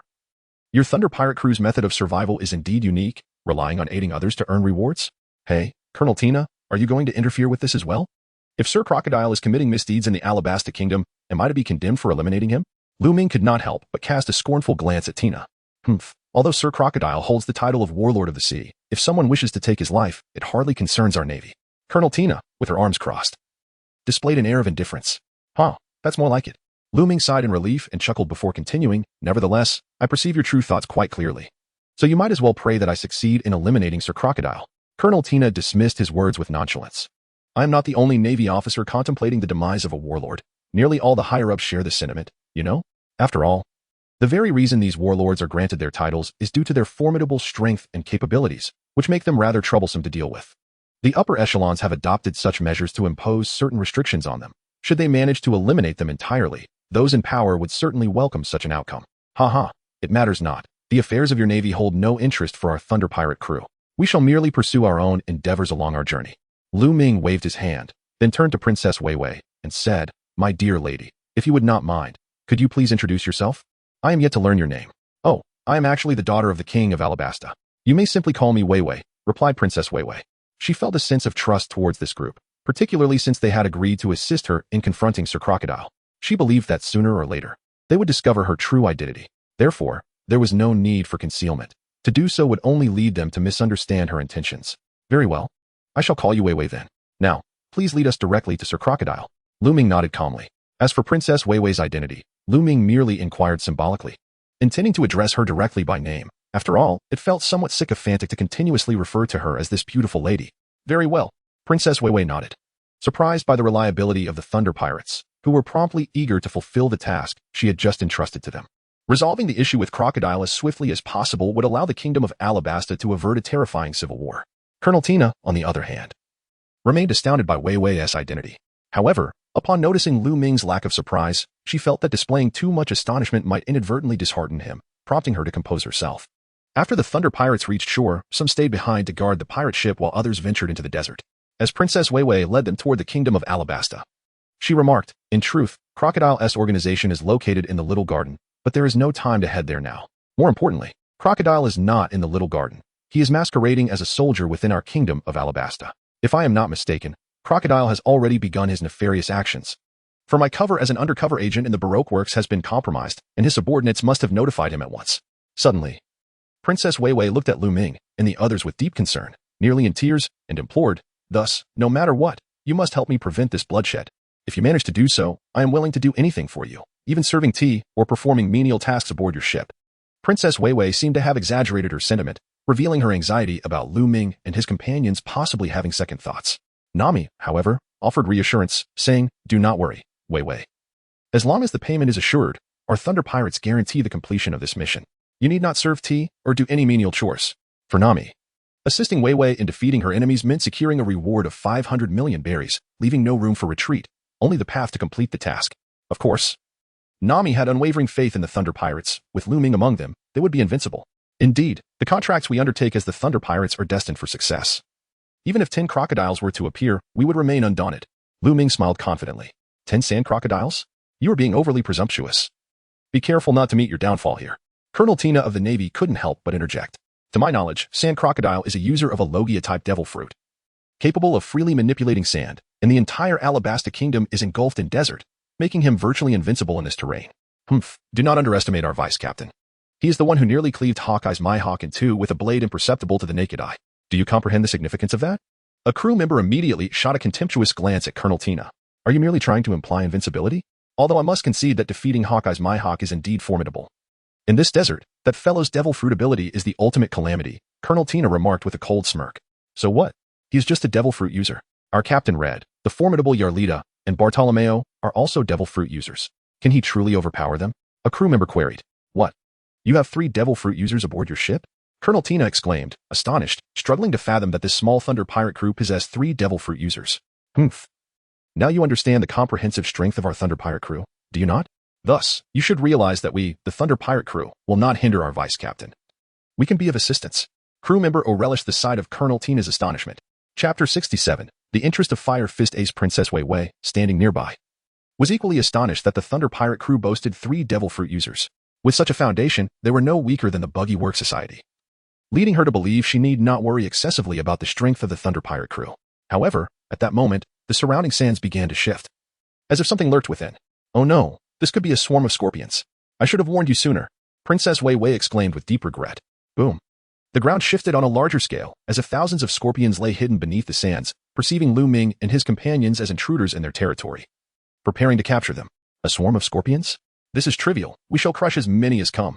Indeed, how could the Thunder Pirate crew be threatened by mere scorpions? The crew members scoffed, recalling scorpions as rather endearing creatures. Crush them. Princess Weiwei was taken aback. Did they not realize that the scorpions of Alabasta could grow several meters in length? What is it? Can't you crush them? Bartolomeo instinctively inquired. Boom. At that moment, 1, 2, 3 enormous scorpions, their bodies a vivid crimson, emerged from the sand, each several meters tall and long. Heavens! What are these creatures? Many crew members of the Thunder Pirate crew were instantly paralyzed with fear. If these were the cute scorpions, what could they possibly do? Barrier. Bartolomeo, seeing the colossal creature's surface, immediately initiated an attack, employing his barrier ability to block the massive pincer's assault. Wow, Captain Bartolomeo is so cool. Thank goodness you acted in time. Several frightened companions expressed their gratitude with admiration. Ha ha ha, it's nothing. I am the 3rd captain of the Thunder Pirate crew. Bartolomeo replied with pride. At present, the Thunder Pirate crew had finalized the distribution of their captains. As the vice captain of the Thunder Pirates, Lu Ming effectively serves as the leader of the 1st squad, with Yarlita as the captain of the 2nd and Bartolomeo leading the 3rd. Following them are others of remarkable strength, ranked accordingly. Suddenly, with a thunderous rumble, dozens, even hundreds of enormous scorpions began to emerge from the surrounding sands. Gulp. Many members of the Thunder Pirates felt a surge of unease at the sight. Haha. With so many scorpions, you might as well leave it to me to handle them all. Lu Ming suddenly chuckled. Initially, he intended to let the crew undergo some training. But the sheer number of scorpions posed a significant threat to their lives. By the way, would you care to taste scorpion meat? If you are interested, I shall adjust the intensity of my strike. Lu Ming cast a faint smile as he glanced at his companions beside him. I wish to eat. But what do you intend to do, first mate? His companions gazed at Lu Ming with curiosity. Yet they felt a sense of reassurance knowing that Lu Ming would take action. Do not inquire, simply observe. Lu Ming offered little explanation, merely seizing the opportunity to test the prowess of the sun fruit, hoping to wield its power with finesse. As his companions observed intently, he struck the sandy ground with one hand. Boom. A visible surge of fiery energy radiated forth in an instant. What? First mate. When did you gain mastery over the flames? First mate, your skills are truly remarkable. This is astonishing. The crew exclaimed in awe as a single strike rendered countless scorpions within a radius of several hundred meters lifeless. Moreover, a tantalizing aroma of roasted meat wafted through the air, attesting to the first mate's exquisite command over the fiery force. Lu Ming retracted his attack and smiled faintly. In truth, I possess many more methods. You shall gradually become accustomed to them. Now, come and savor this scorpion meat. I have heard it is quite similar to chicken, though I am uncertain of its authenticity.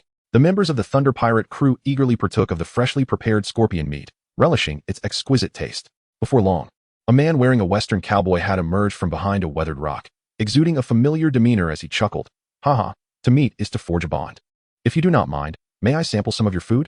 The members of the Thunder Pirate crew exchanged glances, yet none recognized the man. However, Colonel Tina of the Navy immediately identified him, exclaiming, You are the pirate ace? Surprised, she added, Oh, I did not expect to find another Navy colonel among you. Your group certainly piques curiosity. The man who had appeared was indeed the pirate ace. Humph, it is indeed you. I have seen your bounty at Navy headquarters. I never anticipated you would venture to the land of Alabasta.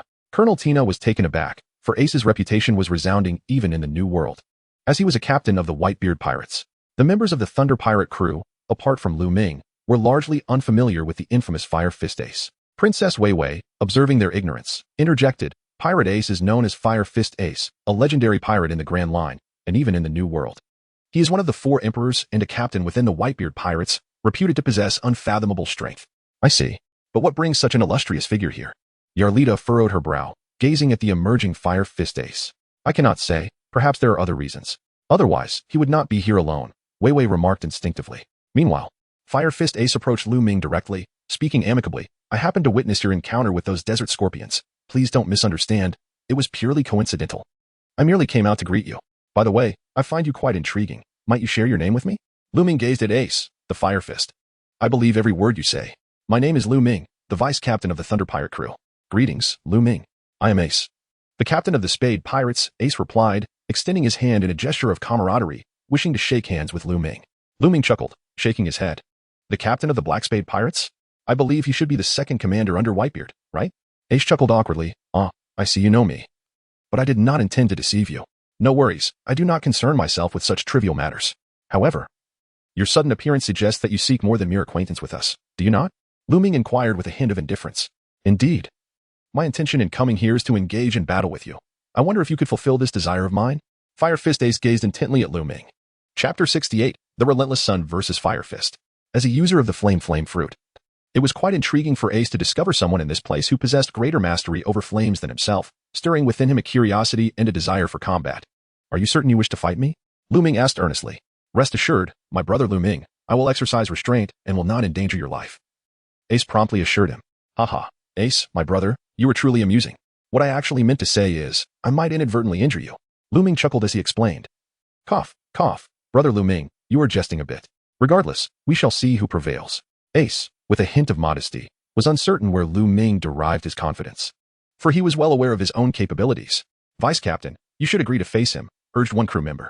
Indeed, Vice Captain, show him your prowess, chimed in the members of the Thunder Pirates, who laughed heartily while enjoying their meal. At that moment, Fire Fist Ace paused, taken aback by the reactions of the surrounding pirates, feeling as though he had been cast in the role of a jester. He pondered. Could it be that Lu Ming's strength surpasses my expectations? Resolute, he accepted the challenge, eager to test a new technique he had recently developed. Lu Ming smiled faintly. Ace immediately regained his composure upon hearing Lu Ming's agreement and, without further ado, remarked, My dear brother Lu Ming, do take this seriously, after all. My attacks are not to be underestimated. Very well, then I shall employ this technique. Lu Ming extended a finger skyward, and suddenly a swirling mass of flames began to rotate rapidly above it. This fiery vortex coalesced into a spherical shape, growing larger until it reached approximately 1 meter in diameter. What is happening? The crew of the Thunder Pirates was once again astonished by Lu Ming's extraordinary technique, as it was their first encounter with this newfound ability. Step back, everyone. This technique is called the Merciless Sun, lest the ensuing explosion's aftermath affect you. Lu Ming spoke softly. Indeed, Captain First Mate. The members of the Thunder Pirates retreated to a distance of 100 meters, for they believed in Lu Ming's words and deemed it prudent to seek a place of safety. The Merciless Sun? I truly did not misjudge. Moreover, your movements exude an aura of dominance that I find most appealing. As Ace, the Fire Fist, witnessed this, his fighting spirit surged. Boom. Instantly, flames erupted from Ace's body, growing ever more intense. The onlookers, having never encountered such a spectacle, were astonished to realize that this was the power of the Mera Nami. To be enveloped in flames from head to toe was indeed an extraordinary feat. Heh, brother Lu Ming, I shall commence as well. Suddenly, Ace grinned widely, a plume of smoke escaping his lips. However, that was not the focal point. Rather, his right fist ignited with even fiercer flames. Fire Fist. Ace roared, launching a devastating punch towards the Merciless Sun hovering above Lu Ming. A colossal fire fist, visible to the naked eye, soared forth, aimed directly at the Merciless Sun. Go. Lu Ming maintained his composure. Even if his opponent was the formidable Fire Fist Ace, it mattered little. His own strength was not to be underestimated, especially with the internal power of the Nine-Yang divine art cultivated over 2 centuries, which granted him an astonishing explosive force. Suddenly, the Merciless Sun collided with Ace's fiery punch, resulting in an immense mushroom cloud that surged into the sky. The aftermath of the explosion unleashed a powerful shockwave, sweeping across a radius of several hundred meters. The members of the Thunder Pirate crew, situated over 100 meters away, were knocked to the ground, some suffering significant internal injuries, blood spilling from their mouths. Well, we actually spat blood. Is this the nature of battles among the strong? How terrifying. I dare not get this close again, the crew exclaimed in astonishment, their vitality still unsettled. Colonel Tina, Captain Red, and Princess Weiwei were expressions of disbelief. Particularly for Colonel Tina and Princess Weiwei, they were well aware of Fire Fist Ace's might, being the second commander under the 4 Emperors Whitebeard. However, they were taken aback that Lu Ming of the Thunder Pirate crew could challenge Ace. It appeared that their strengths were evenly matched. Upon this realization, Colonel Tina and Princess Weiwei gained a new understanding of Lu Ming, recognizing that his power was indeed unfathomable. It seemed undeniable that Mihawk had lost in the swordsmanship duel. At the scene of the battle, the enveloping shockwaves gradually subsided. It was then that Lu Ming and Fire Fist Ace's figures became visible again. What? Fire Fist Ace actually spat blood too?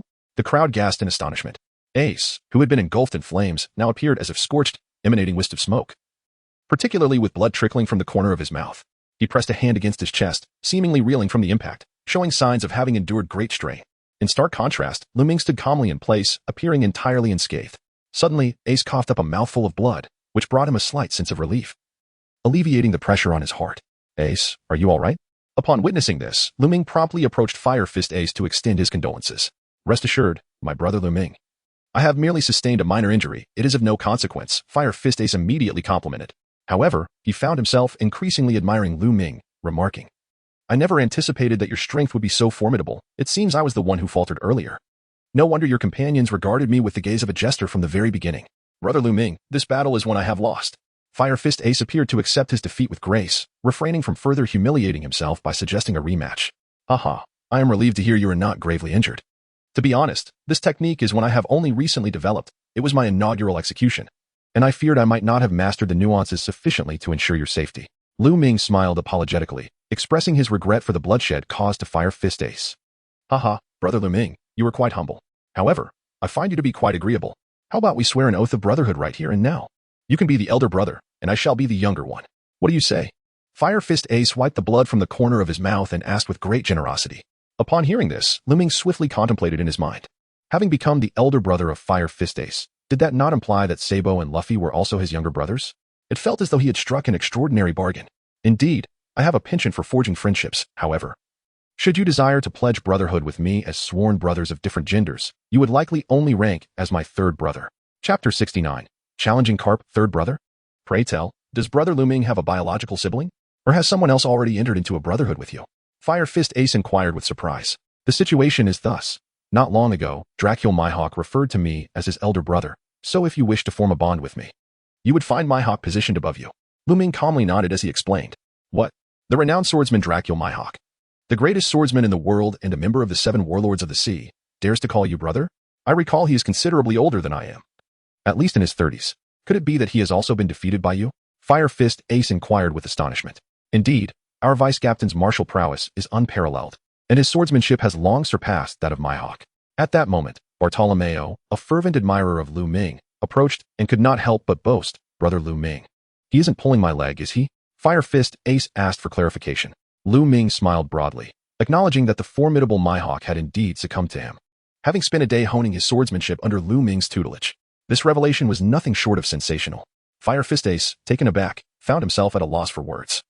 Astonished that during this journey he had encountered such an unassuming yet immensely powerful individual. Indeed, there are always those who surpass the exceptional, hidden among the strong, existing in a realm of humility. Brother Lu Ming, I shall not hesitate any longer. Let us forge a brotherhood. As for the rank of 3rd, it matters not. What is paramount is my recognition of you as my elder brother, for I have learned much from you, Ace expressed with palpable eagerness. Very well. Lu Ming nodded without hesitation and then pledged brotherhood with Fire Fist Ace. Big brother.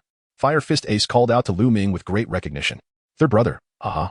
Lu Ming responded with a chuckle, unable to contain his laughter, feeling that the situation was rather theatrical. He had inadvertently acquired another subordinate. How could 2 grown men evoke such a sense of embarrassment? At some point, Alabasta had approached, unable to suppress the goosebumps that had arisen in response. Ahem, Alabasta. You certainly have a penchant for chatter. Lu Ming could not suppress a cough, his demeanor turning serious. Now, let us return to the matter at hand. We must continue our journey. Continue our journey? Brother, what brings you to Alabasta?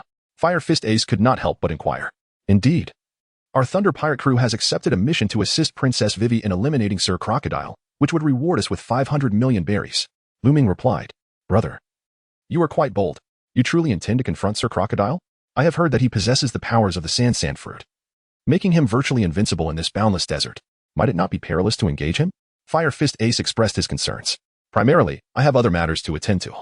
Otherwise, I would gladly lend you my support. No worries. Our Thunder Pirate crew is not solely reliant on me. My comrades are formidable as well. Lu Ming chuckled. Indeed. I nearly overlooked that matter. Hearing them refer to you as the first mate, it seems your captain possesses unfathomable prowess. Ace interjected thoughtfully. Of course. Our captain of the Thunder Pirate crew is an adept of a mythical Zoan-type devil fruit. Remarkable. A mythical Zoan, you say? The prospects are boundless. Ace gasped in astonishment.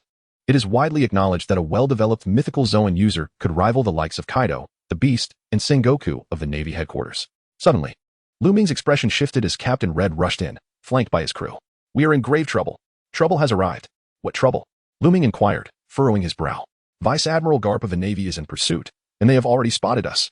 Captain Red declared earnestly, though concern shadowed his eyes. For Vice Admiral Garp's strength was formidable beyond measure. Humph. What a bold Thunder Pirate crew. Engaging in activities right beneath my nose. Do you truly believe the East Sea is so easily trifled with? Garp's voice boomed angrily from a distance before he even approached. At that moment, Fire Fist Ace recognized Garp and felt an immediate sense of foreboding. Brother, I suddenly recall an urgent matter. I must take my leave. Until we meet again. Indeed. Until we meet again. Lu Ming nodded, understanding that Ace found it difficult to face his grandfather. Garp. Ace, do not think for a moment that I haven't noticed you. Stand still this instant. Garp bellowed, donning a dog-headed hat. Next time, I shall certainly stay put, Ace replied as he fled the scene. Ace. Do not fall into my hands next time. I shall show no mercy. Garp declared seriously, feeling somewhat helpless, for he could not even rein in his own grandson. Originally, he had hoped to guide them toward becoming Navy officers, yet they all chose the path of pirates instead. Seeing that Ace had vanished without a trace, he approached Lu Ming and the others. Greetings, Vice Admiral Garp. Colonel Tina, amidst the crowd, immediately saluted him. Tina, did these reckless individuals give you any trouble? Have they threatened you to remain on the ship? Garp inquired with concern. Vice Admiral, you may be mistaken. I chose to stay on the ship voluntarily. I wish to save them, and if that proves impossible, I shall keep a close watch on them. Tina explained. Are you certain about this? These individuals have committed numerous offenses in the East Blue. Garp replied, somewhat perplexed. Vice Admiral, from my observations, the members of the Thunder Pirates are not inherently malevolent. While I may not be able to control them, I hope to guide their wayward hearts towards redemption, Tina asserted earnestly. That can be arranged. I can detain them, and then leave their management to you. Garp stated firmly, clearly still intent on dealing with the Thunder Pirates.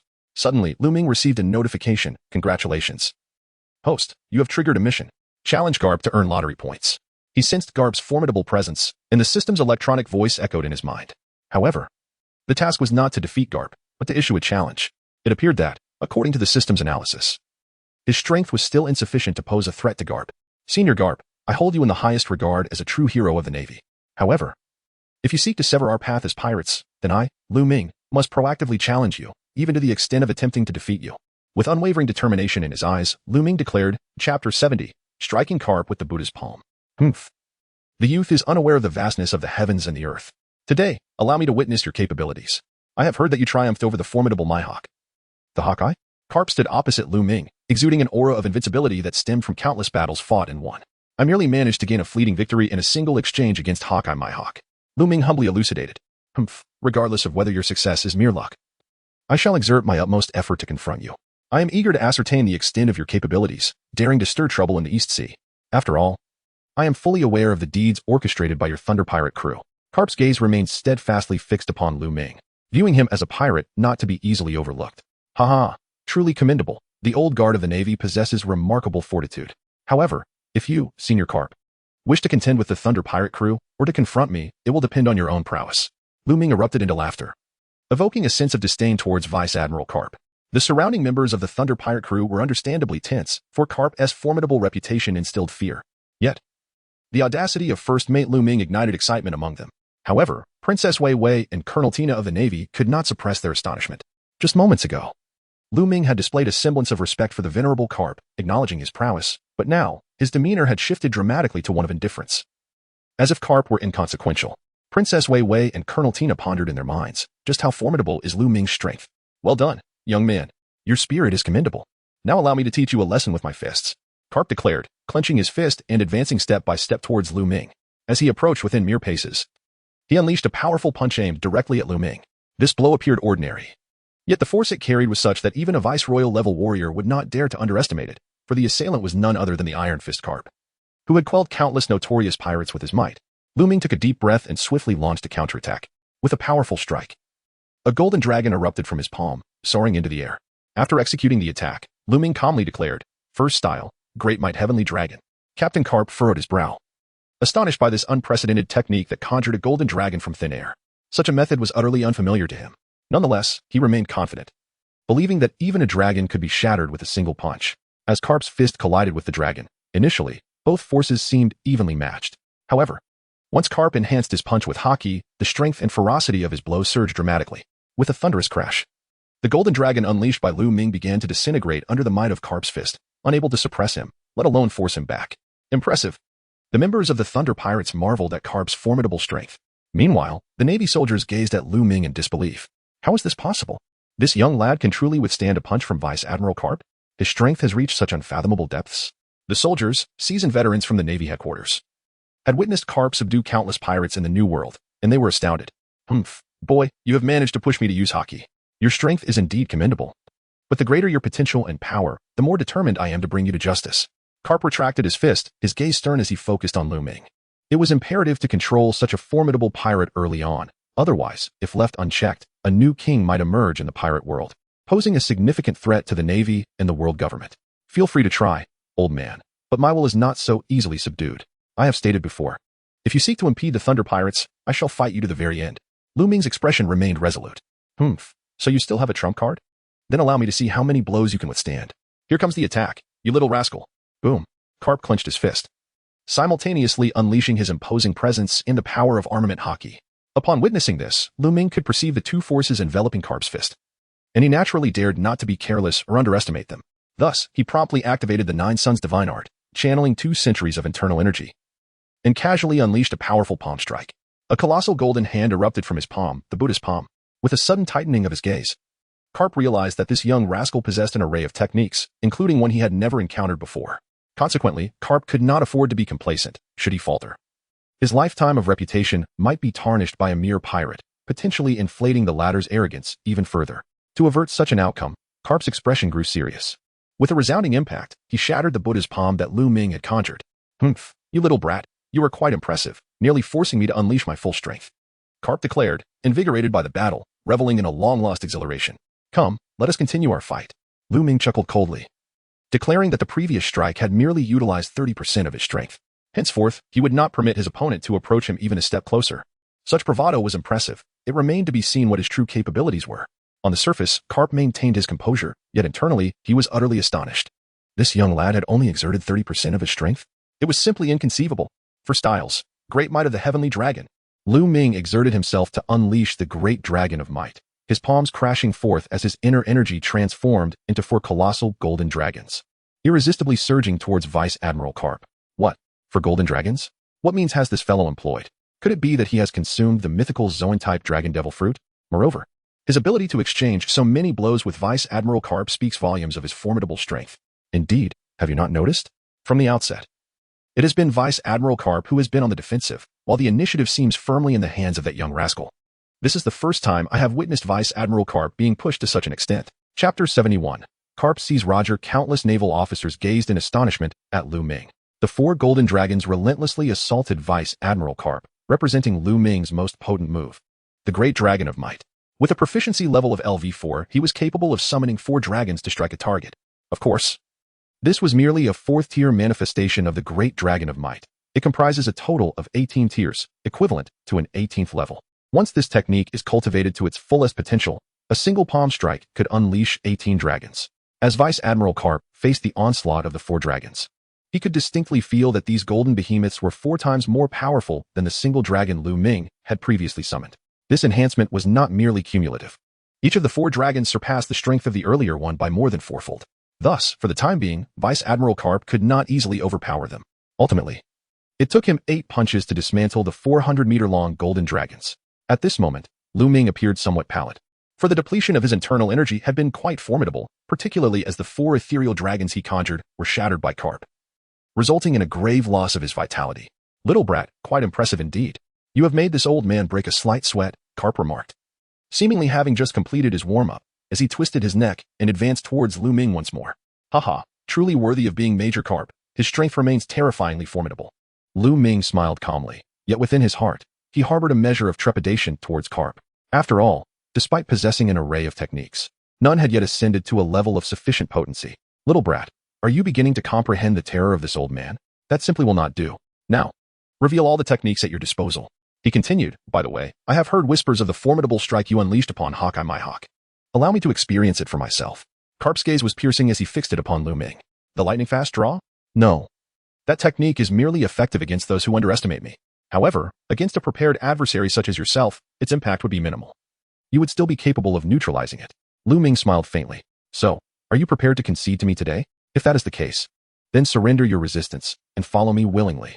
Major General Karp crossed his arms, standing close to Lu Ming, exuding an imposing presence as he regarded him. Humph. Lu Ming chuckled softly. No, I stand by my previous statement, but I am not prepared to fight you. After all, I cannot personally contend with you. However, I wish for someone to be able to, and I hope that Admiral Karp is a wise man. What? I must have misheard. This little brat is actually threatening Admiral Karp? Has he lost his mind? To dare threaten a hero of our Navy headquarters, if it weren't for Admiral Karp's good nature, this fellow would undoubtedly meet his demise today. Humph, merely the Thunder Pirates, and they truly believe they are qualified to withstand the might of our Navy headquarters? Countless naval officers could not help but scoff, their frustration and indignation boiling over, even finding Lu Ming's arrogance and self-importance laughable. Admiral Karp, however, suddenly raised his hand, signaling his subordinates to be silent. After all, in Karp's view, if this young brat could speak so boldly, he must possess some means that even Karp dared not provoke lightly. Yet, what this means could be remained a mystery, even to Karp. Admiral Karp, let us converse here. There are matters I believe we both wish to keep from the knowledge of anyone else. Lu Ming maintained his serene smile, exuding an aura that suggested he could remain invincible even amidst laughter. Humph, I shall see what tricks you have left up your sleeve. Intrigued, Kapu consented to Lu Ming's proposition. Lu Ming then led Karp to a weathered mound of earth and stone. As for the Thunder Pirates and Karp's naval subordinates, though curious, none dared to intrude upon the moment shared between Lu Ming and Karp behind the eroded terrain. Lu Ming clapped his hands, and then an extraordinarily bizarre scene unfolded before Karp's eyes. A brand new coffin emerged from the sandy ground. What is this? Karp furrowed his brow, unable to suppress his inquiry. He thought to himself, is this little brat intending to do away with me and then place me inside that coffin? Fear not, Karp-senpai. For this coffin is not meant for you. Someone else is already resting within, Lu Ming replied with a smile. Humph, your words are truly unappealing, you little brat. Karp huffed in indignation. What does he mean it's not for me? As if I could ever be bested by such a child. You should take a look at the person inside the coffin before making any hasty judgments. Lu Ming, however, chose not to engage in further trivialities. After all, the situation had escalated to this point, and it was now contingent upon Admiral Karp's disposition. Should he continue to direct animosity towards Lu Ming? then he must not blame him for resorting to the powers contained within the coffin to confront any adversaries. As Lu Ming summoned his internal energy, the coffin lid gradually opened, revealing the figure within to Admiral Karp's astonished gaze. The coffin, positioned upright in the sandy terrain, allowed the figure to be unveiled from head to toe. At this moment, Admiral Karp's pupils dilated in shock, disbelief etched across his face. How could this be possible? Roger? Karp seized Lu Ming by the collar, exclaiming, "You little brat, who is this person? What do you mean by this?" His eyes, filled with fierce indignation, bore into Lu Ming, and one could easily surmise the immense fury brewing within Karp's heart. Lu Ming smiled calmly as he gently removed Karp's hand from his collar and said, "The person inside is precisely who you see." "Impossible.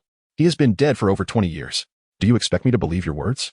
Karp, unable to accept this revelation, struggled to contain a surge of fury, feeling an overwhelming impulse to strike Lu Ming. After all, Roger had been a dear friend to him. Despite their differing allegiances and positions, he could not bear to witness anyone show such disrespect towards the deceased Roger. Whether you choose to believe it or not is your concern. However, if you persist in your obstinacy today, then let him engage in battle with you. Lu Ming suddenly fell into a state of impassivity. Though he initially professed respect for Karp, the heroic figure of the Navy, he understood that should they become adversaries, even a hero would be regarded as an enemy, and he would show no mercy. "Youngster, do you comprehend the peril of threatening a formidable individual teetering on the brink of fury? Moreover, Roger is dead. Do you truly expect me to believe your words?" He replied, "I am indeed aware, yet I am far from feeble enough to be easily slain by you. Besides, who asserts that Roger is dead? I have brought him back to life. Awaken Roger." With an imposing shout, Lu Ming captured Karp's attention, prompting him to instinctively glance at the figure within the coffin. A mere sidelong glance revealed that the person inside had opened their eyes. Chapter 72, Karp's compromise. What? Karp was utterly astonished at the sight before him.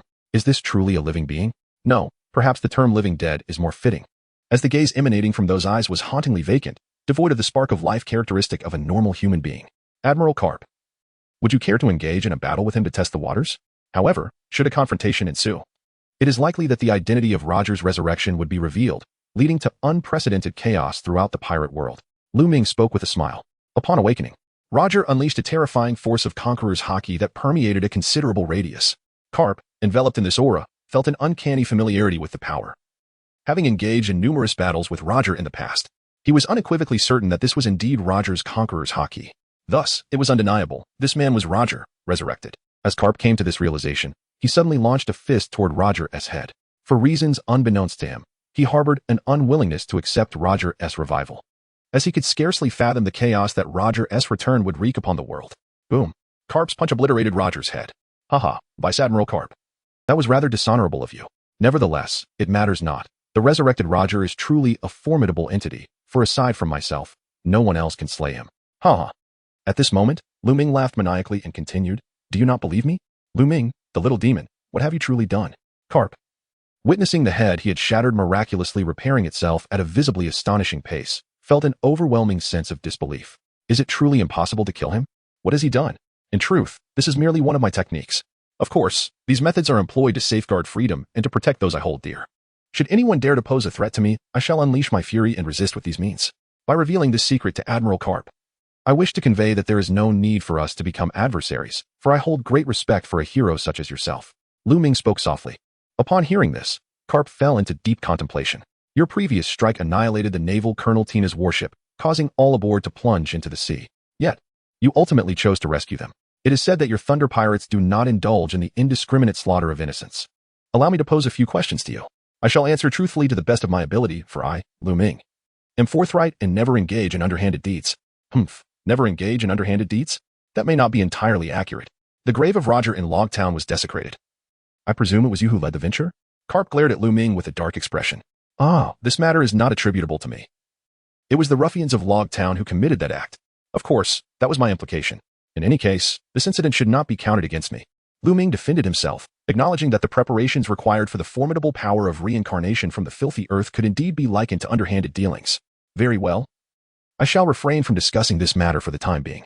However, how do you account for severing one of Smog's arms in Roguetown? He chuckled. That rascal threatened me with the beheading of my brother to compel me into action. Should I not impart a lesson upon him? After all, I have no desire to engage with him, yet his obstinacy leads him to court his own doom. Can I be blamed for that? Lu Ming retorted. What about Kikishiya village? The Navy Colonel Mouse was directly slain by you. How do you justify that? TSK, your Navy headquarters is indeed rather decayed. As for this matter, you should inquire yourself. Does such a person deserve to live? All I know is that individuals like Colonel Mouse ought to be eradicated. In the future, should I encounter such individuals, regardless of who they are, I shall not show mercy. I will strike them down without hesitation. Vice Admiral Karp. Having conveyed all this, I urge you to reflect on your actions. Additionally, I wish to share this sentiment with you. If one does not offend me, I shall not offend them. Our Thunder Pirates shall not indulge in the senseless slaughter of the innocent. After Lu Ming spoke, the coffin lid closed beside him, and the coffin slowly sank beneath the sand, vanishing from sight. Lu Ming, I shall personally investigate all your actions, the old man warned. From now on, I will oversee everything you do. You would be wise to conduct yourself accordingly. However, you would do well to refrain from utilizing Roger's power.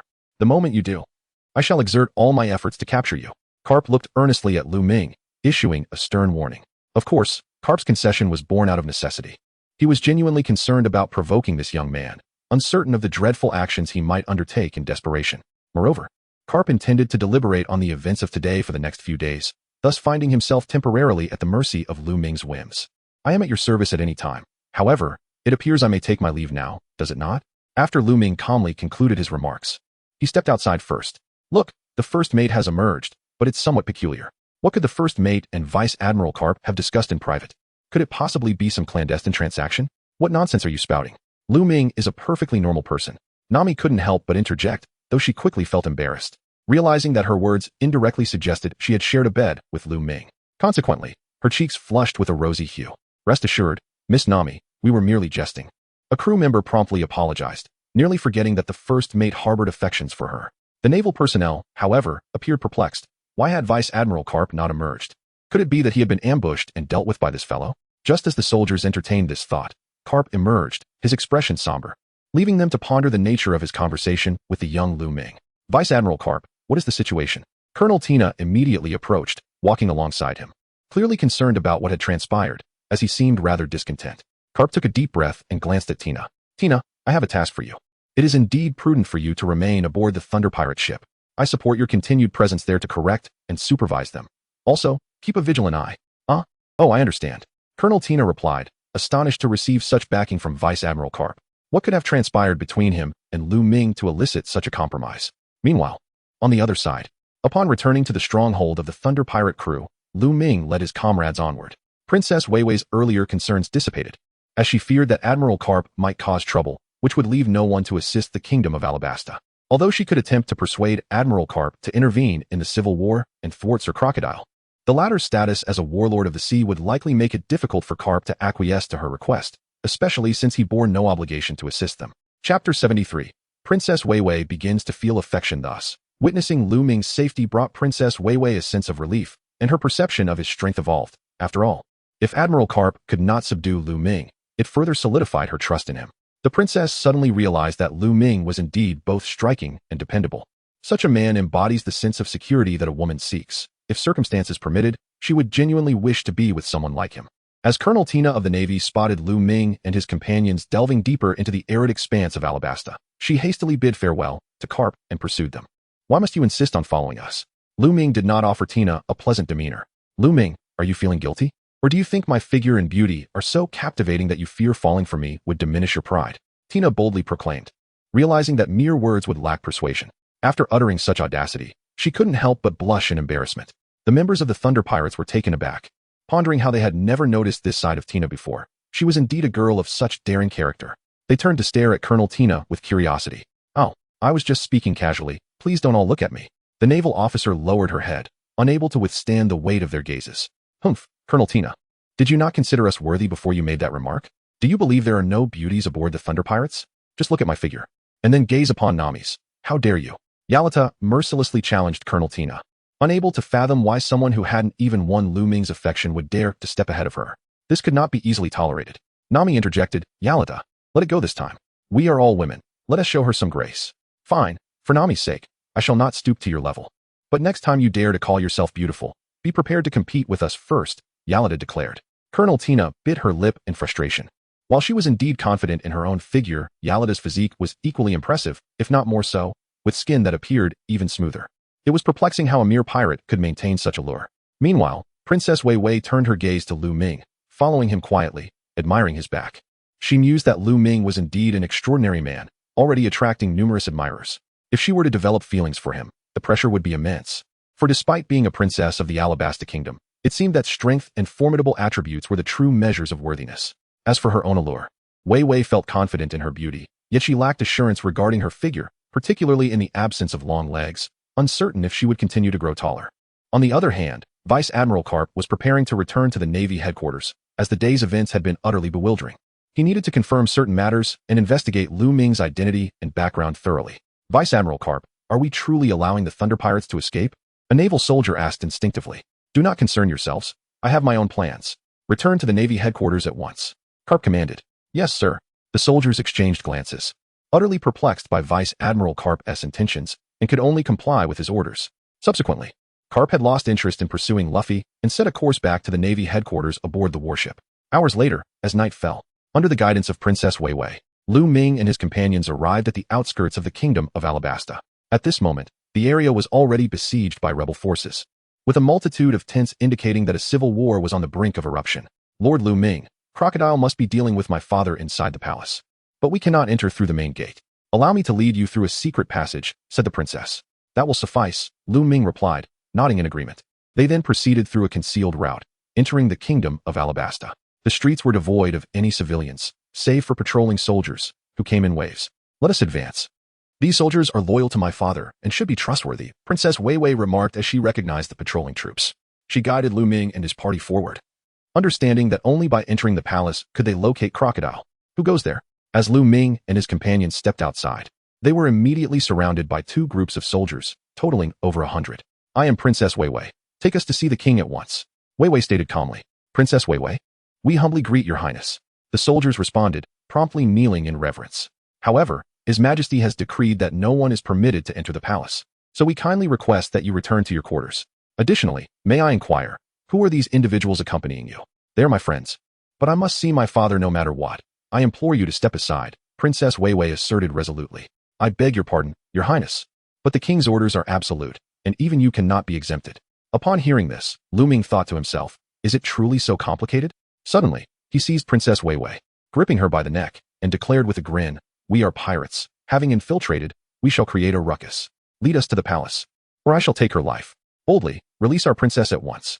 The soldiers were taken aback upon witnessing Princess Wei Wei's abduction, utterly astonished to discover that their assailants were, in fact, pirates. You dare?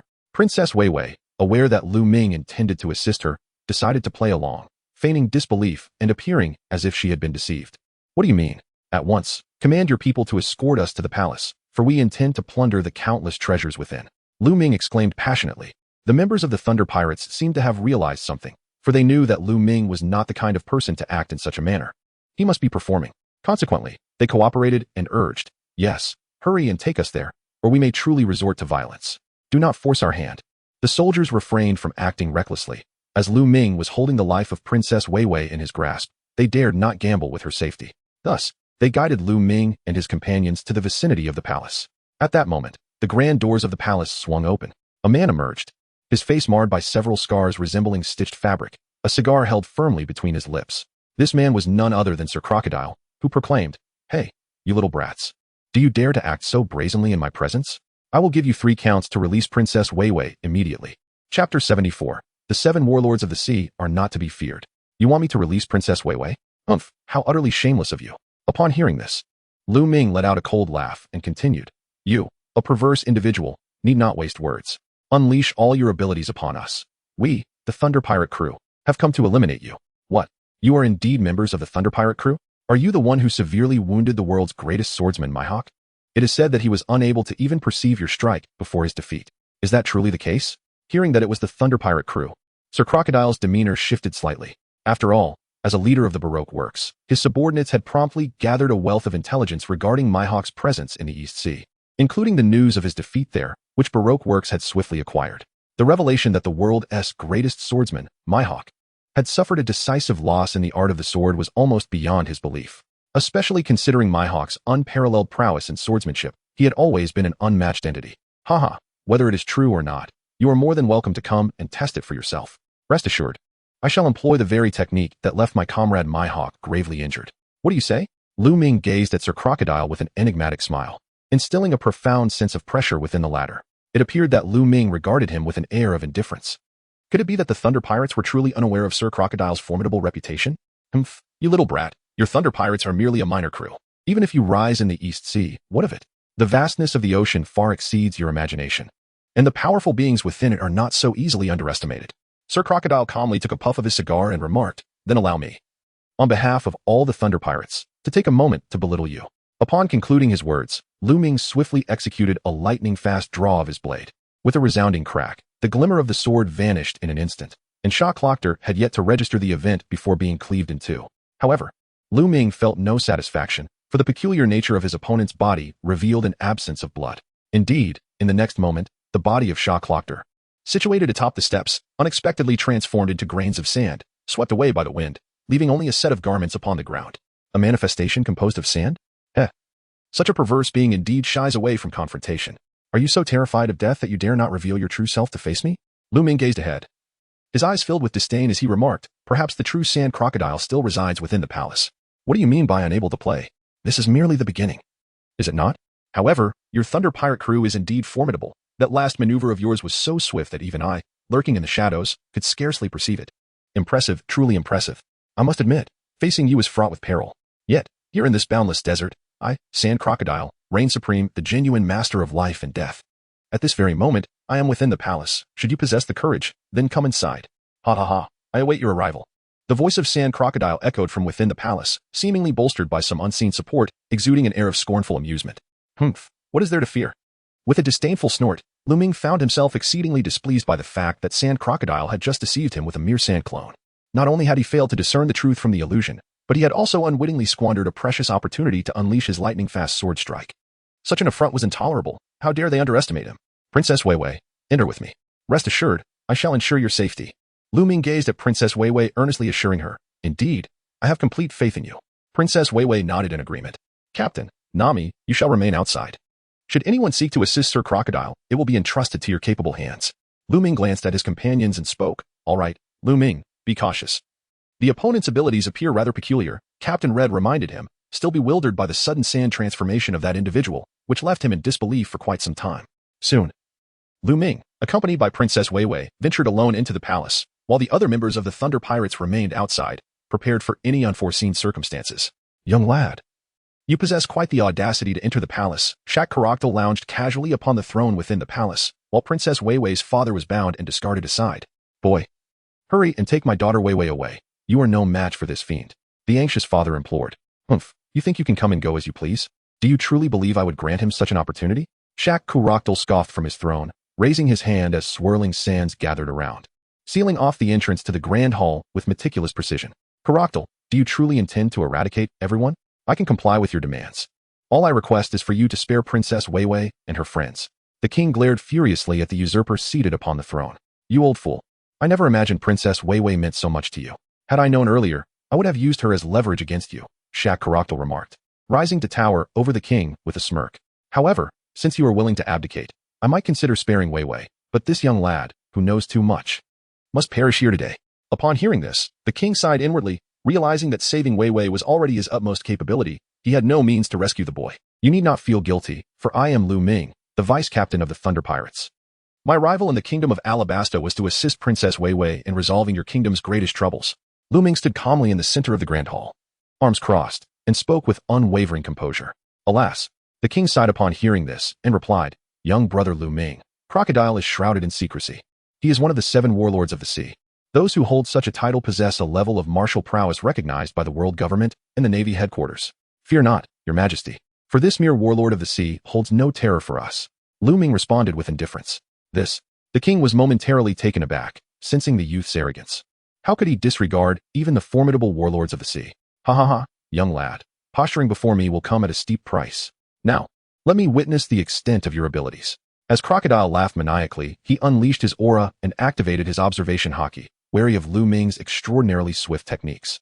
At that moment, grains of sand from all directions converged within the palace, advancing towards Lu Ming. Chapter 75. Windhole, devour humph, mere trifles. Do you truly believe you can take my life, Lu Ming? With a cold snort, Lu Ming unleashed his profound internal energy accumulated over 2 centuries, manifesting as a protective barrier. Boom. As his internal force surged forth, a terrifying gale erupted, causing the air to explode with a deafening roar. while the grains of sand converging from all directions were instantly dispersed. Was this dominance? No, it appeared to be merely an invisible current of force, lacking the pulsating energy typical of a true display of might. Although Crocodile was somewhat taken aback by this spectacle, he quickly assessed that the power displayed by his opponent was far inferior to the overwhelming Conqueror's Haki, thus dismissing it lightly. Just as Crocodile was processing his surprise, an electronic voice suddenly resonated in Lu Ming's mind. Ding! Congratulations, host. You have triggered a task. Defeat Sand Crocodile to earn reward lottery points. Upon hearing this, Lu Ming could not help but break into a grin. The long-awaited task had finally been successfully triggered. Humph, what are you so pleased about, young one? That was merely a modest display of my capabilities, a mere fraction of a % of my true power. What lies ahead will reveal to you the very essence of despair. Crocodile, observing Lu Ming's grin, felt a surge of irritation within, perceiving it as a mocking jest. Humph, a mere 1% strike? My apologies, but my recent counterattack barely amounted to 1/10,000th of my strength. Prepare yourself, for I shall now unveil my true might. Lu Ming scoffed at Crocodile, pondering the art of pretense that anyone could master. How foolish of you to court death. Crocodile, incensed, unleashed a torrent of invective, raising his hands with fervor. A tempest of sand, tenfold greater than before, coalesced above the palace, evoking the ominous sensation of dark clouds looming over a besieged city. Boy, dare to thwart me again. Once enveloped by my sands, you shall wither away, your essence drained, leaving behind naught but a desiccated husk. Crocodile was frenzied, yet his words were not mere bluster. He possessed the power to extract every drop of moisture from Lu Ming in an instant. However, Lu Ming would not grant Crocodile the satisfaction of success. Instead, he remained remarkably composed, seemingly untouched by the turmoil surrounding him. With measured calmness, he declared, Crocodile, you are destined for disappointment once more. Remember this day, for it is Lu Ming of the Thunder Pirates who has vanquished you. I have no desire to squander any more time with you. As Lu Ming concluded his words, he extended his right hand, palm facing upwards, unleashing the power of the wind aperture. Devour. Instantly, a tremendous force of suction emerged, forcibly consuming the multitude of sand particles that had gathered above his head, swiftly causing them to vanish into the vortex of his palm. What? Crocodile was taken aback by this astonishing spectacle. What kind of ability is this? Where have my sand particles gone? No matter how Crocodile attempted to control the sand, at that moment, he was utterly powerless to prevent Lu Ming from devouring it. A profound sense of inescapable dread began to take root within him. The opponent's power had unexpectedly countered his own. After all, if the sand posed no threat to Lu Ming, what means did he have left to contend with him? Moments later, Lu Ming then devoured all the sand particles released by Crocodile. Suddenly, his gaze turned fierce and menacing as he looked at Crocodile and said, It is my turn now. Are you ready? Great King of Heaven. With both hands unleashed, Lu Ming exerted his utmost effort, and 4 colossal dragons erupted forth from within him. A resounding roar echoed, filling the grand hall with overwhelming pressure. The sight of the dragons struck Crocodile with a surge of terror. He could hardly comprehend the source of such power manifesting as 4 golden dragons. This was no ordinary ability. Realizing the peril, Crocodile understood that his own powers were hindered within this palace. He swiftly relinquished his resistance, transforming into a whirlwind of sand and wind, and rapidly broke through the palace's ceiling. Boom! Lu Ming's 4 golden dragons soared into the sky, pursuing rapidly. With a gentle leap, Lu Ming summoned his inner strength and ascended through the break in the rooftop. After all, possessing 200 years of internal energy, his lightness skill was effortless. The king, lying on the ground, was struck with astonishment and bewilderment, unable to fathom the immense strength of the individuals his daughter had summoned. Truly, she was a treasure, capable of bringing him such fortune. Outside the palace, members of the Thunder Pirate crew witnessed the 4 golden dragons burst forth from the palace, chasing a swirling cloud of sand. I told you, our vice captain is an extraordinary presence, albeit too low-key most of the time. If he were to flaunt his prowess, who would dare oppose the Thunder Pirate crew? Away could not help but extol. The surrounding soldiers gasped in astonishment, as if witnessing a miracle, with some even succumbing to the urge to worship. Meanwhile, after Crocodile had flown out, he swiftly summoned the winds and sands over a vast area, launching a counterattack. Sandstorm. Boom. A ferocious sandstorm erupted under Crocodile's command, obstructing Lu Ming's formidable might. Unfortunately, the sandstorm he controlled only managed to obliterate 3 of Lu Ming's dragons, while the last one pierced through Crocodile. Had he not transformed into sand just in time, he would have been utterly defenseless. Nonetheless, Crocodile was still injured and spitting blood. For Lu Ming's great dragon was an illusion born from internal energy. Thus, Crocodile directly suffered from Lu Ming's internal energy assault, leaving his internal organs ravaged in that fleeting moment. Lu Mingfei halted on a patch of sandy terrain, advancing step by step towards the bloodied Crocodile. Stay back, Crocodile exclaimed, fear creeping into his voice. Despite having transformed into his elemental state, he still bore wounds, a testament to the formidable power wielded by his opponent. Crocodile, were you not quite arrogant just a moment ago? Lu Ming inquired with an impassive expression. Lu Ming, we have no enmity between us. Do you truly wish to engage in a mutually destructive confrontation? How much did Princess Weiwei offer you? I could provide you with a far greater sum. Crocodile hastily responded, his words laden with temptation. A greater sum? Heh, would you be willing to give me 10 times that amount? With a cold smirk. Lu Ming naturally did not place his trust in Crocodile. After all, this individual was treacherous and cunning, unlikely to yield easily. Moreover, he would not go back on his word to Princess Weiwei. Having promised her something, he was resolute in fulfilling it. I have succeeded, and you, my friend, have grown too complacent. Suddenly, a sinister expression crossed Crocodile's face, for he had skillfully manipulated the sand, transforming it into 2 claw-like appendages that emerged beneath Lu Ming's feet, swiftly ensnaring his legs in a vice-like grip. Crocodile, do you still dare to resist? Lu Ming struggled in vain, finding himself unable to move. As if ensnared in a quagmire, the sand beneath his feet shifted rapidly, coiling and enveloping his body from his feet to his head. Chapter 76. The Relentless Son of Destruction. Humph. Lu Ming, I, Crocodile, concede that you possess certain skills, yet in this endless desert, I am the sovereign here. Your pursuit is the gravest of mistakes. Perish. Crocodile had already deemed Lu Ming a dead man. It seems you will not shed tears until you see the coffin. Lu Ming, however, felt no trepidation, for he wielded 2 formidable fruit powers, one of the sun and the other of absorption. Wind Void. Devour. Again with this technique? Humph. Now I shall witness how much you can truly consume. The sands of this desert are mine to command at will. Crocodile intensified his output, summoning the sands within a 1,000-meter radius, and swiftly, a tempest of yellow dust engulfed the air, cascading toward Lu Ming in layers. In no time, he was completely submerged, the grains accumulating into a colossal pyramid. Humph. I thought you were formidable, yet you shall perish at my hands. Seeing this, Crocodile deemed it unnecessary to linger, turning to depart. After all, under his control, these grains could extract the very moisture from any living being, and Lu Ming was surely reduced to a desiccated corpse. But in the next moment, a blinding radiance erupted forth. What is this? Crocodile turned to behold a light emanating from the very sands. Could it be that Lu Ming had not succumbed to his onslaught? Damn it, how can this fool still be alive? Crocodile could hardly contain his frustration. As a master of the sand fruit, an invincible force in the desert, why was it proving so arduous to extinguish a life today? At this very moment, beneath the mound of sand, Lu Ming radiated a golden healing light, forcibly resisting Crocodile's moisture-absorbing ability. Simultaneously, flames ignited upon him, growing ever more fervent. Boom. The flames enveloping Lu Ming seemed to have reached a critical temperature, suddenly erupting in a cataclysmic explosion of heat and fire. At that moment, a towering pillar of fire surged forth from him, strikingly beautiful, yet terrifying. What is this ability? Who on earth are you? Crocodile was utterly stunned, or rather, stricken with fear, as his mind began to waver. He pondered the nature of the monstrous being he had provoked. Not only could this entity soar through the skies, but it also possessed the power to consume and effortlessly unleash colossal energy dragons. Now, he was emanating flames that instilled dread. The temperature of these flames was formidable. Even he dared not approach, as if Lu Ming were the very core of the sun. Surely, even Akainu's magma fruit, or Ace's flame fruit, could not exhibit such formidable power. Lu Ming took a deep breath, for just moments ago, he had envisioned self-detonation. And to his astonishment, he had indeed successfully harnessed explosive power, clearing away the accumulated grains of sand within a radius of 1,000 meters. However, due to a lack of control over his strength, the area within several hundred meters transformed into seething magma, and the sand beneath his feet had long since melted away. Crocodile, you dare to launch a sneak attack against me, seeking to bring about my demise? Then prepare to face my ruthless son.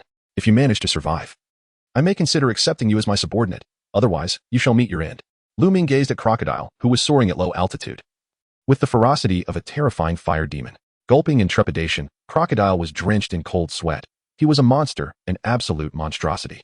Without hesitation, he took flight in a desperate bid to escape. Humph. Trying to flee? Not a chance. The merciless sun awaits. Lu Ming raised his hands high above his head, and flames coalesced into a colossal fireball with a diameter of 500 meters. In the dimness of the night, the radiance emanating from the fireball illuminated the area for thousands of meters around. What? How is this possible? Does this fellow intend to reduce me to ashes? Damn it. Is it too late to regret my surrender? Crocodile felt his legs weaken in fear. He wished to retract his surrender and plead for mercy, yet deep within, he could not allow himself to succumb in such a pitiful manner. Thus, he could only grit his teeth and flee desperately. Unfortunately, Lu Ming showed no mercy and propelled the merciless sun overhead. Go. The fireball, now with a diameter of 500 meters, rapidly bore down on the fleeing crocodile with astonishing speed. No, I cannot possibly perish here so easily. Crocodile sensed the dreadful fireball behind him, as if it were descending from the heavens. The temperature in the surrounding space surged suddenly, making even the act of breathing feel laborious, as if his throat were being scorched, instilling within him a terrifying fear of igniting into flames. It's over. Could it be that I, Crocodile, am truly destined to die here, to be reduced to nothingness? He felt a potent sense of impending doom as the fireball behind him defied all expectations and erupted. Boom. In that instant, the fierce blaze engulfed an area stretching thousands of meters, and Crocodile was engulfed within the explosion's radius.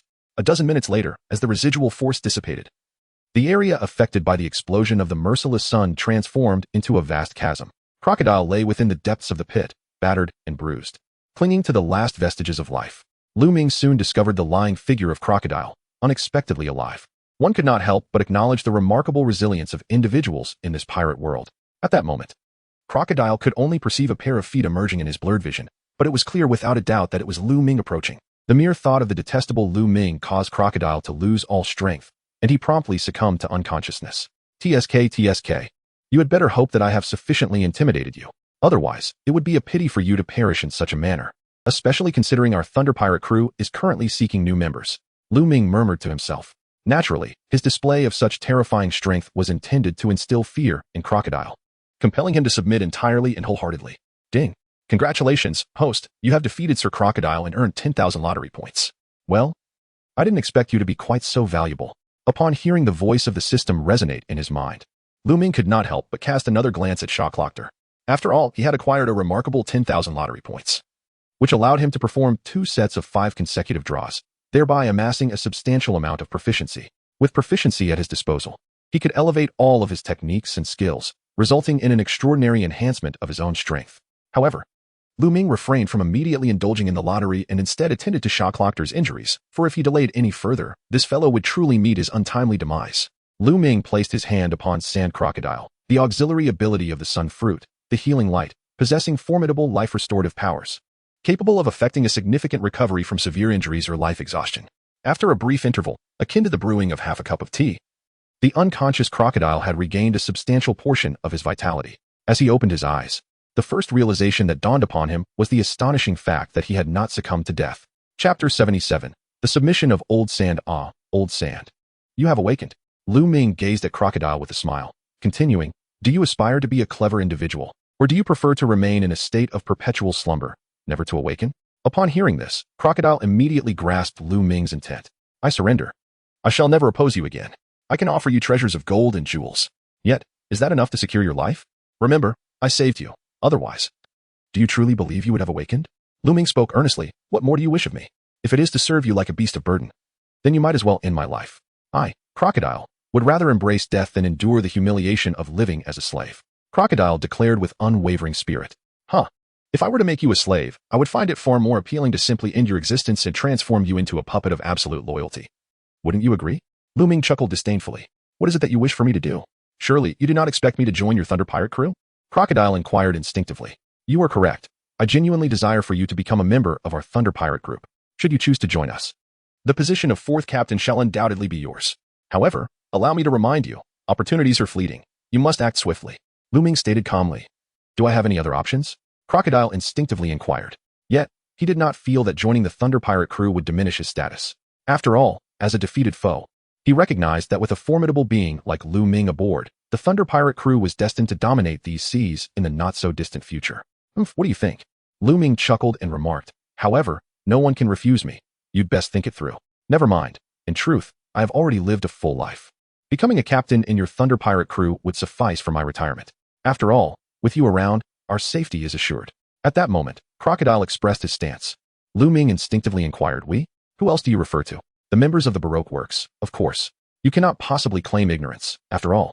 I find it hard to believe that someone like you is an inexperienced novice unafraid of tigers, Crocodile asserted emphatically. To be frank, I am not a mere novice. I possess a wealth of knowledge, including a secret known only to the king of the transvestites, and no one else. Lu Ming instinctively smiled. You, don't speak carelessly. I might be compelled to engage in a fierce struggle with you once more. Crocodile immediately tensed up, harboring doubts in his heart. It seemed that Lu Ming was aware of his identity as a cross-dressing transgender individual. How infuriating Lu Ming was. But how did he come to know? Could it be that the King of Demons had a complex relationship with Lu Ming? Rest assured, I shall not divulge this to anyone. Only you and the King of Demons shall be privy to this secret. Lu Ming couldn't help but chuckle at Crocodile's anxious demeanor. After all, he wasn't entirely certain whether Crocodile was truly a master of cross-dressing, but the current situation certainly suggested otherwise. Upon hearing this, Crocodile's face twitched involuntarily. However, at that moment, a large group of people arrived, prompting Crocodile to feign nonchalance and remain silent. Deputy Captain, are you all right? Lu Ming, are you injured? Lord Lu Ming, The crew of the Thunder Pirate crew and Princess Wei Wei expressed their deep concern for Lu Ming. Rest assured, I am unharmed, Lu Ming assured them with a calm demeanor. By the way, Princess Wei Wei, I have dealt a severe blow to Crocodile, and he shall no longer pose a threat to your Alabasta kingdom. Lu Ming immediately inquired. What kind of punishment will he receive? Princess Wei Wei instinctively asked. I have retained him within the Thunder Pirate crew. Subsequently, I shall personally keep a watchful eye on him. Every move he makes will be under my scrutiny, and he shall not stir even the slightest ripple, Lu Ming explained. Upon hearing this, Princess Wei Wei let out a sigh of relief and remarked, since he is already under the protection of Lord Lu Ming, we shall temporarily refrain from pursuing matters concerning the Alabasta kingdom. Humph, what does it mean to be someone of Lu Ming? Old Sha suddenly snorted from the side. And Lu Ming could understand Old Sha's sentiments. After all, this fellow was originally a woman, transformed into a man through the surgery of the gender-bender king. Yet no matter how one alters appearances, the essence of one's heart remains unchanged. Haha, do you still aspire to be one of Lu Ming's followers? Do you think you're one of us girls? Alvida could not help but interject, thinking to herself that while Nami and Colonel Tina might be manageable, now with another man as a rival, was there no end to her trials? I can endure this. I am a man, you know. Please do not jest so casually. Old Sha emphasized somewhat sheepishly. As Lu Ming beheld Crocodile's humble demeanor, he promptly intervened. All right, your leader. Old San will henceforth be the captain of the 4th squad of our Thunder Pirate crew. He seems to have a disinclination for jest. Do be mindful in the future, lest he takes offense. Lu Ming, I understand. Yarlita responded, obediently absorbing his words, her heart fluttering with surprise at receiving such concern from him. Young friend Lu Ming, I am immensely grateful for your valiant rescue of our Alabasta kingdom. Without your intervention, countless innocent lives would have perished amidst the chaos of war. At that moment, the king of Alabasta, accompanied by his soldiers, approached with utmost respect, engaging Lu Ming in conversation from a distance. After all, the king had witnessed Lu Ming's formidable prowess firsthand. He was indeed a prodigy in his youth. There is no need for formality, your majesty. Our Thunder Pirate crew collaborates with Princess Vivi solely for remuneration. Lu Ming responded courteously. Haha, let us not stand on ceremony. Come, I shall treat you all well. The king invited warmly. On their way back, Lu Ming shared his thoughts on the handling of Old Sha, to which the king had no objections, as he trusted Lu Ming, just as Princess Wei Wei did. By the way, my young friend Lu Ming, might I inquire if there is a young lady who has captured your heart? What are your thoughts on my daughter, Wei Wei? The king suddenly asked, playfully draping his arm around Lu Ming's shoulder. Lu Ming instinctively glanced at Wei Wei and remarked, it is quite delightful. Indeed, it aligns with my preferences. However, I must candidly admit that I harbor affections for another young lady. Upon noticing Lu Ming's gaze upon her, Princess Wei Wei could not help but blush, her heart racing with a flurry of thoughts. What could father be discussing with Lord Lu Ming? Could it be that he intends to betroth me to him? Yet, I am still quite young, though, if it were to be, I could perhaps acquiesce. The king, upon hearing Lu Ming's words, was momentarily taken aback. He has feelings for someone else. It seems that the fates have rendered him and Wei Wei incompatible. Chapter 78. The purpose of Colonel Tina's affection? Within the palace, the king had prepared a sumptuous feast and fine wines to warmly welcome the Thunder Pirate crew. Lu Ming and his companions indulged in feasting and revelry for quite some time, yet they had not accomplished the system-triggered task concerning Princess Wei Wei. It appears that further preparations are necessary. Old Sha, I have just recalled something. Could you please make a trip for me? Lu Ming smiled faintly as he gazed at Crocodile. Humph, are you not worried that I might seize this opportunity to escape? Old Sand, sitting casually beside him, replied while sipping a bowl of wine. Hee, Old Sand, you truly possess a sense of humor. Do you think I would entertain such thoughts? After all, you would never resort to such actions, would you? Lu Ming wore a smile that was neither fully genuine nor entirely mocking, leaving Lao Sha with an unsettling sensation. Crocodile expressed his utter bewilderment at the enigmatic thoughts that seemed to occupy Lu Ming's mind. Well, why don't you go ahead and share whatever it is you wish to discuss? The obedient Lao Sha rose to his feet, prepared to run errands in order to avoid incurring the wrath of this peculiar individual, for the shame would be unbearable. You see, I recall that there are still rebels outside. Please devise a strategy to persuade them to depart. Ideally, we should encourage them to pledge their allegiance to the kingdom of Alabasta and abandon any notions of civil strife. Lu Ming spoke lightly. I shall be back shortly. Lao Sha left with those words, heading alone outside the city to subdue the rebellious forces eager for conflict. At the dining table, Princess Vivi gazed at Lu Ming, warmth filling her heart. She had been contemplating the matter of the rebels outside. After all, Although Crocodile had surrendered, what about the insurgents? Should they persist in their battle? Even though the regular army of Alabasta could ultimately prevail, it would surely result in great loss of life and bloodshed, a truly dreadful prospect. In her eyes, both the regular army and the rebels were citizens of the Alabasta kingdom, each with families behind them, and she wished to see no one perish. In that moment, Lu Ming seemed to resonate with her unspoken thoughts, and she couldn't shake the feeling that he was her destined one. Her heart raced for him. The only boy in many years to inspire such affection. As Princess Vivi regained her composure, she shyly looked at Lu Ming and said, "Thank you, Lu Ming. With your assistance, peace shall prevail in the Alabasta kingdom." "Your gratitude is unwarranted," Lu Ming replied. "We, the Thunder Pirates, pledge to assist you against Crocodile, who is now allied with us. It is only fitting that I help you eliminate the rebels as well." Lu Ming smiled faintly. In truth, he held quite an admiration for Princess Vivi. Upon hearing this, Princess Vivi felt increasingly that Lu Ming was an exceptionally remarkable man. And she suddenly found herself envious of the young women aboard the Thunder Pirate crew. She even began to suspect that the naval officer Tina, who shamelessly lingered around the Thunder Pirate crew, was not merely there to monitor them, but rather desired to remain close to Lu Ming, seeking an opportunity to become one of his women. "Hey, Princess Vivi, why are you staring at me so intently? Is there something on my face?" Naval officer Tina, while enjoying her meal, noticed Princess Vivi regarding her with a peculiar gaze and could not help but feel puzzled. Princess Vivi snapped back to reality and offered an apologetic smile. "I apologize, Officer Tina. I was just wondering, is your presence with the Thunder Pirate crew truly just for surveillance?" Cough, of course. However, there is little I can do. I am no match for the members of the Thunder Pirate crew, yet I cannot bear to see them squander the opportunities of the sea. So I must stubbornly remain aboard and observe them. Otherwise, if they were to stray from the right path, wouldn't that be rather unfortunate? Officer Tina asserted with utmost seriousness. "Princess Vivi, do not heed her fabrications. This woman is quite cunning. In my view, she harbors ulterior motives regarding our Thunder Pirate crew. My instincts have always been sharply attuned," Eureka remarked, casting an irritable glance at Officer Tina. Princess Vivi, siding with Eureka, refrained from overtly targeting Officer Tina but expressed, "It is indeed my first encounter with a naval officer aboard a pirate ship. Your reasoning appears rather superficial. Please, do not engage in baseless speculation. I believe Officer Tina has developed feelings for our first mate. After all, our first mate is remarkably handsome and charming. Even Bartolomeo is infatuated with him." "Let alone you ladies," Bartolomeo mused, gazing dreamily at Lu Ming. As Lu Ming observed Bartolomeo's infatuated gaze directed towards him, an involuntary shiver coursed through his body. How disconcerting. Could it be that Bartolomeo has truly developed feelings for me? For heaven's sake, we are all men. Must we engage in such absurdities? It is utterly repulsive. Yet, Lu Ming refrained from voicing his thoughts, for the atmosphere at the dining table felt decidedly off. Nami, Arlida, and Princess Vivi were all fixated on Colonel Tina. "What is it? Why are you all staring at me?" Colonel Tina expressed her bewilderment. "Humph, Colonel Tina, do you have feelings for our first mate?" Arlida interjected with a scoff. "Do you honestly think that is possible?" Colonel Tina promptly refuted. "Then I dare you to swear." "Why should I swear? Who do you think you are, for me to heed your words?" Colonel Tina suddenly realized and resolved to oppose Arlida's wishes. "See, you indeed harbor feelings for Lu Ming. Yet you lack the courage to admit it." Arlida seethed, her teeth clenched in frustration. The audacity of a naval officer attempting to vie for Lu Ming's affection was nearly enough to drive her to the brink of exasperation. Observing the quarrel between Arlida and Colonel Tina, Nami felt a wave of gratitude wash over her. After all, she had already established a bond with Lu Ming. Why should she feel jealous of them? "Lu Ming, this dish is delightful. Allow me to serve you some. Just open your mouth, please." Nami cheerfully offered Lu Ming a piece of meat. Lu Ming did not refuse. "Thank you, Nami." At that moment, Colonel Tina and Yalata ceased their quarrel, particularly Yalata, who felt a pang of bitterness in her heart, realizing that their argument held little significance.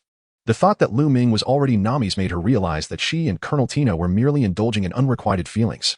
Colonel Tina, too, felt an inexplicable ache within her, unable to fathom whether she had genuinely developed feelings for Lu Ming. But how could that be? Previously, her sole intention in staying with the Thunder Pirates was to monitor Lu Ming and his companions, ensuring they did not stray from the right path. So when had she begun to harbor feelings for him? "Well, you all enjoy your meal. I'm finished." Colonel Tina suddenly found herself unable to confront her own emotions and promptly exited the scene. "I've also finished eating. I'll go check on Colonel Tina." Yalata rose and departed, harboring the same sympathetic sentiments as Colonel Tina within her heart. Lu Ming was momentarily taken aback, fully aware that both Colonel Tina and Alida had been affected by the situation. After all, it was hardly surprising that his remarkable qualities would captivate the hearts of young women. Chapter 79. The Thoughts of Princess Vivi. Lu Ming, come, this dish is delightful. Let me feed you. "Ah," Nami exclaimed, brimming with joy, for she was the ultimate victor in this scenario. No one could take Lu Ming away from her. Thus, She harbored no qualms about Lu Ming's affections for other girls, yet any other girl wishing to win his heart would first have to surpass her. Were Lu Ming to fathom Nami's feelings, he would undoubtedly marvel at the complexities of a woman's heart, akin to searching for a needle in the depths of the sea. Observing this, Princess Vivi began to formulate her own thoughts. Initially, she had been hesitant to feel jealousy, recognizing that she had come from behind and thus had no right to envy Lu Ming's connections with other girls. Instead, she realized that while Colonel Tina and Alida were preoccupied with jealousy, it presented an opportunity for her to step in. Vivi, what are you pondering? Her father, the king, occasionally cast a watchful eye on his daughter's demeanor. From the outset, he had envisioned Lu Ming as the potential consort for the kingdom of Alabasta. But the unfortunate reality of Lu Ming's affections for another left him feeling that such a union would be disadvantageous for his daughter. Consequently, he dismissed the notion of a connection between Lu Ming and Vivi. Nonetheless, an instinct whispered to him that his daughter seemed to harbor feelings for Lu Ming. And no, I'm not thinking of anything. Let us eat. Princess Vivi quickly regained her composure, albeit with a hint of guilt. Before long, Crocodile had completed Lu Ming's task and returned to the palace. Lu Ming received a notification from the system indicating the completion of his task. Ding. Congratulations, host. You have assisted Princess Vivi in resolving the troubles of the Alabasta kingdom, earning 5,000 points of lottery value. In high spirits, Lu Ming couldn't help but pat old Shah on the shoulder, exclaiming, "Ha! Old Shah, you truly are remarkable." The situation was resolved splendidly. Old Shah, however, replied with irritation, "Do not stand so close to me and refrain from touching me without reason. What is the issue with a simple touch? You are not a woman." Lu Ming deliberately spoke in this manner. Crocodile, infuriated, dared not continue the argument.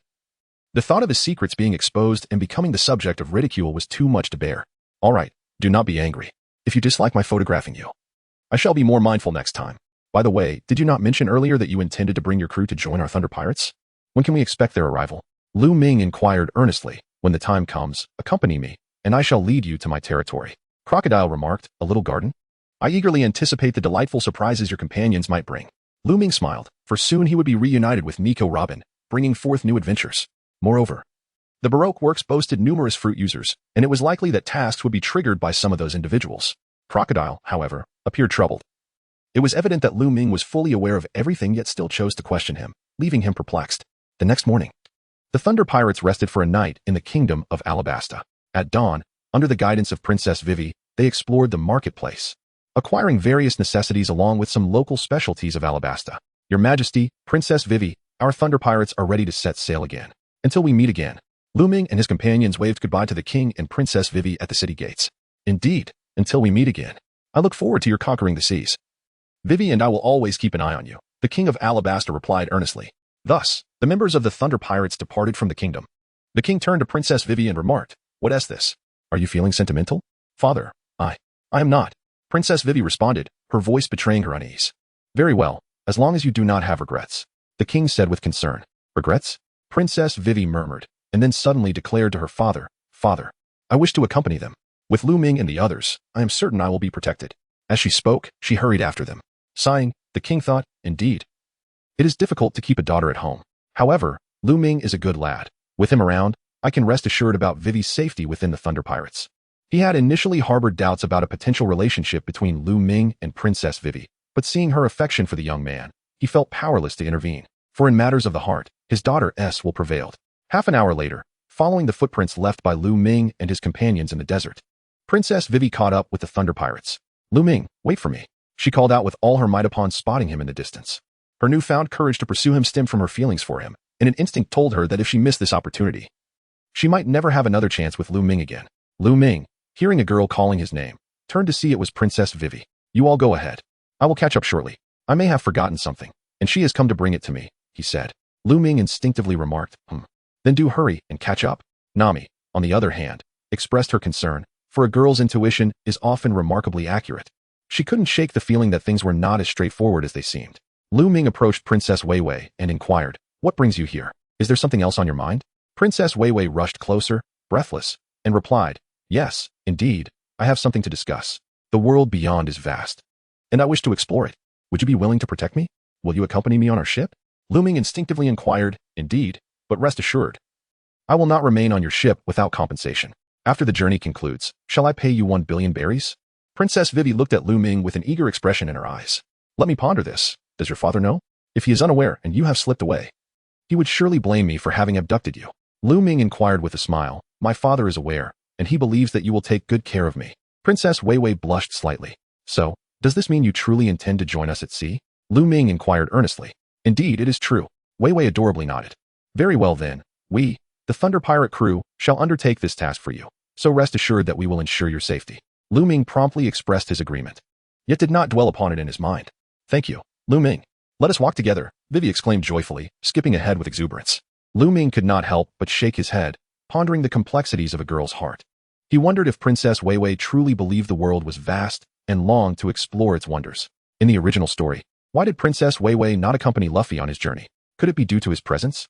Chapter 8. The proper development of the electric eel fruit. As Lu Ming pondered, he became somewhat enamored with himself. Believing that his striking handsomeness and undeniable masculine charm could indeed captivate Princess Weiwei. Lu Ming, why are you dawdling while gazing at my silhouette? She suddenly inquired with playful exuberance. Is my profile truly that appealing? Oh, well, I was just lost in thought, Lu Ming casually explained before hastening to join her. Before long, Lu Ming reunited with Princess Weiwei and their companions. Lu Ming, what brings Princess Weiwei here? Nami couldn't contain her curiosity, contemplating that things were evidently more complex than they initially appeared, as she had followed them after all. Lu Ming smiled and said, Princess Vivi believes that the world is vast and wishes to set sail to explore it. Consequently, she has commissioned our Thunder Pirates, promising a payment of 1 billion berries upon the conclusion of her journey. 1 billion berries? Nami's eyes sparkled with excitement at the mention of money, regarding Princess Vivi as if she were a deity of wealth. Vivi, you need not worry about your safety aboard our Thunder Pirate ship. All of us will safeguard you. Should anyone aboard dare to bully you, especially if it is Lu Ming, you must inform me, understood? Nami's demeanor was warm and welcoming, as she showed great care for Princess Vivi. Thank you, Miss Nami, I understand. Princess Vivi expressed her gratitude after glancing at Lu Ming. However, both Alvida and Colonel Tina sensed a troubling implication. It was evident that Princess Vivi had feigned her desire to explore the seas for Lu Ming's sake. They exchanged knowing glances, realizing that they could not afford to be complacent, for any lapse might allow Lu Ming to find a new affection. Vivi, if anyone dares to mistreat you, you can also inform me, Alvida boldly declared. I am the big sister aboard the Thunder Pirates, and they all fear me. And I, as a righteous marine, shall protect you. Colonel Tina stated with utmost seriousness. Thank you all, I will certainly strive to get along with everyone, Vivi replied, touched by the harmony and camaraderie within the Thunder Pirates. The male members of the Thunder Pirates felt a surge of excitement. At last, another lovely lady had joined their ranks, dispelling any notions that they were merely a band of misfits. Subsequently, Lu Ming and the others returned to the ship, reuniting with their crewmates who were on watch, and then set course for the little garden. During this time, the accommodations aboard were rearranged, as there were now 4 young ladies, necessitating that they all reside in the same quarters for convenience. Lu Ming resided next door to them, having previously shared a dwelling with Nami. However, he now enjoyed solitude, which he found rather agreeable, as the 4 enchanting ladies next door often delighted in knocking on his door. Within his room, Lu Ming began a lottery draw, successfully completing a triggered task associated with Lao Sha and Wei Wei, which awarded him a total of 15,000 lottery points, with each draw costing 1,000 points. He was able to engage in 3 sets of 5 consecutive draws. Ultimately, Lu Ming acquired 5 million proficiency points and the power of Kenbunchaku. With the newfound proficiency, he elevated all his techniques and skills. Dawei Tianlong ascended to LV5. Rilai Shenzhong reached LV5. Lumai Shunjian advanced to LV5. Shui Xingshu improved to LV5. Kenbunchaku attained intermediate proficiency. Taiyang Guo acquired advanced proficiency. As for the speed of light draw, it remained a specialized skill that required 1,000 unsheathings. Concurrently, both Jiuyang Shengong and Ziki Shengong experienced significant proficiency upgrades. With these enhancements, Lu Ming's combat prowess had exceeded 30,000. At this juncture, he still possessed 500,000 proficiency points, awaiting utilization, particularly for unlocking the thunder-breathing technique. In Lu Ming's perspective, activating this technique necessitated a journey to Sky Island to seek Enel's lightning. Otherwise, he would have to wait for Captain Raid's lightning to intensify, which might fulfill the conditions for unlocking it. Lu Ming pondered for a moment, recalling that Captain Red was a user of the electric eel fruit, a manifestation of the mythical beast type. Within the electric eel's body lie between 1,000 to 6,000 muscle layers, serving as generators. Typically, a single layer can emit a feeble current of 150 milliamperes. However, when thousands of layers discharge simultaneously, the resultant current is immensely powerful. With this in mind, Lu Ming deemed it essential to guide Captain Red in harnessing his devil fruit abilities.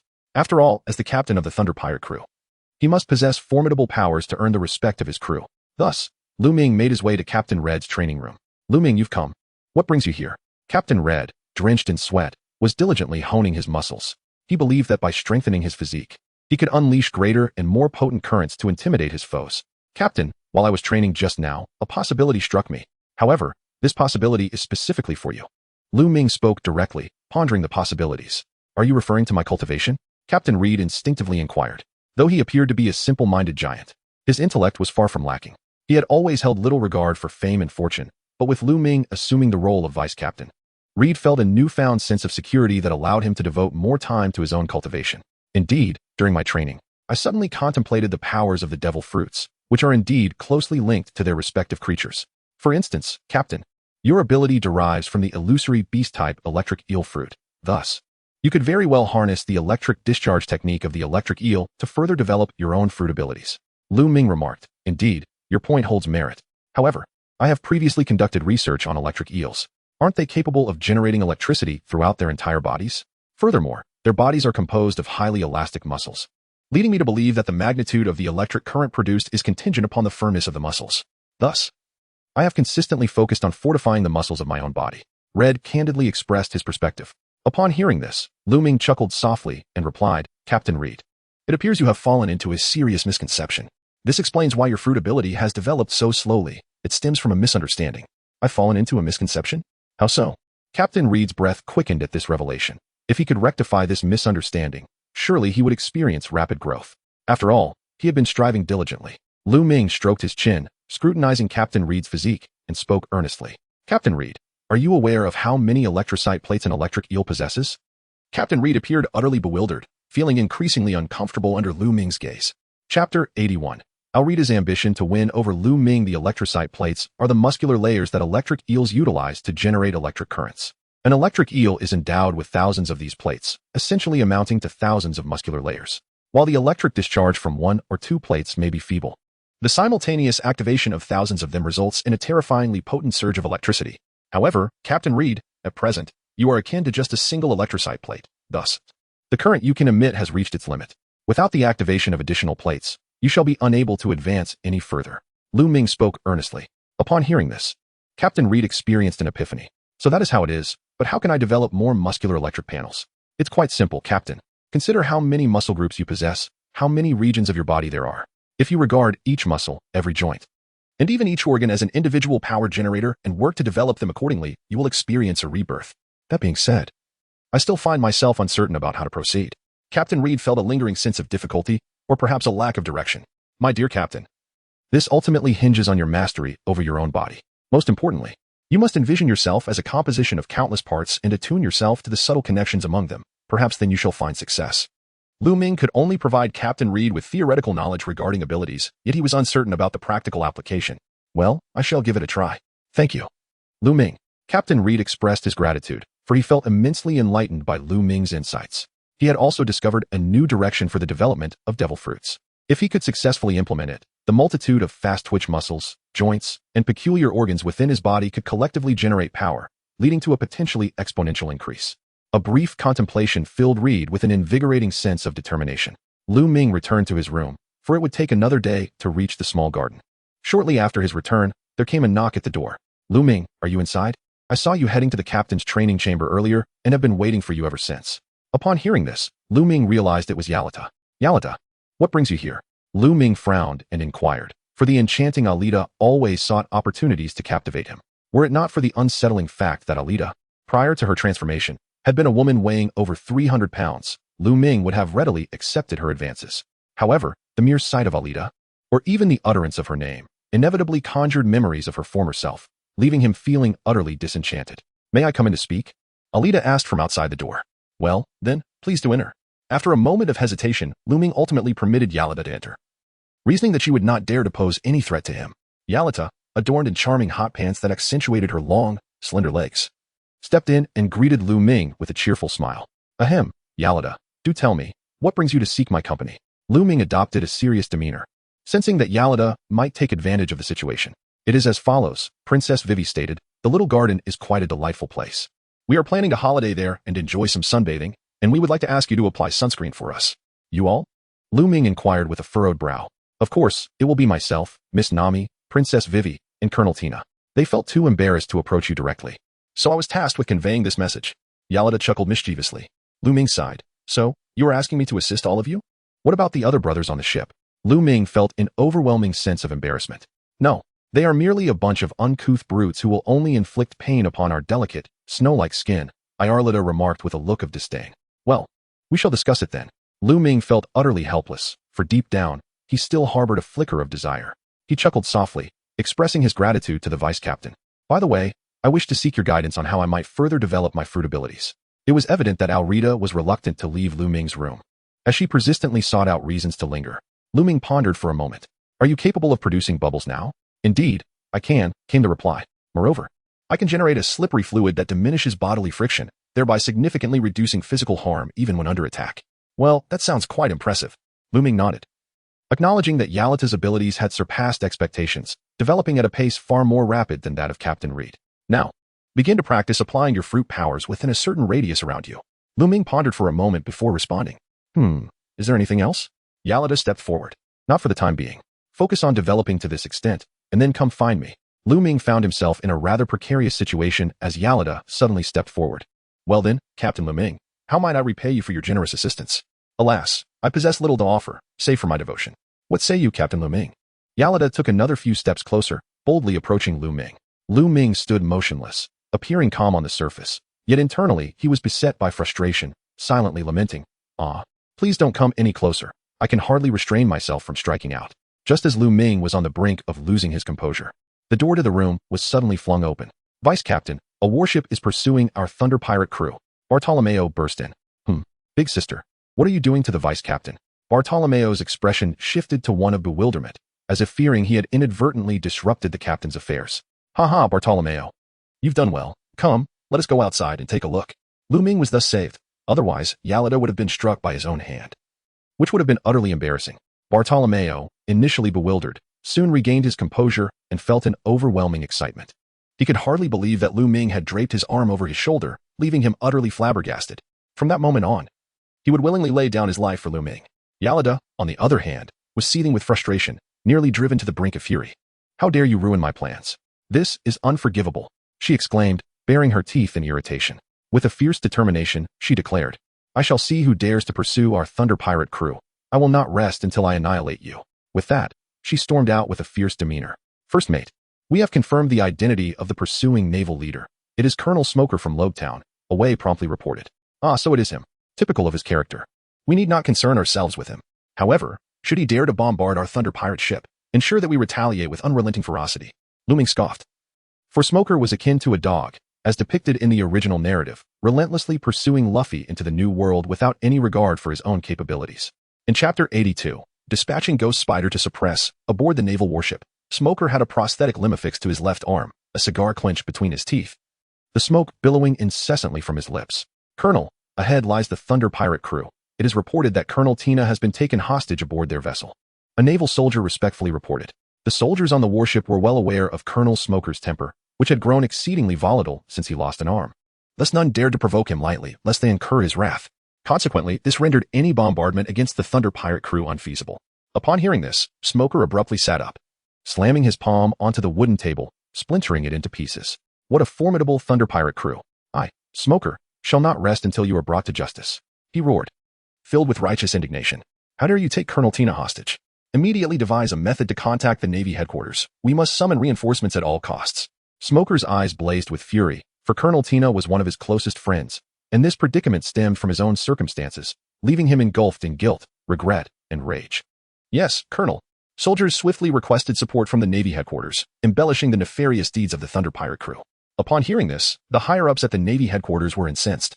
How dare they seize Navy Colonel Tina? To uphold the integrity of the Navy and quash this rapidly growing pirate force, they resolved that the Thunder Pirate crew must not be allowed to escape unscathed. However, who should be dispatched to annihilate the Thunder Pirate crew? Admirals Akainu and Kizuru needed to remain stationed in the New World and could not be diverted to the first half of the Grand Line for such a minor crew.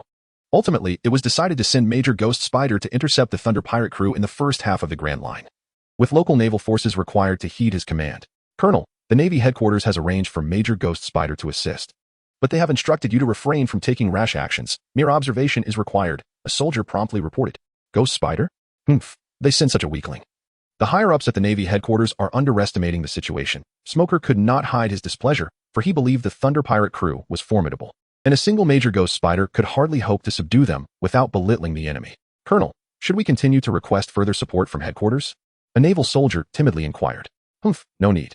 Since the higher-ups do not believe in the formidable nature of the pirates we face, let them witness the strength of the Thunder Pirate crew. I trust they will not disappoint us next time. Smoker coldly huffed, his demeanor seemingly twisted, uttering such words. Yet the soldiers dared not voice their concerns and remained silent. In the ensuing days, the naval forces led by Smoker refrained from taking hasty actions, merely trailing closely behind the Thunder Pirate crew, maintaining a respectful distance. The crew members aboard the Thunder Pirate ship were exceedingly displeased. What nonsense is this? Why do the Navy cling to us like a stubborn leech? If they have the audacity, they should fire upon us. Then we would have reason to retaliate fiercely. Lu Ming chuckled, remarking that Smog, having lost an arm to his strike, would now be hesitant to act recklessly. However, he added, it is imperative that you remain vigilant and monitor each other's movements to prevent any actions that may greatly displease us. Understood, Vice Captain, rest assured. The crew members nodded in agreement. Lu Ming proceeded to commence his training, focusing today on accumulating his swift draw technique. After all, should the energy of the lightspeed draw be depleted, it was imperative to replenish it promptly. Many crew members engaged in practice during this time, and Bartolomeo was no exception. Under Lu Ming's leadership, the Thunder Pirate crew exhibited remarkable self-discipline and enthusiasm. They were either on the path of strengthening themselves or perpetually enhancing their prowess. Old Shah, aboard the second Thunder Pirate ship, puffed on a cigar while observing the original members of the Thunder Pirate crew. He could not help but concede that these individuals were somewhat unhinged, repetitively executing basic maneuvers. Despite countless repetitions, such fundamental actions would still be impotent in the presence of true strength. Humph, they were merely a bunch of tedious individuals. Old Shah snorted, but his disdainful remark was overheard by a crew member, who retorted, dismissing our daily practice. Are you? Do you not realize that even the vice captain's subordinate, Hawkeye Mihawk, sought to attain the pinnacle of power through this? Furthermore, our esteemed vice captain has comprehended the extraordinary skill of the lightspeed draw from his practice. Are you even aware of what the lightspeed draw entails? The crew persistently inquired of Old Shah. He frowned. Lightspeed draw? Pooh, how formidable can it be? In terms of power, it merely combines swordsmanship with the application of haki. Otherwise, such rudimentary techniques hold no significance. Huh. It seems you are a man ignorant of the power of swordsmanship. Our vice captain's lightspeed draw is so potent that even Hawkeye Mihawk cannot withstand it. Since we have engaged in relentless practice of various fundamental techniques, we can effortlessly take on 10 adversaries of equal rank without a hint of pressure. Pray tell, do you grasp the implications of that? The pirate crew could not help but smirk at Old Shah. Old Shah glared at the speaking crew member.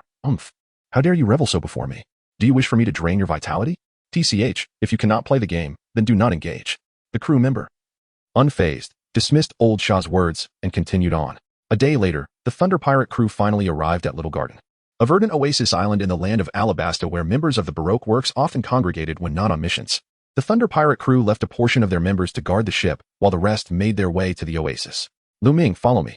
I shall introduce you to my subordinates, Old Shah stated calmly as he led the way. However, they are a rather unruly bunch. So whether you can win them over depends on your capabilities. TCH, who do you underestimate? Even if the vice captain chooses not to intervene, our Thunder Pirate crew possesses numerous experts who can easily make them submit. As Lu Ming remained silent, Bartolomeo interjected disdainfully, what a hideous creature. Do you expect anyone to call you father? At that moment, as Lu Ming and his companions ventured into a dense thicket, a male voice echoed from within. Damn it! Who dares to feign bravado from the shadows? If you have the guts, step forward. Bartolomeo bellowed, utterly incensed by the audacity of being called ugly in front of his comrades. Humph, if you wish to confront us, so be it. We are not inclined to let you off easily. Just then, a group emerged from behind a lush banana tree. Haha, I thought you were someone of consequence. To my surprise, you are even more grotesque than I am. What audacity you possess to call me ugly. Bartolomeo observed the newcomers, each more bizarrely shaped than the last, resembling clowns, and in fact, far uglier than himself. You seek death. Suddenly, a bald man with a character inscribed on his chest exuded a murderous aura and launched an attack towards Bartolomeo. A scythe-like blade materialized out of thin air, cutting through the air with incredible speed. I see you are the one courting death.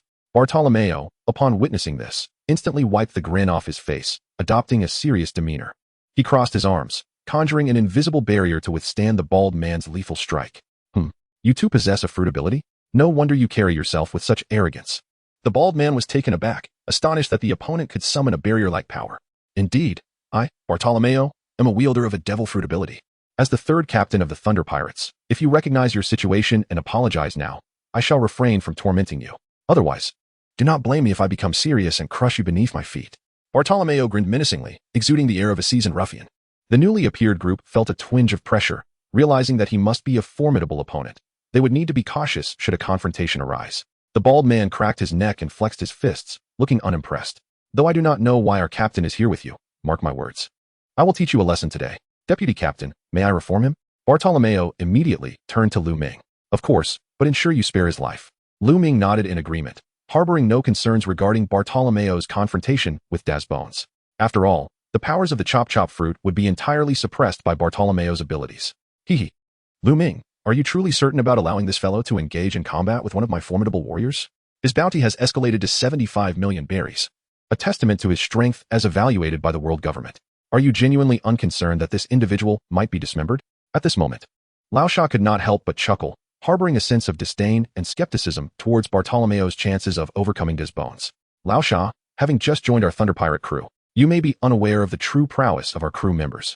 Today presents a perfect opportunity for your subordinates to spar with them, allowing you to gain a renewed understanding of their capabilities. Lu Ming spoke with a calm demeanor. Lu Ming, you old rascal. Do you truly believe that the individuals under my command are merely fit to serve as practice for the other members of the Thunderstorm Pirates? What? Do you actually think they could ever stand a chance against me, Lu Ming? Lu Ming cast a skeptical glance at Lao Sha.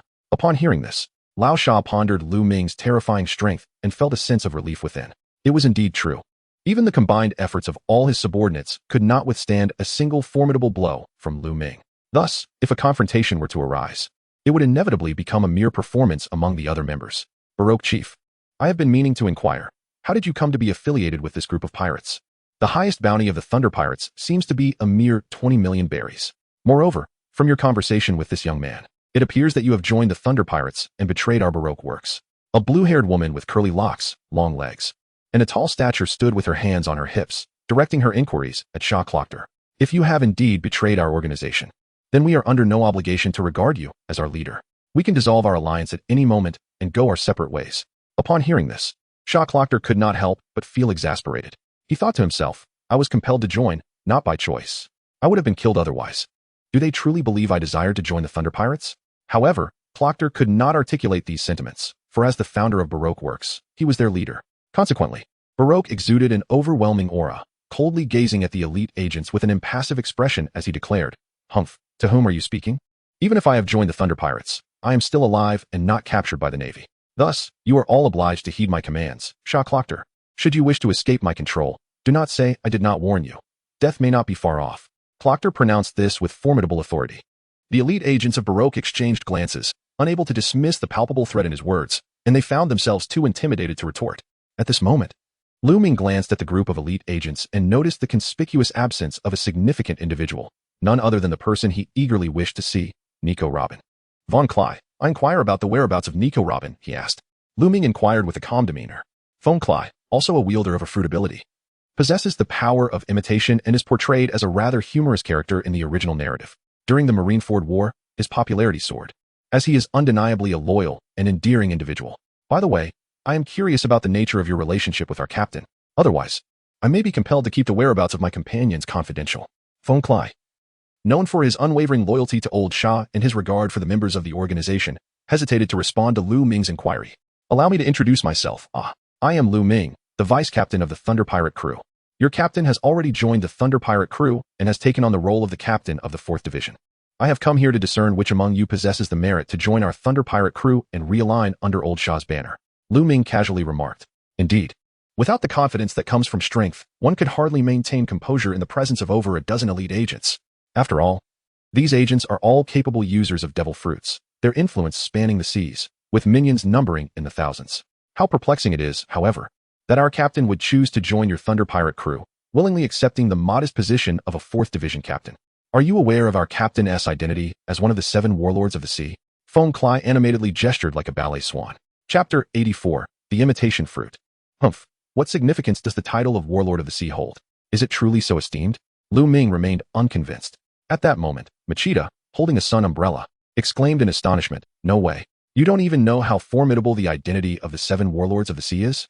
Yalida teased, Little girl, do you not grasp the meaning behind our vice-captain's words? What does that mean?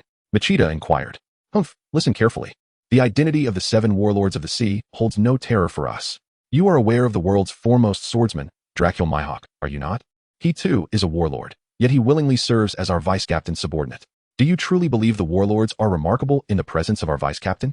Yalata retorted. What? A subordinate? Who in the organization is responsible for gathering intelligence on this matter?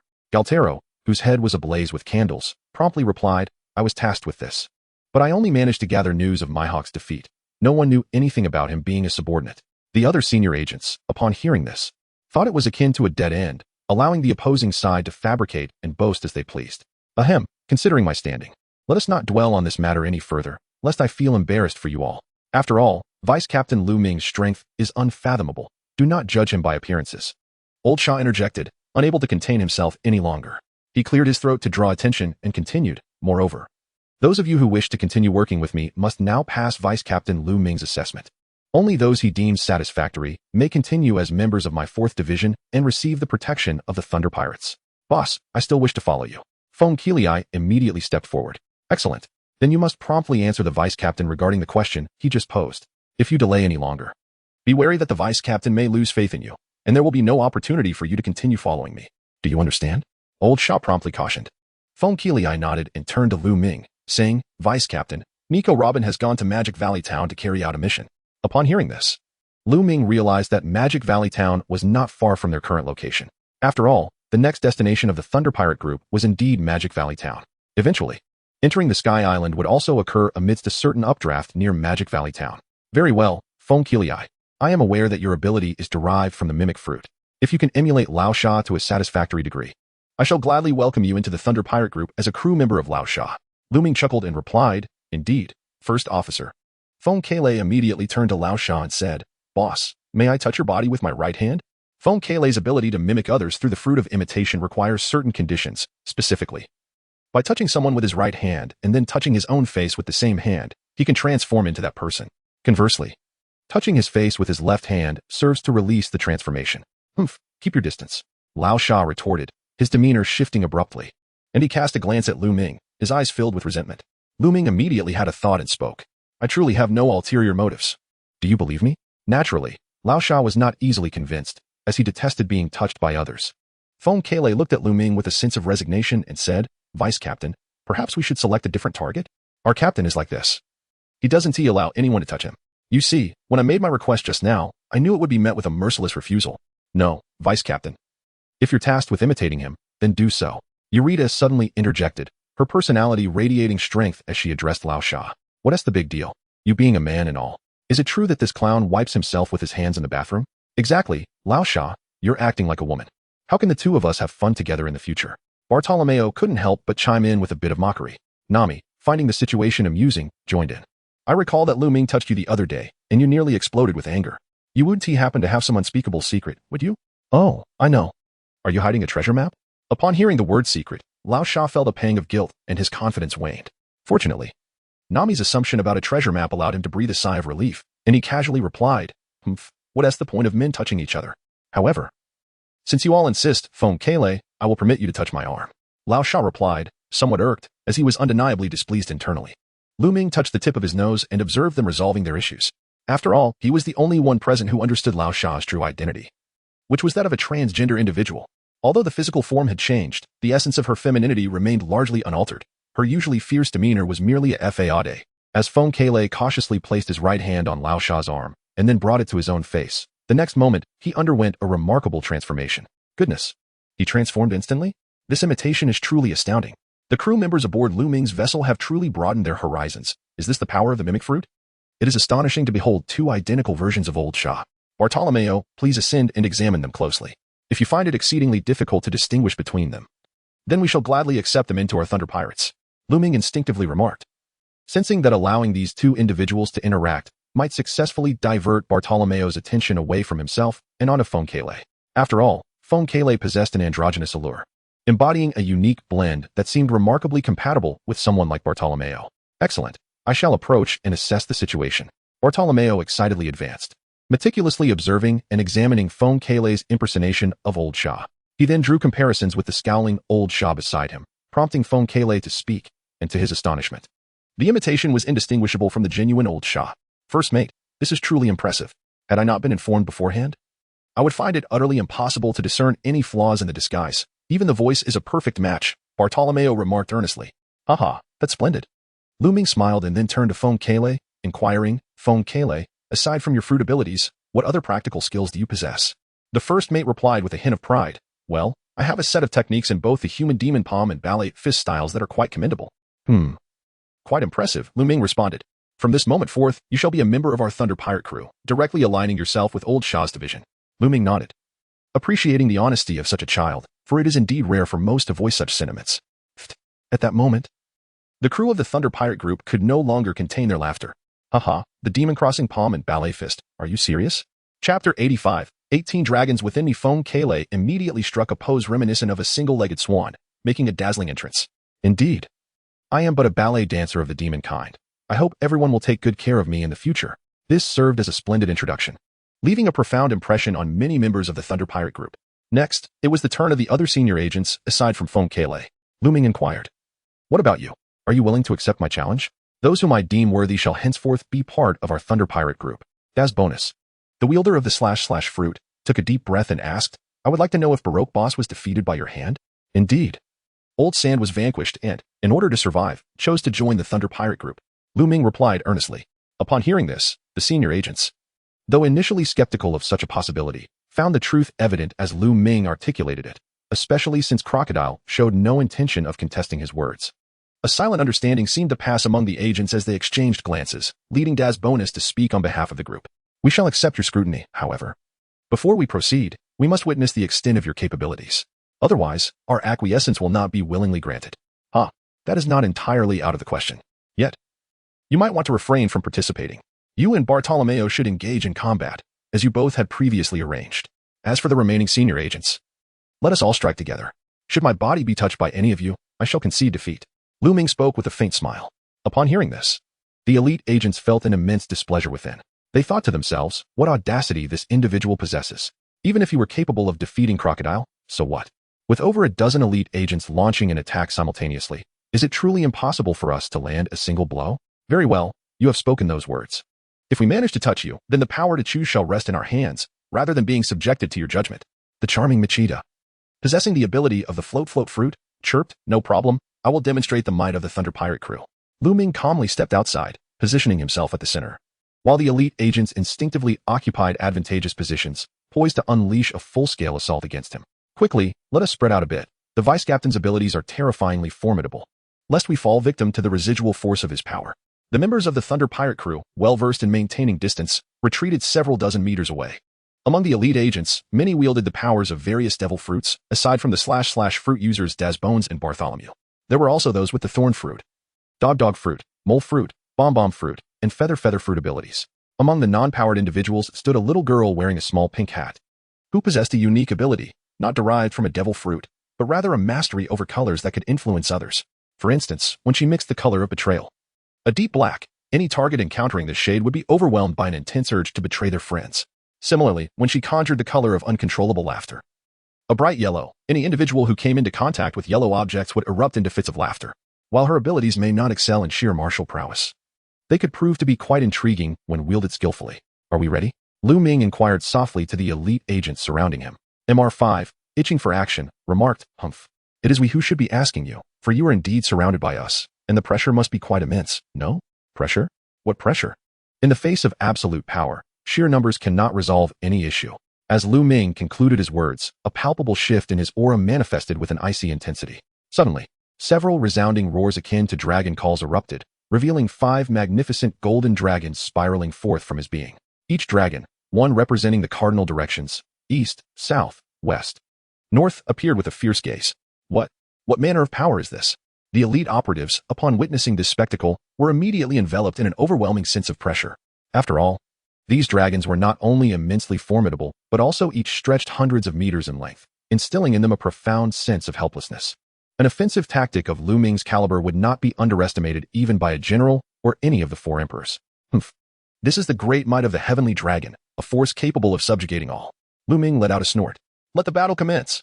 As Lu Ming's words echoed, 5 colossal golden dragons manifested around him, surging towards the elite agents in the vicinity. The agents stood no chance of retaliation.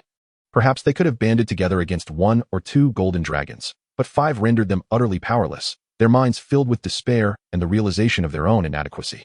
In mere seconds, the so-called elite agents were all severely injured, blood trickling from the corners of their mouths. After all, Lu Ming's Grand Dragon was powered by internal energy, which unleashed a merciless onslaught upon impact, overwhelming those whose physical resilience was insufficient to withstand it. Meanwhile, in the distance, the members of the Thunder Pirates could hardly contain their excitement.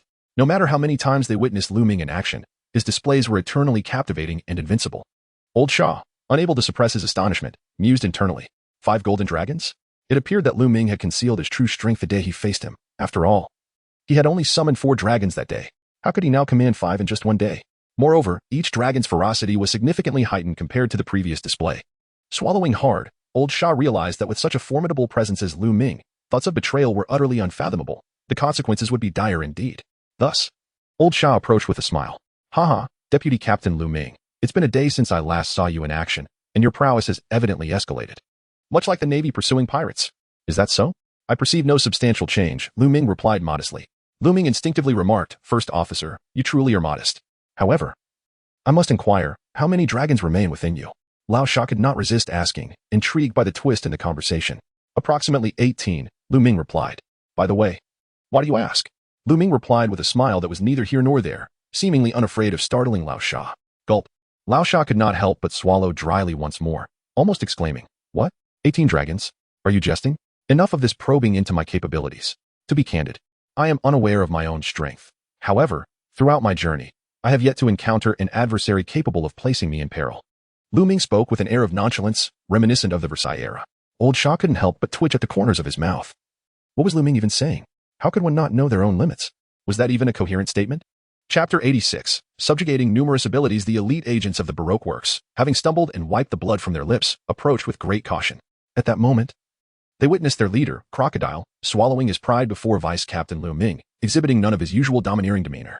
It was clear that Vice Captain Lu Ming's prowess was formidable, far surpassing the terrifying abilities he had just displayed. At this moment, Lu Ming cast a faint glance at them and remarked, You are all rather weak. However, many of you possess the abilities of devil fruit users, which leads me to hold high hopes for your potential. So, who among you wishes to remain, and who chooses to depart? The senior agents exchanged glances. Taken aback that Deputy Captain Lu Ming seemed not to challenge them, but instead allowed them to make their own decisions. For a brief moment, the senior agents felt a sense of relief, and their respect and admiration for Lu Ming significantly increased. Deputy Captain Lu Ming, we are honored by your regard. After a discussion, we are willing to join your Thunder Pirate crew in search of refuge. Mr. 5 of the Bomb Fruit promptly expressed his sincerity. Indeed, we all wish to join the Thunder Pirate crew. Please, Deputy Captain Lu Ming, make the necessary arrangements for us. Mr. 4 echoed. Haha, splendid.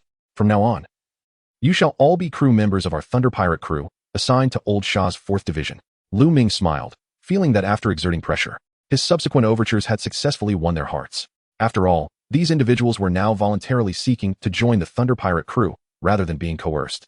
Lao Sha developed a newfound respect for Lu Ming, even pondering if he might be a bit too formidable. Not only was his strength unfathomable, but his intellect was also remarkably astute. Could it be that the era of the Thunder Pirate crew was about to dawn upon the seas? Might he himself become a part of the crew destined for the title of Pirate King?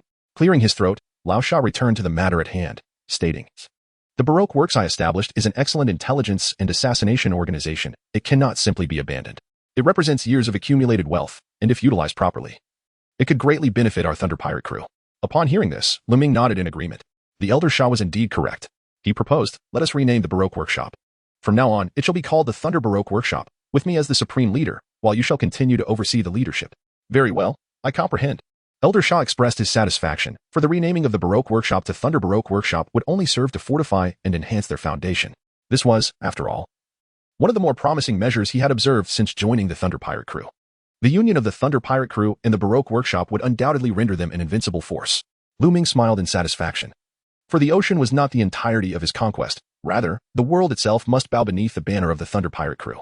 Meanwhile, Bartolomeo and Des Bones, the wielder of the Chop Fruit, found themselves evenly matched, with neither able to gain the upper hand over the other.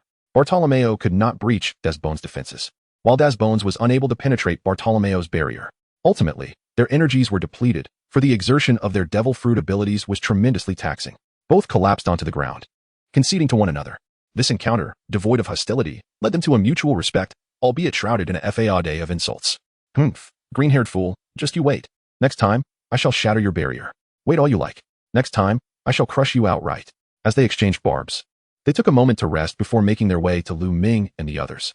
Bartolomeo acknowledged Desbones' prowess, and naturally, the merits of the chop-chop fruit were duly recognized. Desbones, astonished, gazed at the elite agents, instinctively inquiring, "You all have joined the Thunder Pirate crew?" "Indeed. But we joined of our own volition. Lu Ming, the vice-captain, is simply too formidable, and our admiration compelled us to join, not coercion," remarked Mr. 4. "Oh. What about me?" Desbones asked, a hint of uncertainty creeping into his voice. "Do you even care about your pride?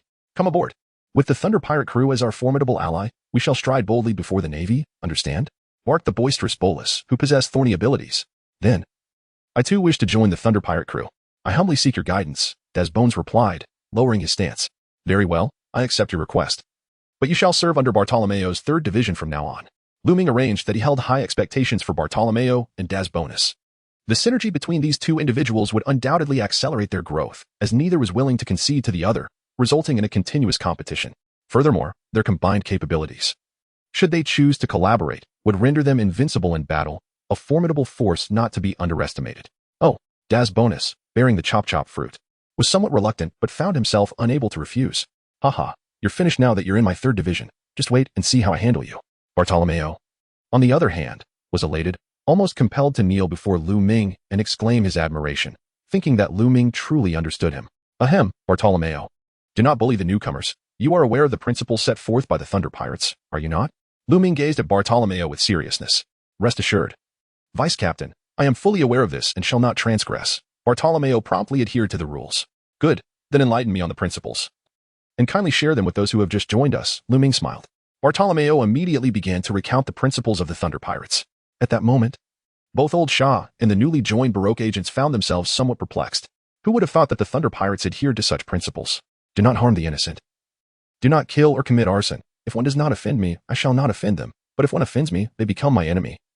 And I may deal with my enemies without mercy? Strangely enough, despite finding the Thunder Pirates somewhat naive, they could not help but feel a growing sense of approval after hearing this. Simultaneously, Princess Vivi and Navy Colonel Tina regarded the Thunder Pirates as distinctly different from other pirate crews, finding them quite acceptable. Had it been any other pirate crew, they would have harbored deep-seated disdain, for they believed that pirates were merely a band of nefarious criminals, intent on ruthlessly destroying all that is beautiful. However, the Thunder Pirates, with their principles such as "if one does not offend me, I shall not offend them," allowed them to reevaluate the world of pirates, realizing that there are indeed individuals with a sense of justice. Following this, Fong Kele raised a question, "Vice-Captain Lu Ming, as pirates, if we do not plunder, from where do we acquire our funds?" Chapter 87, The Suddenly Grand Pirate Crew. Lu Ming chuckled. "Haha, my dear lad, your inquiry is quite astute. Allow me to enlighten you. Our Thunder Pirate crew possesses a myriad of ways to secure our livelihood and procure all necessary funds." "What methods, you ask?" The elite operatives gazed at Lu Ming with perplexity, their minds brimming with confusion. As pirates, why would we target those feeble commoners who cannot even defend themselves? Even if we were to do so, what fortune could we possibly seize? Thus, remember this, as esteemed pirates of unparalleled honor, we ought to seize the wealth of other pirate factions, especially from those we find particularly distasteful. Furthermore, should there be audacious naval officers who repeatedly trouble our Thunder Pirate crew, we are well within our rights, without resorting to the indiscriminate slaughter of innocents, to plunder everything aboard their warships. Lu Ming chuckled and said, Lu Ming, you are nothing but a despicable turtle." Meanwhile, Colonel Tina of the Navy felt an overwhelming flush of embarrassment, for it was utterly outrageous that someone would dare to seize the Navy's supplies. How could this be tolerated? Lu Ming stepped forward, closing the distance to Colonel Tina of the Navy, his breath audible. "What do you intend to do to me?" Colonel Tina, feeling anxious, took small, hesitant steps back. She had not anticipated that Lu Ming would dare to approach her so closely. It was clear to her that he must be attempting to provoke her. I must ask you, Colonel Tina, is it only permissible for your Navy to take action against us pirates? Are we pirates not allowed to retaliate? Must we always choose to flee in your presence? Furthermore, our intentions in robbing the Navy are, in fact, for your benefit. After all, consider the formidable strength of the Thunder Pirate crew. How many among the Navy truly possess the qualifications to apprehend us?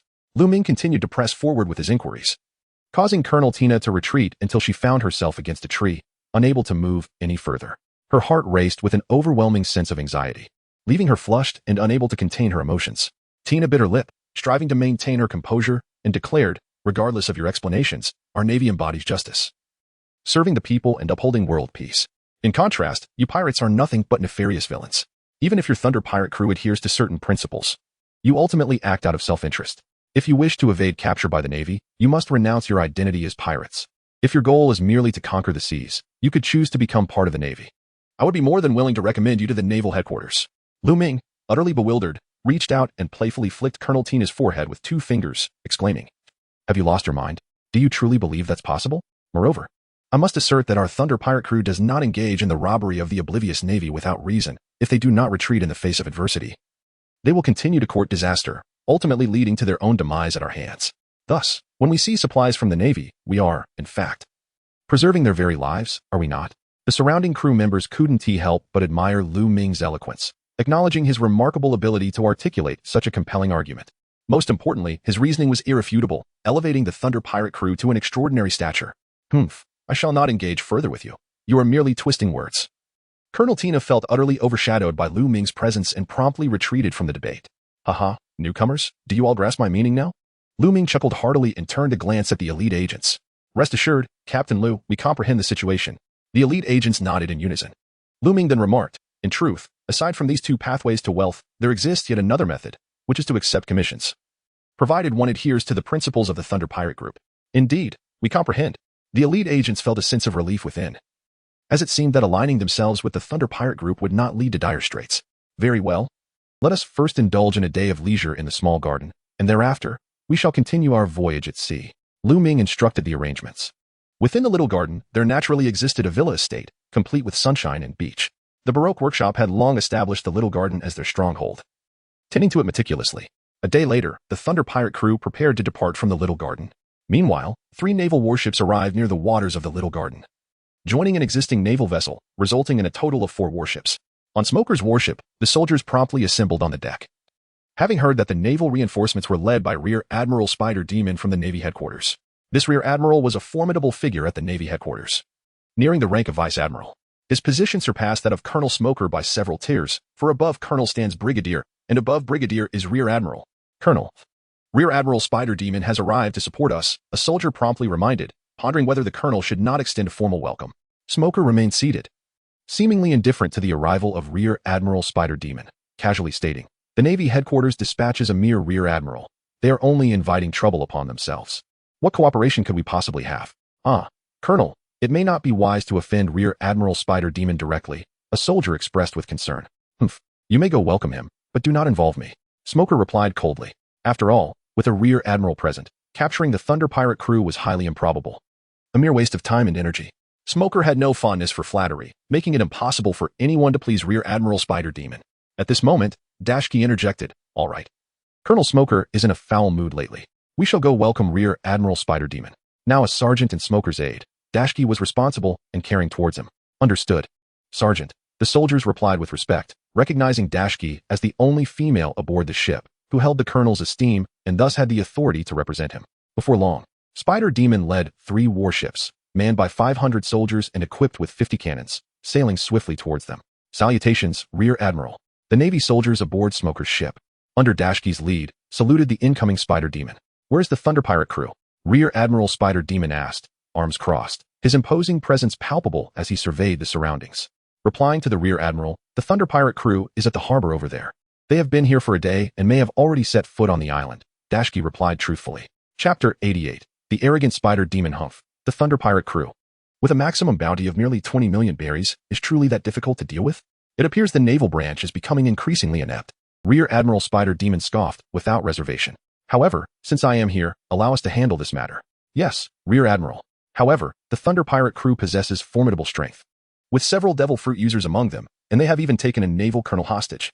Therefore, we must proceed with caution," Dashki instinctively remarked. How audacious of the Thunder Pirate crew. They dared to capture a naval colonel as a hostage. Rear Admiral Spider Demon's expression turned icy. "By the way, where is that Smoker fellow?" he inquired, brow furrowing. Dashki's heart trembled, realizing that Rear Admiral Spider Demon had a volatile temperament. If he discovered that Colonel Smoker dismissed a Rear Admiral and chose to ignore him, it would surely incite his wrath. Thus, she responded with an apologetic tone. Replying to the Rear Admiral, "Colonel Smoker has been deeply affected by the Thunder Pirate crew's actions and is currently in a poor mood, unable to shake off the shadows and pain they brought upon him." What an unseemly display. As a naval colonel, how can one wallow in despair after a single defeat? "Take me to him at once. I must give him a proper lecture," Rear Admiral Spider Demon declared with commanding authority. "Rear Admiral, Colonel Smoker has been in a foul mood lately. It may be difficult for him to heed your words. Please do not be angered, Dashki pleaded, attempting to intercede. Rest assured, I know Smoker well. After all, we are both disciples of Admiral Zephyr. As a senior, I can afford to speak to him. Rear Admiral Spider Demon remarked, leaping directly onto Smoker's warship. Though he spoke with bravado, he felt a deep-seated displeasure. Smoker's arrogance was well known, and today, he was determined to teach him a lesson. It was important to note that Rear Admiral Spider Demon was no ordinary officer. He had participated in the demon-slaying order and was known for his ruthless nature, willing to sacrifice his own soldiers to defeat enemies. A hawkish figure within the Navy headquarters. Rear Admiral Dashki, fully aware of the impending confrontation, hurriedly followed suit, reclining in his armchair. Smoker sensed the arrival of Rear Admiral Spider Demon and instinctively opened one eye, saying, it is Rear Admiral Spider Demon. Do tread carefully. The Thunder Pirate crew is not easily provoked. Even you might find yourself in peril if you are not cautious. The surrounding soldiers fell silent, sensing the atmosphere shift as Rear Admiral Spider Demon's presence grew increasingly menacing, as if he might strike down Colonel Smoker at any moment. Humph, you pathetic coward. It is merely a severed arm, yet you wallow in despair? No wonder, despite being a disciple of Zephyr, you languish in a place like East Blue. This is the chasm that separates us. Rear Admiral Spider Demon continued with disdain. Fool, watch closely. I will capture every last member of the Thunder Pirate crew. Perhaps they are your prey to safeguard, but the higher-ups only care for results. Once I eliminate the Thunder Pirate crew, I shall undoubtedly ascend to the rank of Vice Admiral, while you remain stagnant. Rear Admiral, the Thunder Pirate crew has made an appearance. They seem to be departing from this sea. A Navy soldier reported urgently. Let us go. I shall capture the Thunder Pirate crew at once. Warships 2 and 3. Surround them, and prepare the cannons for bombardment. The formidable General Ghost Spider, known for his swift and decisive actions, immediately engaged the pirates with cannon fire upon their encounter. The soldiers accompanying General Ghost Spider exhibited remarkable composure and discipline, displaying quick reflexes in response to the unfolding situation.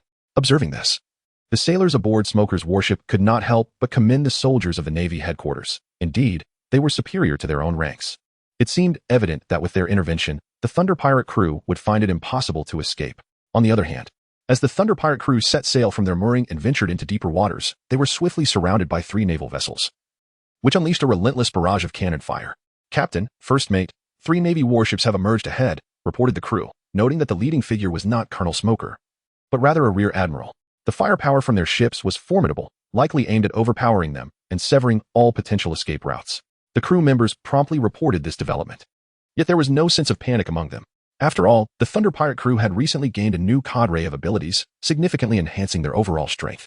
A mere 3 warships posed little threat to their formidable force. Bring me the spyglass. I must discern who among the Navy headquarters dares to be so audacious. Even Vice Admiral Garp has wisely chosen to abandon the pursuit of us, so who does he think he is? Lu Ming grinned widely. Had the opponent not been so agreeable, the supplies and equipment aboard the 3 warships would undoubtedly belong to our Thunder Pirates. The Vice Captain is truly astute. Foncly and Galtiro immediately fawned over him. Humph, indeed. By the way, Galtiro, your ability is the wax fruit. Reinforce our pirate ship's defenses for me. Lu Ming promptly commanded, recognizing the formidable artillery fire from the opposing side. Although his crew could intercept the projectiles, some shells still detonated in a series of explosions upon the nearby sea surface. If Galatino's wax ability were employed to shield the pirate ship, it would significantly mitigate the residual impact of the blasts on the vessel's structure. Rest assured, First Mate, leave it to me, Galatino confidently declared. As the hair atop his head ignited instantaneously, he then proceeded to pour wax along the edges of the pirate ship, rendering it as impenetrable as a fortress. Even the fiercest bombardments would fail to inflict any damage upon the vessel. Remarkable, exclaimed several crew members aboard, praising his prowess and acknowledging him as a true devil fruit user. Simultaneously, other fruit users displayed their formidable abilities, intercepting the cannonballs from the 3 naval ships with various techniques. Those wielding the fruit, blast fruit, barrier fruit, and sand fruit effectively neutralized nearly all threats directed at the pirate ship. Lu Ming and Captain Red stood calmly on the deck, gazing indifferently at the 3 approaching naval warships, displaying an air of nonchalance as if they were of no consequence. Chapter 89. Your death is of no regret. The Ghost Spider aboard the warship wore an expression of deep dismay. The Thunder Pirates were indeed formidable, and what was even more astonishing was the presence of Sir Crocodile, a member of the 7 warlords of the sea, aboard the Thunder Pirate ship. Was it possible that the Thunder Pirates were under the protection of Sir Crocodile, emboldening them to act so brazenly? Major, should we immediately report this to headquarters for instructions? After all, they have a warlord of the sea on their side.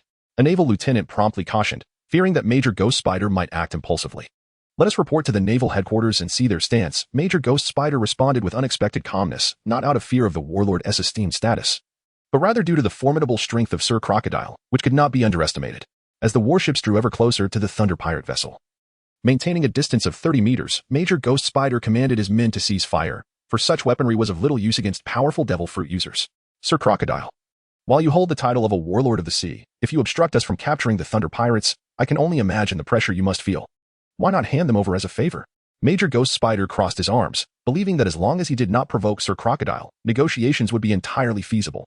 Hand them over? I fear you might struggle to swallow that, Sir Crocodile replied with an amused smile.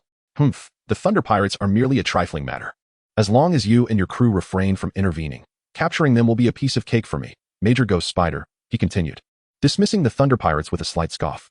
Since you are so confident, very well. I assure you that my men and I will not interfere. Capture them at your leisure, Crocodile said nonchalantly, feigning disinterest, yet inwardly he could not help but smirk. Is he a fool? The Thunder Pirates are not to be trifled with. Lu Ming is as formidable as an invincible beast. Sir Crocodile, I advise you against any tricks. For this operation was not initiated by me but was commissioned by higher-ups. I trust you comprehend the gravity of the situation? Major Ghost Spider grappled with uncertainty, unsure of the veracity of Crocodile's claims. Crocodile calmly lit a cigar and replied, Rest assured, I will not intervene.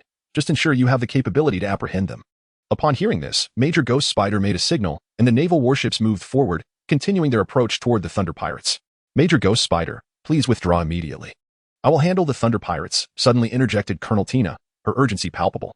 Her concern was not that the Thunder Pirates would be encircled by the warships, but rather that Major Ghost Spider was courting disaster.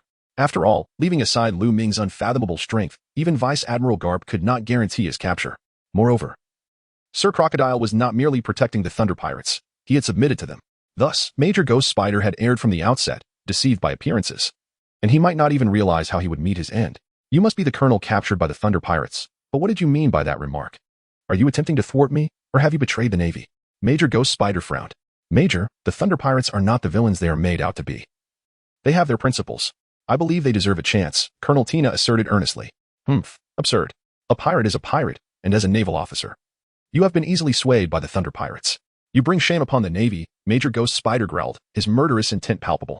Then I have no reason to concern myself with your life, he declared. Haha, Colonel Tina, I told you, how could someone like him possibly heed your counsel? At this moment, Lu Ming stepped forward, gently patting Colonel Tina's delicate shoulder, and remarked with a smile, why not abandon the shadows and embrace the light? Joining us in our piratical endeavors? Being a pirate is truly a profession of freedom. Upon hearing this, Colonel Tina instantly declined, asserting, impossible. Do not tempt me. I shall never become a pirate. With a chuckle, Lu Ming replied, quite intriguing, yet I believe you will eventually acquiesce. As long as you remain with our Thunder Pirate crew. Lu Ming chuckled, somewhat unconvinced. After all, once Tina perceives the nefarious side of the Navy, there remains no unwavering dream or steadfast heart. Young man, it appears you have beguiled Colonel Tina, have you not? Then immediately state your name, for I, General Ghost Spider. Do not slay nameless wretches. General Ghost Spider stood at the bow of the ship, glaring at Lu Ming with an imposing presence. What are you? That you would dare demand my name? Lu Ming immediately became indifferent, harboring little hope for Ghost Spider, one of the 5 generals who had participated in the demon-slaying order. He only knew that this individual was inherently brutal, willing to forsake even his own kin to achieve his objectives. Such a person elicited no favor in Lu Ming's eyes. Humph, just a mere young brat. Let me see what abilities you possess.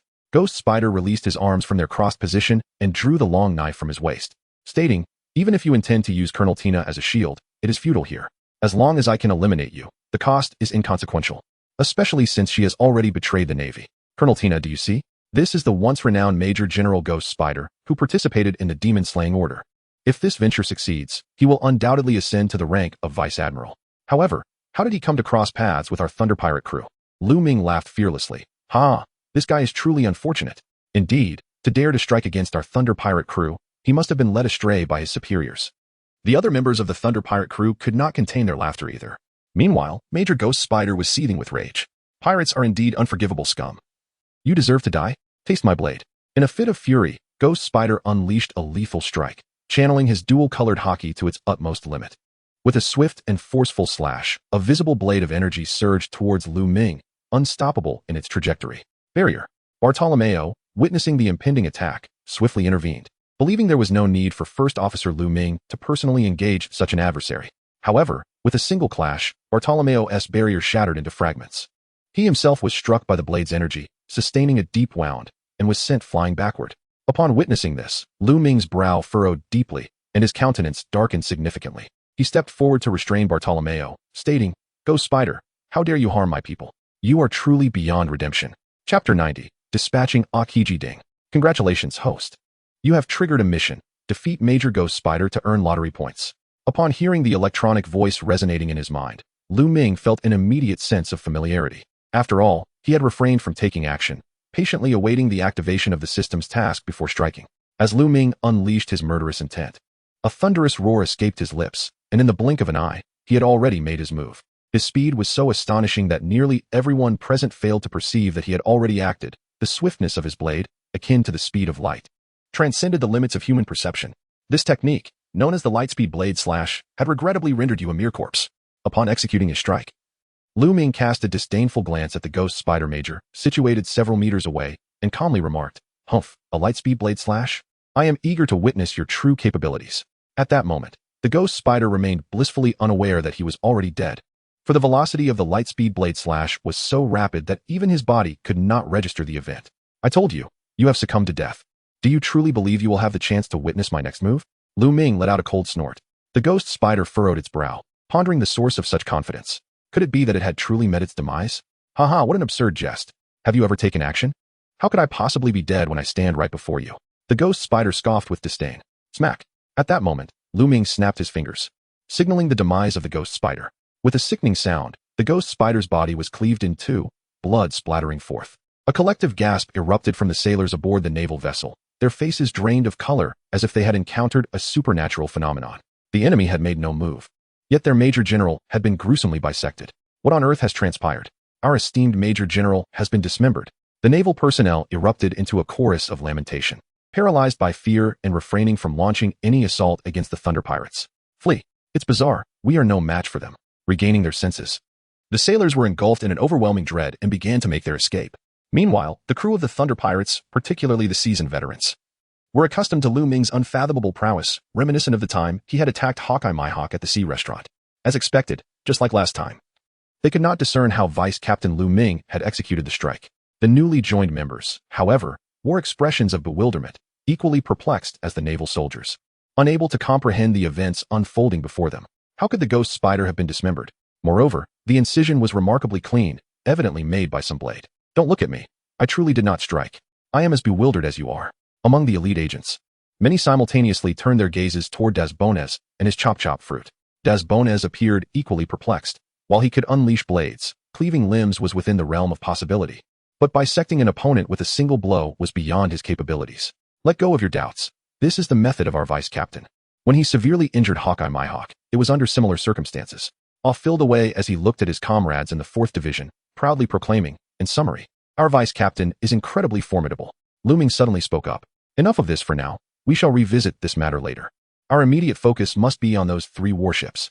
We cannot allow them to escape. We must board them and seize their supplies and equipment." Lu Ming communicated with the spirit of the Thunder Pirate ship, Shaolon, and soon the ship itself sprang into action, moving with remarkable speed. In no time, it caught up to one of the naval warships, while the other 2 successfully escaped. The crew of the Thunder Pirates boarded the naval vessel, warning the sailors not to resist, lest they face dire consequences. Following the inexplicable death of Rear Admiral Ghost Spider, the soldiers aboard the warship lost their will to fight and surrendered without any resistance. The Thunder Pirates methodically plundered the ship, seizing 10 boxes of ammunition, a ton of crude oil, several bags of flour, and some fresh vegetables. Naturally, the naval soldiers' firearms and sabers were also taken by the Thunder Pirates. The Navy personnel, though seething with anger, felt fortunate that they had merely been robbed and not faced any threat to their lives. Ultimately, the Thunder Pirates sailed away triumphantly on their ship. Smoker, aboard his warship, wore a cold smile. This, he thought, is the price of underestimating the Thunder Pirates. It truly is a pity for a Rear Admiral of the Navy. The soldiers on deck felt a wave of relief, thankful they had not followed Rear Admiral Ghost Spider, as it could have cost them their lives. Continue to contact the Navy headquarters and inform them that Rear Admiral Ghost Spider has fallen, the perpetrator being the Thunder Pirates. Smoker commanded. Yes, Colonel. Soon, the Navy headquarters received Smoker's call, leaving them utterly stunned. An urgent meeting was convened, attended by powerful figures such as Sengoku, Kizaru, and Akainu. Just moments ago, they had heard from Ghost Spider's crew that the Thunder Pirates were under the protection of the warlord of the sea, Crocodile, yet only minutes later, Rear Admiral Ghost Spider had perished? Humph, the mere Thunder Pirates have completely disregarded the Navy. Do they believe they are more formidable than the Yonko of the New World? Akainu slammed his palm on the conference table, seething with rage. After all, Ghost Spider, like him, was a hardliner, and they shared a strong camaraderie within the Navy. Now that it has come to this, I think we can only let them live a little longer. It is impossible for us admirals to abandon our pursuits in the New World to chase a mere Thunder Pirate ship, is it? Kizaru remarked lazily. Akainu retorted vehemently. I believe we should send Akiji to investigate the situation in the first half of the Grand Line. Sengoku, what do you think? Sengoku took a deep breath, contemplating before replying. In that case, let Akiji make the journey. Initially, Sengoku had considered sending Garp himself, but he had been unreachable, and Sengoku had no idea what Garp was up to. However, a day later, Garp returned to the Navy headquarters to discuss the resurrection of Roger with Sengoku. Upon hearing this, Sengoku was utterly astonished, unsure of how to deal with Lu Ming from the Thunder Pirates. After all, Garp's report indicated that Lu Ming was no weakling, and most importantly, he had the power to control the resurrected Roger. Chapter 91. The decisions of Sengoku and Garp. What should I do? He can resurrect Roger. He might even be able to bring back many fallen strongmen, which would lead to chaos in this world. Sengoku felt that Lu Ming was exceedingly troublesome and continued. If all else fails, I can only confine him within Impel Down, or perhaps issue a Demon Slayer order, even if it requires a price to eliminate him. What do you think? No, the Thunder Pirates have their principles. I believe we should observe for a while before making a decision, otherwise, the situation may become even more complicated. At the very least, we cannot provoke him directly. Garp had visited Cocoa Village before returning to the Navy headquarters to investigate the demise of Captain Mouse, discovering that Lu Ming's claims were indeed accurate. Captain Mouse was indeed a disgrace to the Navy, and his death was no great loss. Principals, are you aware that the Thunder Pirates killed Rear Admiral Ghost Spider? They are even associated with the Warlord of the Sea, Crocodile. Sengoku's emotions flared. Sigh. It is regrettable, but Ghost Spider's rigid character left him with no alternative. Garp sighed and continued. Additionally, Lu Ming is likely not only allied with Crocodile, but also with Mihawk. From what I gather, Mihawk is now subordinate to Lu Ming. Have you heard about Mihawk's defeat in the East Blue? He has lost his title as the world's greatest swordsman, and Lu Ming has ascended to that position. What? How could this happen? Why was I not informed of this? Sengoku was taken aback. Haha, what can I say? The East Blue is the weakest of the four seas. And news travels slowly, Garp chuckled. Ah, if that is the case, then Lu Ming's strength must be exceedingly formidable. Should I still send Admiral Akiji to confront the Thunder Pirates? Will that pose a problem? Sengoku expressed his concerns immediately. Rest assured, Akiji's strength is not so weak. And I am eager to see just how powerful the Thunder Pirates have become, Garp remarked, munching on some rice crackers. Well, in that case, I will allow the Thunder Pirates to proceed for now. However, if they go too far, they will inevitably attract the attention of the world government. At that point, if a Demon Slayer order is issued, chaos will undoubtedly ensue. Sengoku could not help but feel a twinge of melancholy. We will address future matters as they arise. For now, I believe you should report the Thunder Pirates' activities to the world government, but keep the resurrection of Roger a secret, Garp stated seriously. I understand, after all. The world government is not composed of benevolent individuals. Sengoku nodded in agreement. On the other side, the Thunder Pirates sailed swiftly toward Magic Valley Town. The crew members held a feast aboard the ship, indulging in hearty meat and drink, reveling in their carefree lives. Colonel Tina, what are your thoughts? Would you consider joining our Thunder Pirates? You have seen for yourself that some within the Navy claim to uphold justice, yet they employ brutal means, harming the innocent without hesitation. Look at us. We have only taken the life of Ghost Spider, adhering to our principles. Lu Ming chuckled as he lifted his wine glass for a sip, approaching the melancholic Colonel Tina. He found her intriguing, deep down. She harbored a benevolent desire to save the Thunder Pirates, unperturbed by the potential for betrayal that could lead to her demise. Her courage was indeed remarkable. Lu Ming, you have slain Major Ghost Spider. The naval headquarters, and even the world government, will not let you off easily. You will face an onslaught of naval forces seeking to capture you. What will become of the Thunder Pirates then? Will you simply eliminate each leader that comes your way? Colonel Tina posed her inquiry. Oh, you need not worry about that. I can discern who deserves to perish and who does not. Thus, I will judiciously consider the fate of my adversaries. Of course, individuals like Smoker, who are both bothersome and overconfident, may repeatedly trouble me. While I do not intend to directly take their lives, I shall ensure they pay a steep price. Lu Ming spoke earnestly.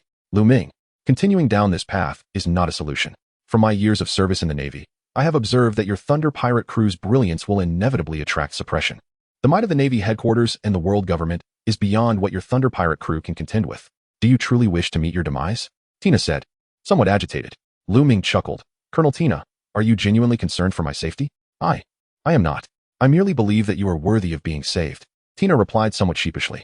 Haha, Colonel Tina, my interest in you grows ever stronger.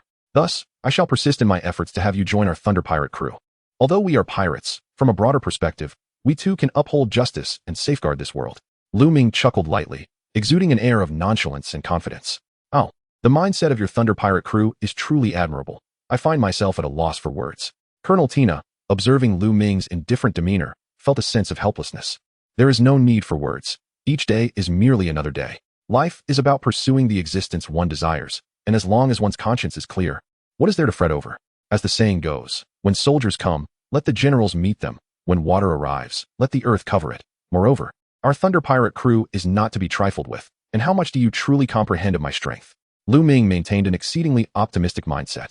All right, I shall refrain from further comment, if that is acceptable. Tina immediately capitulated, sensing that continuing the conversation might lead her to be unwittingly influenced. After all, the events that transpired aboard the Thunder Pirate cruise ship would undoubtedly be reported by the subordinates of Major Ghost Spider to their superiors, indicating her betrayal of the Navy headquarters. Although there existed a misunderstanding, the higher-ups typically focused solely on the outcome, disregarding the intricacies of what had occurred. Haha, of course. You may, but do give serious thought to what I have just articulated. I spoke with utmost sincerity. With a smile that was both enigmatic and playful, Lu Ming uttered a remark before dashing off to join Nami, Princess Vivi, and others for a drink. 2 tranquil days later, the Thunder Pirates arrived at Magic Valley Town, a locale brimming with clues leading to Sky Island, where Nico Robin was fulfilling her mission, along with the future Yonko Blackbeard and Bellamy, a subordinate of Don Quixote Doflamingo.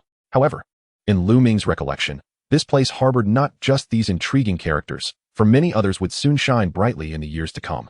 Chapter 92. The lawless land of Magic Valley Town. Upon arriving in Magic Valley Town, the members of the Thunder Pirates were ablaze with excitement. For this place was a veritable haven for rogues, rife with brawls and skirmishes, making it all the more fascinating. Let us proceed to find a tavern and fully relish the delights this stop has to offer. Lu Ming spoke with a hint of madness. However, if anyone dares to trouble us, we shall unleash chaos here, for over 90% of the individuals present are lawless scoundrels, and we could easily dispose of them. With the deputy captain's words, we shall not act timidly. The members of the 4th Division of Old Shah immediately revealed their fierce demeanor, as they were well versed in the art of stirring up trouble. Subsequently, Lu Ming and his entourage, numbering around 70 to 80, entered the town of Magic Valley. Their presence drew considerable attention, yet the onlookers did not perceive them as a threat. Rather, they were filled with disdain and provocation. Wow, those girls are stunning. If only we could indulge in some fun with them for a while. I would willingly break my own ribs just to brew them some soup, one lecherous onlooker remarked. Haha, but those women have probably been played with long ago, right? Suddenly, 2 brash individuals in the crowd insulted Nami and her companions. Nami, your leader. And Princess Vivi's expressions turned grim. The slander directed at them was utterly intolerable. How dare you speak to me like that? Do you believe I won't break your 3rd leg with a single swing? Yarlita, with a fiery temper, could no longer contain her anger and shouted back. Oh, I didn't expect a fiery lass like you. But your figure is indeed alluring. We like it. Why not join us for some fun? A man wearing a hat that resembled undergarments provocatively responded. Is this guy's taste really that bizarre? It feels like he's wearing a pair of triangular pants on his head. Bartolomeo couldn't help but scoff, continuing to ridicule. Haha, des bonus. Could it be that your triangular pants were stolen by him? Bartolomeo teased. You dare to insult me. That kind of trash doesn't he deserve to wear my pants? Des bonus retorted angrily. The members of the Thunder Pirate crew erupted into laughter, mocking the 2 provocateurs among the lawbreakers. Do you seem to have a problem with me? I'm a champion. I could take on 50 of you without breaking a sweat. If you dare, come and challenge me. The man with the pants on his head boasted arrogantly, believing that only violence could solve disputes. I'll show you, Yarlita declared as she boldly stepped forward, wielding a heavy iron rod. The surrounding crowd quickly cleared a space, their eyes gleaming with excitement as they shouted. Let the fight begin. Come on, brothers, place your bets. The scene transformed into utter chaos, with all manner of individuals present. Yet they shared a common trait, an apparent disregard for danger, relishing in the prospect of conflict. All right, let us have a go, but if you lose, you'll have to spend the night with me, the pants-wearing man leered, exuding confidence in his abilities. You're courting death. Yarlita's fury ignited, and she charged at him, swinging her weapon. The man easily dodged her strikes, then suddenly seized her iron rod, smugly declaring, "What's the matter? Seeing such a formidable man, do you have any voluntary thoughts? I'm the champion of Magic Valley Town, undefeated in battles." Yarlita struggled fiercely, unable to wrest her weapon from his grasp, astonished to discover that he possessed greater strength than she anticipated. "Release me," she demanded, resorting to a swift kick aimed at his leg. "Whoa, you wild woman. Starting off with a move like that? If you break it, how can we continue to enjoy ourselves?" The man jested, though a fleeting moment of fear passed through him as he tightly gripped Yarlita's long leg. Yarlita frowned, realizing that he was not to be underestimated, possessing considerable combat experience. You've lost. Tonight you will belong to me. Look at those beautiful long legs of yours. He leered, licking his lips. Yarlita, feeling repulsed for the first time, sensed the gravity of the situation as he lifted her off the ground, exposing her to the jeering crowd, further humiliating her beauty and dignity, especially with Lu Ming watching from behind. In a moment of desperation, Yarlita activated the powers of her slippery fruit, causing her body to secrete a slick substance, reducing friction to nearly zero. In an instant, she became more slippery than an eel and effortlessly broke free from the man's grip. What? He exclaimed, bewildered by the sudden change in her condition. Realizing the danger, he instinctively stepped back, but it was too late. With a resounding crack, Yarlita delivered a powerful kick to his leg. Ah, it hurts, he cried, rolling on the ground in agony. Did I just hear something break? I heard it too. How tragic. This woman is terrifying. The surrounding lawbreakers instinctively felt pain at the sight of the man's suffering. Well done, big sister. The male members of the Thunder Pirate crew cheered, though they, too, winced at the sight. Yet, witnessing the pants-wearing man's misfortune filled them with elation, cheering for Yarlita as she picked up the fallen iron rod and began to rain blows upon him.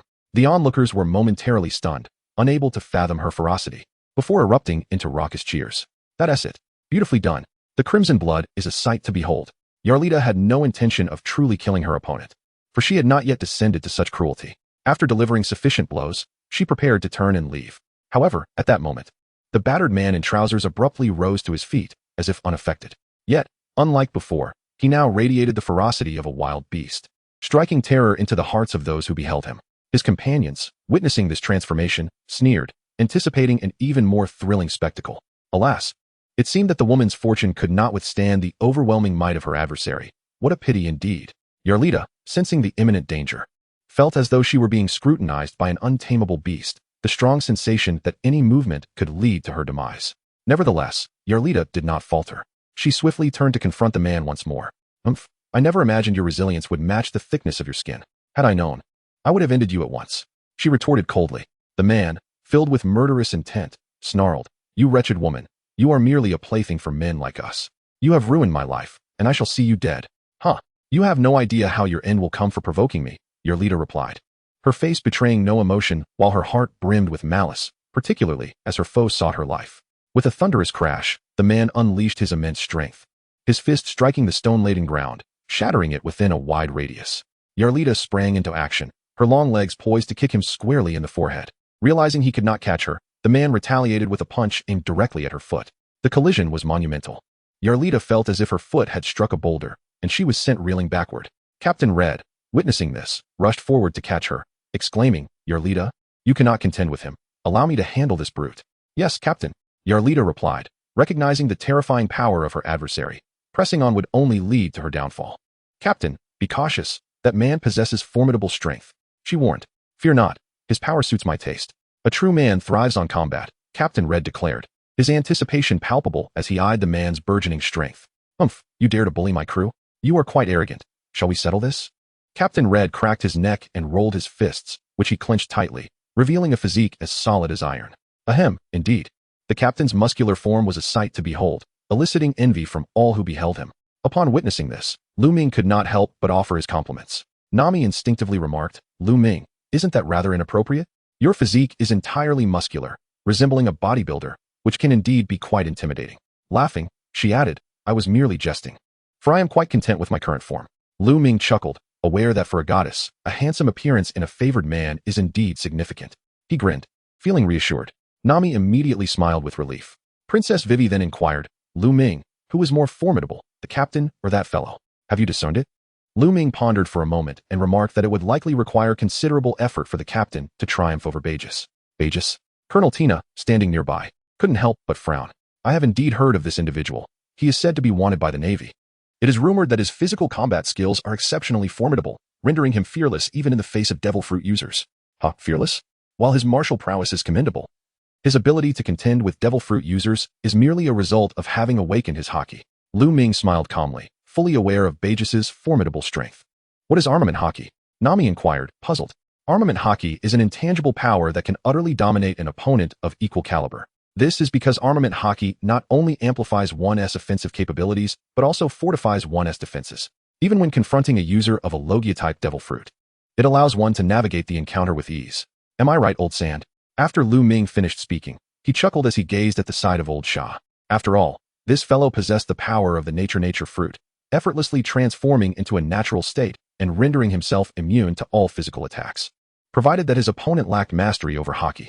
Old Shah, rendered speechless, replied, "Why do you even ask me when you already know?" At that moment, Captain Red and Buggy engaged in a bare-handed brawl, both delivering powerful blows, resulting in a stalemate.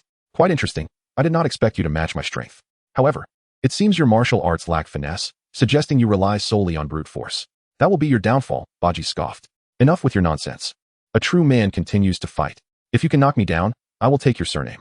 Captain Red disregarded any technicalities of martial arts, focusing solely on delivering overwhelming power. Furthermore, his ability to endure punishment was not in vain. The longer he sustained the blows, the more devastating his impending lightning strike would be, allowing his opponent to revel in their moment of triumph. Haha, such personality. I like it, Buggy laughed heartily. And the two continued to clash for dozens of rounds. Their bodies were battered and bruised, but Captain Red bore significantly more damage, as Buggy had enveloped his fists in a layer of invisible Haki. Cough. I must admit, your punches truly pack a punch.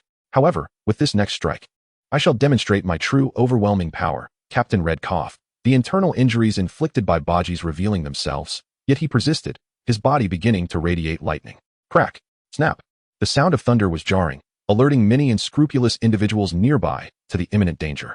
Lightning erupted from his body. In the crowd, Blackbeard and Poison Q were taken aback, realizing that the individual battling Buggy was indeed a devil fruit user, a fact they had underestimated. Chapter 94. The Retribution of Fate. A thunderous strike. Poison Q and Buggy had now pledged their allegiance to Blackbeard, as his dream filled them with hope for their future, leading them to protect him. Poison Q, can you discern what type of fruit that fellow possesses and what abilities it might grant him? Blackbeard asked instinctively, though he already had some answers in mind. After all, having acquired the dark fruit by patiently waiting for the right moment, he was familiar with many devil fruits and their abilities. Captain, are you certain you want me to expend my life force to gamble on whether that fruit's abilities are worth it? Poison Q replied with a mischievous grin. Poison Q possessed a frightening ability to consume life force to glimpse into fate, then pretended to decide everything through gambling, essentially ensuring victory at every turn, albeit at a significant cost to his health. Ha ha ha, truly a peculiar gambler. Allow me to directly inform you. The individual currently battling Buggy likely wields the thunder fruit. What an enviable power it is, Blackbeard said, laughing heartily. But just then, Lu Ming's ears twitched as he filtered through the cacophony of sounds and pinpointed the laughter of Blackbeard. He immediately turned toward the sound, taking note of Blackbeard's presence. TSK. It seemed this fellow was indeed here, which suggested that Fire Fist Ace had pursued him all the way but failed to catch up with his trail. Lu Ming pondered within himself, recalling that not long ago, Fire Fist Ace had traversed the Alabasta kingdom, driven by the pursuit of Blackbeard's elusive trail. It was inevitable that he would pass through the town of Magic Valley. Yet, fate's inexorable gears have ultimately led Ace to miss the opportune moment. In the original narrative, had Fire Fist Ace apprehended Blackbeard sooner, the subsequent events would have unfolded differently. He would not have faced the insurmountable power of the now ascendant Blackbeard, nor would he have been vanquished and subsequently handed over to the Navy headquarters, thus truncating his brief existence. The vigilance of Poison Q was remarkably acute. As Lu Ming cast his gaze upon Blackbeard Teach, Poison Q instinctively followed the direction of his stare back to Lu Ming. Lu Ming smiled indifferently. However, to Poison Q, it appeared that this individual completely disregarded the presence of Blackbeard Teach. Poison Q was quite concerned about Lu Ming, thus secretly activated the gaze of fate to probe into Lu Ming's destiny. Suddenly, Poison Q spat out a mouthful of blood, his face filled with disbelief. He found himself unable to glimpse the threads of the other S fate, indicating that the individual S strength far exceeded his probing ability. Poison Q, what has happened to you? Have you invoked the power of fate again, engaging in an unknown gamble? Who is your target this time? Blackbeard, noticing Poison Q's distress, expressed his curiosity. Captain, we may have provoked a formidable character, Poison Q said with a complex expression. But as for Bellamy, he remains oblivious. His fate might have slipped from our grasp and into the control of those individuals. Upon hearing Poison Q's serious words, Blackbeard instinctively looked in the direction Poison Q was gazing. Initially, he perceived nothing. Perhaps Poison Q was simply too tense. However, upon seeing Crocodile, a flicker of unease ignited in his heart, realizing that it was none other than Sir Crocodile of the 7 Warlords of the Sea. Given this revelation, it became apparent that Bellamy was up against Crocodile's crew, which would surely lead to complications for them. Even if Blackbeard were to intervene personally, Crocodile would not show any leniency, as his own strength had yet to develop. Poison Q, instruct Bellamy to cease fighting, and accompany me to meet the Warlord. We have yet to grow stronger and must adopt a more humble stance, Blackbeard stated earnestly. What was somewhat fearsome about Blackbeard was his ability to endure and adapt. Thus, in the original narrative, after several years of cautious development, he emerged as an unforeseen contender in the pirate world, vanquishing all the 7 warlords of the sea, instilling fear even in the 4 emperors and marine admirals. Captain, are we truly prepared to go this far? If we gamble with fate, perhaps we could attempt to escape, Poison Q instinctively remarked. Yet, this individual truly had a penchant for gambling, constantly linking everything to fate. Winning would lead to indulgences, while losing would lead to dire consequences. Blackbeard, upon hearing this, was resolute in his disagreement. As a warlord of the sea, Crocodile's fearsome reputation stemmed not only from his strength but also from his control over the Baroque Works, a vast organization with numerous capable agents. Thus, offending such a figure was utterly unwise. They should seek to apologize before any disaster unfolded. It matters not, it is merely a matter of face. Yet I, Blackbeard teach, am a man of dreams and ambition. Without a thick skin, one cannot achieve greatness, Blackbeard stated, his words reflecting his profound determination. Very well, our captain. You shall undoubtedly realize your ambitions. I have staked my entire fate on it. Poison Q admired Blackbeard's mindset, recognizing that few could possess such resilience and adaptability without achieving great things. Laughing heartily, Blackbeard proclaimed, in all endeavors, one must look to the long term, never allowing immediate gains or losses to cloud one's vision. Poison Q then stepped forward, his aura exuding a palpable menace, causing all those along his path to instinctively retreat. Having witnessed his formidable prowess, Bellamy, fate dictates that you must desist immediately, Poison Q declared sternly as he entered Bellamy's combat range. Poison Q, are you jesting? Can't you see how spirited I am? Bellamy replied, somewhat disheartened. This is the captain's command. The decision lies with you. Poison Q responded calmly. Fine. I will endure one more strike from the opponent, Bellamy conceded. I doubt this fellow will allow me to withdraw so easily. Naturally. Your fists have struck me for long enough. It is time for me to showcase my prowess. Captain Red scoffed, as lightning crackled around him, filling the area with a formidable pulse of electric energy. He stepped forward, his fist clenched tightly, transforming it into a thunderous punch. Thunderstrike. Bellamy grinned, refusing to retreat. As he fortified his fists with Armament Haki, then unleashed a powerful counterattack. Boom. As the lightning-infused fist collided with Bellamy's Haki-imbued punch, a terrifying force erupted, reverberating throughout the battlefield. In the next moment, Red staggered back 3 meters, astonished by the opponent's overwhelming strength, acknowledging that their power surpassed his expectations.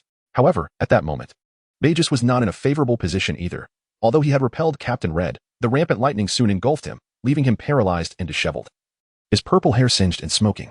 Bellamy began to harbor trepidation towards the opponent's abilities, realizing that should the opponent strike while he was incapacitated, his demise would be inevitable. With no chance to retaliate, during those few paralyzing seconds, he could not reclaim control over his body. All right, Bellamy, it is time for us to apologize. Blackbeard approached, instinctively patting Bellamy's shoulder, only to be jolted by the electricity coursing through him. However, Blackbeard quickly employed his powers, unleashing a dark energy that absorbed the surrounding electricity, including that of Bellamy. On Lu Ming's side, Old Shah immediately discerned the peculiar abilities of Blackbeard, teach, and instinctively offered a word of caution. This individual's powers are even more perilous than I had anticipated. If you intend to confront him, it would be wise to exercise caution. Haha, it matters not. The mere power of the dark fruit is still insufficient to warrant my concern. Lu Ming smiled faintly, utterly dismissing the current prowess of Blackbeard Teach, and he believed that even should Teach grow stronger in the future, he would pose no threat to him. As an extraordinary being, Lu Ming's rate of growth was unparalleled in this world. By the time Blackbeard matured, Lu Ming would likely have ascended to become the most formidable existence known to man. Ah, so you are aware of his identity. It seems I have worried for naught. Old Shah remarked, feeling somewhat foolish, considering Lu Ming's knowledge of Blackbeard's identity. As Captain Red's battle with the pants-wearing Bellamy concluded, discontent brewed among several nearby criminals. Hey, are we not fighting anymore? What a buzzkill. One shouted.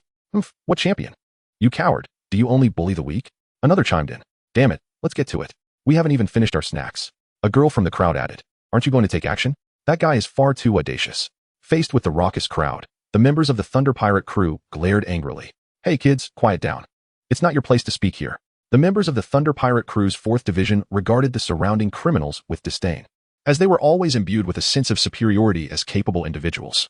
In response to the incessant chatter from the criminals, Blackbeard Teach activated the powers of his dark fruit, unleashing dark water that swiftly ensnared a number of the lawbreakers within a defined radius. Ha ha ha. Who dares to keep chattering? I shall consume you as garbage. Blackbeard laughed heartily, completely disregarding the criminals around him, believing that aside from Crocodile, no other criminal could rival his current fruit abilities.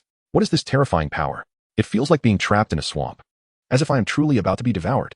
The threatened criminals were filled with dread, yet their volatile tempers prevented them from easily capitulating. Ha ha ha. So deluded. Let us see you suffer a bit. Blackbeard Teach wasted no time and initiated the dark water consumption. Anyone standing on the ground enveloped by the dark water would find themselves sinking deeper. Before long, the criminals were thoroughly frightened, realizing they could not escape. And they immediately began to plead for mercy. We were wrong. Please let us go. They begged. Blackbeard Teach, displaying a surprising magnanimity, withdrew the dark water's power. However, each time he utilized the dark fruit, he experienced a backlash manifesting as stomach pain, which he forced himself to conceal, longing to retract the fruit's powers. His decision to act was primarily for Crocodile's benefit, wishing to convey that he was not to be underestimated, hoping that when he later approached to apologize, Crocodile would not make things difficult for him, as he sought to preserve some semblance of dignity. Blackbeard was indeed a master of strategy. Unfortunately, he had misstepped. He had not realized that the true powerhouse here was not Crocodile, but the seemingly unremarkable Lu Ming, whose whims dictated the course of events.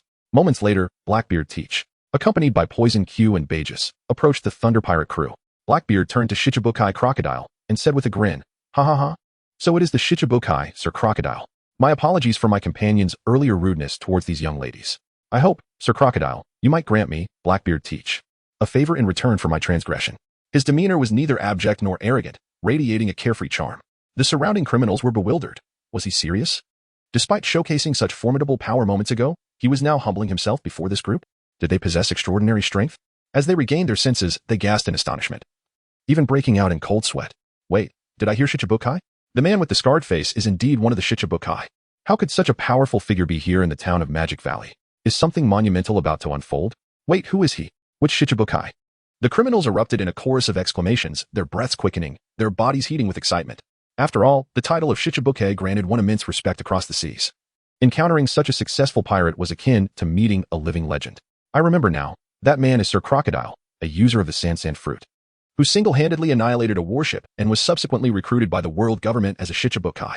Chapter 96, Mistakenly Believing Old Shaw is the leader? Indeed.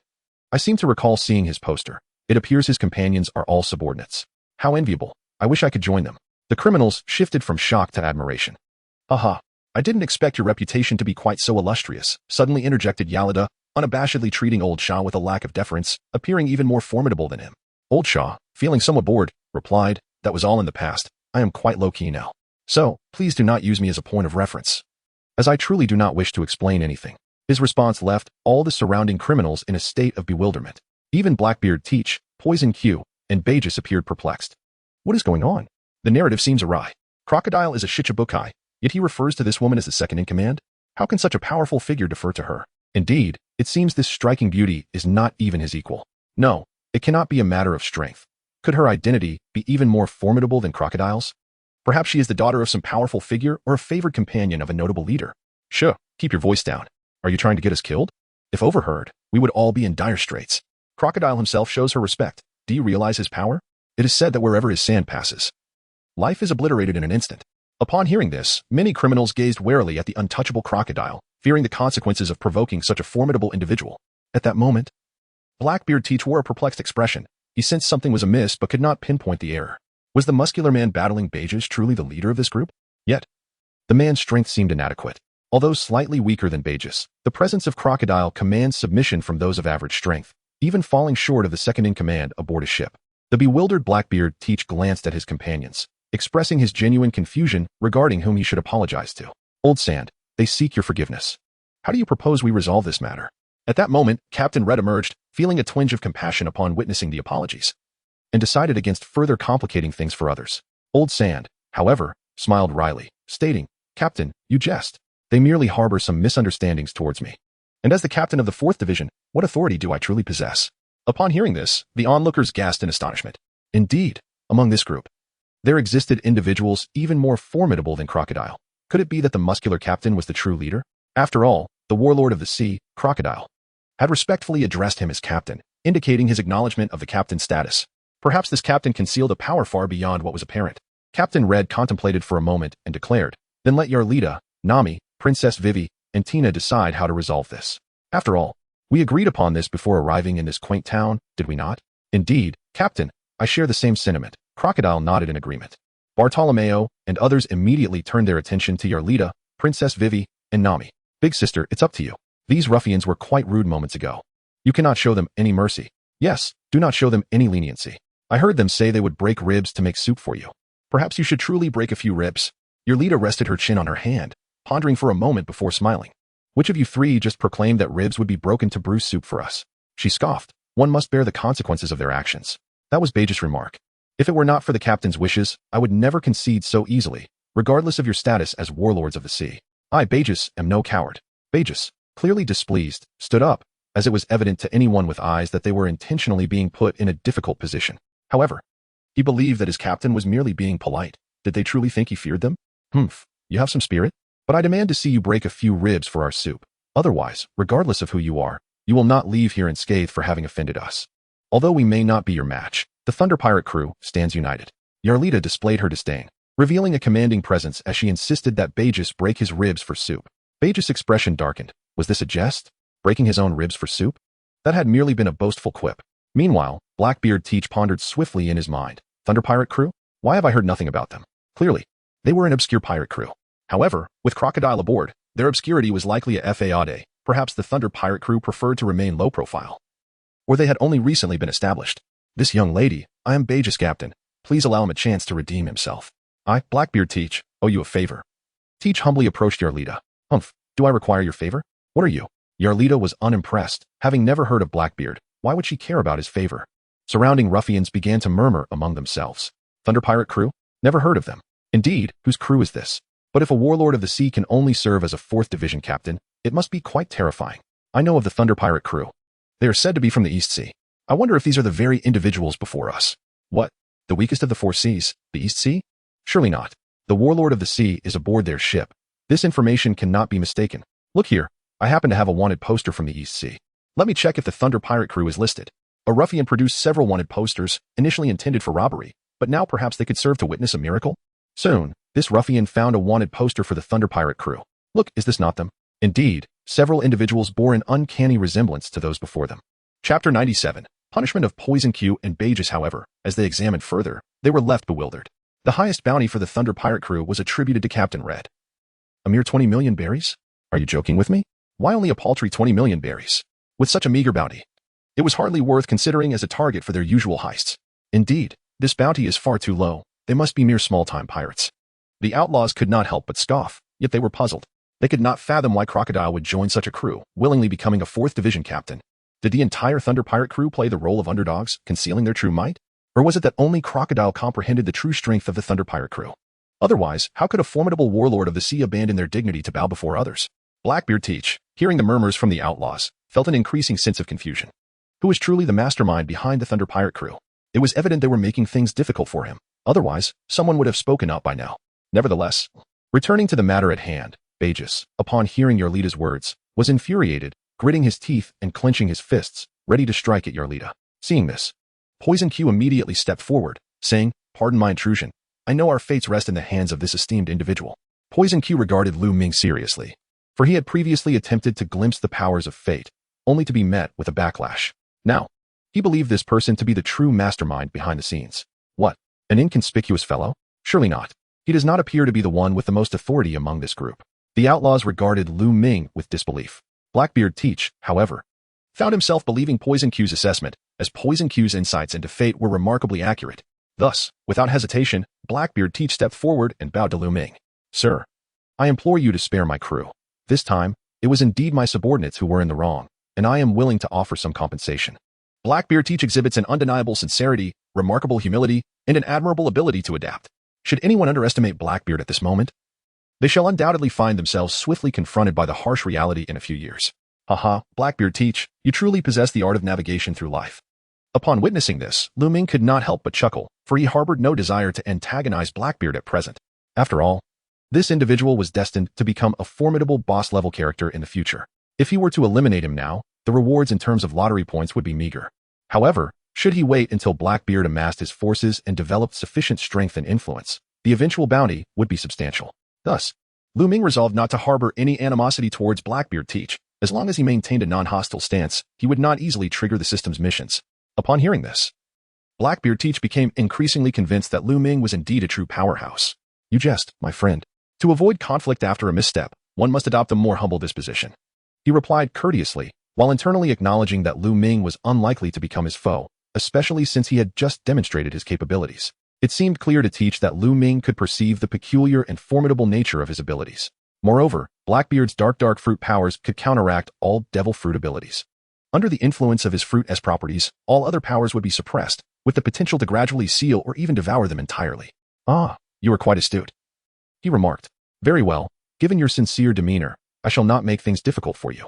Lu Ming chuckled, then fixed his gaze upon Bellamy and Poison Q, saying, Bellamy. Poison Q, it appears that you two have some rather unsavory thoughts regarding the ladies of our Thunder Pirate crew. Just moments ago, your words were exceedingly harsh. So much so that even I could scarcely tolerate them. Therefore, if you could each deliver 20 slaps to one another, I shall let you off the hook for this reckless behavior. As Lu Ming's words echoed, the surrounding nefarious individuals could not help but express their admiration. Indeed, he was a paragon for our kind. Such a strategy aligns perfectly with the audience's expectations. It is remarkable how, amidst his calm demeanor, an underlying strength subtly reveals itself. This is not a fade that can be easily feigned. Indeed, it appears that this seemingly inconspicuous youth is the very foundation of Crocodile's humility. Ah, how one anticipates the moment this fellow takes action. The rogues incessantly chattered among themselves, eagerly awaiting the unfolding spectacle. Come on, let the slapping commence. If all else fails, let us at least witness a thrilling battle. Their impatience grew as they observed the indifference of Poison Q and Bellamy. Both men were seething, unable to fathom the prospect of publicly humiliating each other. How could they possibly disregard their dignity? Blackbeard Teach sighed inwardly. Although he yearned to intervene, the thought of Crocodile's submission deterred him. Should he act? It was likely that Bellamy and Poison Q would meet their demise in this very place. Therefore, Teach chose to bide his time, his thirst for power intensifying. It seemed imperative to acquire even greater strength in the aftermath of this incident. For instance, harnessing the power of Whitebeard's Tremor fruit would surely enable him to look down upon countless adversaries. Poison Q, Bellamy, I understand your discomfort. But as the saying goes, while the Green Mountains remain, one need not fear the lack of firewood. Is it merely about slapping each other? To achieve greatness, these trials are but trifles, Blackbeard Teach solemnly stated. Let us not forget, our dreams shall never cease. At the mention of dreams, both men felt a stir within their hearts. Consequently, they nodded in unison, affirming, Captain, we understand. Slap, slap. Poison Q and Bellamy commenced their mutual slapping, alternating strikes. While the act itself bore no pain, their cheeks burned with humiliation, an indelible disgrace they would carry for a lifetime. The only way to erase this ignominy was to annihilate every member of the Thunder Pirates. Alas, their current strength was far too feeble to resist the Thunder Pirates. By the way, have you not eaten? Upon witnessing them each deliver 10 slaps, Lu Ming promptly interjected. Chapter 98. A single slap equates to a dragon. Upon the utterance of Lu Ming's words, not only were Bellamy and Poison Q taken aback, but even the surrounding lawbreakers could not help but pause in astonishment. They thought to themselves that it was evident he was deliberately putting the two of them in a difficult position. However, what a fascinating spectacle it was. This method held such a thrill in trampling upon one's adversaries. Your Excellency, what do you mean by this? Bellamy inquired, his expression somewhat grim. The mutual slapping between him and Poison Q had already reached the limits of their tolerance, and now they found themselves further subjected to his torment. Ahem. I merely feel that you are attempting to deceive me. How is it that you suddenly cannot even manage a proper slap? Such a feeble force. Do you believe this is merely a child's game? Lu Ming's expression instantly turned icy. Although he was currently reluctant to become adversaries with Blackbeard Teach, he felt no reservations about dealing with Blackbeard's subordinates. Hey, do you have a problem with your eyesight? You think our strength is lacking? Just take a look. I've left a handprint on Poison Q's face, haven't I? Bellamy boisterously exclaimed. However, upon noticing Lu Ming's sudden chill, he felt a twinge of unease within himself. Humph. Do you dare to suggest that there is an issue with my vision? Lu Ming let out a cold snort, stepping forward several paces until he stood directly in front of Bellamy. Gazing down at him, he remarked, You shall strike again. The previous blows lacked sufficient force. If you are unsure how to proceed, I am more than willing to offer my guidance. Lu Ming spoke coldly, his aura exuding an undeniable strength. Bellamy clenched his teeth tightly, feeling an unprecedented level of humiliation. He yearned to retaliate against Lu Ming.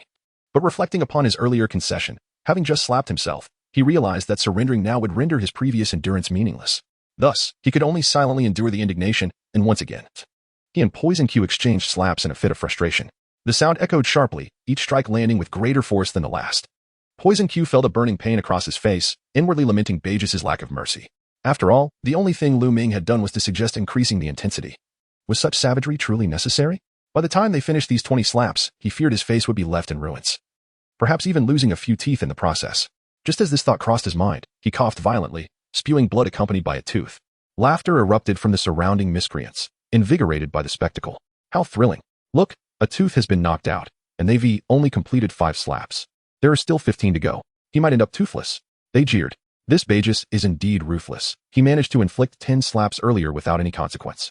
But after only 5, Poison Q has already lost a tooth. It's clear he wasn't applying full force before. The criminals continued their mockery. Bellamy, seething with frustration, could hardly bear the ridicule amidst such humiliation. He resolved to deal with them once this was over. Yet, he acknowledged that his strength might be excessive, especially considering Poison Q's frail physique. Perhaps he should temper his strikes a bit. At that moment, Bellamy remarked, Poison Q, hit me harder, strike me with all your might. As long as it's you doing the hitting, I have no objections. The onlookers exchanged glances, wondering if the two were engaging in something more intimate. The thought was unsettling. Their contrasting physiques made the notion seem absurd.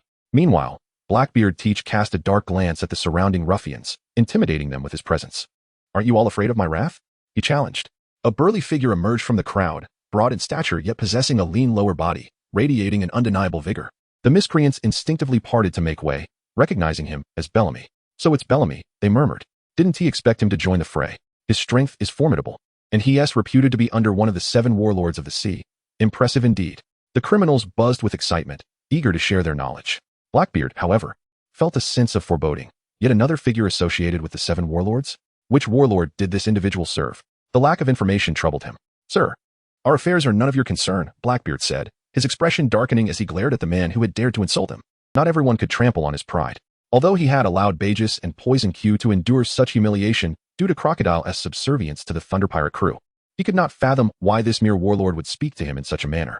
Not my concern. In this realm of lawlessness, no one's affairs truly belong to anyone else. If something displeases you, a fight can ensue, can it not? Bellamy grinned broadly, appearing more deranged than anyone else present.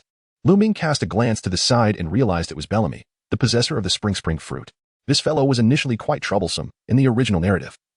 He was defeated by Luffy, but later on, he underwent a transformation, gaining a profound understanding of the fate that befalls those who blindly fawn.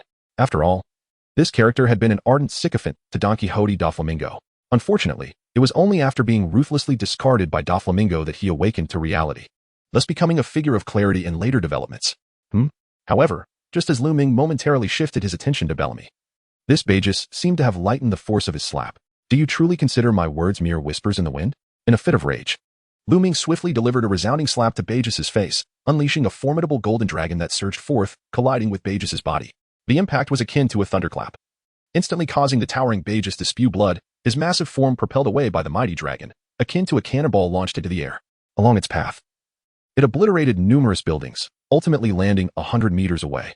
At that moment, Bellamy lay in a state of unconsciousness, oblivious to his fate. What? The surrounding criminals were momentarily rendered speechless. By heavens, this individual is terrifying. A mere slap summoned a dragon's wrath. Who could withstand such power? After several seconds, they regained their senses, glancing at Lu Ming with trepidation. This is the true embodiment of strength.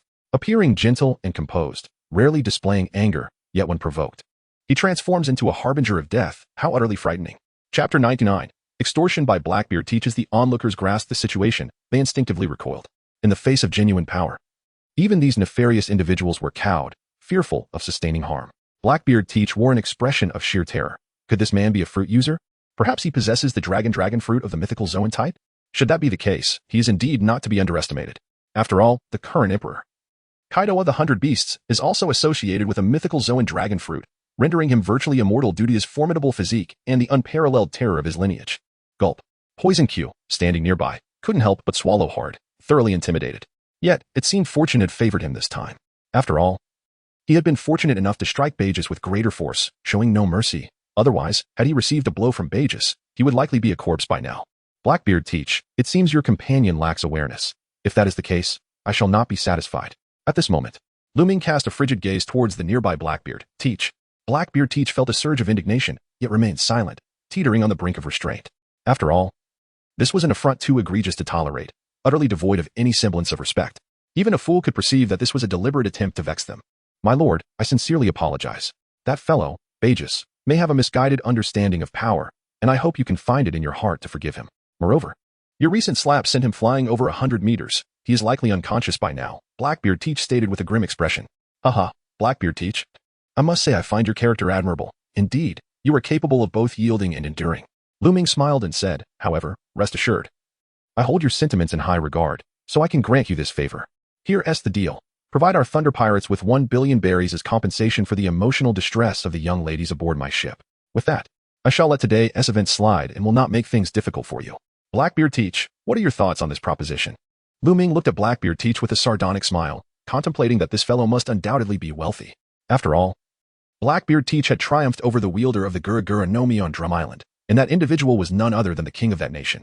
He could hardly believe that Teach did not seize the opportunity to plunder the kingdom. Upon hearing this, Blackbeard Teach's face twitched uncontrollably. How outrageous. To speak of a sum as vast as 1 billion berries? Did he truly believe I am a money tree? Just as Blackbeard hesitated, his subordinate, Doc Q, instinctively interjected. Captain, wealth is but an external possession. If fate could be directly tied to money, I would argue our lives hold far greater importance. Doc Q was also gripped by fear, having already endured 8 slaps. His face was nearly battered beyond recognition, and his teeth were becoming loose. If this continued, he might truly be incapacitated, not to mention the risk of a concussion. Blackbeard Teach understood that riches were secondary, as compared to the value of his comrades. However, the crux of the matter lay in Lu Ming's demand for 1 billion berries, which left him in a quandary.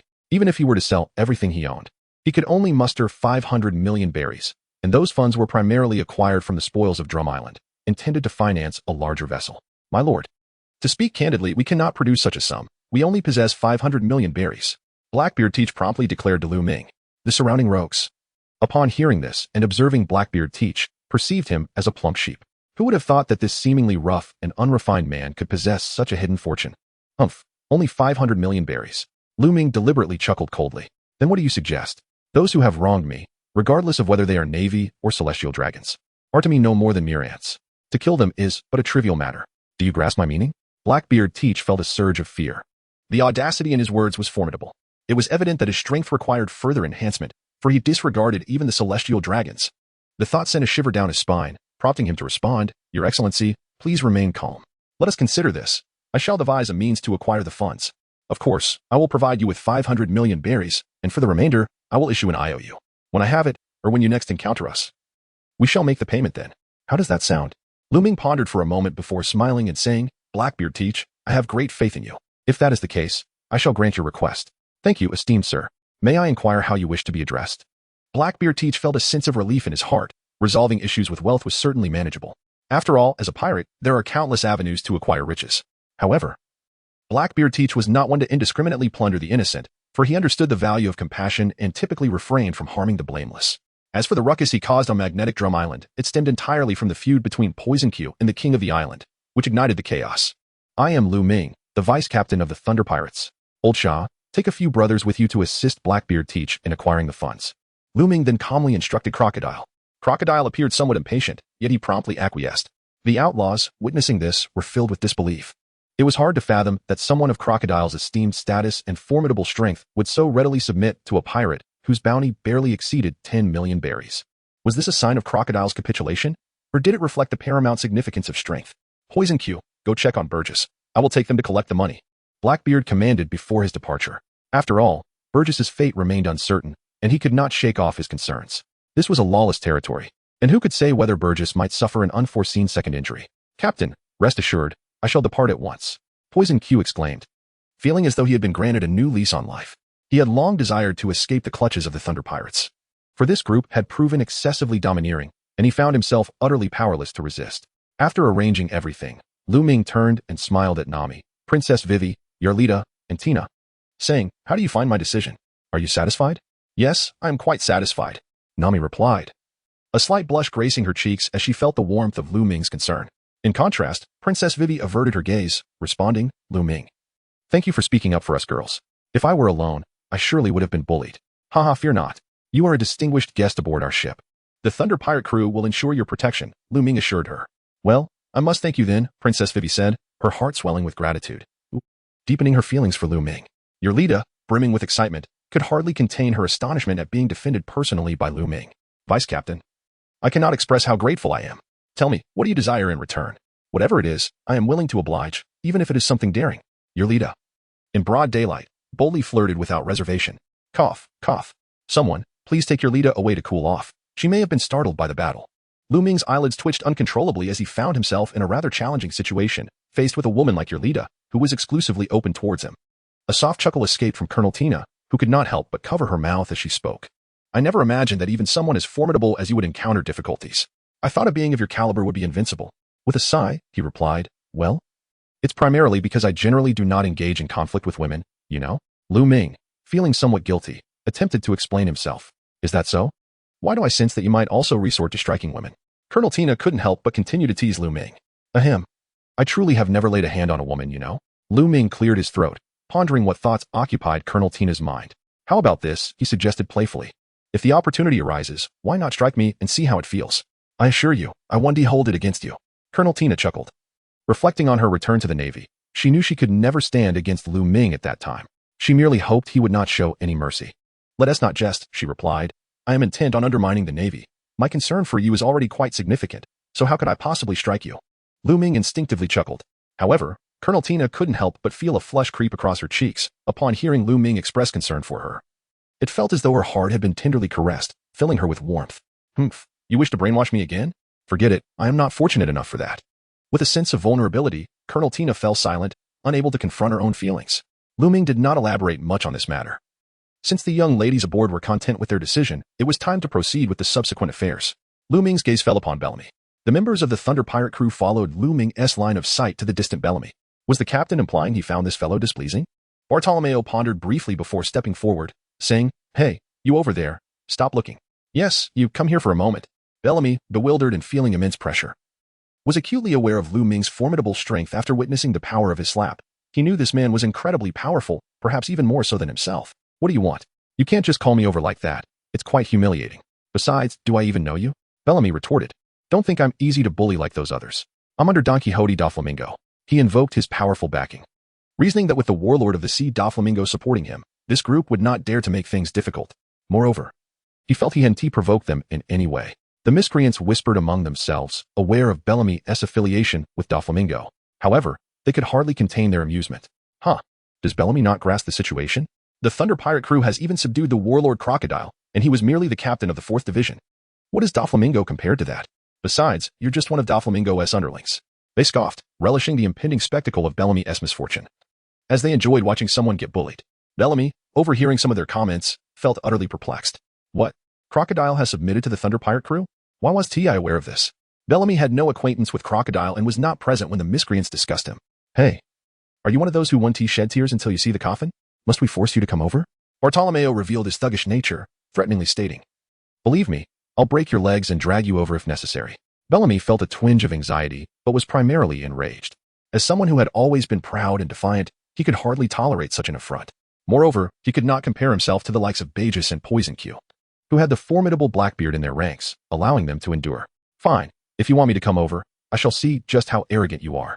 Bellamy unleashed his devil fruit powers, causing the muscles in his calves to contract like springs before he dashed forward in an explosive burst of speed.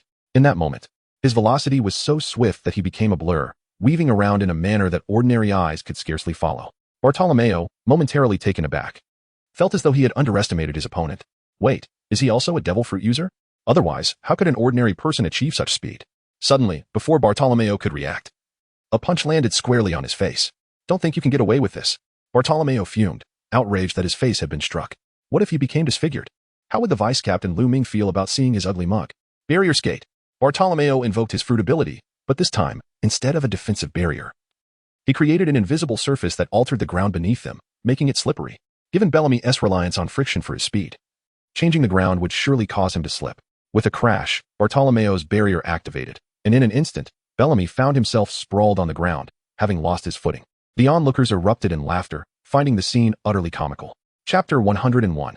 An invitation to join Bellamy? They recognized it as Bartolomeo's power. Undoubtedly a manifestation of a devil fruit ability. The sheer strength and potential of the Thunder Pirate crew were astounding, after all. Possessing multiple devil fruit users was no trivial matter. What in the world is wrong with this ground? Bellamy groaned, painfully rising to his feet, nearly having injured himself. He touched the surface, realizing something was amiss. It felt as though it was coated with a transparent substance resembling glass. Ha ha ha. I am the owner of the barrier fruit. I've covered the area with my skates. If you dare, try again. Let us see whose ability is superior. Bartolomeo exclaimed, reveling in his victory as he observed Bellamy's disarray. The third captain is so cool. I didn't expect him to have a new ability. One crew member exclaimed, Hey, why don't you help Bartolomeo a bit more?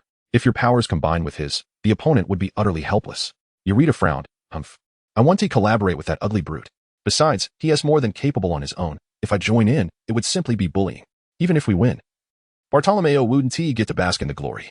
Upon hearing this, Lu Ming couldn't help but chuckle, instinctively responding, hee, Yalada. You seem to have quite an understanding of that fellow, don't you? The first officer interjected, I hardly know him. My desire is to know you better, if you please. And do refrain from associating me with Bartolomeo. My heart holds only you, if you would be so kind. Yalata, in her urgency, hastily clarified, fearing that Lu Ming might misconstrue her relationship with Bartolomeo. Oh, Lu Ming suddenly came to his senses, reflecting on his own thoughtlessness for once again engaging in conversation with Arlida. Ahem, what I meant to convey is that the new abilities of Bartolomeo's fruit were derived from a theory I proposed. Therefore, in the future, those of you endowed with fruit abilities may seek my assistance should you encounter challenges in your fruit development endeavors. Lu Ming promptly redirected the conversation, speaking earnestly. Indeed, Vice Captain Lu Ming possesses considerable expertise in the development of fruit abilities. Under his guidance, my own powers have grown significantly stronger. Captain Reed expressed his admiration as well. For just days prior, after hearing Lu Ming's insightful words, the lightning I could unleash had surged to more than tenfold its previous strength. Of course, this was merely a result of differentiating my arm into 10 generating panels, whereas I could potentially develop tens of thousands throughout my entire body. After all, Lu Ming mentioned that an eel possesses around 1,000 to 5,000 generating panels. It would be rather absurd for a human to be less capable than an eel. Wouldn't it? Hee, fear not, Captain. I shall seek out Vice Captain Lu Ming tonight to discuss the fruit abilities, as I have recently encountered a bottleneck. Eureka chuckled softly. The senior agents of the 4th Division, many of whom are users of devil fruit abilities, listened with a mix of skepticism and curiosity. Yet, since both Lu Ming and the captain had spoken so confidently, it was certainly worth a try. Meanwhile, Bellamy, feeling defiant, decided to abandon any fanciful tactics and simply charged forward with a straightforward accelerated punch aimed at Bartolomeo. Observing this, Bartolomeo chuckled, stating, now I can manage this. He crossed his arms, creating a protective barrier on the battlefield. Bellamy, unable to perceive these invisible shields, met an abrupt halt and suffered a crushing defeat. You think you can take me on?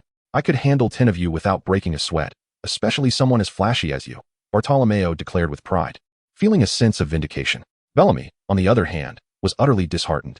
It was a tremendous embarrassment for him to have only landed a single punch while now finding himself in such a dire predicament. Standing at a distance, he hesitated to continue his assault, for within this area, the invisible barriers rendered him incapable of discerning their locations. At this moment, Lu Ming approached, smiling as he regarded Bellamy. What do you think? Is our Thunder Pirate crew not mightier than yours? What do you mean by that? Are you here to mock me? If it weren't for his special abilities, I would have dealt with him long ago, Bellamy retorted, frustration evident in his tone. Upon hearing this, Bartolomeo interjected, disdain dripping from his words. Come on, are you really that incapable of accepting defeat? Didn't you also employ your devil fruit powers? If your skills fall short, don't blame me for not helping you. Indeed, Bellamy, don't take it too hard. It's rather embarrassing, with so many eyes upon you. How can you still hold your head high? The miscreant swayed like reeds in the wind, supporting whichever side appeared dominant at the moment. What does it matter to you? If you can't stand it, feel free to come at me. Bellamy's expression darkened. TCH, the previous champion spoke similarly. Only to be sent flying over 100 meters with a single blow. What gives you the right to act so arrogantly? The miscreants continued to disregard Bellamy, for the Thunder Pirate crew was currently targeting him, and they had little reason to fear retaliation. They relished the opportunity to bully him further, reveling in their discontent. However, reminded of his precarious situation, Bellamy felt a surge of unease in the presence of Lu Ming. He sensed this man's strength surpassed even that of Don Quixote da Flamingo, who was already formidable in his own right. Bellamy, don't be anxious. I'm here to inquire if you would be interested in joining our Thunder Pirate crew. Lu Ming chuckled softly. Naturally, bringing Bellamy into the fold served two purposes. First, it would forcibly incite a wave of animosity towards Don Quixote da Flamingo, who would undoubtedly dispatch numerous subordinates to confront the Thunder Pirate crew, allowing him to amass a significant amount of lottery points. Secondly, Bellamy could indeed be of use. With proper guidance, he had the potential to become an excellent enforcer. At these words, Bellamy was utterly bewildered. What kind of performance was this? After all the fuss, it turned out that the other party intended to win him over, and he had thought they were here to create trouble for him. What a needless fright. Of course, it was not only Bellamy who was taken aback. Even the nearby outlaws and several members of the Thunder Pirate crew were equally perplexed, particularly Bartolomeo, who was even more confounded. Had he just fought this fellow? It turned out they were on the same side. However, the thought that he had failed to grasp Lu Ming's intentions filled him with sorrow. He realized he did not harbor enough affection for the vice captain, for otherwise he should have been able to comprehend the vice captain's meaning. So what do you think? Should you consider this? I believe you, my friend. Are not content to remain a mere pawn in Doflamingo's grasp, eternally trapped in this place, are you? Lu Ming continued to smile faintly. Chapter 102. The Don Quixote family is worthless. Bellamy felt somewhat insulted. After all, how could he possibly be one to betray his master? Humph.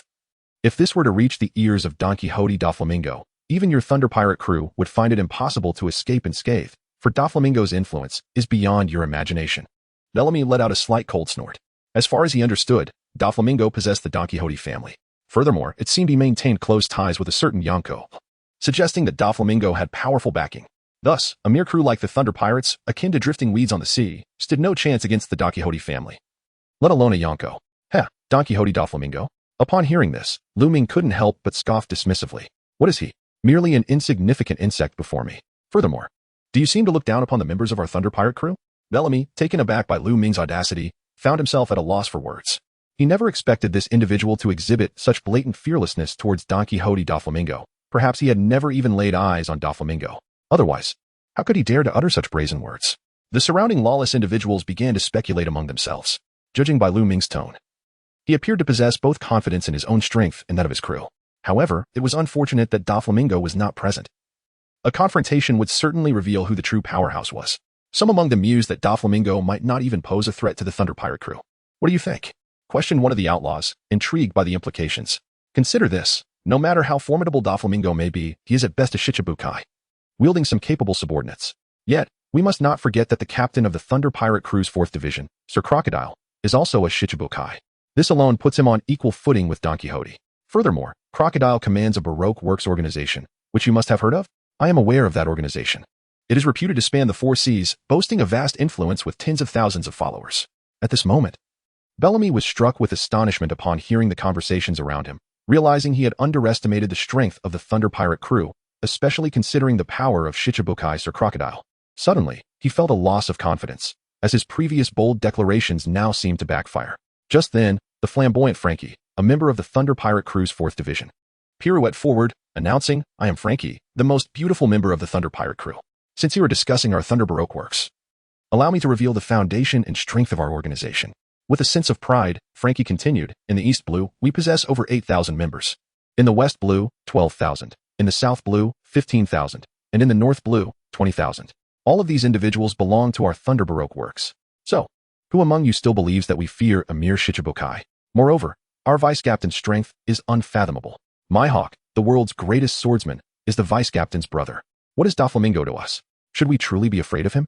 Bellamy, while uncertain as to why the vice-captain extended an invitation to him, was advised by Frankie. You should not underestimate your circumstances. Opportunities must be seized, lest you find yourself regretting it later. At this juncture, the surrounding lawless individuals began to reassess their understanding of the Thunder Pirate crew, realizing the immense power they possessed. They speculated that the full name of their organization was Thunder Baroque Works, hinting that perhaps the Thunder Pirate crew was the true power behind Baroque Works, with Crocodile merely a figurehead. As this thought emerged, the outlaws looked at the Thunder Pirate crew with newfound respect.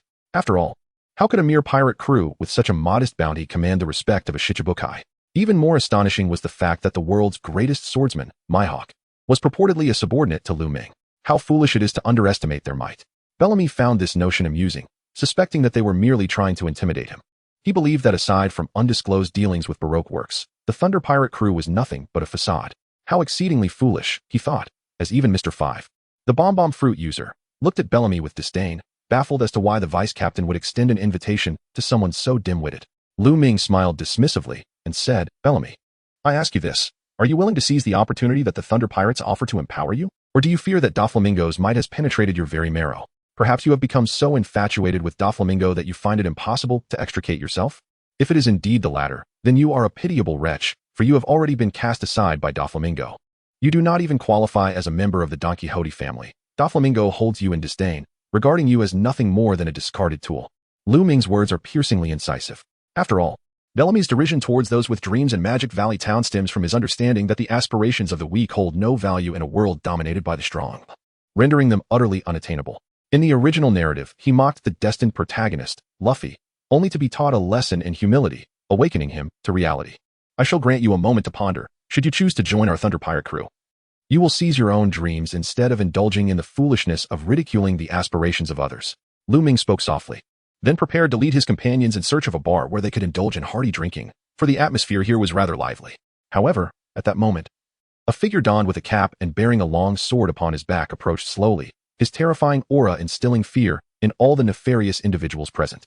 Chapter 103. The swordsmanship of Mihawk. The wrongdoers felt an overwhelming presence, their bodies trembling involuntarily as if they were on the verge of being pierced by 1,000 arrows. What? How can he be here? The criminals' faces paled in sheer terror upon recognizing the newcomer. Hawkeye's Mihawk, it is him. The presence of a true powerhouse evoked profound dread among the miscreants. Bellamy, too, found himself instinctively retreating, relieved that he was not the target of this formidable figure, yet acutely aware that the residual power radiating from him was beyond their capacity to withstand. Lu Ming stood motionless, astonished to behold the formidable Mihawk, the Eagle Eye. Could it be that this individual had intervened to thwart Admiral Karp and then awaited his arrival in this vicinity? However, it appeared that Mihawk was intent on challenging him once more. Alas, his lightning-fast draw had been entirely expended, and he had yet to accumulate any further power. Moreover, even if he were to summon the speed of his blade again, it would be inappropriate to unleash it upon Mihawk. After all, Lu Ming harbored no desire to inflict harm upon Mihawk, who was, after all, his subordinate. He had previously aided Lu Ming in detaining Admiral Karp, and he had yet to express his gratitude for that favor. Haha, Mihawk, it has been far too long. Lu Ming offered a friendly smile, thinking to himself, must we be so serious? Draw your sword. However, the formidable Mihawk, known as Hawkeye, uttered a single, grave statement. He then slowly unsheathed the supreme black blade, the supreme greatsword. In his grasp, the black blade was held not in a casual, one-handed manner, but with utmost seriousness. Wielded with both hands as if he were preparing for a monumental clash. To Lu Ming's eyes, it was evident that Mihawk was showing him respect by fully committing to this challenge. Yet, what a jest this was. The last encounter had been a narrow victory, achieved only through a lightning-fast draw. If it came to a genuine contest of swordsmanship, Lu Ming felt a pang of uncertainty within. Had he truly taken this just too far? Would he be able to withstand the onslaught? If he were to request Mihawk to cease, it was clear that he would not oblige. After all, in Mihawk's eyes, Lu Ming was an overwhelmingly formidable opponent. Indeed, he was perceived as the greatest swordsman in the world. The surrounding outlaws, however, held a different perspective. Just moments ago, Lu Ming had been boasting that Mihawk was merely a subordinate of their Thunder Pirates. Now, it was apparent that Lu Ming had inadvertently insulted Mihawk, who had come to settle the score. Oh, how delightful this spectacle had become. It was the perfect opportunity to witness whether Lu Ming truly possessed such strength. The outlaws began to murmur amongst themselves, some even scoffing at Lu Ming. Should he be defeated by Mihawk, the Thunder Pirates would undoubtedly become a subject of ridicule. Meanwhile, Bellamy wore a grim expression, given the current circumstances. It was evident that Lu Ming had been posturing, attempting to intimidate him. His words were merely a ploy to coerce Bellamy into betraying Doflamingo, perhaps even to manipulate him into sowing discord against his own captain. Humph, truly, the Thunder Pirates were untrustworthy. How close he had come to being swayed by their facade. On Mihawk's side, the aura of his swordsmanship intensified, the clouds above gathering ominously, as if responding to his formidable presence. Meanwhile, Mihawk unleashed his full potential, employing both observation and armament haki, embodying the essence of the union between man and sword. Is this the swordsmanship of the world's greatest swordsman? Indeed, it was terrifying. Surely, no one could withstand such might. The outlaws, witnessing this fusion of human and sword, were gripped with an overwhelming sense of dread. Lu Ming furrowed his brows, taken aback by the remarkable enhancement of Hawkeye Mihawk's prowess. It seemed that after experiencing a setback against him, Mihawk had undergone rapid growth. However, it was also plausible that he had gleaned insights into the way of the sword from their encounter. Contemplating this, Lu Ming couldn't help but chuckle. Since Hawkeye Mihawk sought to challenge him once more, he felt compelled to indulge his opponent's desire for confrontation. It was hardly reasonable to expect Mihawk to relent. Moreover, he was eager to ascertain just how formidable he could become when he fully exerted himself. Nami, please step back, as far as you can. Lu Ming solemnly uttered a phrase. Please be cautious. Nami nodded in agreement. The other members of the Thunder Pirates instinctively retreated to a safe distance. For battles between formidable foes cannot be measured by ordinary standards. Moreover, they had witnessed Lu Ming's prowess firsthand, and they had long heard of the legendary strength of Hawkeye Mihawk, which was indeed formidable. Subsequently, upon noticing that his companions had withdrawn, Lu Ming dared not exhibit any negligence. After all, Hawkeye Mihawk was serious, and should he choose to hold back, Mihawk would undoubtedly look down upon him. Furthermore, considering that Mihawk regarded him as an elder brother, how could he possibly show such disrespect? He must give his all. Lu Ming immediately contemplated the system in his mind. Having previously slain the Ghost Spider Major and acquired 10,000 points of lottery value, he had yet to partake in the lottery, reserving it for urgent needs. He decided to expend 5,000 points to conduct a five-fold draw. Lu Ming murmured to himself, desiring inner power this time, and thus the rewards he drew leaned more towards this essence. Indeed, after a series of 5 consecutive draws, alongside an additional reward from the quintuple draw, Lu Ming acquired 500 years of inner power and 1,000,000 proficiency points. This 500 years of inner energy converged directly into his dantian. Coupled with the 200 years of inner power he already possessed, Lu Ming's aura surged dramatically in that instant. What? Why does this aura feel so terrifying? Could it be that this fellow is genuinely formidable? The lawbreakers, sensing Lu Ming's overwhelming presence, were momentarily taken aback. However, some who considered themselves knowledgeable about such power immediately assumed it to be the might of Conqueror's Haki. This is indeed the power of Conqueror's Haki. No wonder he exudes such confidence. Furthermore, the instantaneous explosion of such terrifying Haki suggests that he has likely awakened the power of the Conqueror's Haki. Indeed, typically, the power of Haki does not alter the surrounding environment, yet the area around him has shifted, clearly indicating the presence of Conqueror's Haki. Impressive. I did not expect to encounter a potential king. It is no wonder he displays such confidence. Yet, relying solely on this, could he truly withstand the might of Dracul Mihawk, the world's greatest swordsman? Chapter 104. 800 years of inner power naturally. Even the power of Conqueror's Haki could be cleaved by the strength of the world's greatest swordsman. Wouldn't you agree? The lawbreakers exclaimed in astonishment. Meanwhile, Bellamy appeared somewhat puzzled. To be precise, he found the sudden eruption of Lu Ming's aura perplexing. After all, Bellamy had witnessed Don Quixote Doflamingo's Conqueror's Haki in action, and it was evidently different from the power Lu Ming now exhibited. Yet, he could not discern the specifics of the situation.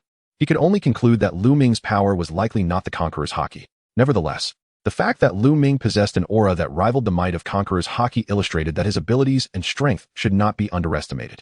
It seemed he had been premature in his previous judgments regarding Lu Ming. Of course, Mihawk was also observing Lu Ming's display, thinking to himself that his brother truly was remarkable. After a period of absence, it appeared his strength had escalated exponentially. However, as he prepared to engage Lu Ming in a duel of swordsmanship, he hoped that Lu Ming would understand the necessity of drawing his formidable blade. Meanwhile, on another front, Blackbeard, Teach, and Crocodile, having just received their bounty, arrived at the scene. Blackbeard, utterly bewildered, wondered about the situation. Did the world's greatest swordsman, Dracul Mihawk, truly come to Magic Valley Town? As for Crocodile, he was even more perplexed. Was it not stated that Mihawk was a subordinate of Lu Ming, the vice captain? Why did the atmosphere seem charged with hostility upon their first encounter, which did not align with such a relationship? Could it be a sparring session? Yet, that seemed implausible, given the fierce intensity of their auras, which would make one believe they were bitter enemies who had team met for decades. However, Crocodile refrained from acting rashly. Of course, should Lu Ming, the vice captain, find himself in peril, he would intervene, for he was indeed a member of the Thunder Pirates. After Lu Ming acquired 500 years' worth of internal energy, he believed he was nearly prepared in terms of his chi prowess. However, aside from his technique of drawing the sword at light speed, which he had not practiced the requisite 10,000 times to fully master, he was left with only the 6 Pulses Divine Sword as his swordsmanship skill. Presently, the 6 Pulses Divine Sword was only at the 5th level, and he pondered whether it could withstand the formidable strike of Hawkeye Mihawk. Nevertheless, to ensure his readiness, Lu Ming promptly expended 2,000,000 proficiency points to elevate the 6 Pulses Divine Sword to its utmost level, the 6th tier. With a prior 1,000,000 proficiency points, combined with the additional 1,000,000 just acquired, he was precisely able to upgrade the technique. Come forth, Hawkeye Mihawk. I shall facilitate your challenge. Lu Ming spoke with striking confidence. Upon hearing this, Hawkeye Mihawk felt an immediate surge of excitement within, as he had been eagerly awaiting these words. Moreover, had Lu Ming not uttered them, he would have been compelled to take action himself. In the next moment, Hawkeye Mihawk charged forward, wielding his supreme blade, the Black Sword. Battles between formidable warriors are often strikingly straightforward, characterized by direct slashing attacks, as they measure the strength of their swordsmanship. Boom. Lu Ming executed the 6-Pulse Divine Sword with fervor, infusing it with 8 centuries of inner strength as its source of power. He steadfastly withstood the full-force strike of Hawkeye Mihawk. The force of their duel erupted with such intensity that the surrounding space appeared to warp and tear, while nearby structures succumbed to the onslaught of the tempestuous winds. Visible arcs of pulsing electricity ripped through the air, embodying the pinnacle of power. It was evident that the combatants had reached a level of prowess that resonated with the elite of the world. Lu Ming's arm felt somewhat numb, and his internal energy continued to surge forth recklessly. Fortunately, the power of the Sun Fruit provided vital assistance, rapidly replenishing his expended strength with its healing abilities. Thus, if Hawkeye Mihawk intended to engage in a battle of attrition with Lu Ming, it was evident that he was destined to lose. A bitter taste lingered in Mihawk's heart. He never imagined he would be unable to triumph over his elder brother Lu Ming, a person whose prowess surpassed his own. Mihawk held a deep respect for Lu Ming and, recognizing the futility of further confrontation, chose to withdraw gracefully. After all, there was no need to humiliate himself by continuing a futile struggle. It was essential to understand that the power Lu Ming wielded extended beyond mere swordsmanship. He had previously inquired about Lu Ming's abilities, only to learn that swordsmanship was not among his strongest powers. This revelation underscored the unfathomable depth of Lu Ming's strength, which could not be easily overcome by mere sword skills. At that moment, those surrounding them felt as if they had been soundly slapped in the face. No one had anticipated that Lu Ming would effortlessly fend off the attacks of Hawkeye Mihawk, the world's greatest swordsman. Bellamy stood in stunned silence, as did Blackbeard Teach. Meanwhile, Crocodile's emotions fluctuated wildly. Lu Ming truly was immensely powerful. When he had faced Crocodile, he had not displayed his swordsmanship, yet the terror of his abilities was undeniable. Crocodile was grateful that he had acted wisely back then and did not let his emotions cloud his judgment. Otherwise, he might not have known how he would meet his demise. Simultaneously, Crocodile's admiration for Lu Ming deepened, and he felt fortunate to be a member of the Thunder Pirates. With such an extraordinary figure as Lu Ming in their ranks, it was only a matter of time before they would dominate the New World. And the title of Pirate King would undoubtedly belong to the Thunder Pirates. As if connected by an invisible thread, Lu Ming and the renowned Mihawk simultaneously withdrew their hands. With the brilliance of their prowess concealed, the once tumultuous sky gradually returned to tranquility. What remained were a group of stunned individuals, their breaths audible, seemingly still entranced by the shock of the moment. Brother Lu Ming, it has been quite a while. I unexpectedly challenge you. I hope you will not hold it against me. Suddenly, Mihawk, with utmost respect and humility, greeted Lu Ming. At that moment, the onlookers, composed of various nefarious characters, snapped back to reality. The words spoken by Mihawk were akin to a thunderclap on a clear day. Shock engulfed them. Mihawk actually referred to Lu Ming as brother and humbly called himself a younger brother? What a jest. When did the world's foremost swordsman adopt such a lowly demeanor? Blackbeard Teach, Bellamy, and others were left aghast, at a loss for words to convey their astonishment. Their limited vocabulary left them with only a desire to exclaim in disbelief, for Lu Ming was nothing short of extraordinary. Initially perceived as a mere pretender, he revealed himself to be a true sovereign, and indeed, a supreme one at that. The world's greatest swordsman acknowledged him as a younger brother, a title that would not easily be bestowed upon anyone else. Had another dared to challenge Mihawk, they would likely have faced his wrath. In this realm, it seemed there existed no other who could earn Mihawk's respect and recognition in the art of the sword, save for Lu Ming. Even Shanks, one of the four emperors, had not garnered Mihawk's full admiration in swordsmanship, merely managing to be regarded as adequate by him. Chapter 105. The Joining of Mihawk. Haha. No matter, Mihawk. What brings you to Magic Valley Town? I thought you had returned to the New World.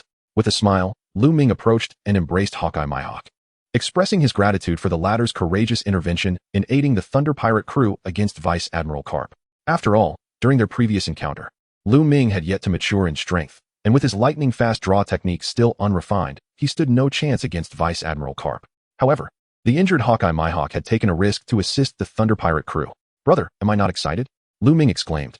Having learned the sword-drawing technique from you last time, my comprehension of swordsmanship has ascended to new heights. I was hoping to engage in further sparring with you as we walked. Alas, I did not anticipate that I would still be bested by you. Hawkeye Mihawk lamented his own inadequacies in response. Lu Ming took the initiative to embrace the formidable Mihawk, the Eagle Eye, who seemed somewhat taken aback, appearing rather awkward in the moment. Meanwhile, not far off, a group of nefarious individuals gathered, their curiosity piqued by the evident camaraderie between Mihawk and Lu Ming. Bellamy could not contain his astonishment and exclaimed, Lord Mihawk, as a warlord of the sea and the world's foremost swordsman, why do you refer to a mere individual worth 18 million berries as your elder brother? The question that intrigued Bellamy was one that the surrounding miscreants were equally eager to have answered, for it was indeed sensational news. Upon hearing such an inquiry, Mihawk's expression darkened ominously. What do you mean by that? Are you insinuating that my brother is unworthy? He retorted fiercely. Let it be known, I am Mihawk, and Lu Ming is my elder brother. Only he is worthy of the title of the world's greatest swordsman. If any of you wish to challenge his swordsmanship, you must first confront me. Otherwise, should I learn of your intentions, do not blame me for being merciless. Mihawk's imposing aura was undeniably formidable, as the reputation of the world's greatest swordsman was far too powerful to disregard. Though he may not acknowledge it now, his strength was etched in the minds of countless pirates and naval officers. Yes, Lord Mihawk, we understand. The criminals replied, their voices trembling with fear. Their trepidation towards Lu Ming intensified as they observed him further. Aha. At this moment, Lu Ming smiled and remarked, Mihawk, be a bit more low-key. I am not one to covet fame and fortune. My dear brother, with your prowess, what is there to fear? Your mastery of the sword is not even your most formidable asset. With such strength, you could traverse the world with ease. Even if the four emperors were to arrive, you would still hold your ground. To this, the serious-eyed Mihawk replied, not intending to jest at Lu Ming's expense. Practitioners of the sword path are often forthright, speaking their minds without hesitation. Lu Ming touched his nose with a chuckle and remarked, enough of that. It has been a while since I last saw you. Shall we go and enjoy a drink together? Indeed, I yearn for a hearty drink with you, elder brother. And I also wish to learn a thing or two about the way of the sword from you, replied the stoic Mihawk. Meanwhile, the surrounding rogues were struck by a thunderbolt of astonishment. Did they hear correctly? Mihawk had just implied that Lu Ming's swordsmanship was not his utmost strength, suggesting that Lu Ming possessed an even more formidable power. Merely contemplating this notion left their minds reeling. To what pinnacle of strength had this individual ascended?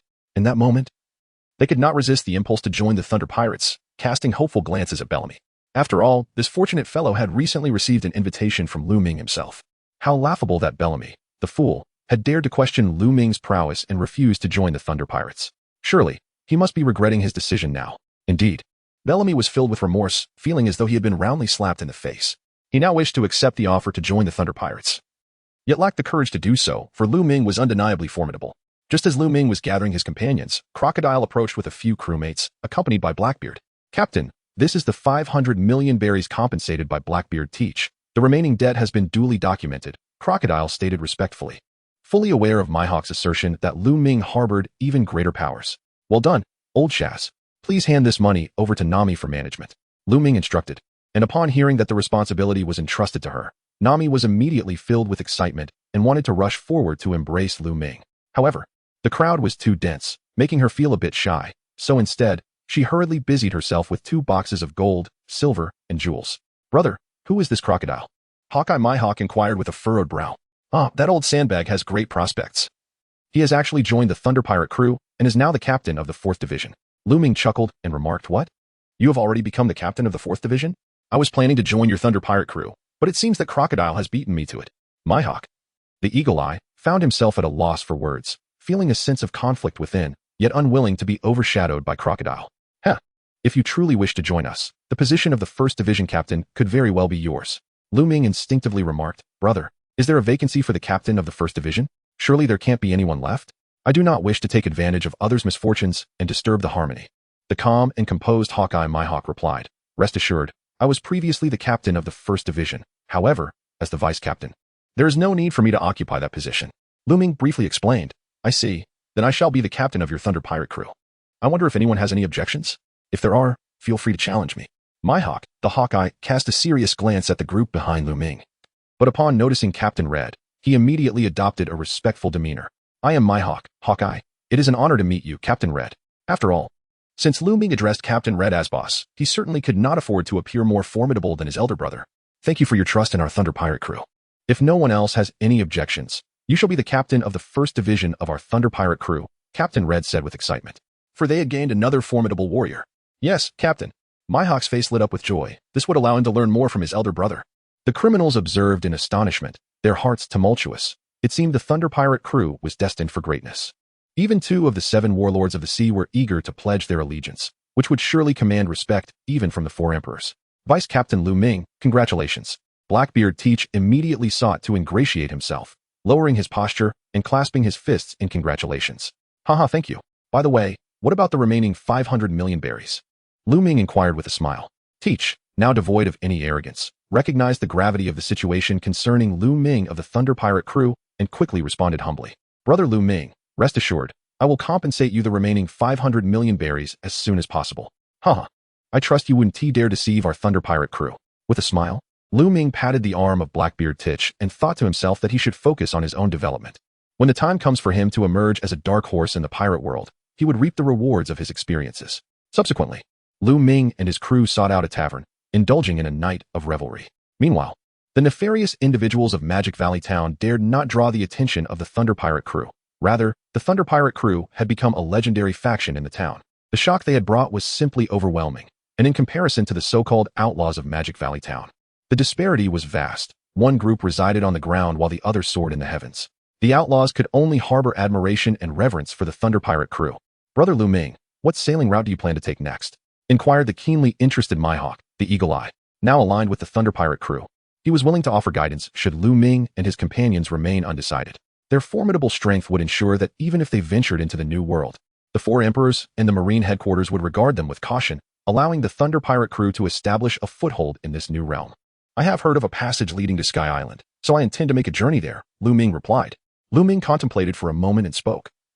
asserting that this journey to the Sky Island was imperative not only to confront Enel, the possessor of the Rumble Rumble fruit, to acquire lottery points, but also to successfully unlock the thunder-breathing technique.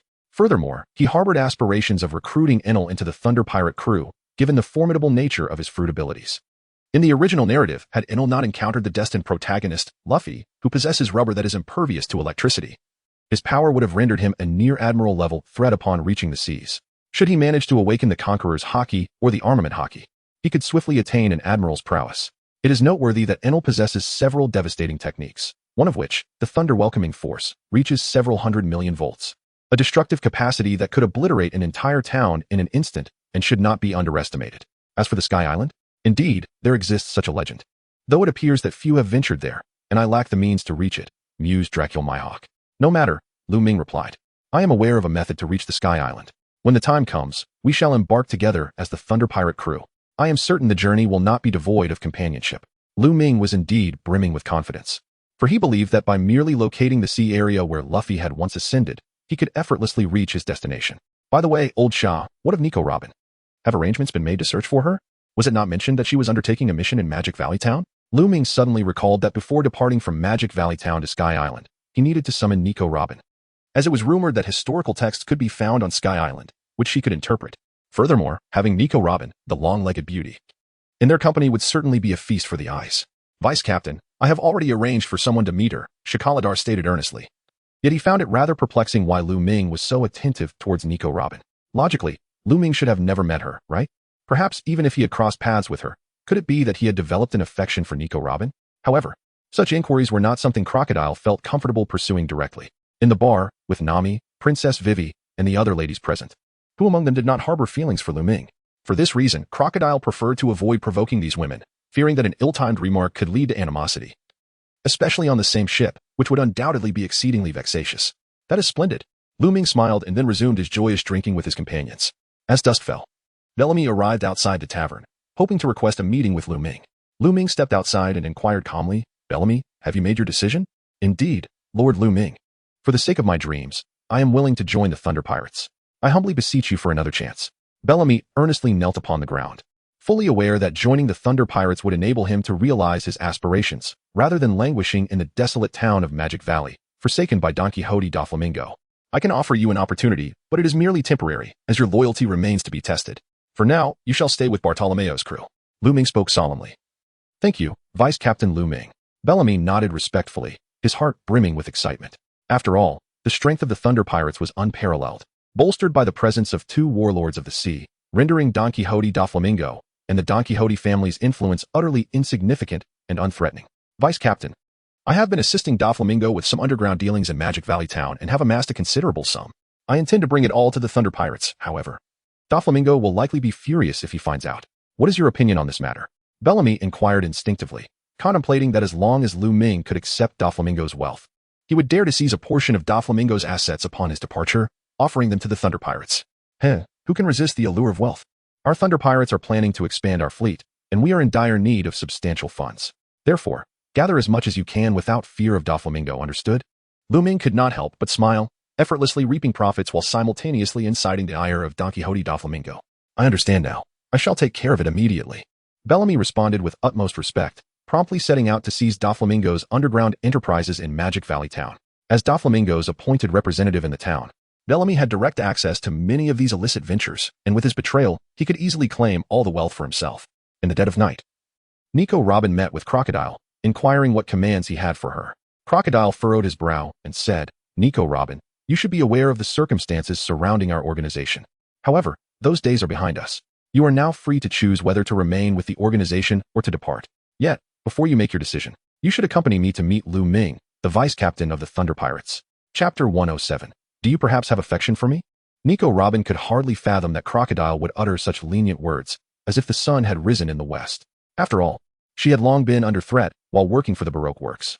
As for Lu Ming, his formidable reputation in Magic Valley Town was no secret. Whispers of his strength circulated widely. Very well, I shall accompany you to meet him. I am quite curious about the kind of person who could compel someone like you to submit willingly, Nico Robin replied with a calm demeanor. Then let us proceed. Crocodile led Nico Robin to the door of Lu Ming's room. The members of the Thunder Pirates had rented several rooms in a tavern after an evening of revelry. And at this moment, Lu Ming rested alone in his chamber. Vice Captain Lu Ming, I have brought Nico Robin to see you. I wonder if you have a moment? Crocodile inquired nonchalantly, without knocking. Come in. Upon hearing the sounds from outside the door, Lu Ming immediately spoke. After all, he was not the slightest bit intoxicated. With his profound inner strength cultivated over 8 centuries, a mere trace of alcohol could not dull his senses. Vice Captain, this is Nico Robin. If you have any inquiries, feel free to ask her. I shall take my leave now. After leading Nico Robin into Lu Ming's chamber, Crocodile discreetly exited on his own accord. Very well, you may rest for now. Lu Ming nodded, feeling no discomfort in being alone with Nico Robin in the room. However, Nico Robin felt a slight tension and fear. After all, she was a young woman, and being in a man's room in the dead of night inevitably stirred her worries and thoughts. Rest assured, Nico Robin, I shall not take advantage of this situation. Lu Ming stood up with a smile, walked over to a nearby table, took a sip of water, and said, please, have a seat. Nico Robin, feeling at ease, sat directly across from Lu Ming and instinctively inquired, Vice Captain Lu Ming, I've heard you wish to see me. May I ask what the matter is? I am curious to know if you have an interest in archaeology, particularly regarding the historical texts of this world. Lu Ming inquired calmly. Indeed, my aspiration is to decipher all historical texts. Nico Robin's tone suddenly grew somber. For her kin had been annihilated by the demon-slaying order due to their ability to interpret historical scripts and uncover the truth of the world. Now, she yearned to fathom the mysteries that lay behind it all. Excellent, an opportunity now lies before you. Join our Thunder Pirate crew. You shall stand by my side as my companion, no longer confined to Crocodile's 4th Division. Lu Ming earnestly extended his invitation. Why me? We should be meeting for the first time, shouldn't we? Nico Robin pondered in her heart, utterly perplexed. After all, she did not know Lu Ming. So why would he show her such consideration? Did he perhaps intend to exploit her to assist in interpreting historical texts? Lu Ming smiled at this and said, do you wish to hear the truth or a falsehood? The truth, of course. Nico Robin replied through gritted teeth. It is because I have a fondness for beautiful women, particularly those with long legs. I believe you, Nico Robin, are a stunning girl with long legs. And you deserve not to be treated unfairly by fate, but rather to experience greater joy and happiness. Lu Ming chuckled brightly, his smile radiant. And his gaze towards Nico Robin was imbued with sincerity.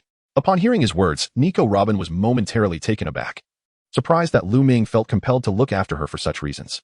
Moreover, he candidly articulated the true motive behind his actions, allowing her to sense the earnestness of his demeanor. Thank you, she replied with a soft smile, recognizing that he was indirectly complimenting her beauty and long legs. Every girl, when genuinely praised, feels a stir within her heart. So, how could you possibly bear to reject my heartfelt honesty? Lu Ming continued to smile as he eagerly anticipated Nico Robin's joining, saying, as long as you are willing to join our Thunder Pirates, no one will dare to bully or underestimate you. Moreover, you will be free, no one will constrain you. Nico Robin took a deep breath and instinctively inquired, Vice Captain Lu Ming, from what you just said, do you perhaps have feelings for me? Or are you trying to win my affection? Upon hearing this, Lu Ming chuckled heartily and replied, I do not approach you so directly. After all, I prefer to captivate the young ladies around me with my own charm. Therefore, if I were to harbor feelings for you, I believe that as long as you are aboard our Thunder Pirate ship, you would inevitably be drawn to me and subsequently become enamored. Vice Captain Lu Ming, you are the first exceedingly self-admiring man I have encountered, that your honesty is refreshing. Often, those who are honest possess a strong confidence in their own abilities, Nico Robin remarked with a faint smile, sensing that Lu Ming was an intriguing individual. When it comes to prowess, I do indeed have some confidence. After all, one could say I possess a certain handsomeness, and my combat strength is quite formidable. At the very least, both Hawkeye Mihawk and Crocodile have tasted defeat at my hands. Lu Ming, to speak candidly, does not feign modesty. Rather, he presents himself as a remarkably genuine young man. Nico Robin, perceiving no pretense in Lu Ming, pondered in her heart the futility of departing from the studio alone. Where could she possibly go? Moreover, numerous affluent and powerful pirate factions are in pursuit of the historical texts, and without a formidable backing, her aspirations to uncover more about the history would remain unfulfilled. Furthermore, as the infamous son of the devil, wanted by the Navy headquarters, advancing solely through her own efforts seemed implausible. Deputy Captain Lu Ming, if I were to join your Thunder Pirate crew, I might bring you trouble. Would you still be willing to accept someone like me? Nico Robin inquired earnestly. There is no trouble at all, as long as one belongs to the Thunder Pirate crew. They will possess the freedom to realize their own value in life. No one can impede that. Lu Ming said earnestly, in truth, I am aware of your concerns. It is Admiral Akiji from the Navy headquarters, is it not? He has been secretly observing your every move, without a doubt. However, rest assured, the Navy headquarters cannot contend with me solely based on Akiji's efforts. Lu Ming chuckled calmly. Nico Robin, however, could not help but feel astonished within, realizing that the Vice Captain Lu Ming seemed to be aware of her innermost thoughts. After all, this matter was something she had never disclosed to anyone. It lay quietly buried deep within her heart. Each day, she lived in a state of trepidation, fearing that she might inadvertently provoke Admiral Aokiji, who lurked in the shadows. Chapter 108. The Joining of Nico Robin. Vice Captain Lu Ming. How do you know my concerns? Nico Robin could not restrain her curiosity. Have you heard the saying that one can discern a woman by her fragrance? In truth, I could gauge your worries merely by observing your reactions. Haha. But to get back on track, there is truly nothing in this world that I do not know. Lu Ming smiled naturally, his words laced with a hint of humor. Nico Robin could not help but feel a sense of surprise. She had not anticipated such genuine concern from the vice captain. As for the depths of Lu Ming's strength and the reasons for his omniscience, she held no thoughts, for that which is unknowable is best left unpondered. Well, since Vice Captain Lu Ming has expressed it so, I shall agree to join your Thunder Pirate crew. I kindly ask for your guidance in the future. Vice Captain Lu Ming. Grateful, Nico Robin rose and offered a deep bow, for in her eyes, encountering the Thunder Pirate crew was akin to embracing fortune. At the very least, Vice Captain Lu Ming assured her that within the Thunder Pirate crew, she would enjoy absolute freedom. A far greater value than her previous role as a spy in the Baroque works. Very well, then, until we meet tomorrow. Lu Ming felt a profound sense of satisfaction, as it was indeed his charm that led Nico Robin to acquiesce so readily. After all, in the original narrative, Luffy had to exert considerable effort to persuade Nico Robin to join his crew. The following day, the Thunder Pirates prepared to venture into the nearby waters in search of a unique confluence of ocean currents and ascending airflows capable of propelling their pirate ship to new heights. Lu Ming was not particularly worried. As long as something exists, it can certainly be found. He possessed the spirit of the ship, which had been nurtured through extensive experience and was no mere fledgling spirit. Instead, it boasted exceptional capabilities and possessed a formidable perception of the surrounding waters within a certain radius. However, as Lu Ming and his companions navigated their pirate ship towards the coastline near the other side of Magic Valley Town, an unexpected phenomenon occurred. Crack, crack, crack. Suddenly, the surface of the sea within a radius of several thousand meters was rapidly encased in ice. The members of the Thunder Pirate ship were taken aback. Bewildered by the unforeseen situation, why had the ocean been instantaneously frozen? Those who had heard of or had some recollection of such a formidable power immediately furrowed their brows, instinctively preparing for defense. For such a terrifying freezing ability, who else could it belong to, if not Admiral Aokiji from the Navy headquarters? Capable of encasing vast expanses of the sea in ice? Lu Ming, Crocodile, and Mihawk stood calmly at the edge of the ship, their gazes fixed upon the figure gradually approaching them. The mode of movement was rather unconventional, as it was none other than Admiral Aokiji on his peculiar sea bicycle, a testament to his whimsicality. Upon spotting this, Nico Robin aboard the ship could not help but turn pale, for in this brief encounter, the Thunder Pirates found themselves encased in ice, their escape routes thoroughly obstructed. This clearly illustrated Aokiji's formidable power, leaving the fate of the Thunder Pirates uncertain. At this moment, the crew of the Thunder Pirates beheld a man pedaling a bicycle across the thick ice, his appearance reminiscent of a rugged, unrefined individual, yet exuding an undeniable air of arrogance. Who was this person, effortlessly cycling on the sea? Such audacity was intolerable, blocking their path as if it were a mere trifle. It seemed evident that this was a deliberate act of aggression against them. Hey, did you not notice? That man is wearing a white cloak, identical to the one worn by Colonel Tina. A chilling realization dawned upon the Thunder Pirates as they found out that this audacious cyclist was indeed a Navy officer. Indeed, he was a Vice Admiral of the Navy headquarters, possessing the formidable powers of the Ice Fruit, an unexpected adversary for the Thunder Pirates. Colonel Tina, filled with concern, recognized that although Aokiji was one of Zephyr's disciples, his unpredictable nature was notorious within the Navy, and he would show no mercy to pirates. She feared that he would not be inclined to listen to her explanations when he set his sights on her. An admiral, yet he comes alone, without even a subordinate. Does he possess such confidence in his own strength, or does he deem the Thunder Pirates easy prey?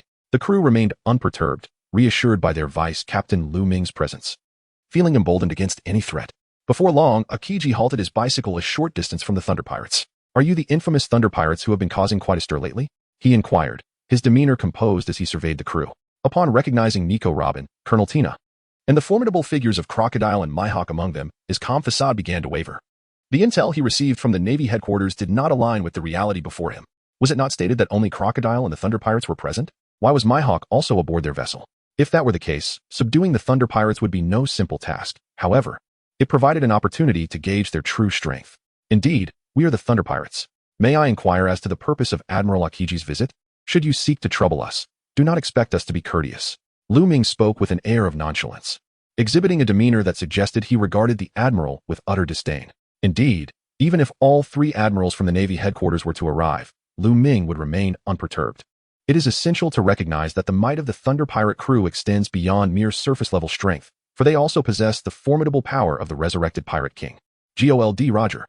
Upon hearing this, Admiral Aokiji immediately exhaled a chilling breath, retorting, "Such audacity. Do you dare to face me in combat? Humph, a battle? Allow me a moment to contemplate."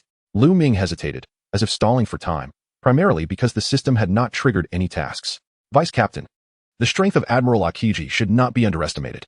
If he desires to engage in battle, we can easily outnumber him and crush him completely near Magic Valley Town.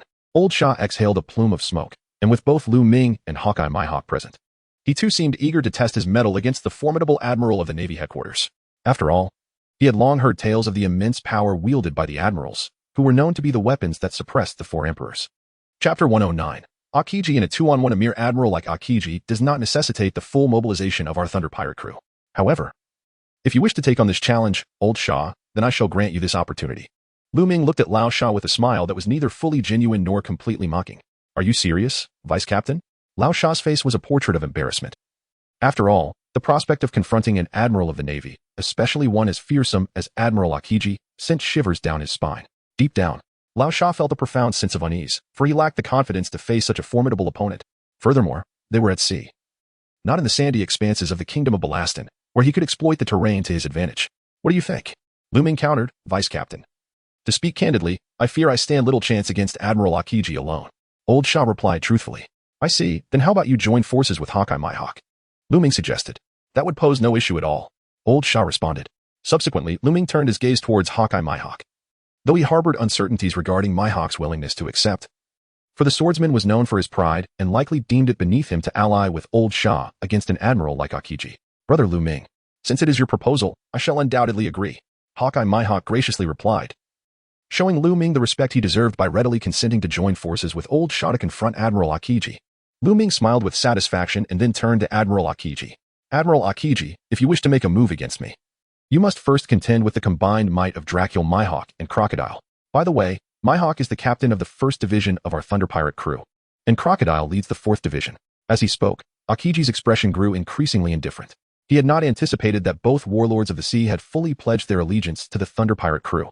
To confront the entire Thunder Pirate crew, it would likely require several naval warships for support, accompanied by an admiral to secure victory.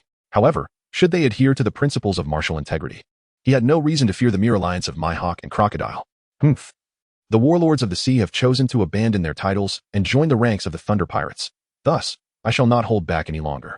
With a cold snort, Akiji began his assault. Ice Spear. In an instant, numerous ice spikes erupted from Akiji's vicinity, each towering several meters high, aimed to annihilate the Thunder Pirate ship. Witnessing this, Mihawk swiftly drew his black blade, and at that moment, the sky darkened. As he swung his sword in a sweeping arc boom, the terrifying might of his swordsmanship transformed into a tangible blade of light, cleaving through the ice-encased surface of the sea, splitting it in two, and simultaneously dismantling Akiji's assault. Ice Mountain. Akiji, recognizing the gravity of Mihawk's attack, dared not underestimate it. For the prowess of his swordsmanship was universally acknowledged as formidable. Even an admiral might struggle to withstand Mihawk's full-force strike. Thus, Akiji promptly slammed his palm against the frozen sea surface, summoning a towering ice peak, its chilling power rendering it extraordinarily resilient. Boom. As Mihawk's slash struck the ice peak, it created fissures, but the fortitude of Akiji's creation held firm against the attack. Huff. Akiji became increasingly focused, exhaling a cold breath, his pupils glinting with icy brilliance. Ice Age. He slammed his palm onto the ground once more, encasing the frozen sea in yet another layer of ice. This technique possessed absolute freezing power. Without a week's time, it would not fully melt. If the Thunder Pirates wished to pass, they would have to prove their capability. Akiji said coolly. Mihawk, upon hearing this, fixed Akiji with a keen, hawk-like gaze. Are you doubting my swordsmanship? While I may not rival Captain Lu Ming's prowess, there exists nothing that Dracul Mihawk cannot cut through. No, as long as I stand, you shall have no opportunity to strike.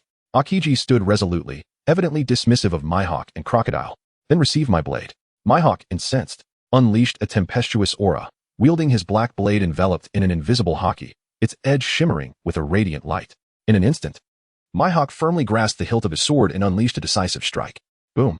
A colossal blade of energy surged toward Akiji. Many members of the Thunder Pirates were left breathless, their faces pale, having witnessed the sheer might of Mihawk's swordsmanship. It was laughable that they had once dared to mock Mihawk in the East Blue. Had it not been for Captain Lu Ming's protection, they might have been cleaved in two by a mere swipe. Meanwhile, Akiji conjured an ice spear, wrapping it in haki to enhance its defensive and offensive capabilities. Ultimately, the battle between masters would hinge upon their willpower. Akiji immediately hurled the ice spear, colliding it with Mihawk's blade of light. Boom. The two forces clashed, resulting in a tremendous shockwave that swept across the frozen sea. Many members of the Thunder Pirates struggled to keep their eyes open, caught between the sharpness of the blade and the frigid winds. They were astounded to witness Admiral Akiji effortlessly withstand Mihawk's full-force strike. Mihawk furrowed his brow. The opponent's strength was indeed formidable, yet fully blocking his strike would not be so simple. I shall assist you. Crocodile suddenly launched his attack on Akiji, seizing the moment for a surprise strike. In his eyes, the principles of martial integrity were irrelevant if he could defeat Akiji. Desert Sword. Crocodile's right hand transformed, becoming countless grains of sand, forming a desert blade over 10 meters long, which he swung fiercely at Akiji. In response, Akiji's eyes glinted with icy ferocity, and the freezing energy emanating from him intensified, transforming half of his body into ice at a visible pace. He then conjured another ice spear, wrapped in Haki, and hurled it to counter Crocodile's desert blade. Chapter 110. Akiji nearly lost his composure. Boom.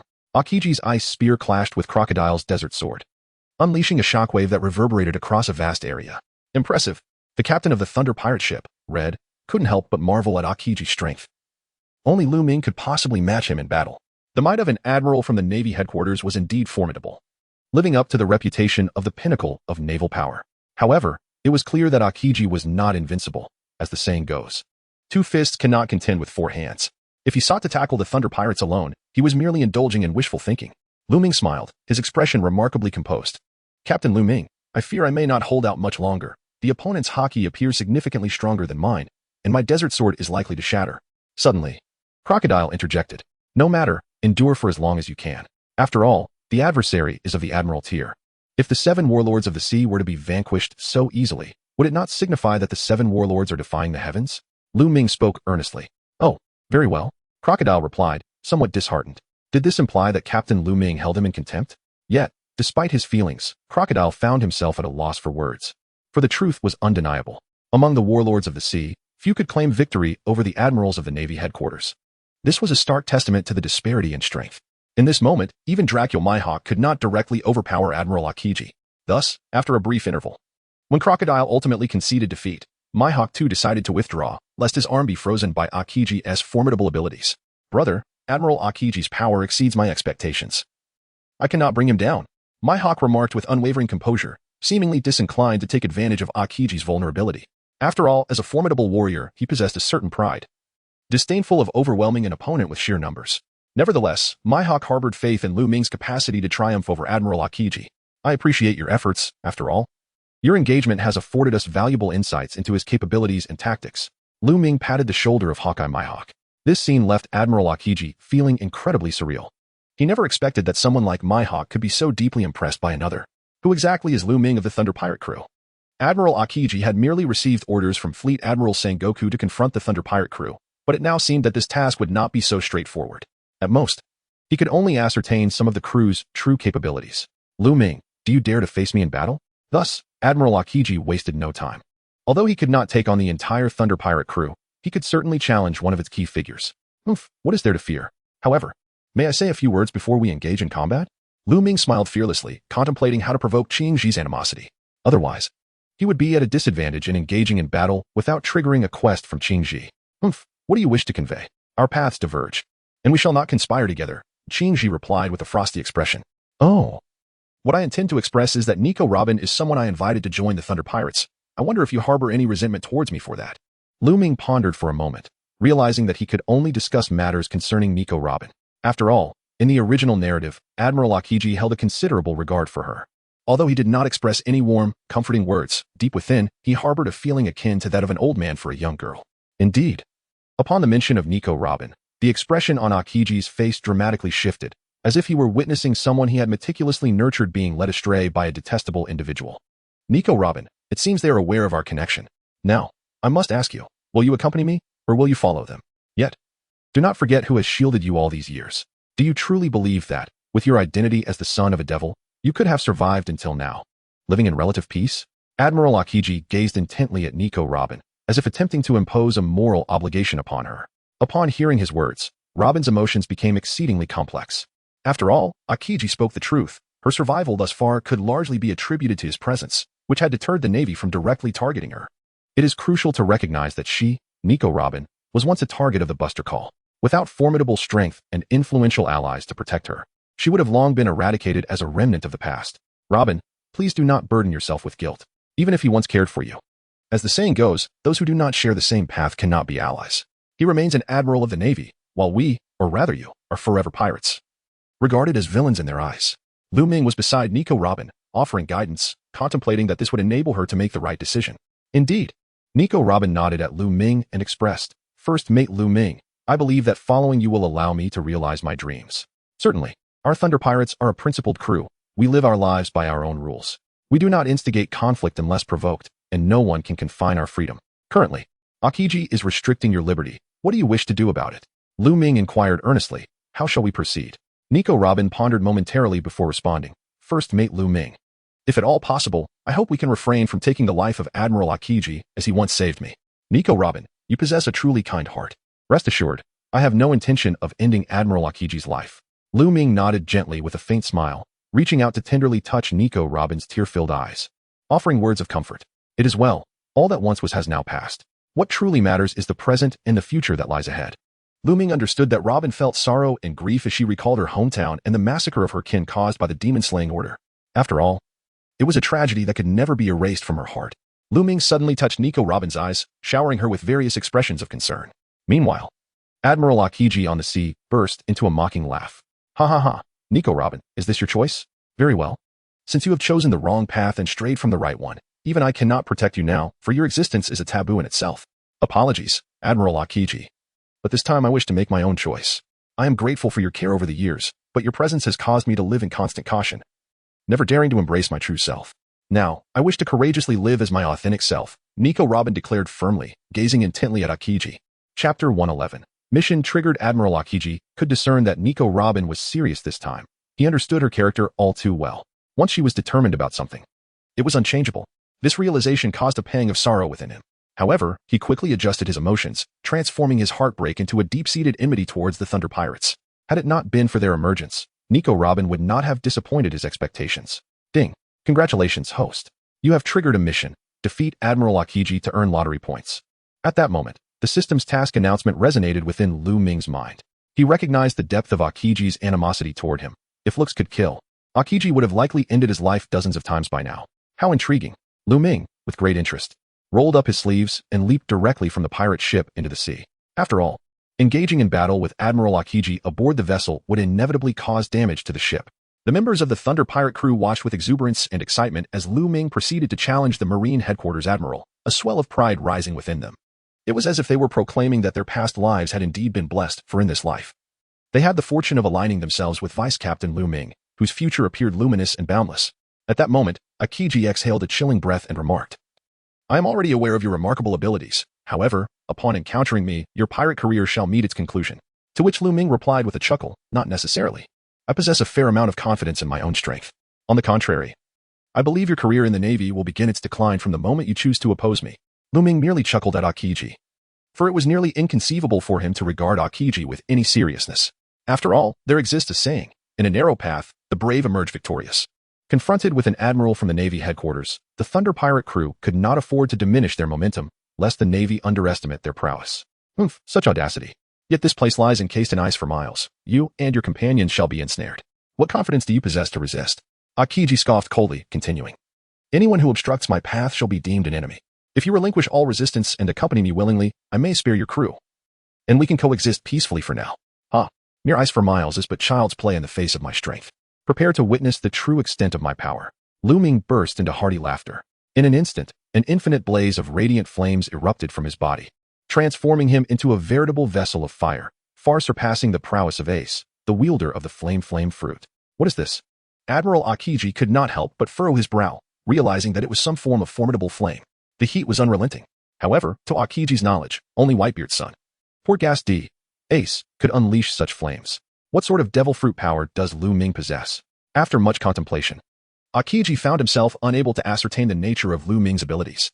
This was not due to Akiji's ignorance, but rather because the sun fruit was a notorious entity in itself, and there was no mention of the sun fruit in any records of devil fruits.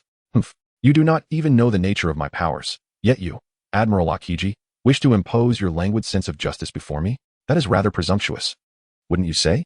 Lu Ming's lips curled slightly in a smirk as he cast a cold glance toward the Admiral Akiji opposite him, merely possessing the ability of flames. He foolishly believed he could melt the 1,000-mile ice that encased this admiral, He was welcome to attempt such a humiliating endeavor. Akiji, however, remained unfazed. Convinced that Lu Ming's powers were related to fire, yet his own freezing prowess was near absolute. Even if flames were to scorch his ice, it would take an entire week to thaw completely. Thus, the Thunder Pirate crew would remain ensnared in the icy grip. Furthermore, should he find himself unable to subdue Lu Ming, he could always request reinforcements from his superiors. Everything lay within Admiral Akiji's meticulous plans, instilling him with confidence. At that moment, the only one who comprehended Lu Ming's abilities was Crocodile. During their battles in Alabasta, Crocodile had personally witnessed Lu Ming's fiery powers. If I am not mistaken, Vice Captain Lu Ming's Devil Fruit ability must be the Sun Fruit, Crocodile declared, his words striking with astonishment. What? The Sun Fruit? Surely you jest. When did our Vice Captain become a Devil Fruit user? The crew of the Thunder Pirate ship was taken aback. Particularly Captain Red and a few comrades who had sailed alongside Lu Ming for 2 years. They could scarcely believe that Lu Ming was indeed a Devil Fruit user. And of the Sun Fruit no less. The very name of the fruit exuded grandeur, and the temperature of the sun's flames was unimaginable, representing the pinnacle of Devil Fruit powers. Do not let your imaginations run wild. Vice Captain Lu Ming has developed his Devil Fruit abilities to a truly terrifying level. It is improbable that he only recently consumed the fruit. He must have been a Devil Fruit user for many years, Crocodile asserted with seriousness. The veteran members of the Thunder Pirate crew were left even more astounded. Lu Ming had concealed his true capabilities far too well. Indeed, the Vice Captain had always been a low-profile individual, appearing rather weak. None had anticipated his genuine strength to be so formidable. At that moment, countless members of the Thunder Pirate crew gained a renewed understanding of Lu Ming. However, Nami suddenly interjected with a perplexing question. Isn't it true that Devil Fruit users cannot swim?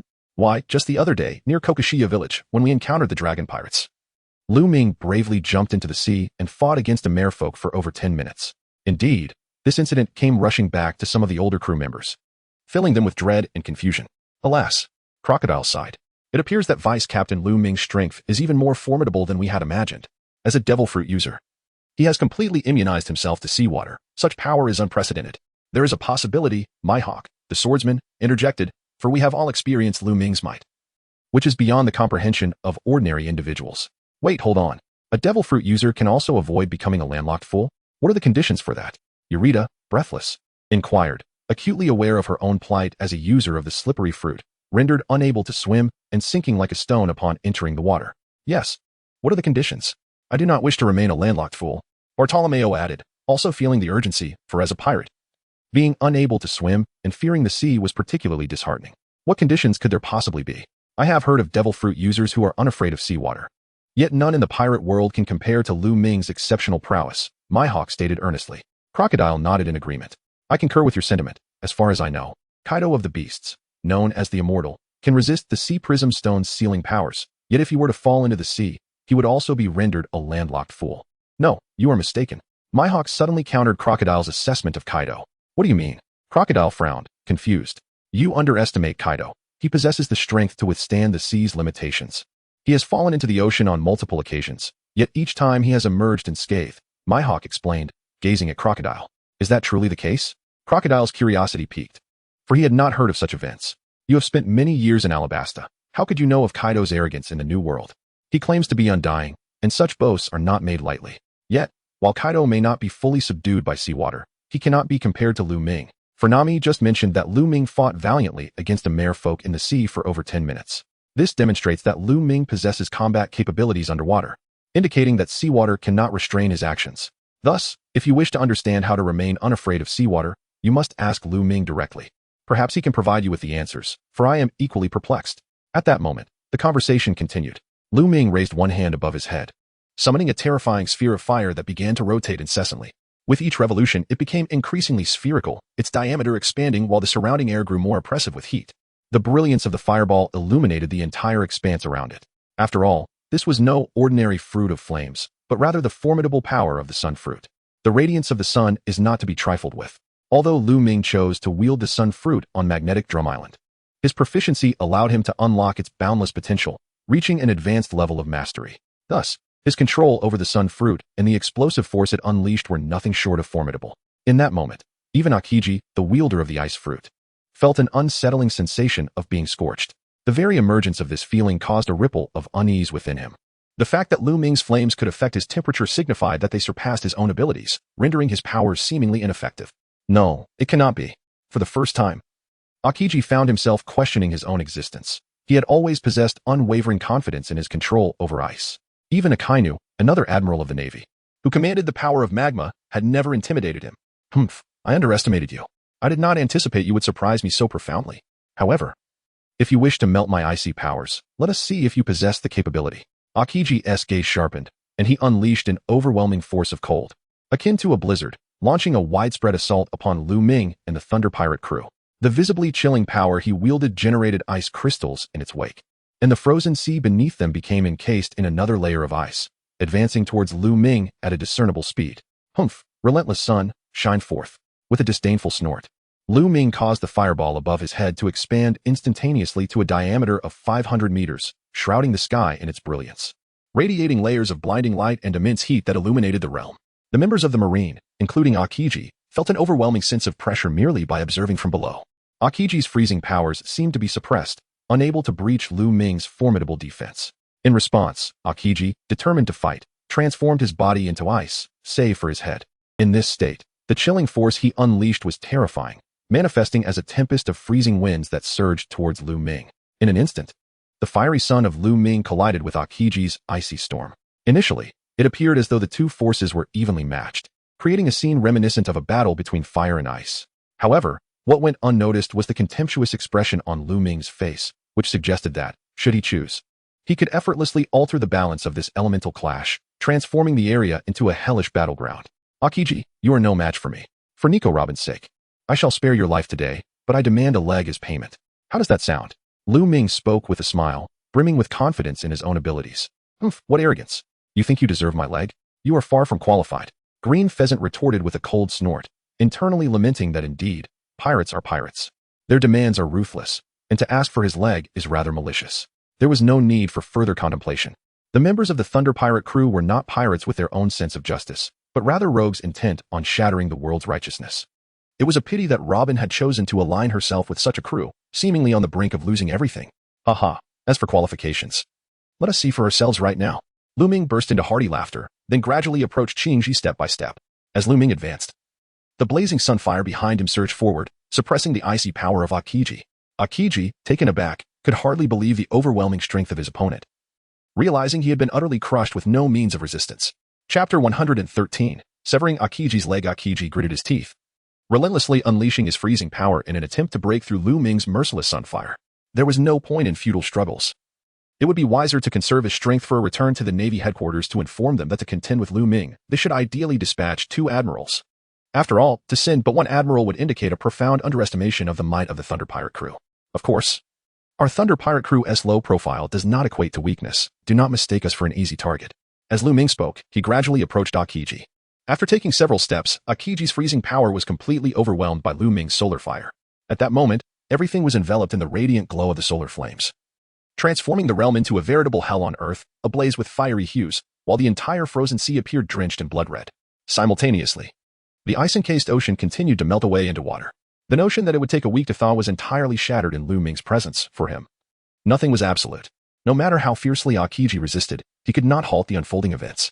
At that moment, Akiji finally sensed the immense and boundless power that Lu Ming possessed. Akiji wondered if he had the right to take one of his legs. Lu Ming gazed at Qingji with an expression of utter indifference, rather than allowing himself to be rendered a mere spectator to the events 2 years hence.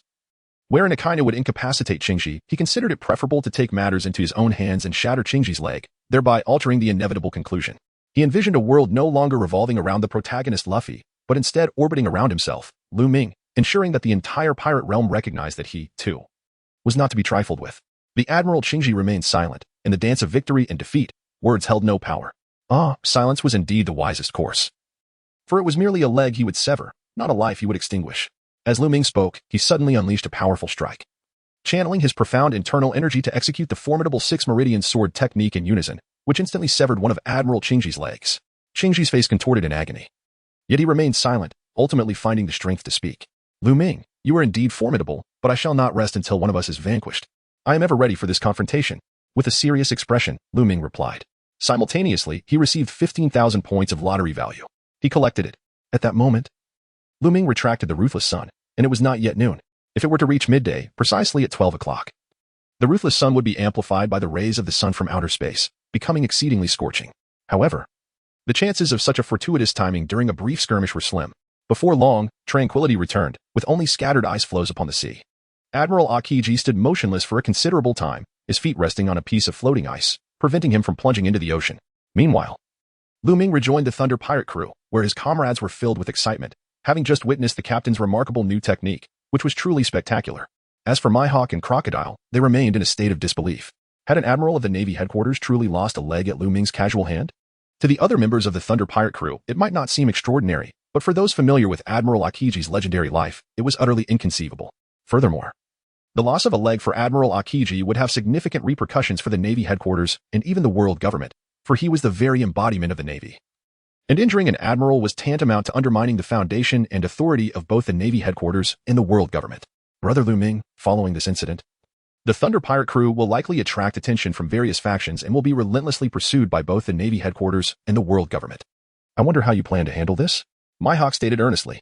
If Brother Lu Ming were to elevate the Thunder Pirate crew to the status of the Fifth Emperor, I believe neither the Navy headquarters nor the world government would dare to confront your crew lightly. With a hearty laugh, Lu Ming clapped the renowned Mihawk on the back and remarked, I appreciate your good intentions, but I fear no one. Therefore, I have no desire to become the Fifth Emperor of the Sea for the time being. I prefer to sail the seas with my crew of Thunder Pirates. So we shall proceed as planned to Skypiea. Lu Ming, you truly embody the essence of a leader, which reassures me, Mihawk thought to himself, recognizing Lu Ming's sincerity. He couldn't help but marvel at Lu Ming's unfathomable strength, pondering that the prowess they had witnessed was merely the tip of the iceberg. Each encounter with Lu Ming unveiled a deeper understanding of his abilities. Subsequently, Lu Ming instructed the ship's spirit to continue searching for the unique upward currents leading to Skypiea. During this time, Yerlita and the others inquired whether Lu Ming, as a devil fruit user, could indeed venture into the sea without suffering its effects. Lu Ming naturally did not deny it, but they pressed further, questioning how he could swim unscathed as a wielder of such powers. Lu Ming could only smile faintly and said, there are no limitations that cannot be shattered. As long as one possesses sufficient strength, one can transcend all barriers. With a single utterance, Lu Ming illuminated the path for the members of the Thunder Pirate crew. Indeed, with sufficient strength, nothing is unattainable. Let us strive to grow ever stronger. After several hours of searching the waters surrounding Magic Valley Town, they were finally guided by the spirit of the ship to a distinct location, where they established contact with Lu Ming. Now, let us discuss an important matter. We are about to journey to Sky Island. Hold tightly to the ship, lest you fall. The crew nodded in agreement, their hearts brimming with anticipation, after all. Could it be true that their pirate ship would ascend to the heavens, as implied by Lu Ming? In the next moment, two Thunder Pirate ships entered the extraordinary waters, serendipitously encountering the legendary phenomenon. A colossal sea tornado ensnared their vessels, lifting them skyward. The crew of the Thunder Pirate crew was utterly startled, erupting into screams, taken aback by this unexpected ascent. Yet, despite the peril, the thrill was exhilarating. Time seemed to stretch indefinitely. The Thunder Pirate ship appeared to have entered an alternate realm. Surrounded by a sea of fluffy white clouds, their vessel floating effortlessly above them. Wait, are we truly above the clouds? Why are we not plummeting? Nami, possessing some knowledge of meteorology, sensed the impossibility of their situation. It defied her understanding. Chapter 114, Sea Monsters in the Sea of Clouds. This is the White Sea, situated over 8,000 meters above ground. Here, the expanse is not solely composed of clouds, rather, it is a form of volcanic gas that has ascended and liquefied into a cloud-like substance. Thus, while it appears as a cloud layer, beneath this fade lies a liquid remarkably similar to seawater, yet imbued with immense buoyancy. Lu Ming earnestly explained to Nami, look, a fish just leaped out from below. Do you truly believe that if it were all clouds, such a creature could survive within? Nami nodded in agreement, her heart filled with awe. The outside world was undeniably wondrous and bizarre. As the Thunder Pirate ship sailed upward along the currents of the Cloud Sea, the crew gazed in wonder at the surrounding scenery. After half an hour, the Thunder Pirate's vessel arrived at an expansive stretch of sea, where they could clearly see a lush green island nestled among the clouds. First mate, look over there. Is that a small island? Could it possibly be the legendary Sky Island? Bartolomeo exclaimed in astonishment. Indeed, that is a Sky Island. But it harbors a formidable power that should not be underestimated, came the reply. Lu Ming wore a smile that was both enigmatic and teasing, revealing words shrouded in mystery. An undeniable force not to be underestimated? As soon as Lu Ming spoke, every member of the Thunder Pirates focused their attention on the circular island. After all, in their view, the fact that even the vice captain Lu Ming acknowledged it as a formidable force indicated its extraordinary nature. The renowned swordsman Mihawk could not help but inquire, Lu Ming, what do you mean by that? Have you visited this Sky Island before? This is my first time here. And as for why I sense an undeniable power, it is simply the impression I have. Lu Ming jestingly asserted that it would be implausible to declare oneself a time traveler, possessing an exhaustive understanding of every detail in the world of pirates. How could one sense such things? Mihawk, the Hawkeyes, appeared perplexed, unable to discern the source of Lu Ming's perception. To him, the island merely seemed like an ordinary sky island, devoid of any ominous manifestations. The others exchanged glances, uncertainty evident among them. However, Arlida, with a cautious demeanor, suggested, "Deputy Captain, should we dispatch some of our crew to explore the island first? We have some small boats on board that could facilitate this." Lu Ming chuckled. Oh, there's no need for that. I merely mentioned an undeniable force, but it does not pose a threat to us." Lu Ming smiled lightly, exuding an air of tranquility.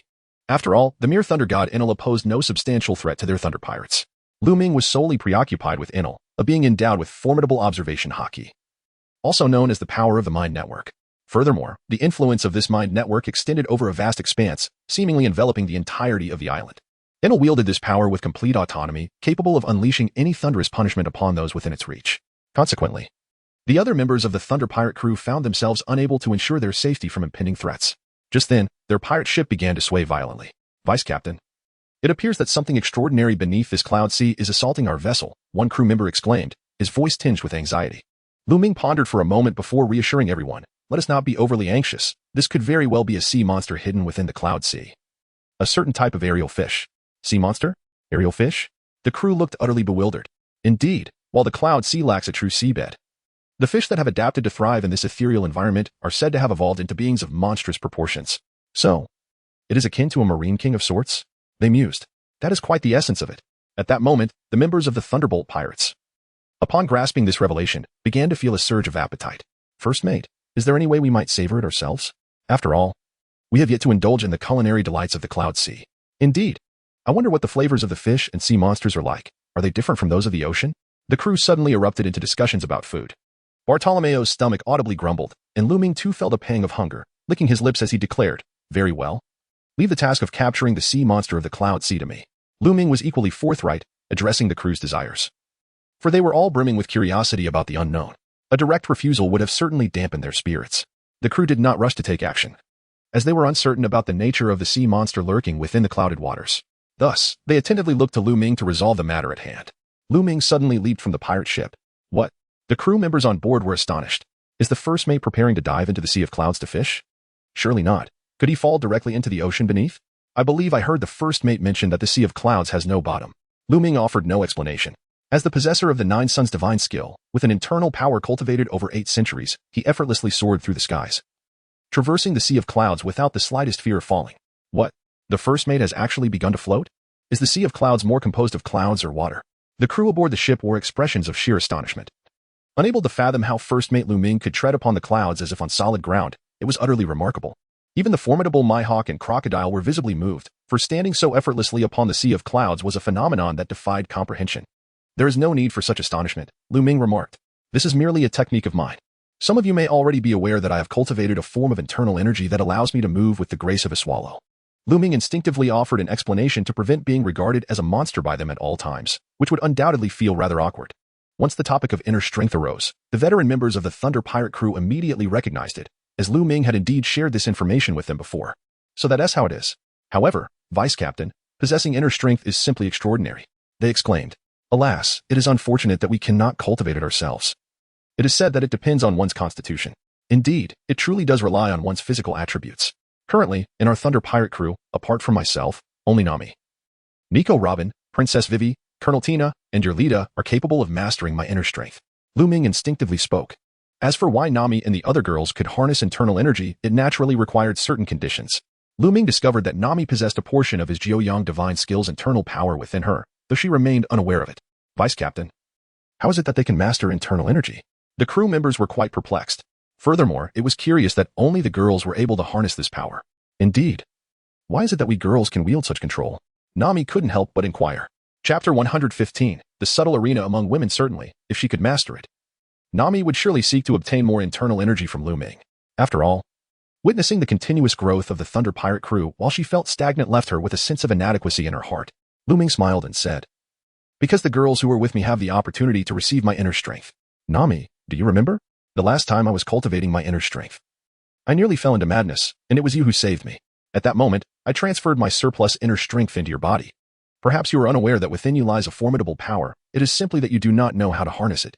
I can teach you how to utilize that inner strength residing within you. However, the inner strength you possess is merely what I have bestowed upon you. And once it is depleted, it cannot be regenerated through your own cultivation." As Lu Ming spoke, a significant smile graced his face as he gazed at Nami. This caused Nami to blush profusely. After all, recalling past events made her feel quite embarrassed and exceedingly shy. Princess Vivi, Yalida, Colonel Tina, and Nico Robin, observing Nami's reaction, could not help but let their imaginations wander. Could it be that the transmission Lu Ming referred to was of an intimate nature? Otherwise, why would Nami blush and shy away like a teapot? The male members aboard the ship also discerned an unspoken meaning underlying the conversation. They suddenly felt envious of the girls. If only they were female, they too might receive Lu Ming's internal energy transmission. Meanwhile, Crocodile found himself lost in thought. As he was, after all, a transgender individual, fundamentally a woman at heart. If Lu Ming could impart some of his internal strength to him, perhaps he could become even more formidable. Yet, he quickly chastised himself for such foolishness. What am I doing? Have I lost my mind? I am a man, not a woman. Clearing his throat, Crocodile inadvertently caught Lu Ming's attention. Oh, Crocodile, why are you coughing? Lu Ming instinctively inquired. For he was acutely aware of Crocodile's androgynous identity, which inevitably led him to harbor certain misconceptions. Could it be that Crocodile sought to transmit some internal energy to him? The first mate, I suddenly inhaled a breath of air, causing myself to choke. Crocodile hastily clarified, fearing that Lu Ming would discern the unsavory thoughts that had just crossed his mind. Oh, that is reassuring. Upon hearing this, Lu Ming could not help but let out a sigh of relief in his heart, simultaneously wiping the virtual sweat from his forehead with his hand. Fearing that he might catch the attention of Crocodile, the androgynous figure, which would undoubtedly send shivers down his spine. At that moment, Yalida gazed at Lu Ming with enchanting eyes and said, First mate, I too desire to possess inner strength. Could you possibly bestow some upon me? I promise to heed your commands, and should there be any flaws in my character or aspects you find displeasing, I am more than willing to amend them. Princess Vivi, witnessing Yalida's bold self-recommendation, felt compelled to act as well. After all, with her affections for Lu Ming, she could not allow herself to miss the opportunity for fair competition against other girls. She quickly chimed in, First mate Lu Ming, my abilities are the weakest among us. Yet I too yearn for inner strength. Your prowess appears so formidable. If I were to acquire your inner energy, I could better ensure my own safety in times of peril. A slight blush graced Princess Vivi's cheeks as she summoned the courage to voice her desires, matching Yalida's audacity. Lu Ming was momentarily taken aback, finding it somewhat challenging to ascertain whether Princess Weiwei truly comprehended the conditions required to transmit her inner strength. Should Princess Weiwei possess such understanding, it would imply that she harbored feelings for him, perhaps even a profound love. Conversely, if she remained oblivious, he could not deceive her, and he would need to seize an opportunity to elucidate matters to her later. However, before Lu Ming could formulate a response, Yalida cast an irate glance at Princess Weiwei, seemingly conveying her discontent. Oh, Princess Weiwei, it's quite apparent that you've taken an interest in men, despite our brief time aboard. Lu Ming was acutely aware of Alida's deep affection for him, and in that moment, he could discern her inner turmoil through her exasperated yet helpless gaze. Princess Vivi, too, recognized Alida's discontent. However, she was unwilling to compromise her own happiness. As a princess, did she need to regard the feelings of other girls when it came to her affections for boys? With a slight smile, Princess Vivi inquired of Alida, big sister. Why do you look at me like that? Alida, observing Vivi's seemingly innocuous demeanor, couldn't help but twitch her lips. Oh, it's nothing, really. I merely think that Princess Vivi is still quite young, having grown up like a flower in a greenhouse. It might be best to refrain from seeking inner strength from the vice captain too soon, as it could be detrimental to your health. It would be wiser for big sister to take the lead first. Upon hearing this, Princess Vivi smiled warmly and replied, Thank you for your concern, big sister. Although I am a princess, I have always enjoyed wielding swords and engaging in combat like boys do, so I am not as fragile as one might think. I can endure hardship and pain, so even if receiving inner strength is painful, I can grit my teeth and bear it. Alida, taken aback by her words, thought to herself, Princess Vivi, you truly are my greatest rival. Moreover, with Vivi's fierce determination, Alida felt that winning Lu Ming's affection would be increasingly challenging. After all, Vivi's noble status overshadowed her own, and despite her newfound beauty, her past as an overweight girl remained a barrier that Lu Ming might struggle to overlook. Nevertheless, she had never given up hope, believing that persistence would eventually win Lu Ming's heart. Big sister, do you not believe that I am capable of enduring hardship? If you doubt me, you may ask Croc. I have worked hard in the Baroque works, and I have done my fair share of labor, Vivi proclaimed confidently. Croc interjected. Indeed, Princess Vivi is not a delicate flower. Once she sets her mind on something, she will not easily yield. So Alida, do not worry about her. Focus on yourself. Chapter 116. Crushing the four guardians of the Sky Island, Alida felt a twinge of helplessness in her heart and chose to remain silent, instinctively clenching her fists. If Princess Vivi was unwilling to concede, then Alida would likewise not relent. Even if Lu Ming favored other girls, she would steadfastly continue to love him. Ahem, Lu Ming. Do you have the courage to let me also control your inner strength? Surely you do not think that just because I am a Navy officer, you lack the courage to do so? Suddenly, Colonel Tina spoke with a hint of nervousness, her serious tone contrasting with her averted gaze that avoided meeting Lu Ming's eyes, as if she feared losing face. Strange, I completely do not understand what you all are implying, remarked Nico Robin, furrowing her brow. While she sensed the underlying rivalry among Vivi and the others, it seemed as though they were competing for Lu Ming's attention. Wasn't it merely about transferring inner strength? Why did it feel as though Lu Ming had to engage intimately for the transfer to be successful? However, before they could address this matter, the pirate ship was abruptly jolted by a violent impact, causing the crew members to nearly tumble overboard. Lu Ming, aware of the sea monster re-emerging from the clouds, declared, "Ah, finally you show yourself. I have been waiting for you." Boom. With a sudden motion of his hands, Lu Ming unleashed the profound inner strength of the Nine-Yang divine art. Boom. The clouds above erupted in a series of explosive blasts, sending waves soaring over Tianzhong high. Fortunately, Lu Ming expertly controlled this surge of power, ensuring that the Thunder pirate ship was merely rocked by the tumult, suffering no damage. However, the crew members aboard were left in awe. Truly remarkable. Our vice captain possesses immense strength in his hands. Surely, this must be inner energy at work? As the crew gasped in astonishment, a colossal creature emerged from the depths of the ocean, towering at least 1,000 meters high, nearly capsizing the Thunder pirate ship into the sea of clouds. This sea monster, adorned with countless tentacles, launched a direct assault on Lu Ming. After all, Lu Ming's display of inner strength had reverberated through the White Sea, provoking this formidable creature, which now perceived him as a threat to its prey. Humph. This is just what I was waiting for. Lu Ming confronted the colossal sea monster towering 1,000 meters high and unleashed a powerful strike. The Buddha's palm. Boom. With a casual yet powerful strike, Lu Ming unleashed a magnificent golden palm imprint that soared from his hand and struck the colossal sea monster squarely on its head, rendering it unconscious instantaneously. After all, the Buddha's palm, a manifestation of internal energy, appeared merely as an assault upon the creature's exterior. However, at the moment of impact, it had already wreaked havoc within the very core of the beast. I shall make my way to the island first. You are to follow closely behind. Without further ado, Lu Ming grasped one of the tentacles of the sea monster and swiftly soared towards the island. Astonishing. The first mate possesses tremendous strength. This sea creature is at least 1,000 meters in size and weighs several dozen tons, if not more. The first mate is truly a behemoth. With such power, a single punch could likely fell an admiral of the navy. Crocodile couldn't help but exclaim in admiration. Hawkeye Mihawk, too, was filled with respect. Indeed, an elder brother is still an elder brother. As for Bartholomew, he was utterly spellbound, drooling in admiration. He adored Lu Ming immensely, declaring, "I, Bartholomew, am his disciple in life and his ghost in death." Lu Ming unleashed his inner strength, shaking the sea monster known as the skyfish on the Sky Island, and flung it onto the land revered by the inhabitants as the Island of the Gods. Upon reaching this sacred isle, Lu Ming promptly vanished from the periphery, delving deeper into its heart. He intended to rendezvous with Enel, seizing this opportunity as a prerequisite to commence his cultivation of the Breath of Thunder technique. Lu Ming darted through the Island of the Gods with the grace of a swallow, quickly capturing the attention of 4 priests. "Haha. We have an intriguing prey among us. We must play with him thoroughly." They exchanged glances, their lips curling into a sinister and cunning smile. Lu Ming let out a cold laugh, having long since noticed this group of individuals through the perception granted by his observation haki. However, he paid them little heed. After all, what were the 4 divine officials? They could only bully fledgling protagonists from the original work, but they were utterly insufficient to contend with him. Yet, this group seemed intent on courting disaster, and before long, they had blocked Lu Ming's path. "Hey, you look unfamiliar. You must be from Qinghai, right?" One of the divine officials sneered. "If you are indeed from Qinghai, this place is not one where people like you can roam freely. Prepare yourself for divine retribution." "Humph. Spare me your prattle. I was actually looking for Enel, so why don't you lead the way?" As Lu Ming concluded his words, he vanished from his position, utilizing the Navy 6-style shave, and instantaneously reappeared behind a priest resembling a white orb.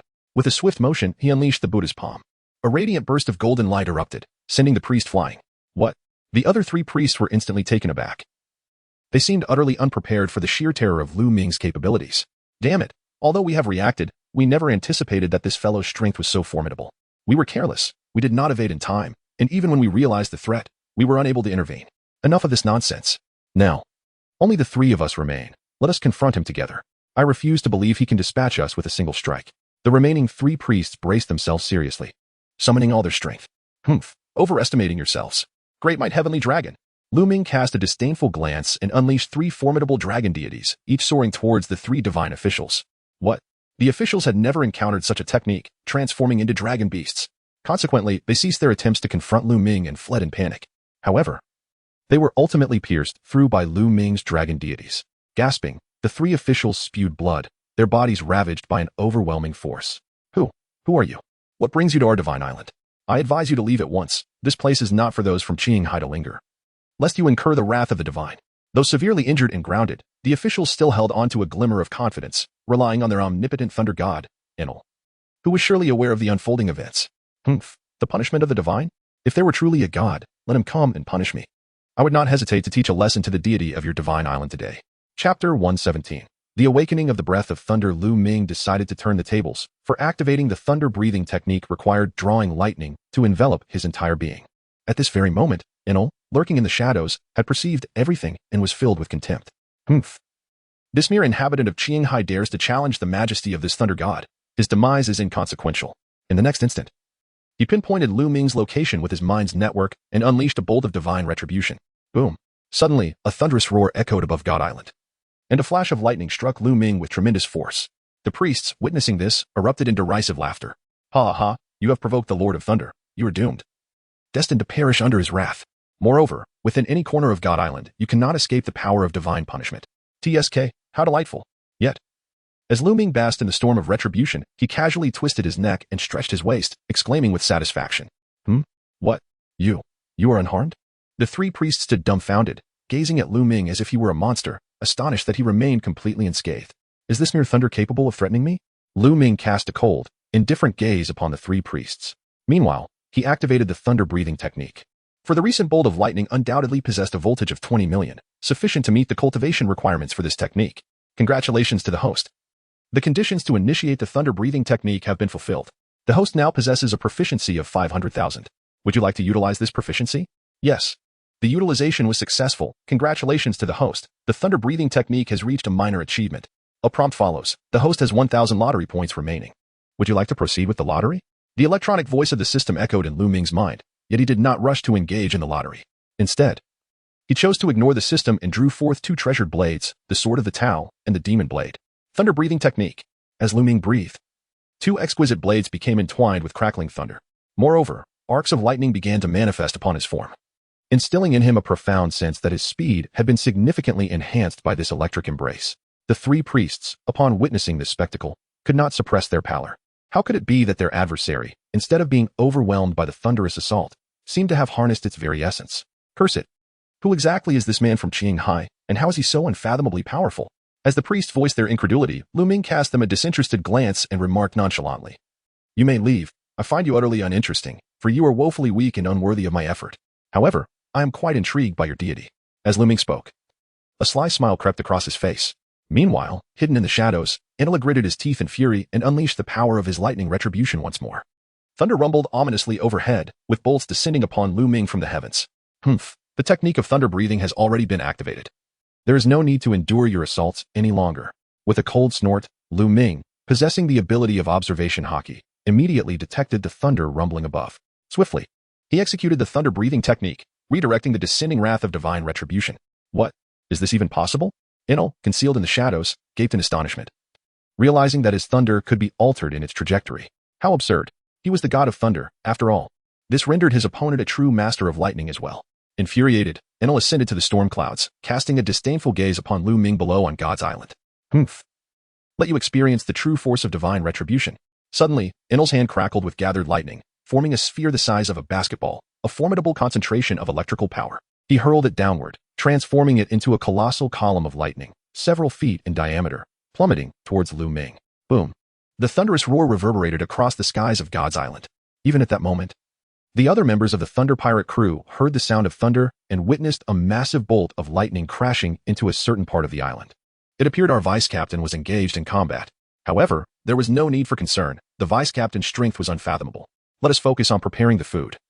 Eagerly awaiting his return to indulge.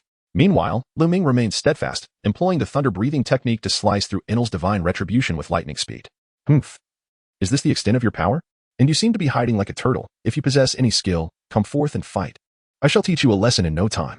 Lu Ming scoffed disdainfully. In the shadows, Enel, utilizing the power of his heart network, could overhear Lu Ming's provocative words.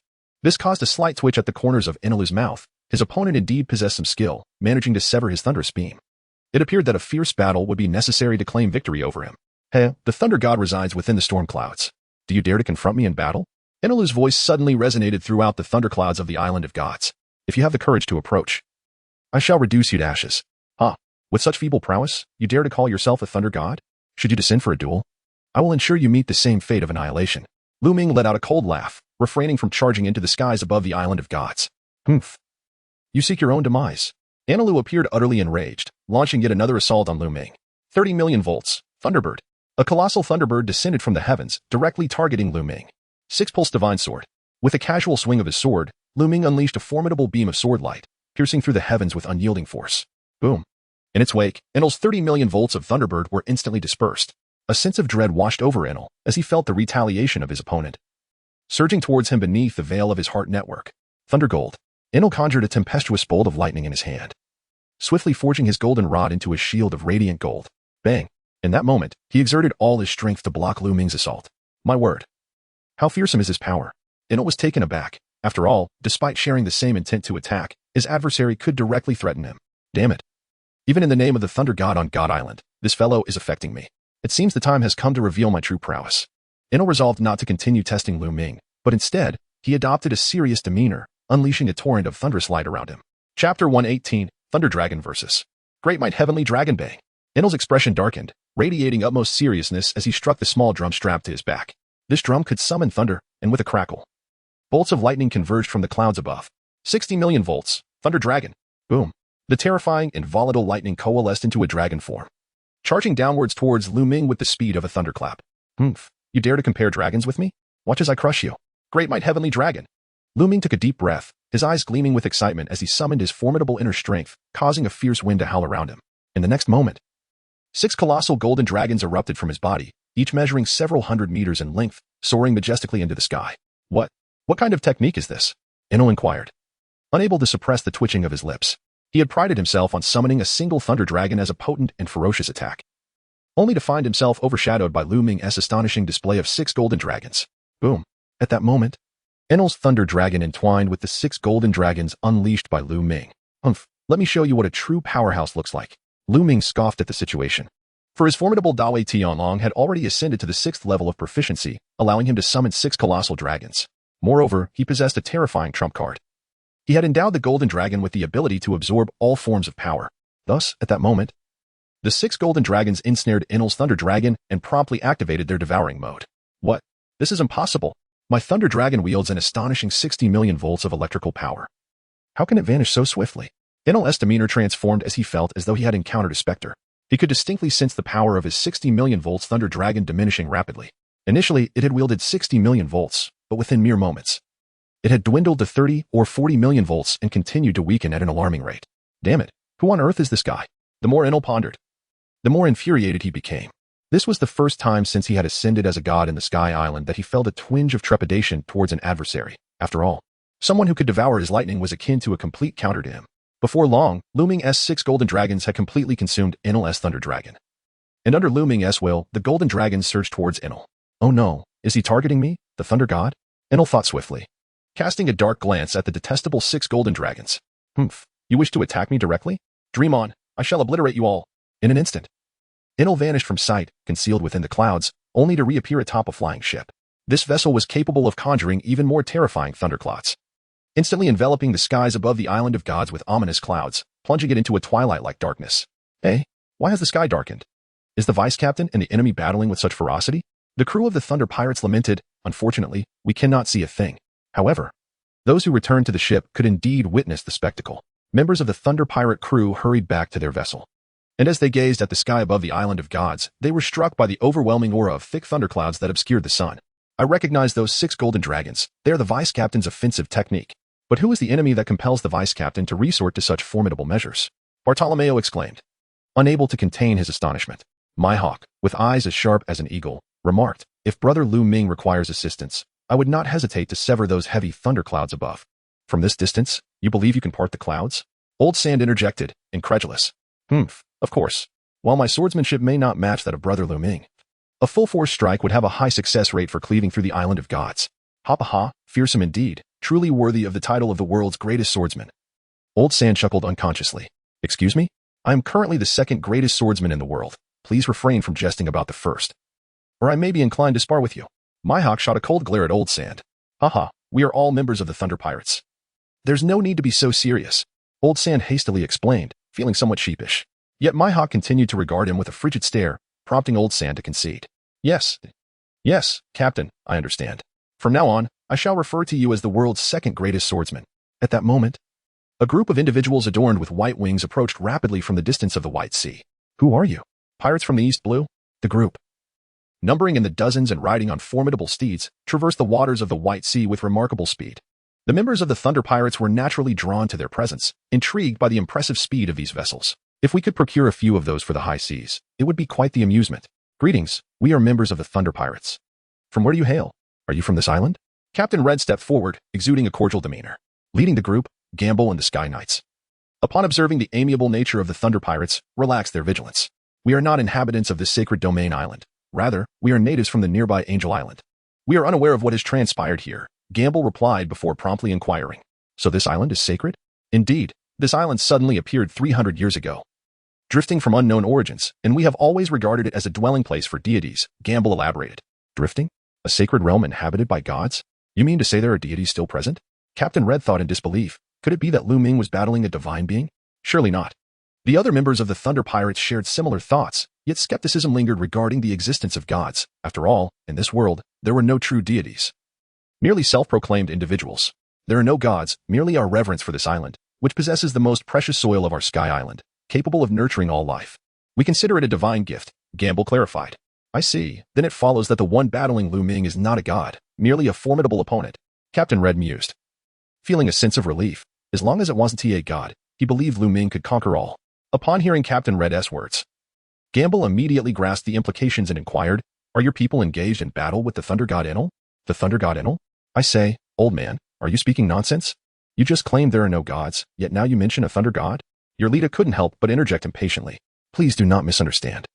The Thunder God Enel is a great tyrant of our Sky Island, possessing immense power and controlling fearsome lightning. Declaring himself as the Thunder God, Gamble rushed to explain, continuing.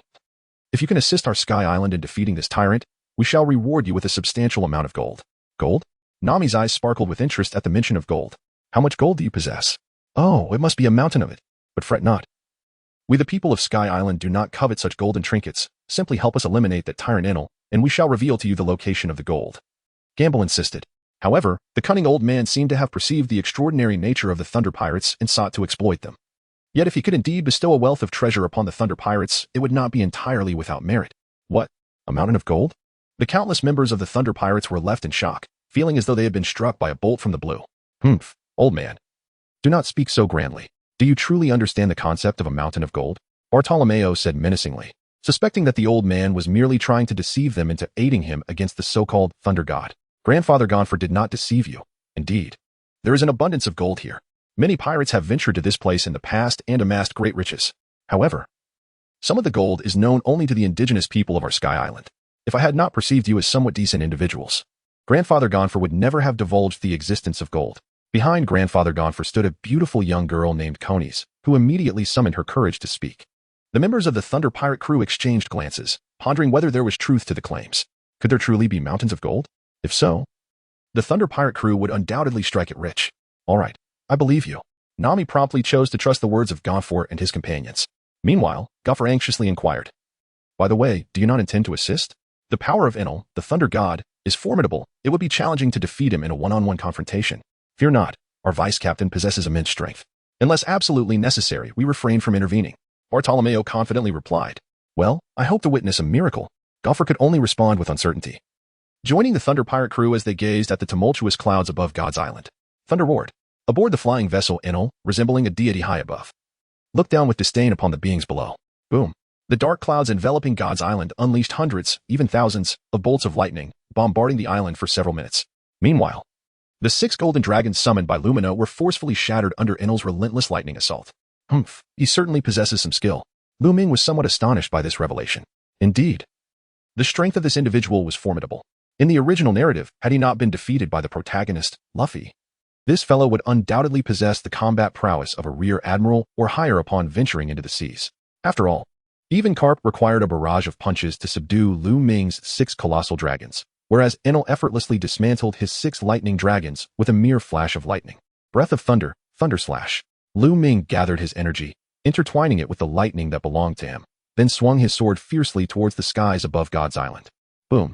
The blade shimmered, creating a sensation akin to the very fabric of heaven and earth being torn asunder, instantly cleaving the thick thunderclouds conjured by Enel's ship in two. What? My thunderclouds?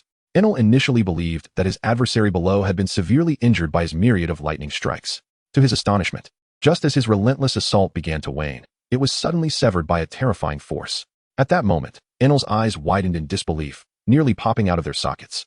For the first time, he sensed true terror. Damn it, the strength of that individual below is indeed not to be underestimated. Engaging in a direct confrontation could prove detrimental, especially considering there were numerous spectators, many of whom were unfamiliar faces from the blue sea below. If that is the case, then do not blame me for resorting to threats. Enel chose to temporarily abandon direct combat with Lu Ming, opting instead for a more cautious strategy. He swiftly made his way towards the White Sea's Thunder Pirate crew, intending to leverage others to intimidate Lu Ming. This was quintessentially Enel's modus operandi.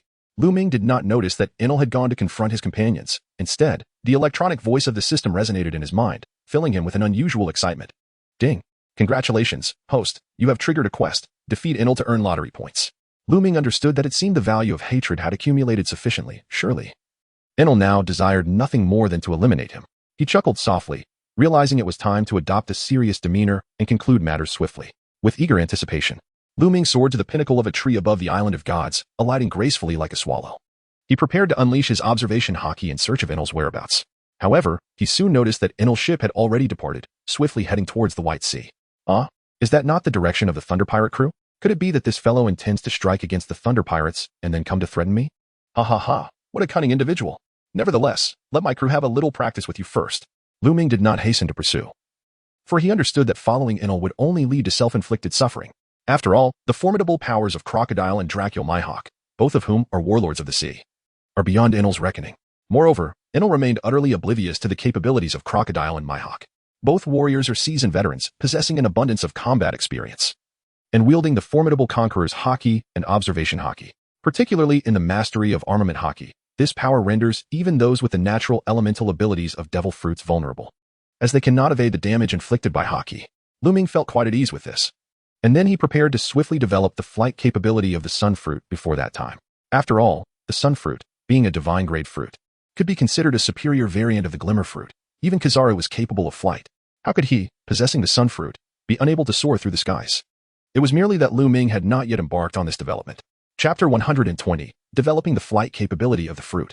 Lu Ming's proficiency in the development of the sun fruit had already reached an advanced level, allowing him to effortlessly cultivate the ability to fly. After all, with his imaginative thinking and theoretical knowledge, how could such a task pose a challenge to someone like him, a time traveler? Ultimately, Lu Ming required merely 5 minutes to manifest a flying ability. During this time, the members of the Thunder Pirates witnessed a ship soaring rapidly from the sky towards them. A flying ship? Goodness, you Sky Island folks truly are extraordinary. Captain Red could not help but exclaim in astonishment. However, Goffor and the residents of Angel Island behind him displayed expressions of grave concern. Everyone, be cautious. That is the tyrant, Enel the Thunder God. It appears your companion has fallen victim to him, and now he is coming for us, Goffor anxiously warned. What did you say? Our vice-captain could never be so easily defeated. The members of the Thunder Pirates instantly darkened in countenance, incredulous that such ominous words could be uttered. I understand this is hard to accept, but the strength of Enel the Thunder God is truly formidable. You just witnessed the entire Sky Island engulfed in his lightning assault. Clearly, your comrade, old man, quit talking nonsense, or I'll take you down, Bartolomeo retorted, visibly displeased. Observing this, Goffor sighed, glancing at the Sky Guard behind him, and issued a command. Enel may unleash a massacre. Everyone, prepare for battle. The moment that Thunder God enters our attack range, we shall strike. Yes. The Sky Guards behind Goffor harbored a fierce animosity towards Enel, seemingly filled with deep-seated hatred. The members of the Thunder Pirates watched with amusement. This old man is somewhat impressive. He can command others. But can they truly contend with someone who has fought our vice-captain? Indeed. I suspect this Enel fellow feels threatened by our vice-captain, which is why he is coming after us, attempting to control us and intimidate our vice-captain, Pirate thoughtfully analyzed. Having been with Lu Ming the longest and unwavering in his belief in Lu Ming's strength. Exactly. He must think we are easy prey. But this foolish Enel has underestimated us. Bartolomeo chimed in. The Thunder God Enel? Since Brother Lu Ming has chosen not to take action, it seems he wishes for us to test our mettle. Mihawk the Hawkeyes shall not hold back.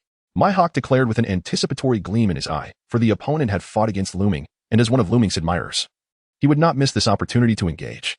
Mihawk, you cannot claim all the glory.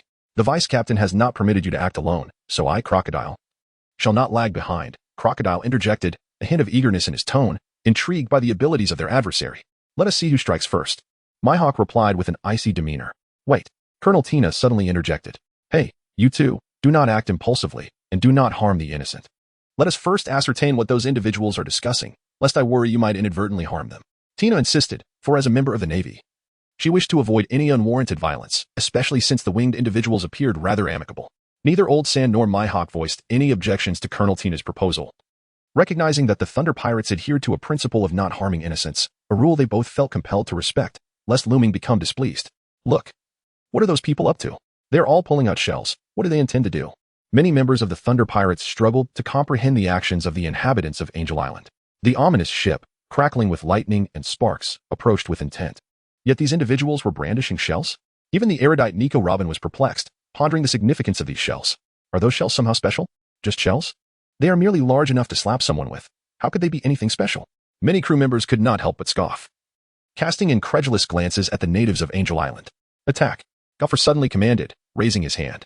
The Sky Guards, mounted on their steeds, activated the shells in their possession. Instantly, an array of attacks erupted from various shells, flames, lightning, water, smoke, and even gales, blades, and shockwaves. What sort of shells are these? They are not following any conventional rules. Many members of the Thunder Pirates were left dumbfounded, some even blushing from embarrassment at having underestimated their opponents. This is rather intriguing. It seems we have underestimated these natives. Old Sand remarked, recognizing that while shells were common in the ocean, the ones here wielded formidable power. Especially the water attacks, which, despite being no larger than a bowl, could unleash enough water to potentially drown dozens of people. Captain, I believe we could acquire some of those shells from these natives. This way, we, the powerless pirates, would also possess formidable means, one of the Thunder Pirates suggested eagerly. Indeed, these shells are extraordinary. They can unleash such terrifying attacks. We truly underestimated them. The crew members clamored, their eyes gleaming with desire for the shells. Captain, what do you think? If you agree, we could procure some of those shells from them. Crocodile directed his gaze towards Red. We can acquire some. But we shall not take them for free. We should negotiate a trade, Captain Red replied wisely. Recognizing that distributing these shells among their weaker crew members would significantly bolster the overall strength of the Thunder Pirates. Overestimating themselves. On the ship, Enel regarded the Sky Guards with complete disdain, considering them mere defeated foes. 600 million volts, Thunder Dragon. Enel unleashed a powerful attack, effortlessly dismantling the Sky Guard's offensive. This is bad, Lord Gopher. We cannot withstand this. The members of the Sky Guard were overwhelmed with cold sweat, sensing an imminent threat to their lives. Chapter 121. Mihawk's blade shakes the arena. Ganfuer could only command the guard to evade. Otherwise, they would fall victim to Enel's lightning dragon attacks, and none would survive. Old fool, you truly seek your own demise. Today, I, the Thunder God, shall fulfill your wish. Thunderstorm. Enel conjured a small thundercloud above him, and in an instant, dozens of bolts of lightning were unleashed, targeting the Sky Guard and the Thunder Pirate crew under the control of his mind network. Boom. The members of the Sky Guard were utterly unable to escape, struck down by the overwhelming lightning. Even Ganfuer was hit, spitting blood and losing the will to resist. Barrier. On the Thunder Pirate ship, Bartolomeo immediately activated his barrier upon seeing the lightning descending upon them. Crash. However, the force of the divine punishment was too formidable. Although Bartolomeo managed to block the lightning, the barrier was shattered almost instantly. Mr. 5 of the 2nd Thunder Pirate crew, wielding the wax fruit, quickly created a temporary shield for their ship. Boom. While this did protect against one lightning attack, the shield was soon melted by the intense heat. How dare you strike at me? Are you seeking your own death? Bartolomeo yelled at Enel from the flying ship above. Seeking death? Apologies. But I am the god of this Sky Island, capable of manipulating your lives at will. It is you who are facing imminent death. Enel sneered down at the Thunder Pirates below. Foolish. Crocodile soared into the sky, his feet supported by swirling sand. As he summoned sand from the island to gather in his palm. You people from the Blue Sea possess some skill, but it is insufficient before me. The Thunder God. Thunderstorm. Enel launched another assault of lightning upon the Thunder Pirates. Suddenly, Mihawk unsheathed his black sword and declared, Crocodile, use your abilities to protect the ship. Boom. With that, Mihawk unleashed a powerful observation haki, swinging his blade with precision. His intent was not to cleave the thundercloud above but to target the ship itself. In his view, the ship was the source of the thundercloud. Destroying it would render Enel's lightning attacks useless. Don't give me orders next time, honestly. Crocodile couldn't help but curse, feeling that he had been relegated to a mere guardian of the ship instead of facing Enel as promised. Boom. Mihawk's strike cleaved through the air with terrifying swordsmanship, severing Enel's ship cleanly in two with ruthless efficiency. Enel was paralyzed with shock at the sheer power of the blow. No, my ship. How can these Blue Sea folks be so formidable? Watching his beloved vessel plunge into the White Sea, he felt utterly helpless, his heart bleeding profusely. The members of the Thunder Pirates could not suppress their laughter. That man who looks like a big lady is truly ridiculous, daring to act tough before Lord Mihawk. He deserves this. Indeed, I have heard that Captain Mihawk can slice through a small island with a single strike. Now he has cleaved a ship. It feels like using a sledgehammer to crack a nut. The members of the Sky Guard were astonished to witness the might of these pirates. Regaining their composure, they felt fortunate. They had underestimated the pirates, realizing that Enel was doomed today. Thus, Ganfuer and others, dragging their injured bodies, made their way toward the Thunder Pirates. Everyone, we are fortunate to have you. Otherwise, we would likely face dire consequences today, Ganfuer said with a forced smile. Humph. Weren't you the one saying our vice captain was dealt with? Do you know that the one who just attacked was merely a subordinate of our vice captain? Do you understand? Bartolomeo retorted, not sparing him a kind expression. Yes, we were blind to underestimate the bully Enel's strength. Clearly, he must have used some insidious means to slip past your vice captain and threaten you, Ganfuer conceded, humbling himself. Cough, we can overlook your disdain for us, but on the condition that you prepare us a few crates of shells, otherwise, we might show our temper. Bellamy from Bartolomeo's 3rd Division stepped forward with a menacing threat, displaying a villainous demeanor. Ganfuer was taken aback. A few crates of shells? What? You refuse? Very well, since you look down on our pirate strength. Why should we continue to help you eliminate this person? Bellamy tugged at Ganfuer, knowing he was more concerned with removing the tyrant Enel. All right, I agree. Ganfuer gritted his teeth, feeling the sting of parting with the rare shells. Yet, he knew that the residents of Angel Island could be persuaded to search diligently. And if necessary, the guard could contribute their own shells, for once Enel was eliminated, the threat to the Sky Island would diminish significantly. Hiki, that is more like it. Oh, and the mountains of gold cannot be forgotten. Bellamy grinned wickedly, resembling a true villain. Understood, you must eliminate the bully Enel quickly, lest he escapes. That fellow can fly, Ganfuer urged anxiously. Upon hearing this, Bellamy cautiously said, Captain Mihawk, Captain Crocodile, we may need your assistance now. Mihawk and Crocodile remained silent, but their actions spoke volumes. Above, Enel's eyes burned crimson as he relentlessly struck a drum behind him, summoning countless bolts of lightning. You shall all perish today. Do you truly think I, the Thunder God, am merely a sickly cat? Thunder God descends. Chapter 122. Hawkeye's swift strike. The arrival of Enel's Thunder God represents his most formidable technique, wielding a staggering 200 million volts of lightning. A force that ordinary beings cannot withstand, particularly those devoid of Haki. The likelihood of succumbing to Enel's divine assault stands at an alarming 90%. After all, not everyone possesses the extraordinary resilience akin to the protagonist Luffy, who, in the original narrative, harnesses the powers of the Gomu Gomu no Mi, rendering him impervious to Enel's electrifying onslaught.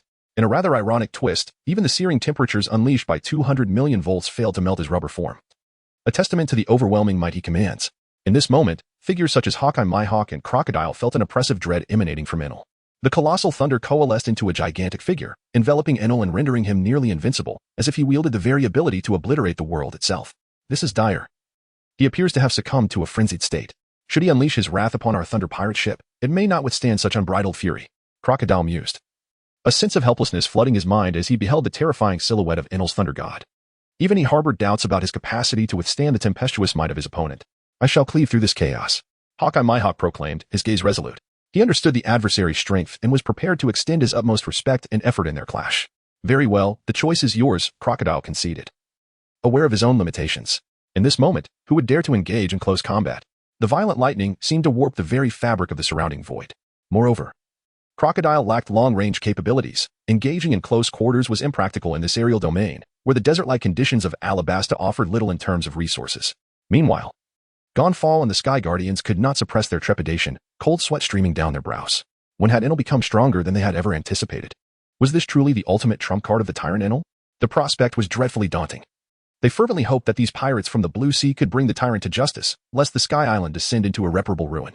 Indeed, if Enel were to survive this day, he would exact revenge, and the inhabitants of Angel Island would face dire consequences. Behold. This is the invincible form of your Thunder God. Come forth, as 200 million volts of lightning obliterate all. Where I tread, everything turns to ash. Dare you attempt to slay your Thunder God? Enel roared into the void, his colossal thunderous visage instilling an indelible sense of dread in countless hearts. At this moment, Lu Ming had just mastered a flight ability akin to that of the Sunfruit, lightly treading the void above God's Island, observing Enel hovering over the White Sea. TSK, this fellow Enel possesses quite a formidable technique. It seems that even the formidable Buddha form of Sangoku pales in comparison to his God of Thunder form. However, his opponent now is none other than Dracula Mihawk, the foremost swordsman of the Black Blade caliber, capable of cleaving through any object. Even the God of Thunder's physique would be powerless against Mihawk's ranged assault. A spectacular performance is about to unfold. I must procure a Din Din Mushi to capture this magnificent scene and broadcast it to the world of pirates, allowing them to witness Enel's prowess. With this thought in mind, Lu Ming glanced around and, fortuitously, spotted Angel Island near the White Sea.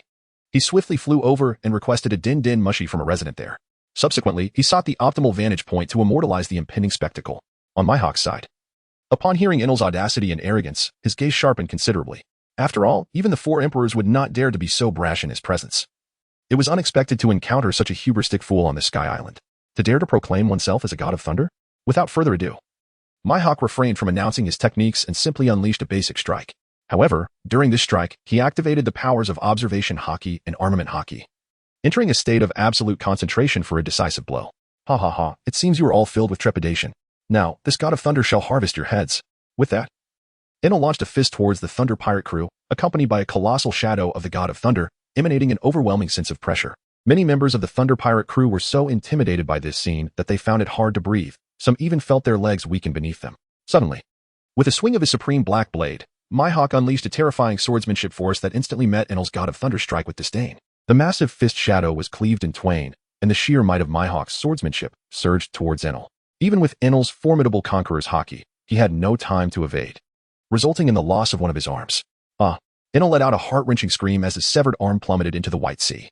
Upon witnessing this, Lu Ming instantaneously transformed into light, swiftly seizing a hand that was about to plunge into the White Sea, and in the blink of an eye, returned to his original position, gazing calmly as if nothing had transpired.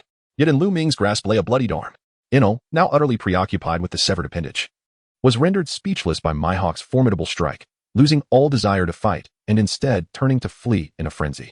After all, Enel's observation haki paled in comparison to Mihawk's, and he found himself significantly restrained in strength. Furthermore, while Mihawk wielded the formidable armament haki, Enel lacked this ability. Thus, despite being a natural type user of the rumble fruit, he could not disregard the physical damage inflicted by Armament Haki. Having lost an arm was already a stroke of fortune. Had Mihawk aimed for Enel's head, he would have likely been cleaved in two, meeting his demise in the White Sea. Perhaps to be devoured by sea monsters or to plummet into the depths of the ocean. Impressive.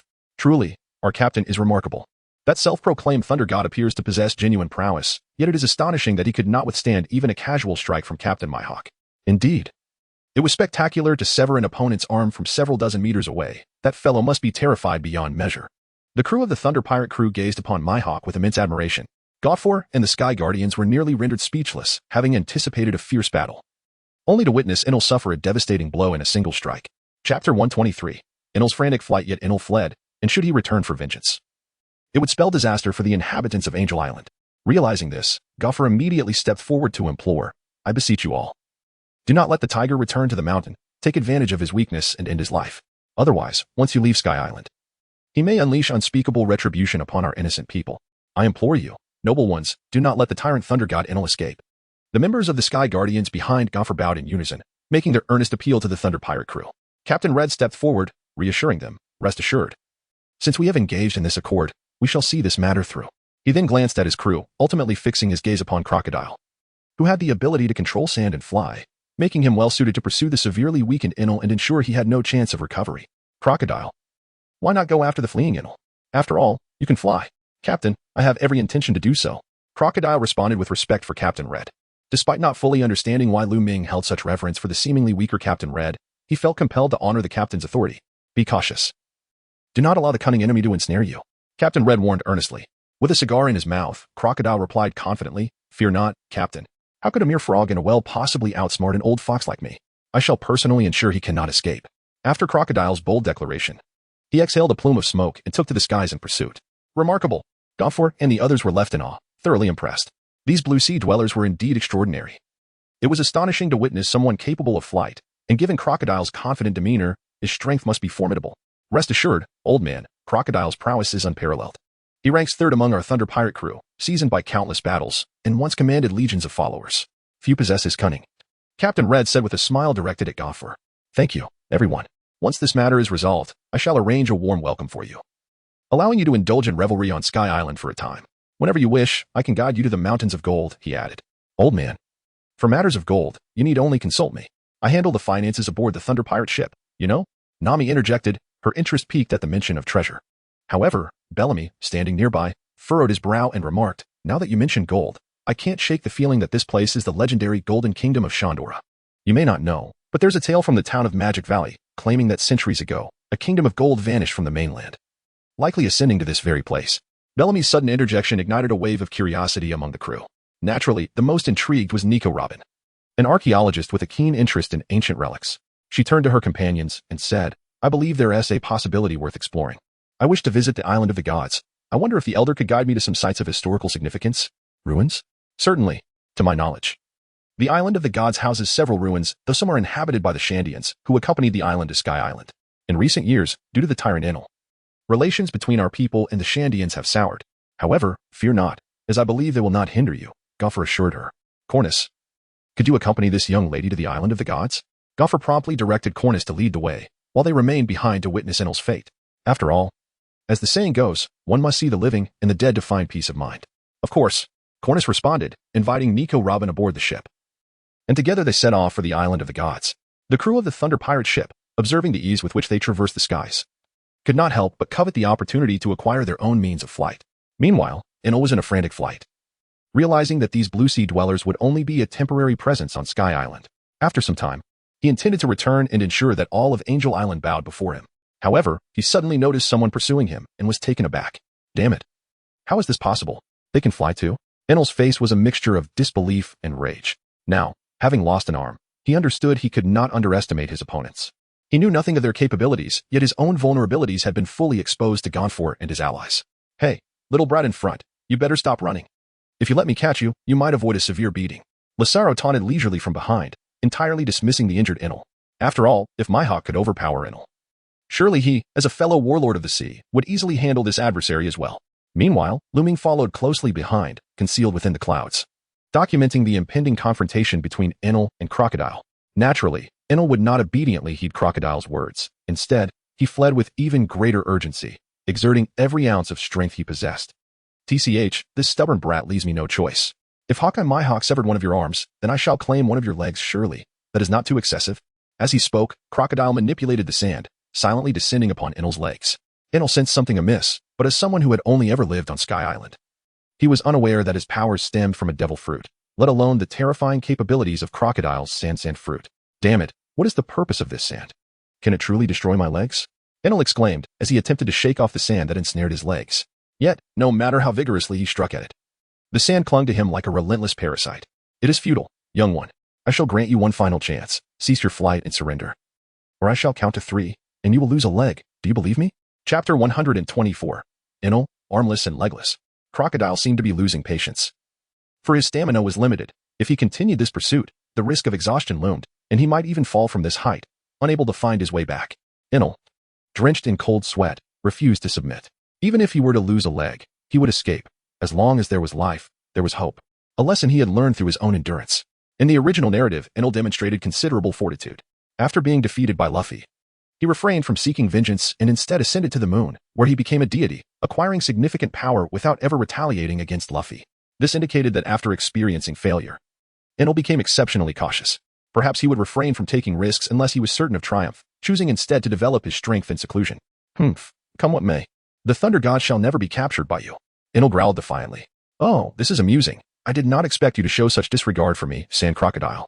Very well, I shall claim one of your legs first. Crocodile's expression morphed into one of cruel delight, as if engaged in a game of hunt. Ah, Enel screamed in agony. My leg. No, what have you done to me? No, what is the sand doing? Is it consuming my flesh? No, please. Enel fled to a cloud island, collapsing as he witnessed his right leg withering away at an alarming rate, fear etching his features. Regret washed over him. Why had he provoked these adversaries? In a moment of despair, he pondered whether he might truly perish if he continued to flee. No, I must resist. I must fight back with all my might, or I shall surely die. Enel realized that he could no longer run. Only by fighting back could he hope to survive. Although his anger fueled this resolve, he still had a trump card yet to be played. Oh, you choose not to flee? Crocodile taunted, his eyes gleaming with mockery as he observed Enel's torment. TSK, you are fortunate to possess the rumble fruit. On the seas, with your current strength, you could make a name for yourself, but alas, your ignorance leaves you outmatched by those of us with broader experience and combat knowledge. However, I can offer you a chance. Struggle with all your might. I relish witnessing your fall from your self-proclaimed pedestal. The sensation is simply exquisite. Come now, strike me. Resist, or I shall transform you into a lifeless husk. After all, I am a user of the sand fruit. What do I care for your lightning? My sand can instantaneously absorb all the moisture from your body. Crocodile's words grew increasingly fervent, instilling a sense of dread. Enel, wary yet resolute, understood the reason behind his lost leg, his opponent's ability to manipulate sand and drain his moisture. You need not tell me. I, the Thunder God, shall fight to the bitter end. If I cannot flee, then I shall confront you with all my strength. Enel proclaimed, rising on one leg, unleashing a torrent of lightning as he transformed into his elemental form. Oh, I did not expect this child to develop his powers to such an extent. But those who master Haki are not easily intimidated. Crocodile, though slightly surprised, dismissed Enel's elemental prowess. Thunderstrike. But when Enel reappeared, he was already suspended in the air. Surrounding him, lightning coalesced into a dark sphere, expanding rapidly, threatening to engulf the skies in mere moments. Hey, this is no trivial matter. Are you truly prepared to perish with me? Crocodile gazed upwards, realizing the sphere's diameter had reached several kilometers. Even if he attempted to flee, it would be too late. He had not anticipated this adversary's latent potential under duress. If unleashed upon the seas, such a technique could obliterate an entire town in an instant. Truly a dangerous individual. Yet, he remained untamed. Given more time, it was likely that even Crocodile would find himself overwhelmed by Enel's might. Crocodile sighed in admiration. As Enel transformed into the Thunder Sphere, the attack's radius extended several kilometers, threatening to unleash billions of volts of electricity upon all within its reach. From the shadows, Lu Ming observed with anticipation, pondering the outcome of this climactic confrontation. However, judging by Enel's current display, his potential was undeniably vast, if only he could be harnessed. Dominion over the seas would be a matter of time. Yet, Enel's fiercely independent nature would make subjugation a formidable challenge. Even if he were to be subdued, vigilance would be essential. Yet, should Lu Ming gain insight into his innermost thoughts, he might wield greater control. Lu Ming pondered swiftly in his heart, ultimately deciding to partake in a lottery within the system, hoping to draw forth certain abilities in that realm. The system's lottery had become increasingly user-friendly. As long as one fervently desired a specific ability, the rewards would align more closely with one's innermost wishes. Thus, Lu Ming felt a palpable anticipation. He promptly expended 5,000 lottery points to execute a five-fold draw, resulting in 6 rewards. Among these, 4 rewards consisted of proficiency, culminating in a total of 2 million proficiency points. One reward granted him 200 years of inner strength, while another bestowed upon him the ability to hear the thoughts of others. Notably, advancing a level required 2 million proficiency points, which perfectly coincided with Lu Ming's recent acquisition, allowing him to elevate his ability to listen to others' thoughts by 2 levels, thus enabling him to perceive the minds of 2 individuals. Naturally, to extend this ability to more minds, continual upgrades would be necessary. However, at that moment, Lu Ming could not help but temporarily set aside the power of telepathy. This was due to an unexpected delight that filled him with exhilaration, the 200 years of inner strength he had just drawn, which, when combined, meant he now possessed the equivalent of a millennium's worth of inner strength. Consequently, this achievement triggered a higher echelon of power. Congratulations to the host for achieving a millennium of inner strength. This inner strength has undergone a transformation, elevating it to spiritual energy. Chapter 125. Listening to Enel's thoughts. A millennium of inner strength equates to 1 year of spiritual energy. The greater the spiritual energy, the more formidable the host's power will become, potentially leading to immortality and invincibility. As Lu Ming heard the electronic voice of the system resonating in his mind, an involuntary tremor of excitement coursed through him. Spiritual energy, how could he not be aware of such a phenomenon? It was the very essence that only cultivators could attain. Did this mean that Lu Ming had now become a cultivator himself? Steady now, steady. Although I have surpassed the pinnacle of martial prowess, it is only through the path of martial arts that I can truly claim to have touched the realm of the extraordinary. Yes, that must be the case. I must remain composed. I cannot allow pride to cloud my judgment. I must strive even harder. Given that a millennium of inner strength equates to merely a year of spiritual energy, I shall draw more from my inner reserves and accumulate spiritual energy, thereby exponentially enhancing my power. At that moment, a tremendous explosion jolted Lu Ming back to reality as the immense residual force of the lightning surged toward him, affecting an area of 10,000 meters around. However, with his newfound spiritual energy, he effortlessly dissipated the residual force with a mere flick of his will. In an instant, he appeared at the epicenter of the explosion. Cough, cough. Suddenly, a figure coalesced from the sand, blood trickling from its mouth. Damn it. This brat's attack has left me severely wounded. Despite my transformation into nature, Old Shah exclaimed, his face pale and haggard, placing a hand on his chest. He struggled to regain his breath. Old Shah, are you all right? Lu Ming approached Lao Shah's side, expressing his concern. It's just a minor injury. It's nothing to worry about. By the way, Deputy Captain, what brings you here? Lao Shah was somewhat astonished to see Lu Ming present, pondering how he seemed to have evaded the impact of the Thunder Shadow's explosion. I came to take a look. After all, Enel slipped through my fingers. I intend to personally teach him a lesson. Lu Ming chuckled softly and remarked, Ahem, First Officer, I fear you may be disappointed. That lad may have already vanished into thin air, perhaps even perished alongside me. Truly a dream, ahem. Lao Shah spoke with a hint of agitation, leading to a sudden fit of coughing, from which he expelled a mouthful of blood. Oh, First Officer, truly, it is nothing to worry about. I have merely sustained some internal injuries. There is no cause for concern, Lao Sha hastily clarified, anxious to avoid being underestimated by Lu Ming. Enough of the pretense. That fellow possesses considerable offensive power. Even someone with your mastery of Armament Haki has been injured so severely. What need is there to feign strength? Lu Ming patted Lao Sha on the shoulder and then imparted a surge of the sun's healing energy. Lao Sha, sensing the treatment bestowed upon him by Lu Ming, immediately became obedient. Thank you, Vice Captain. It's nothing. After all, you are the captain of our Thunder Pirate Crew's 4th Division. Now, I shall take care of matters here. You may return to the Thunder Pirate Crew. Lu Ming withdrew his healing power, and Lao Sha immediately felt a significant alleviation in his physical condition. With this newfound ease, he no longer harbored concerns about being underestimated by the formidable Hawkeye Mihawk upon his return, and thus turned to depart from the location. Lu Ming gazed calmly at the shattered remnants of the island and spoke to the clouds. Enough, Enel. It is time for us to continue. I am well aware that you are not dead. Do not presume you can deceive me. At that moment, Enel was indeed concealed within the clouds. Yet he had unexpectedly been discovered. His heart raced, nearly collapsing under the weight of despair. Was fate determined to bring about his demise? I concede. I implore you. Spare me. I shall never return to the Sky Island, if only that could be enough. Enel fled from the Cloud Island, his condition utterly pitiful, missing limbs and appearing exceedingly frail. If this torment persisted, he would surely meet his end. Ding. Congratulations, host. You have psychologically defeated Enel. Reward, 20,000 lottery points. Suddenly, a congratulatory voice echoed in Lu Ming's mind. He smiled inwardly, recognizing that Enel was indeed on the brink of collapse. It was evident that Enel had no opportunity for resistance. To preserve his life, he would have to relinquish his haughty pride. Otherwise, death would be his only fate, and all would be lost. However, if he were to embrace humility, there might still be a chance for survival. Enel, I can choose not to take your life. I could even restore your arm and the leg you have lost, but I have one condition. Lu Ming approached Enel, who seemed to have grasped a final straw. For the temptation posed by Lu Ming was indeed overwhelming. You can truly heal my hands and legs? Enel inquired breathlessly. Humph, believe it or not. Lu Ming let out a soft hum, realizing that he must instill a sense of fear in Enel. I believe, but may I inquire what the conditions are? I am already in a state worse than death. I would agree to any terms you propose. Enel lamented, yet his words hinted at a glimmer of rebirth. Excellent. Lu Ming replied, I require you to join our Thunder Pirate Crew, serving in whatever capacity aboard our vessel. Should you consent, I shall fulfill my promise. However, should you dare to betray our Thunder Pirate Crew, I will hunt you down relentlessly. Furthermore, I am well aware of your innermost thoughts, so it would be prudent for you to refrain from any ulterior motives, lest you find yourself in peril. Lu Ming suddenly spoke with a solemn tone. Yes, I understand. Enel nodded immediately, yet inwardly he mused. Humph, just wait and see. Once I regain my strength, although I may not be able to confront you directly, how could this thunder god ever submit to another's command?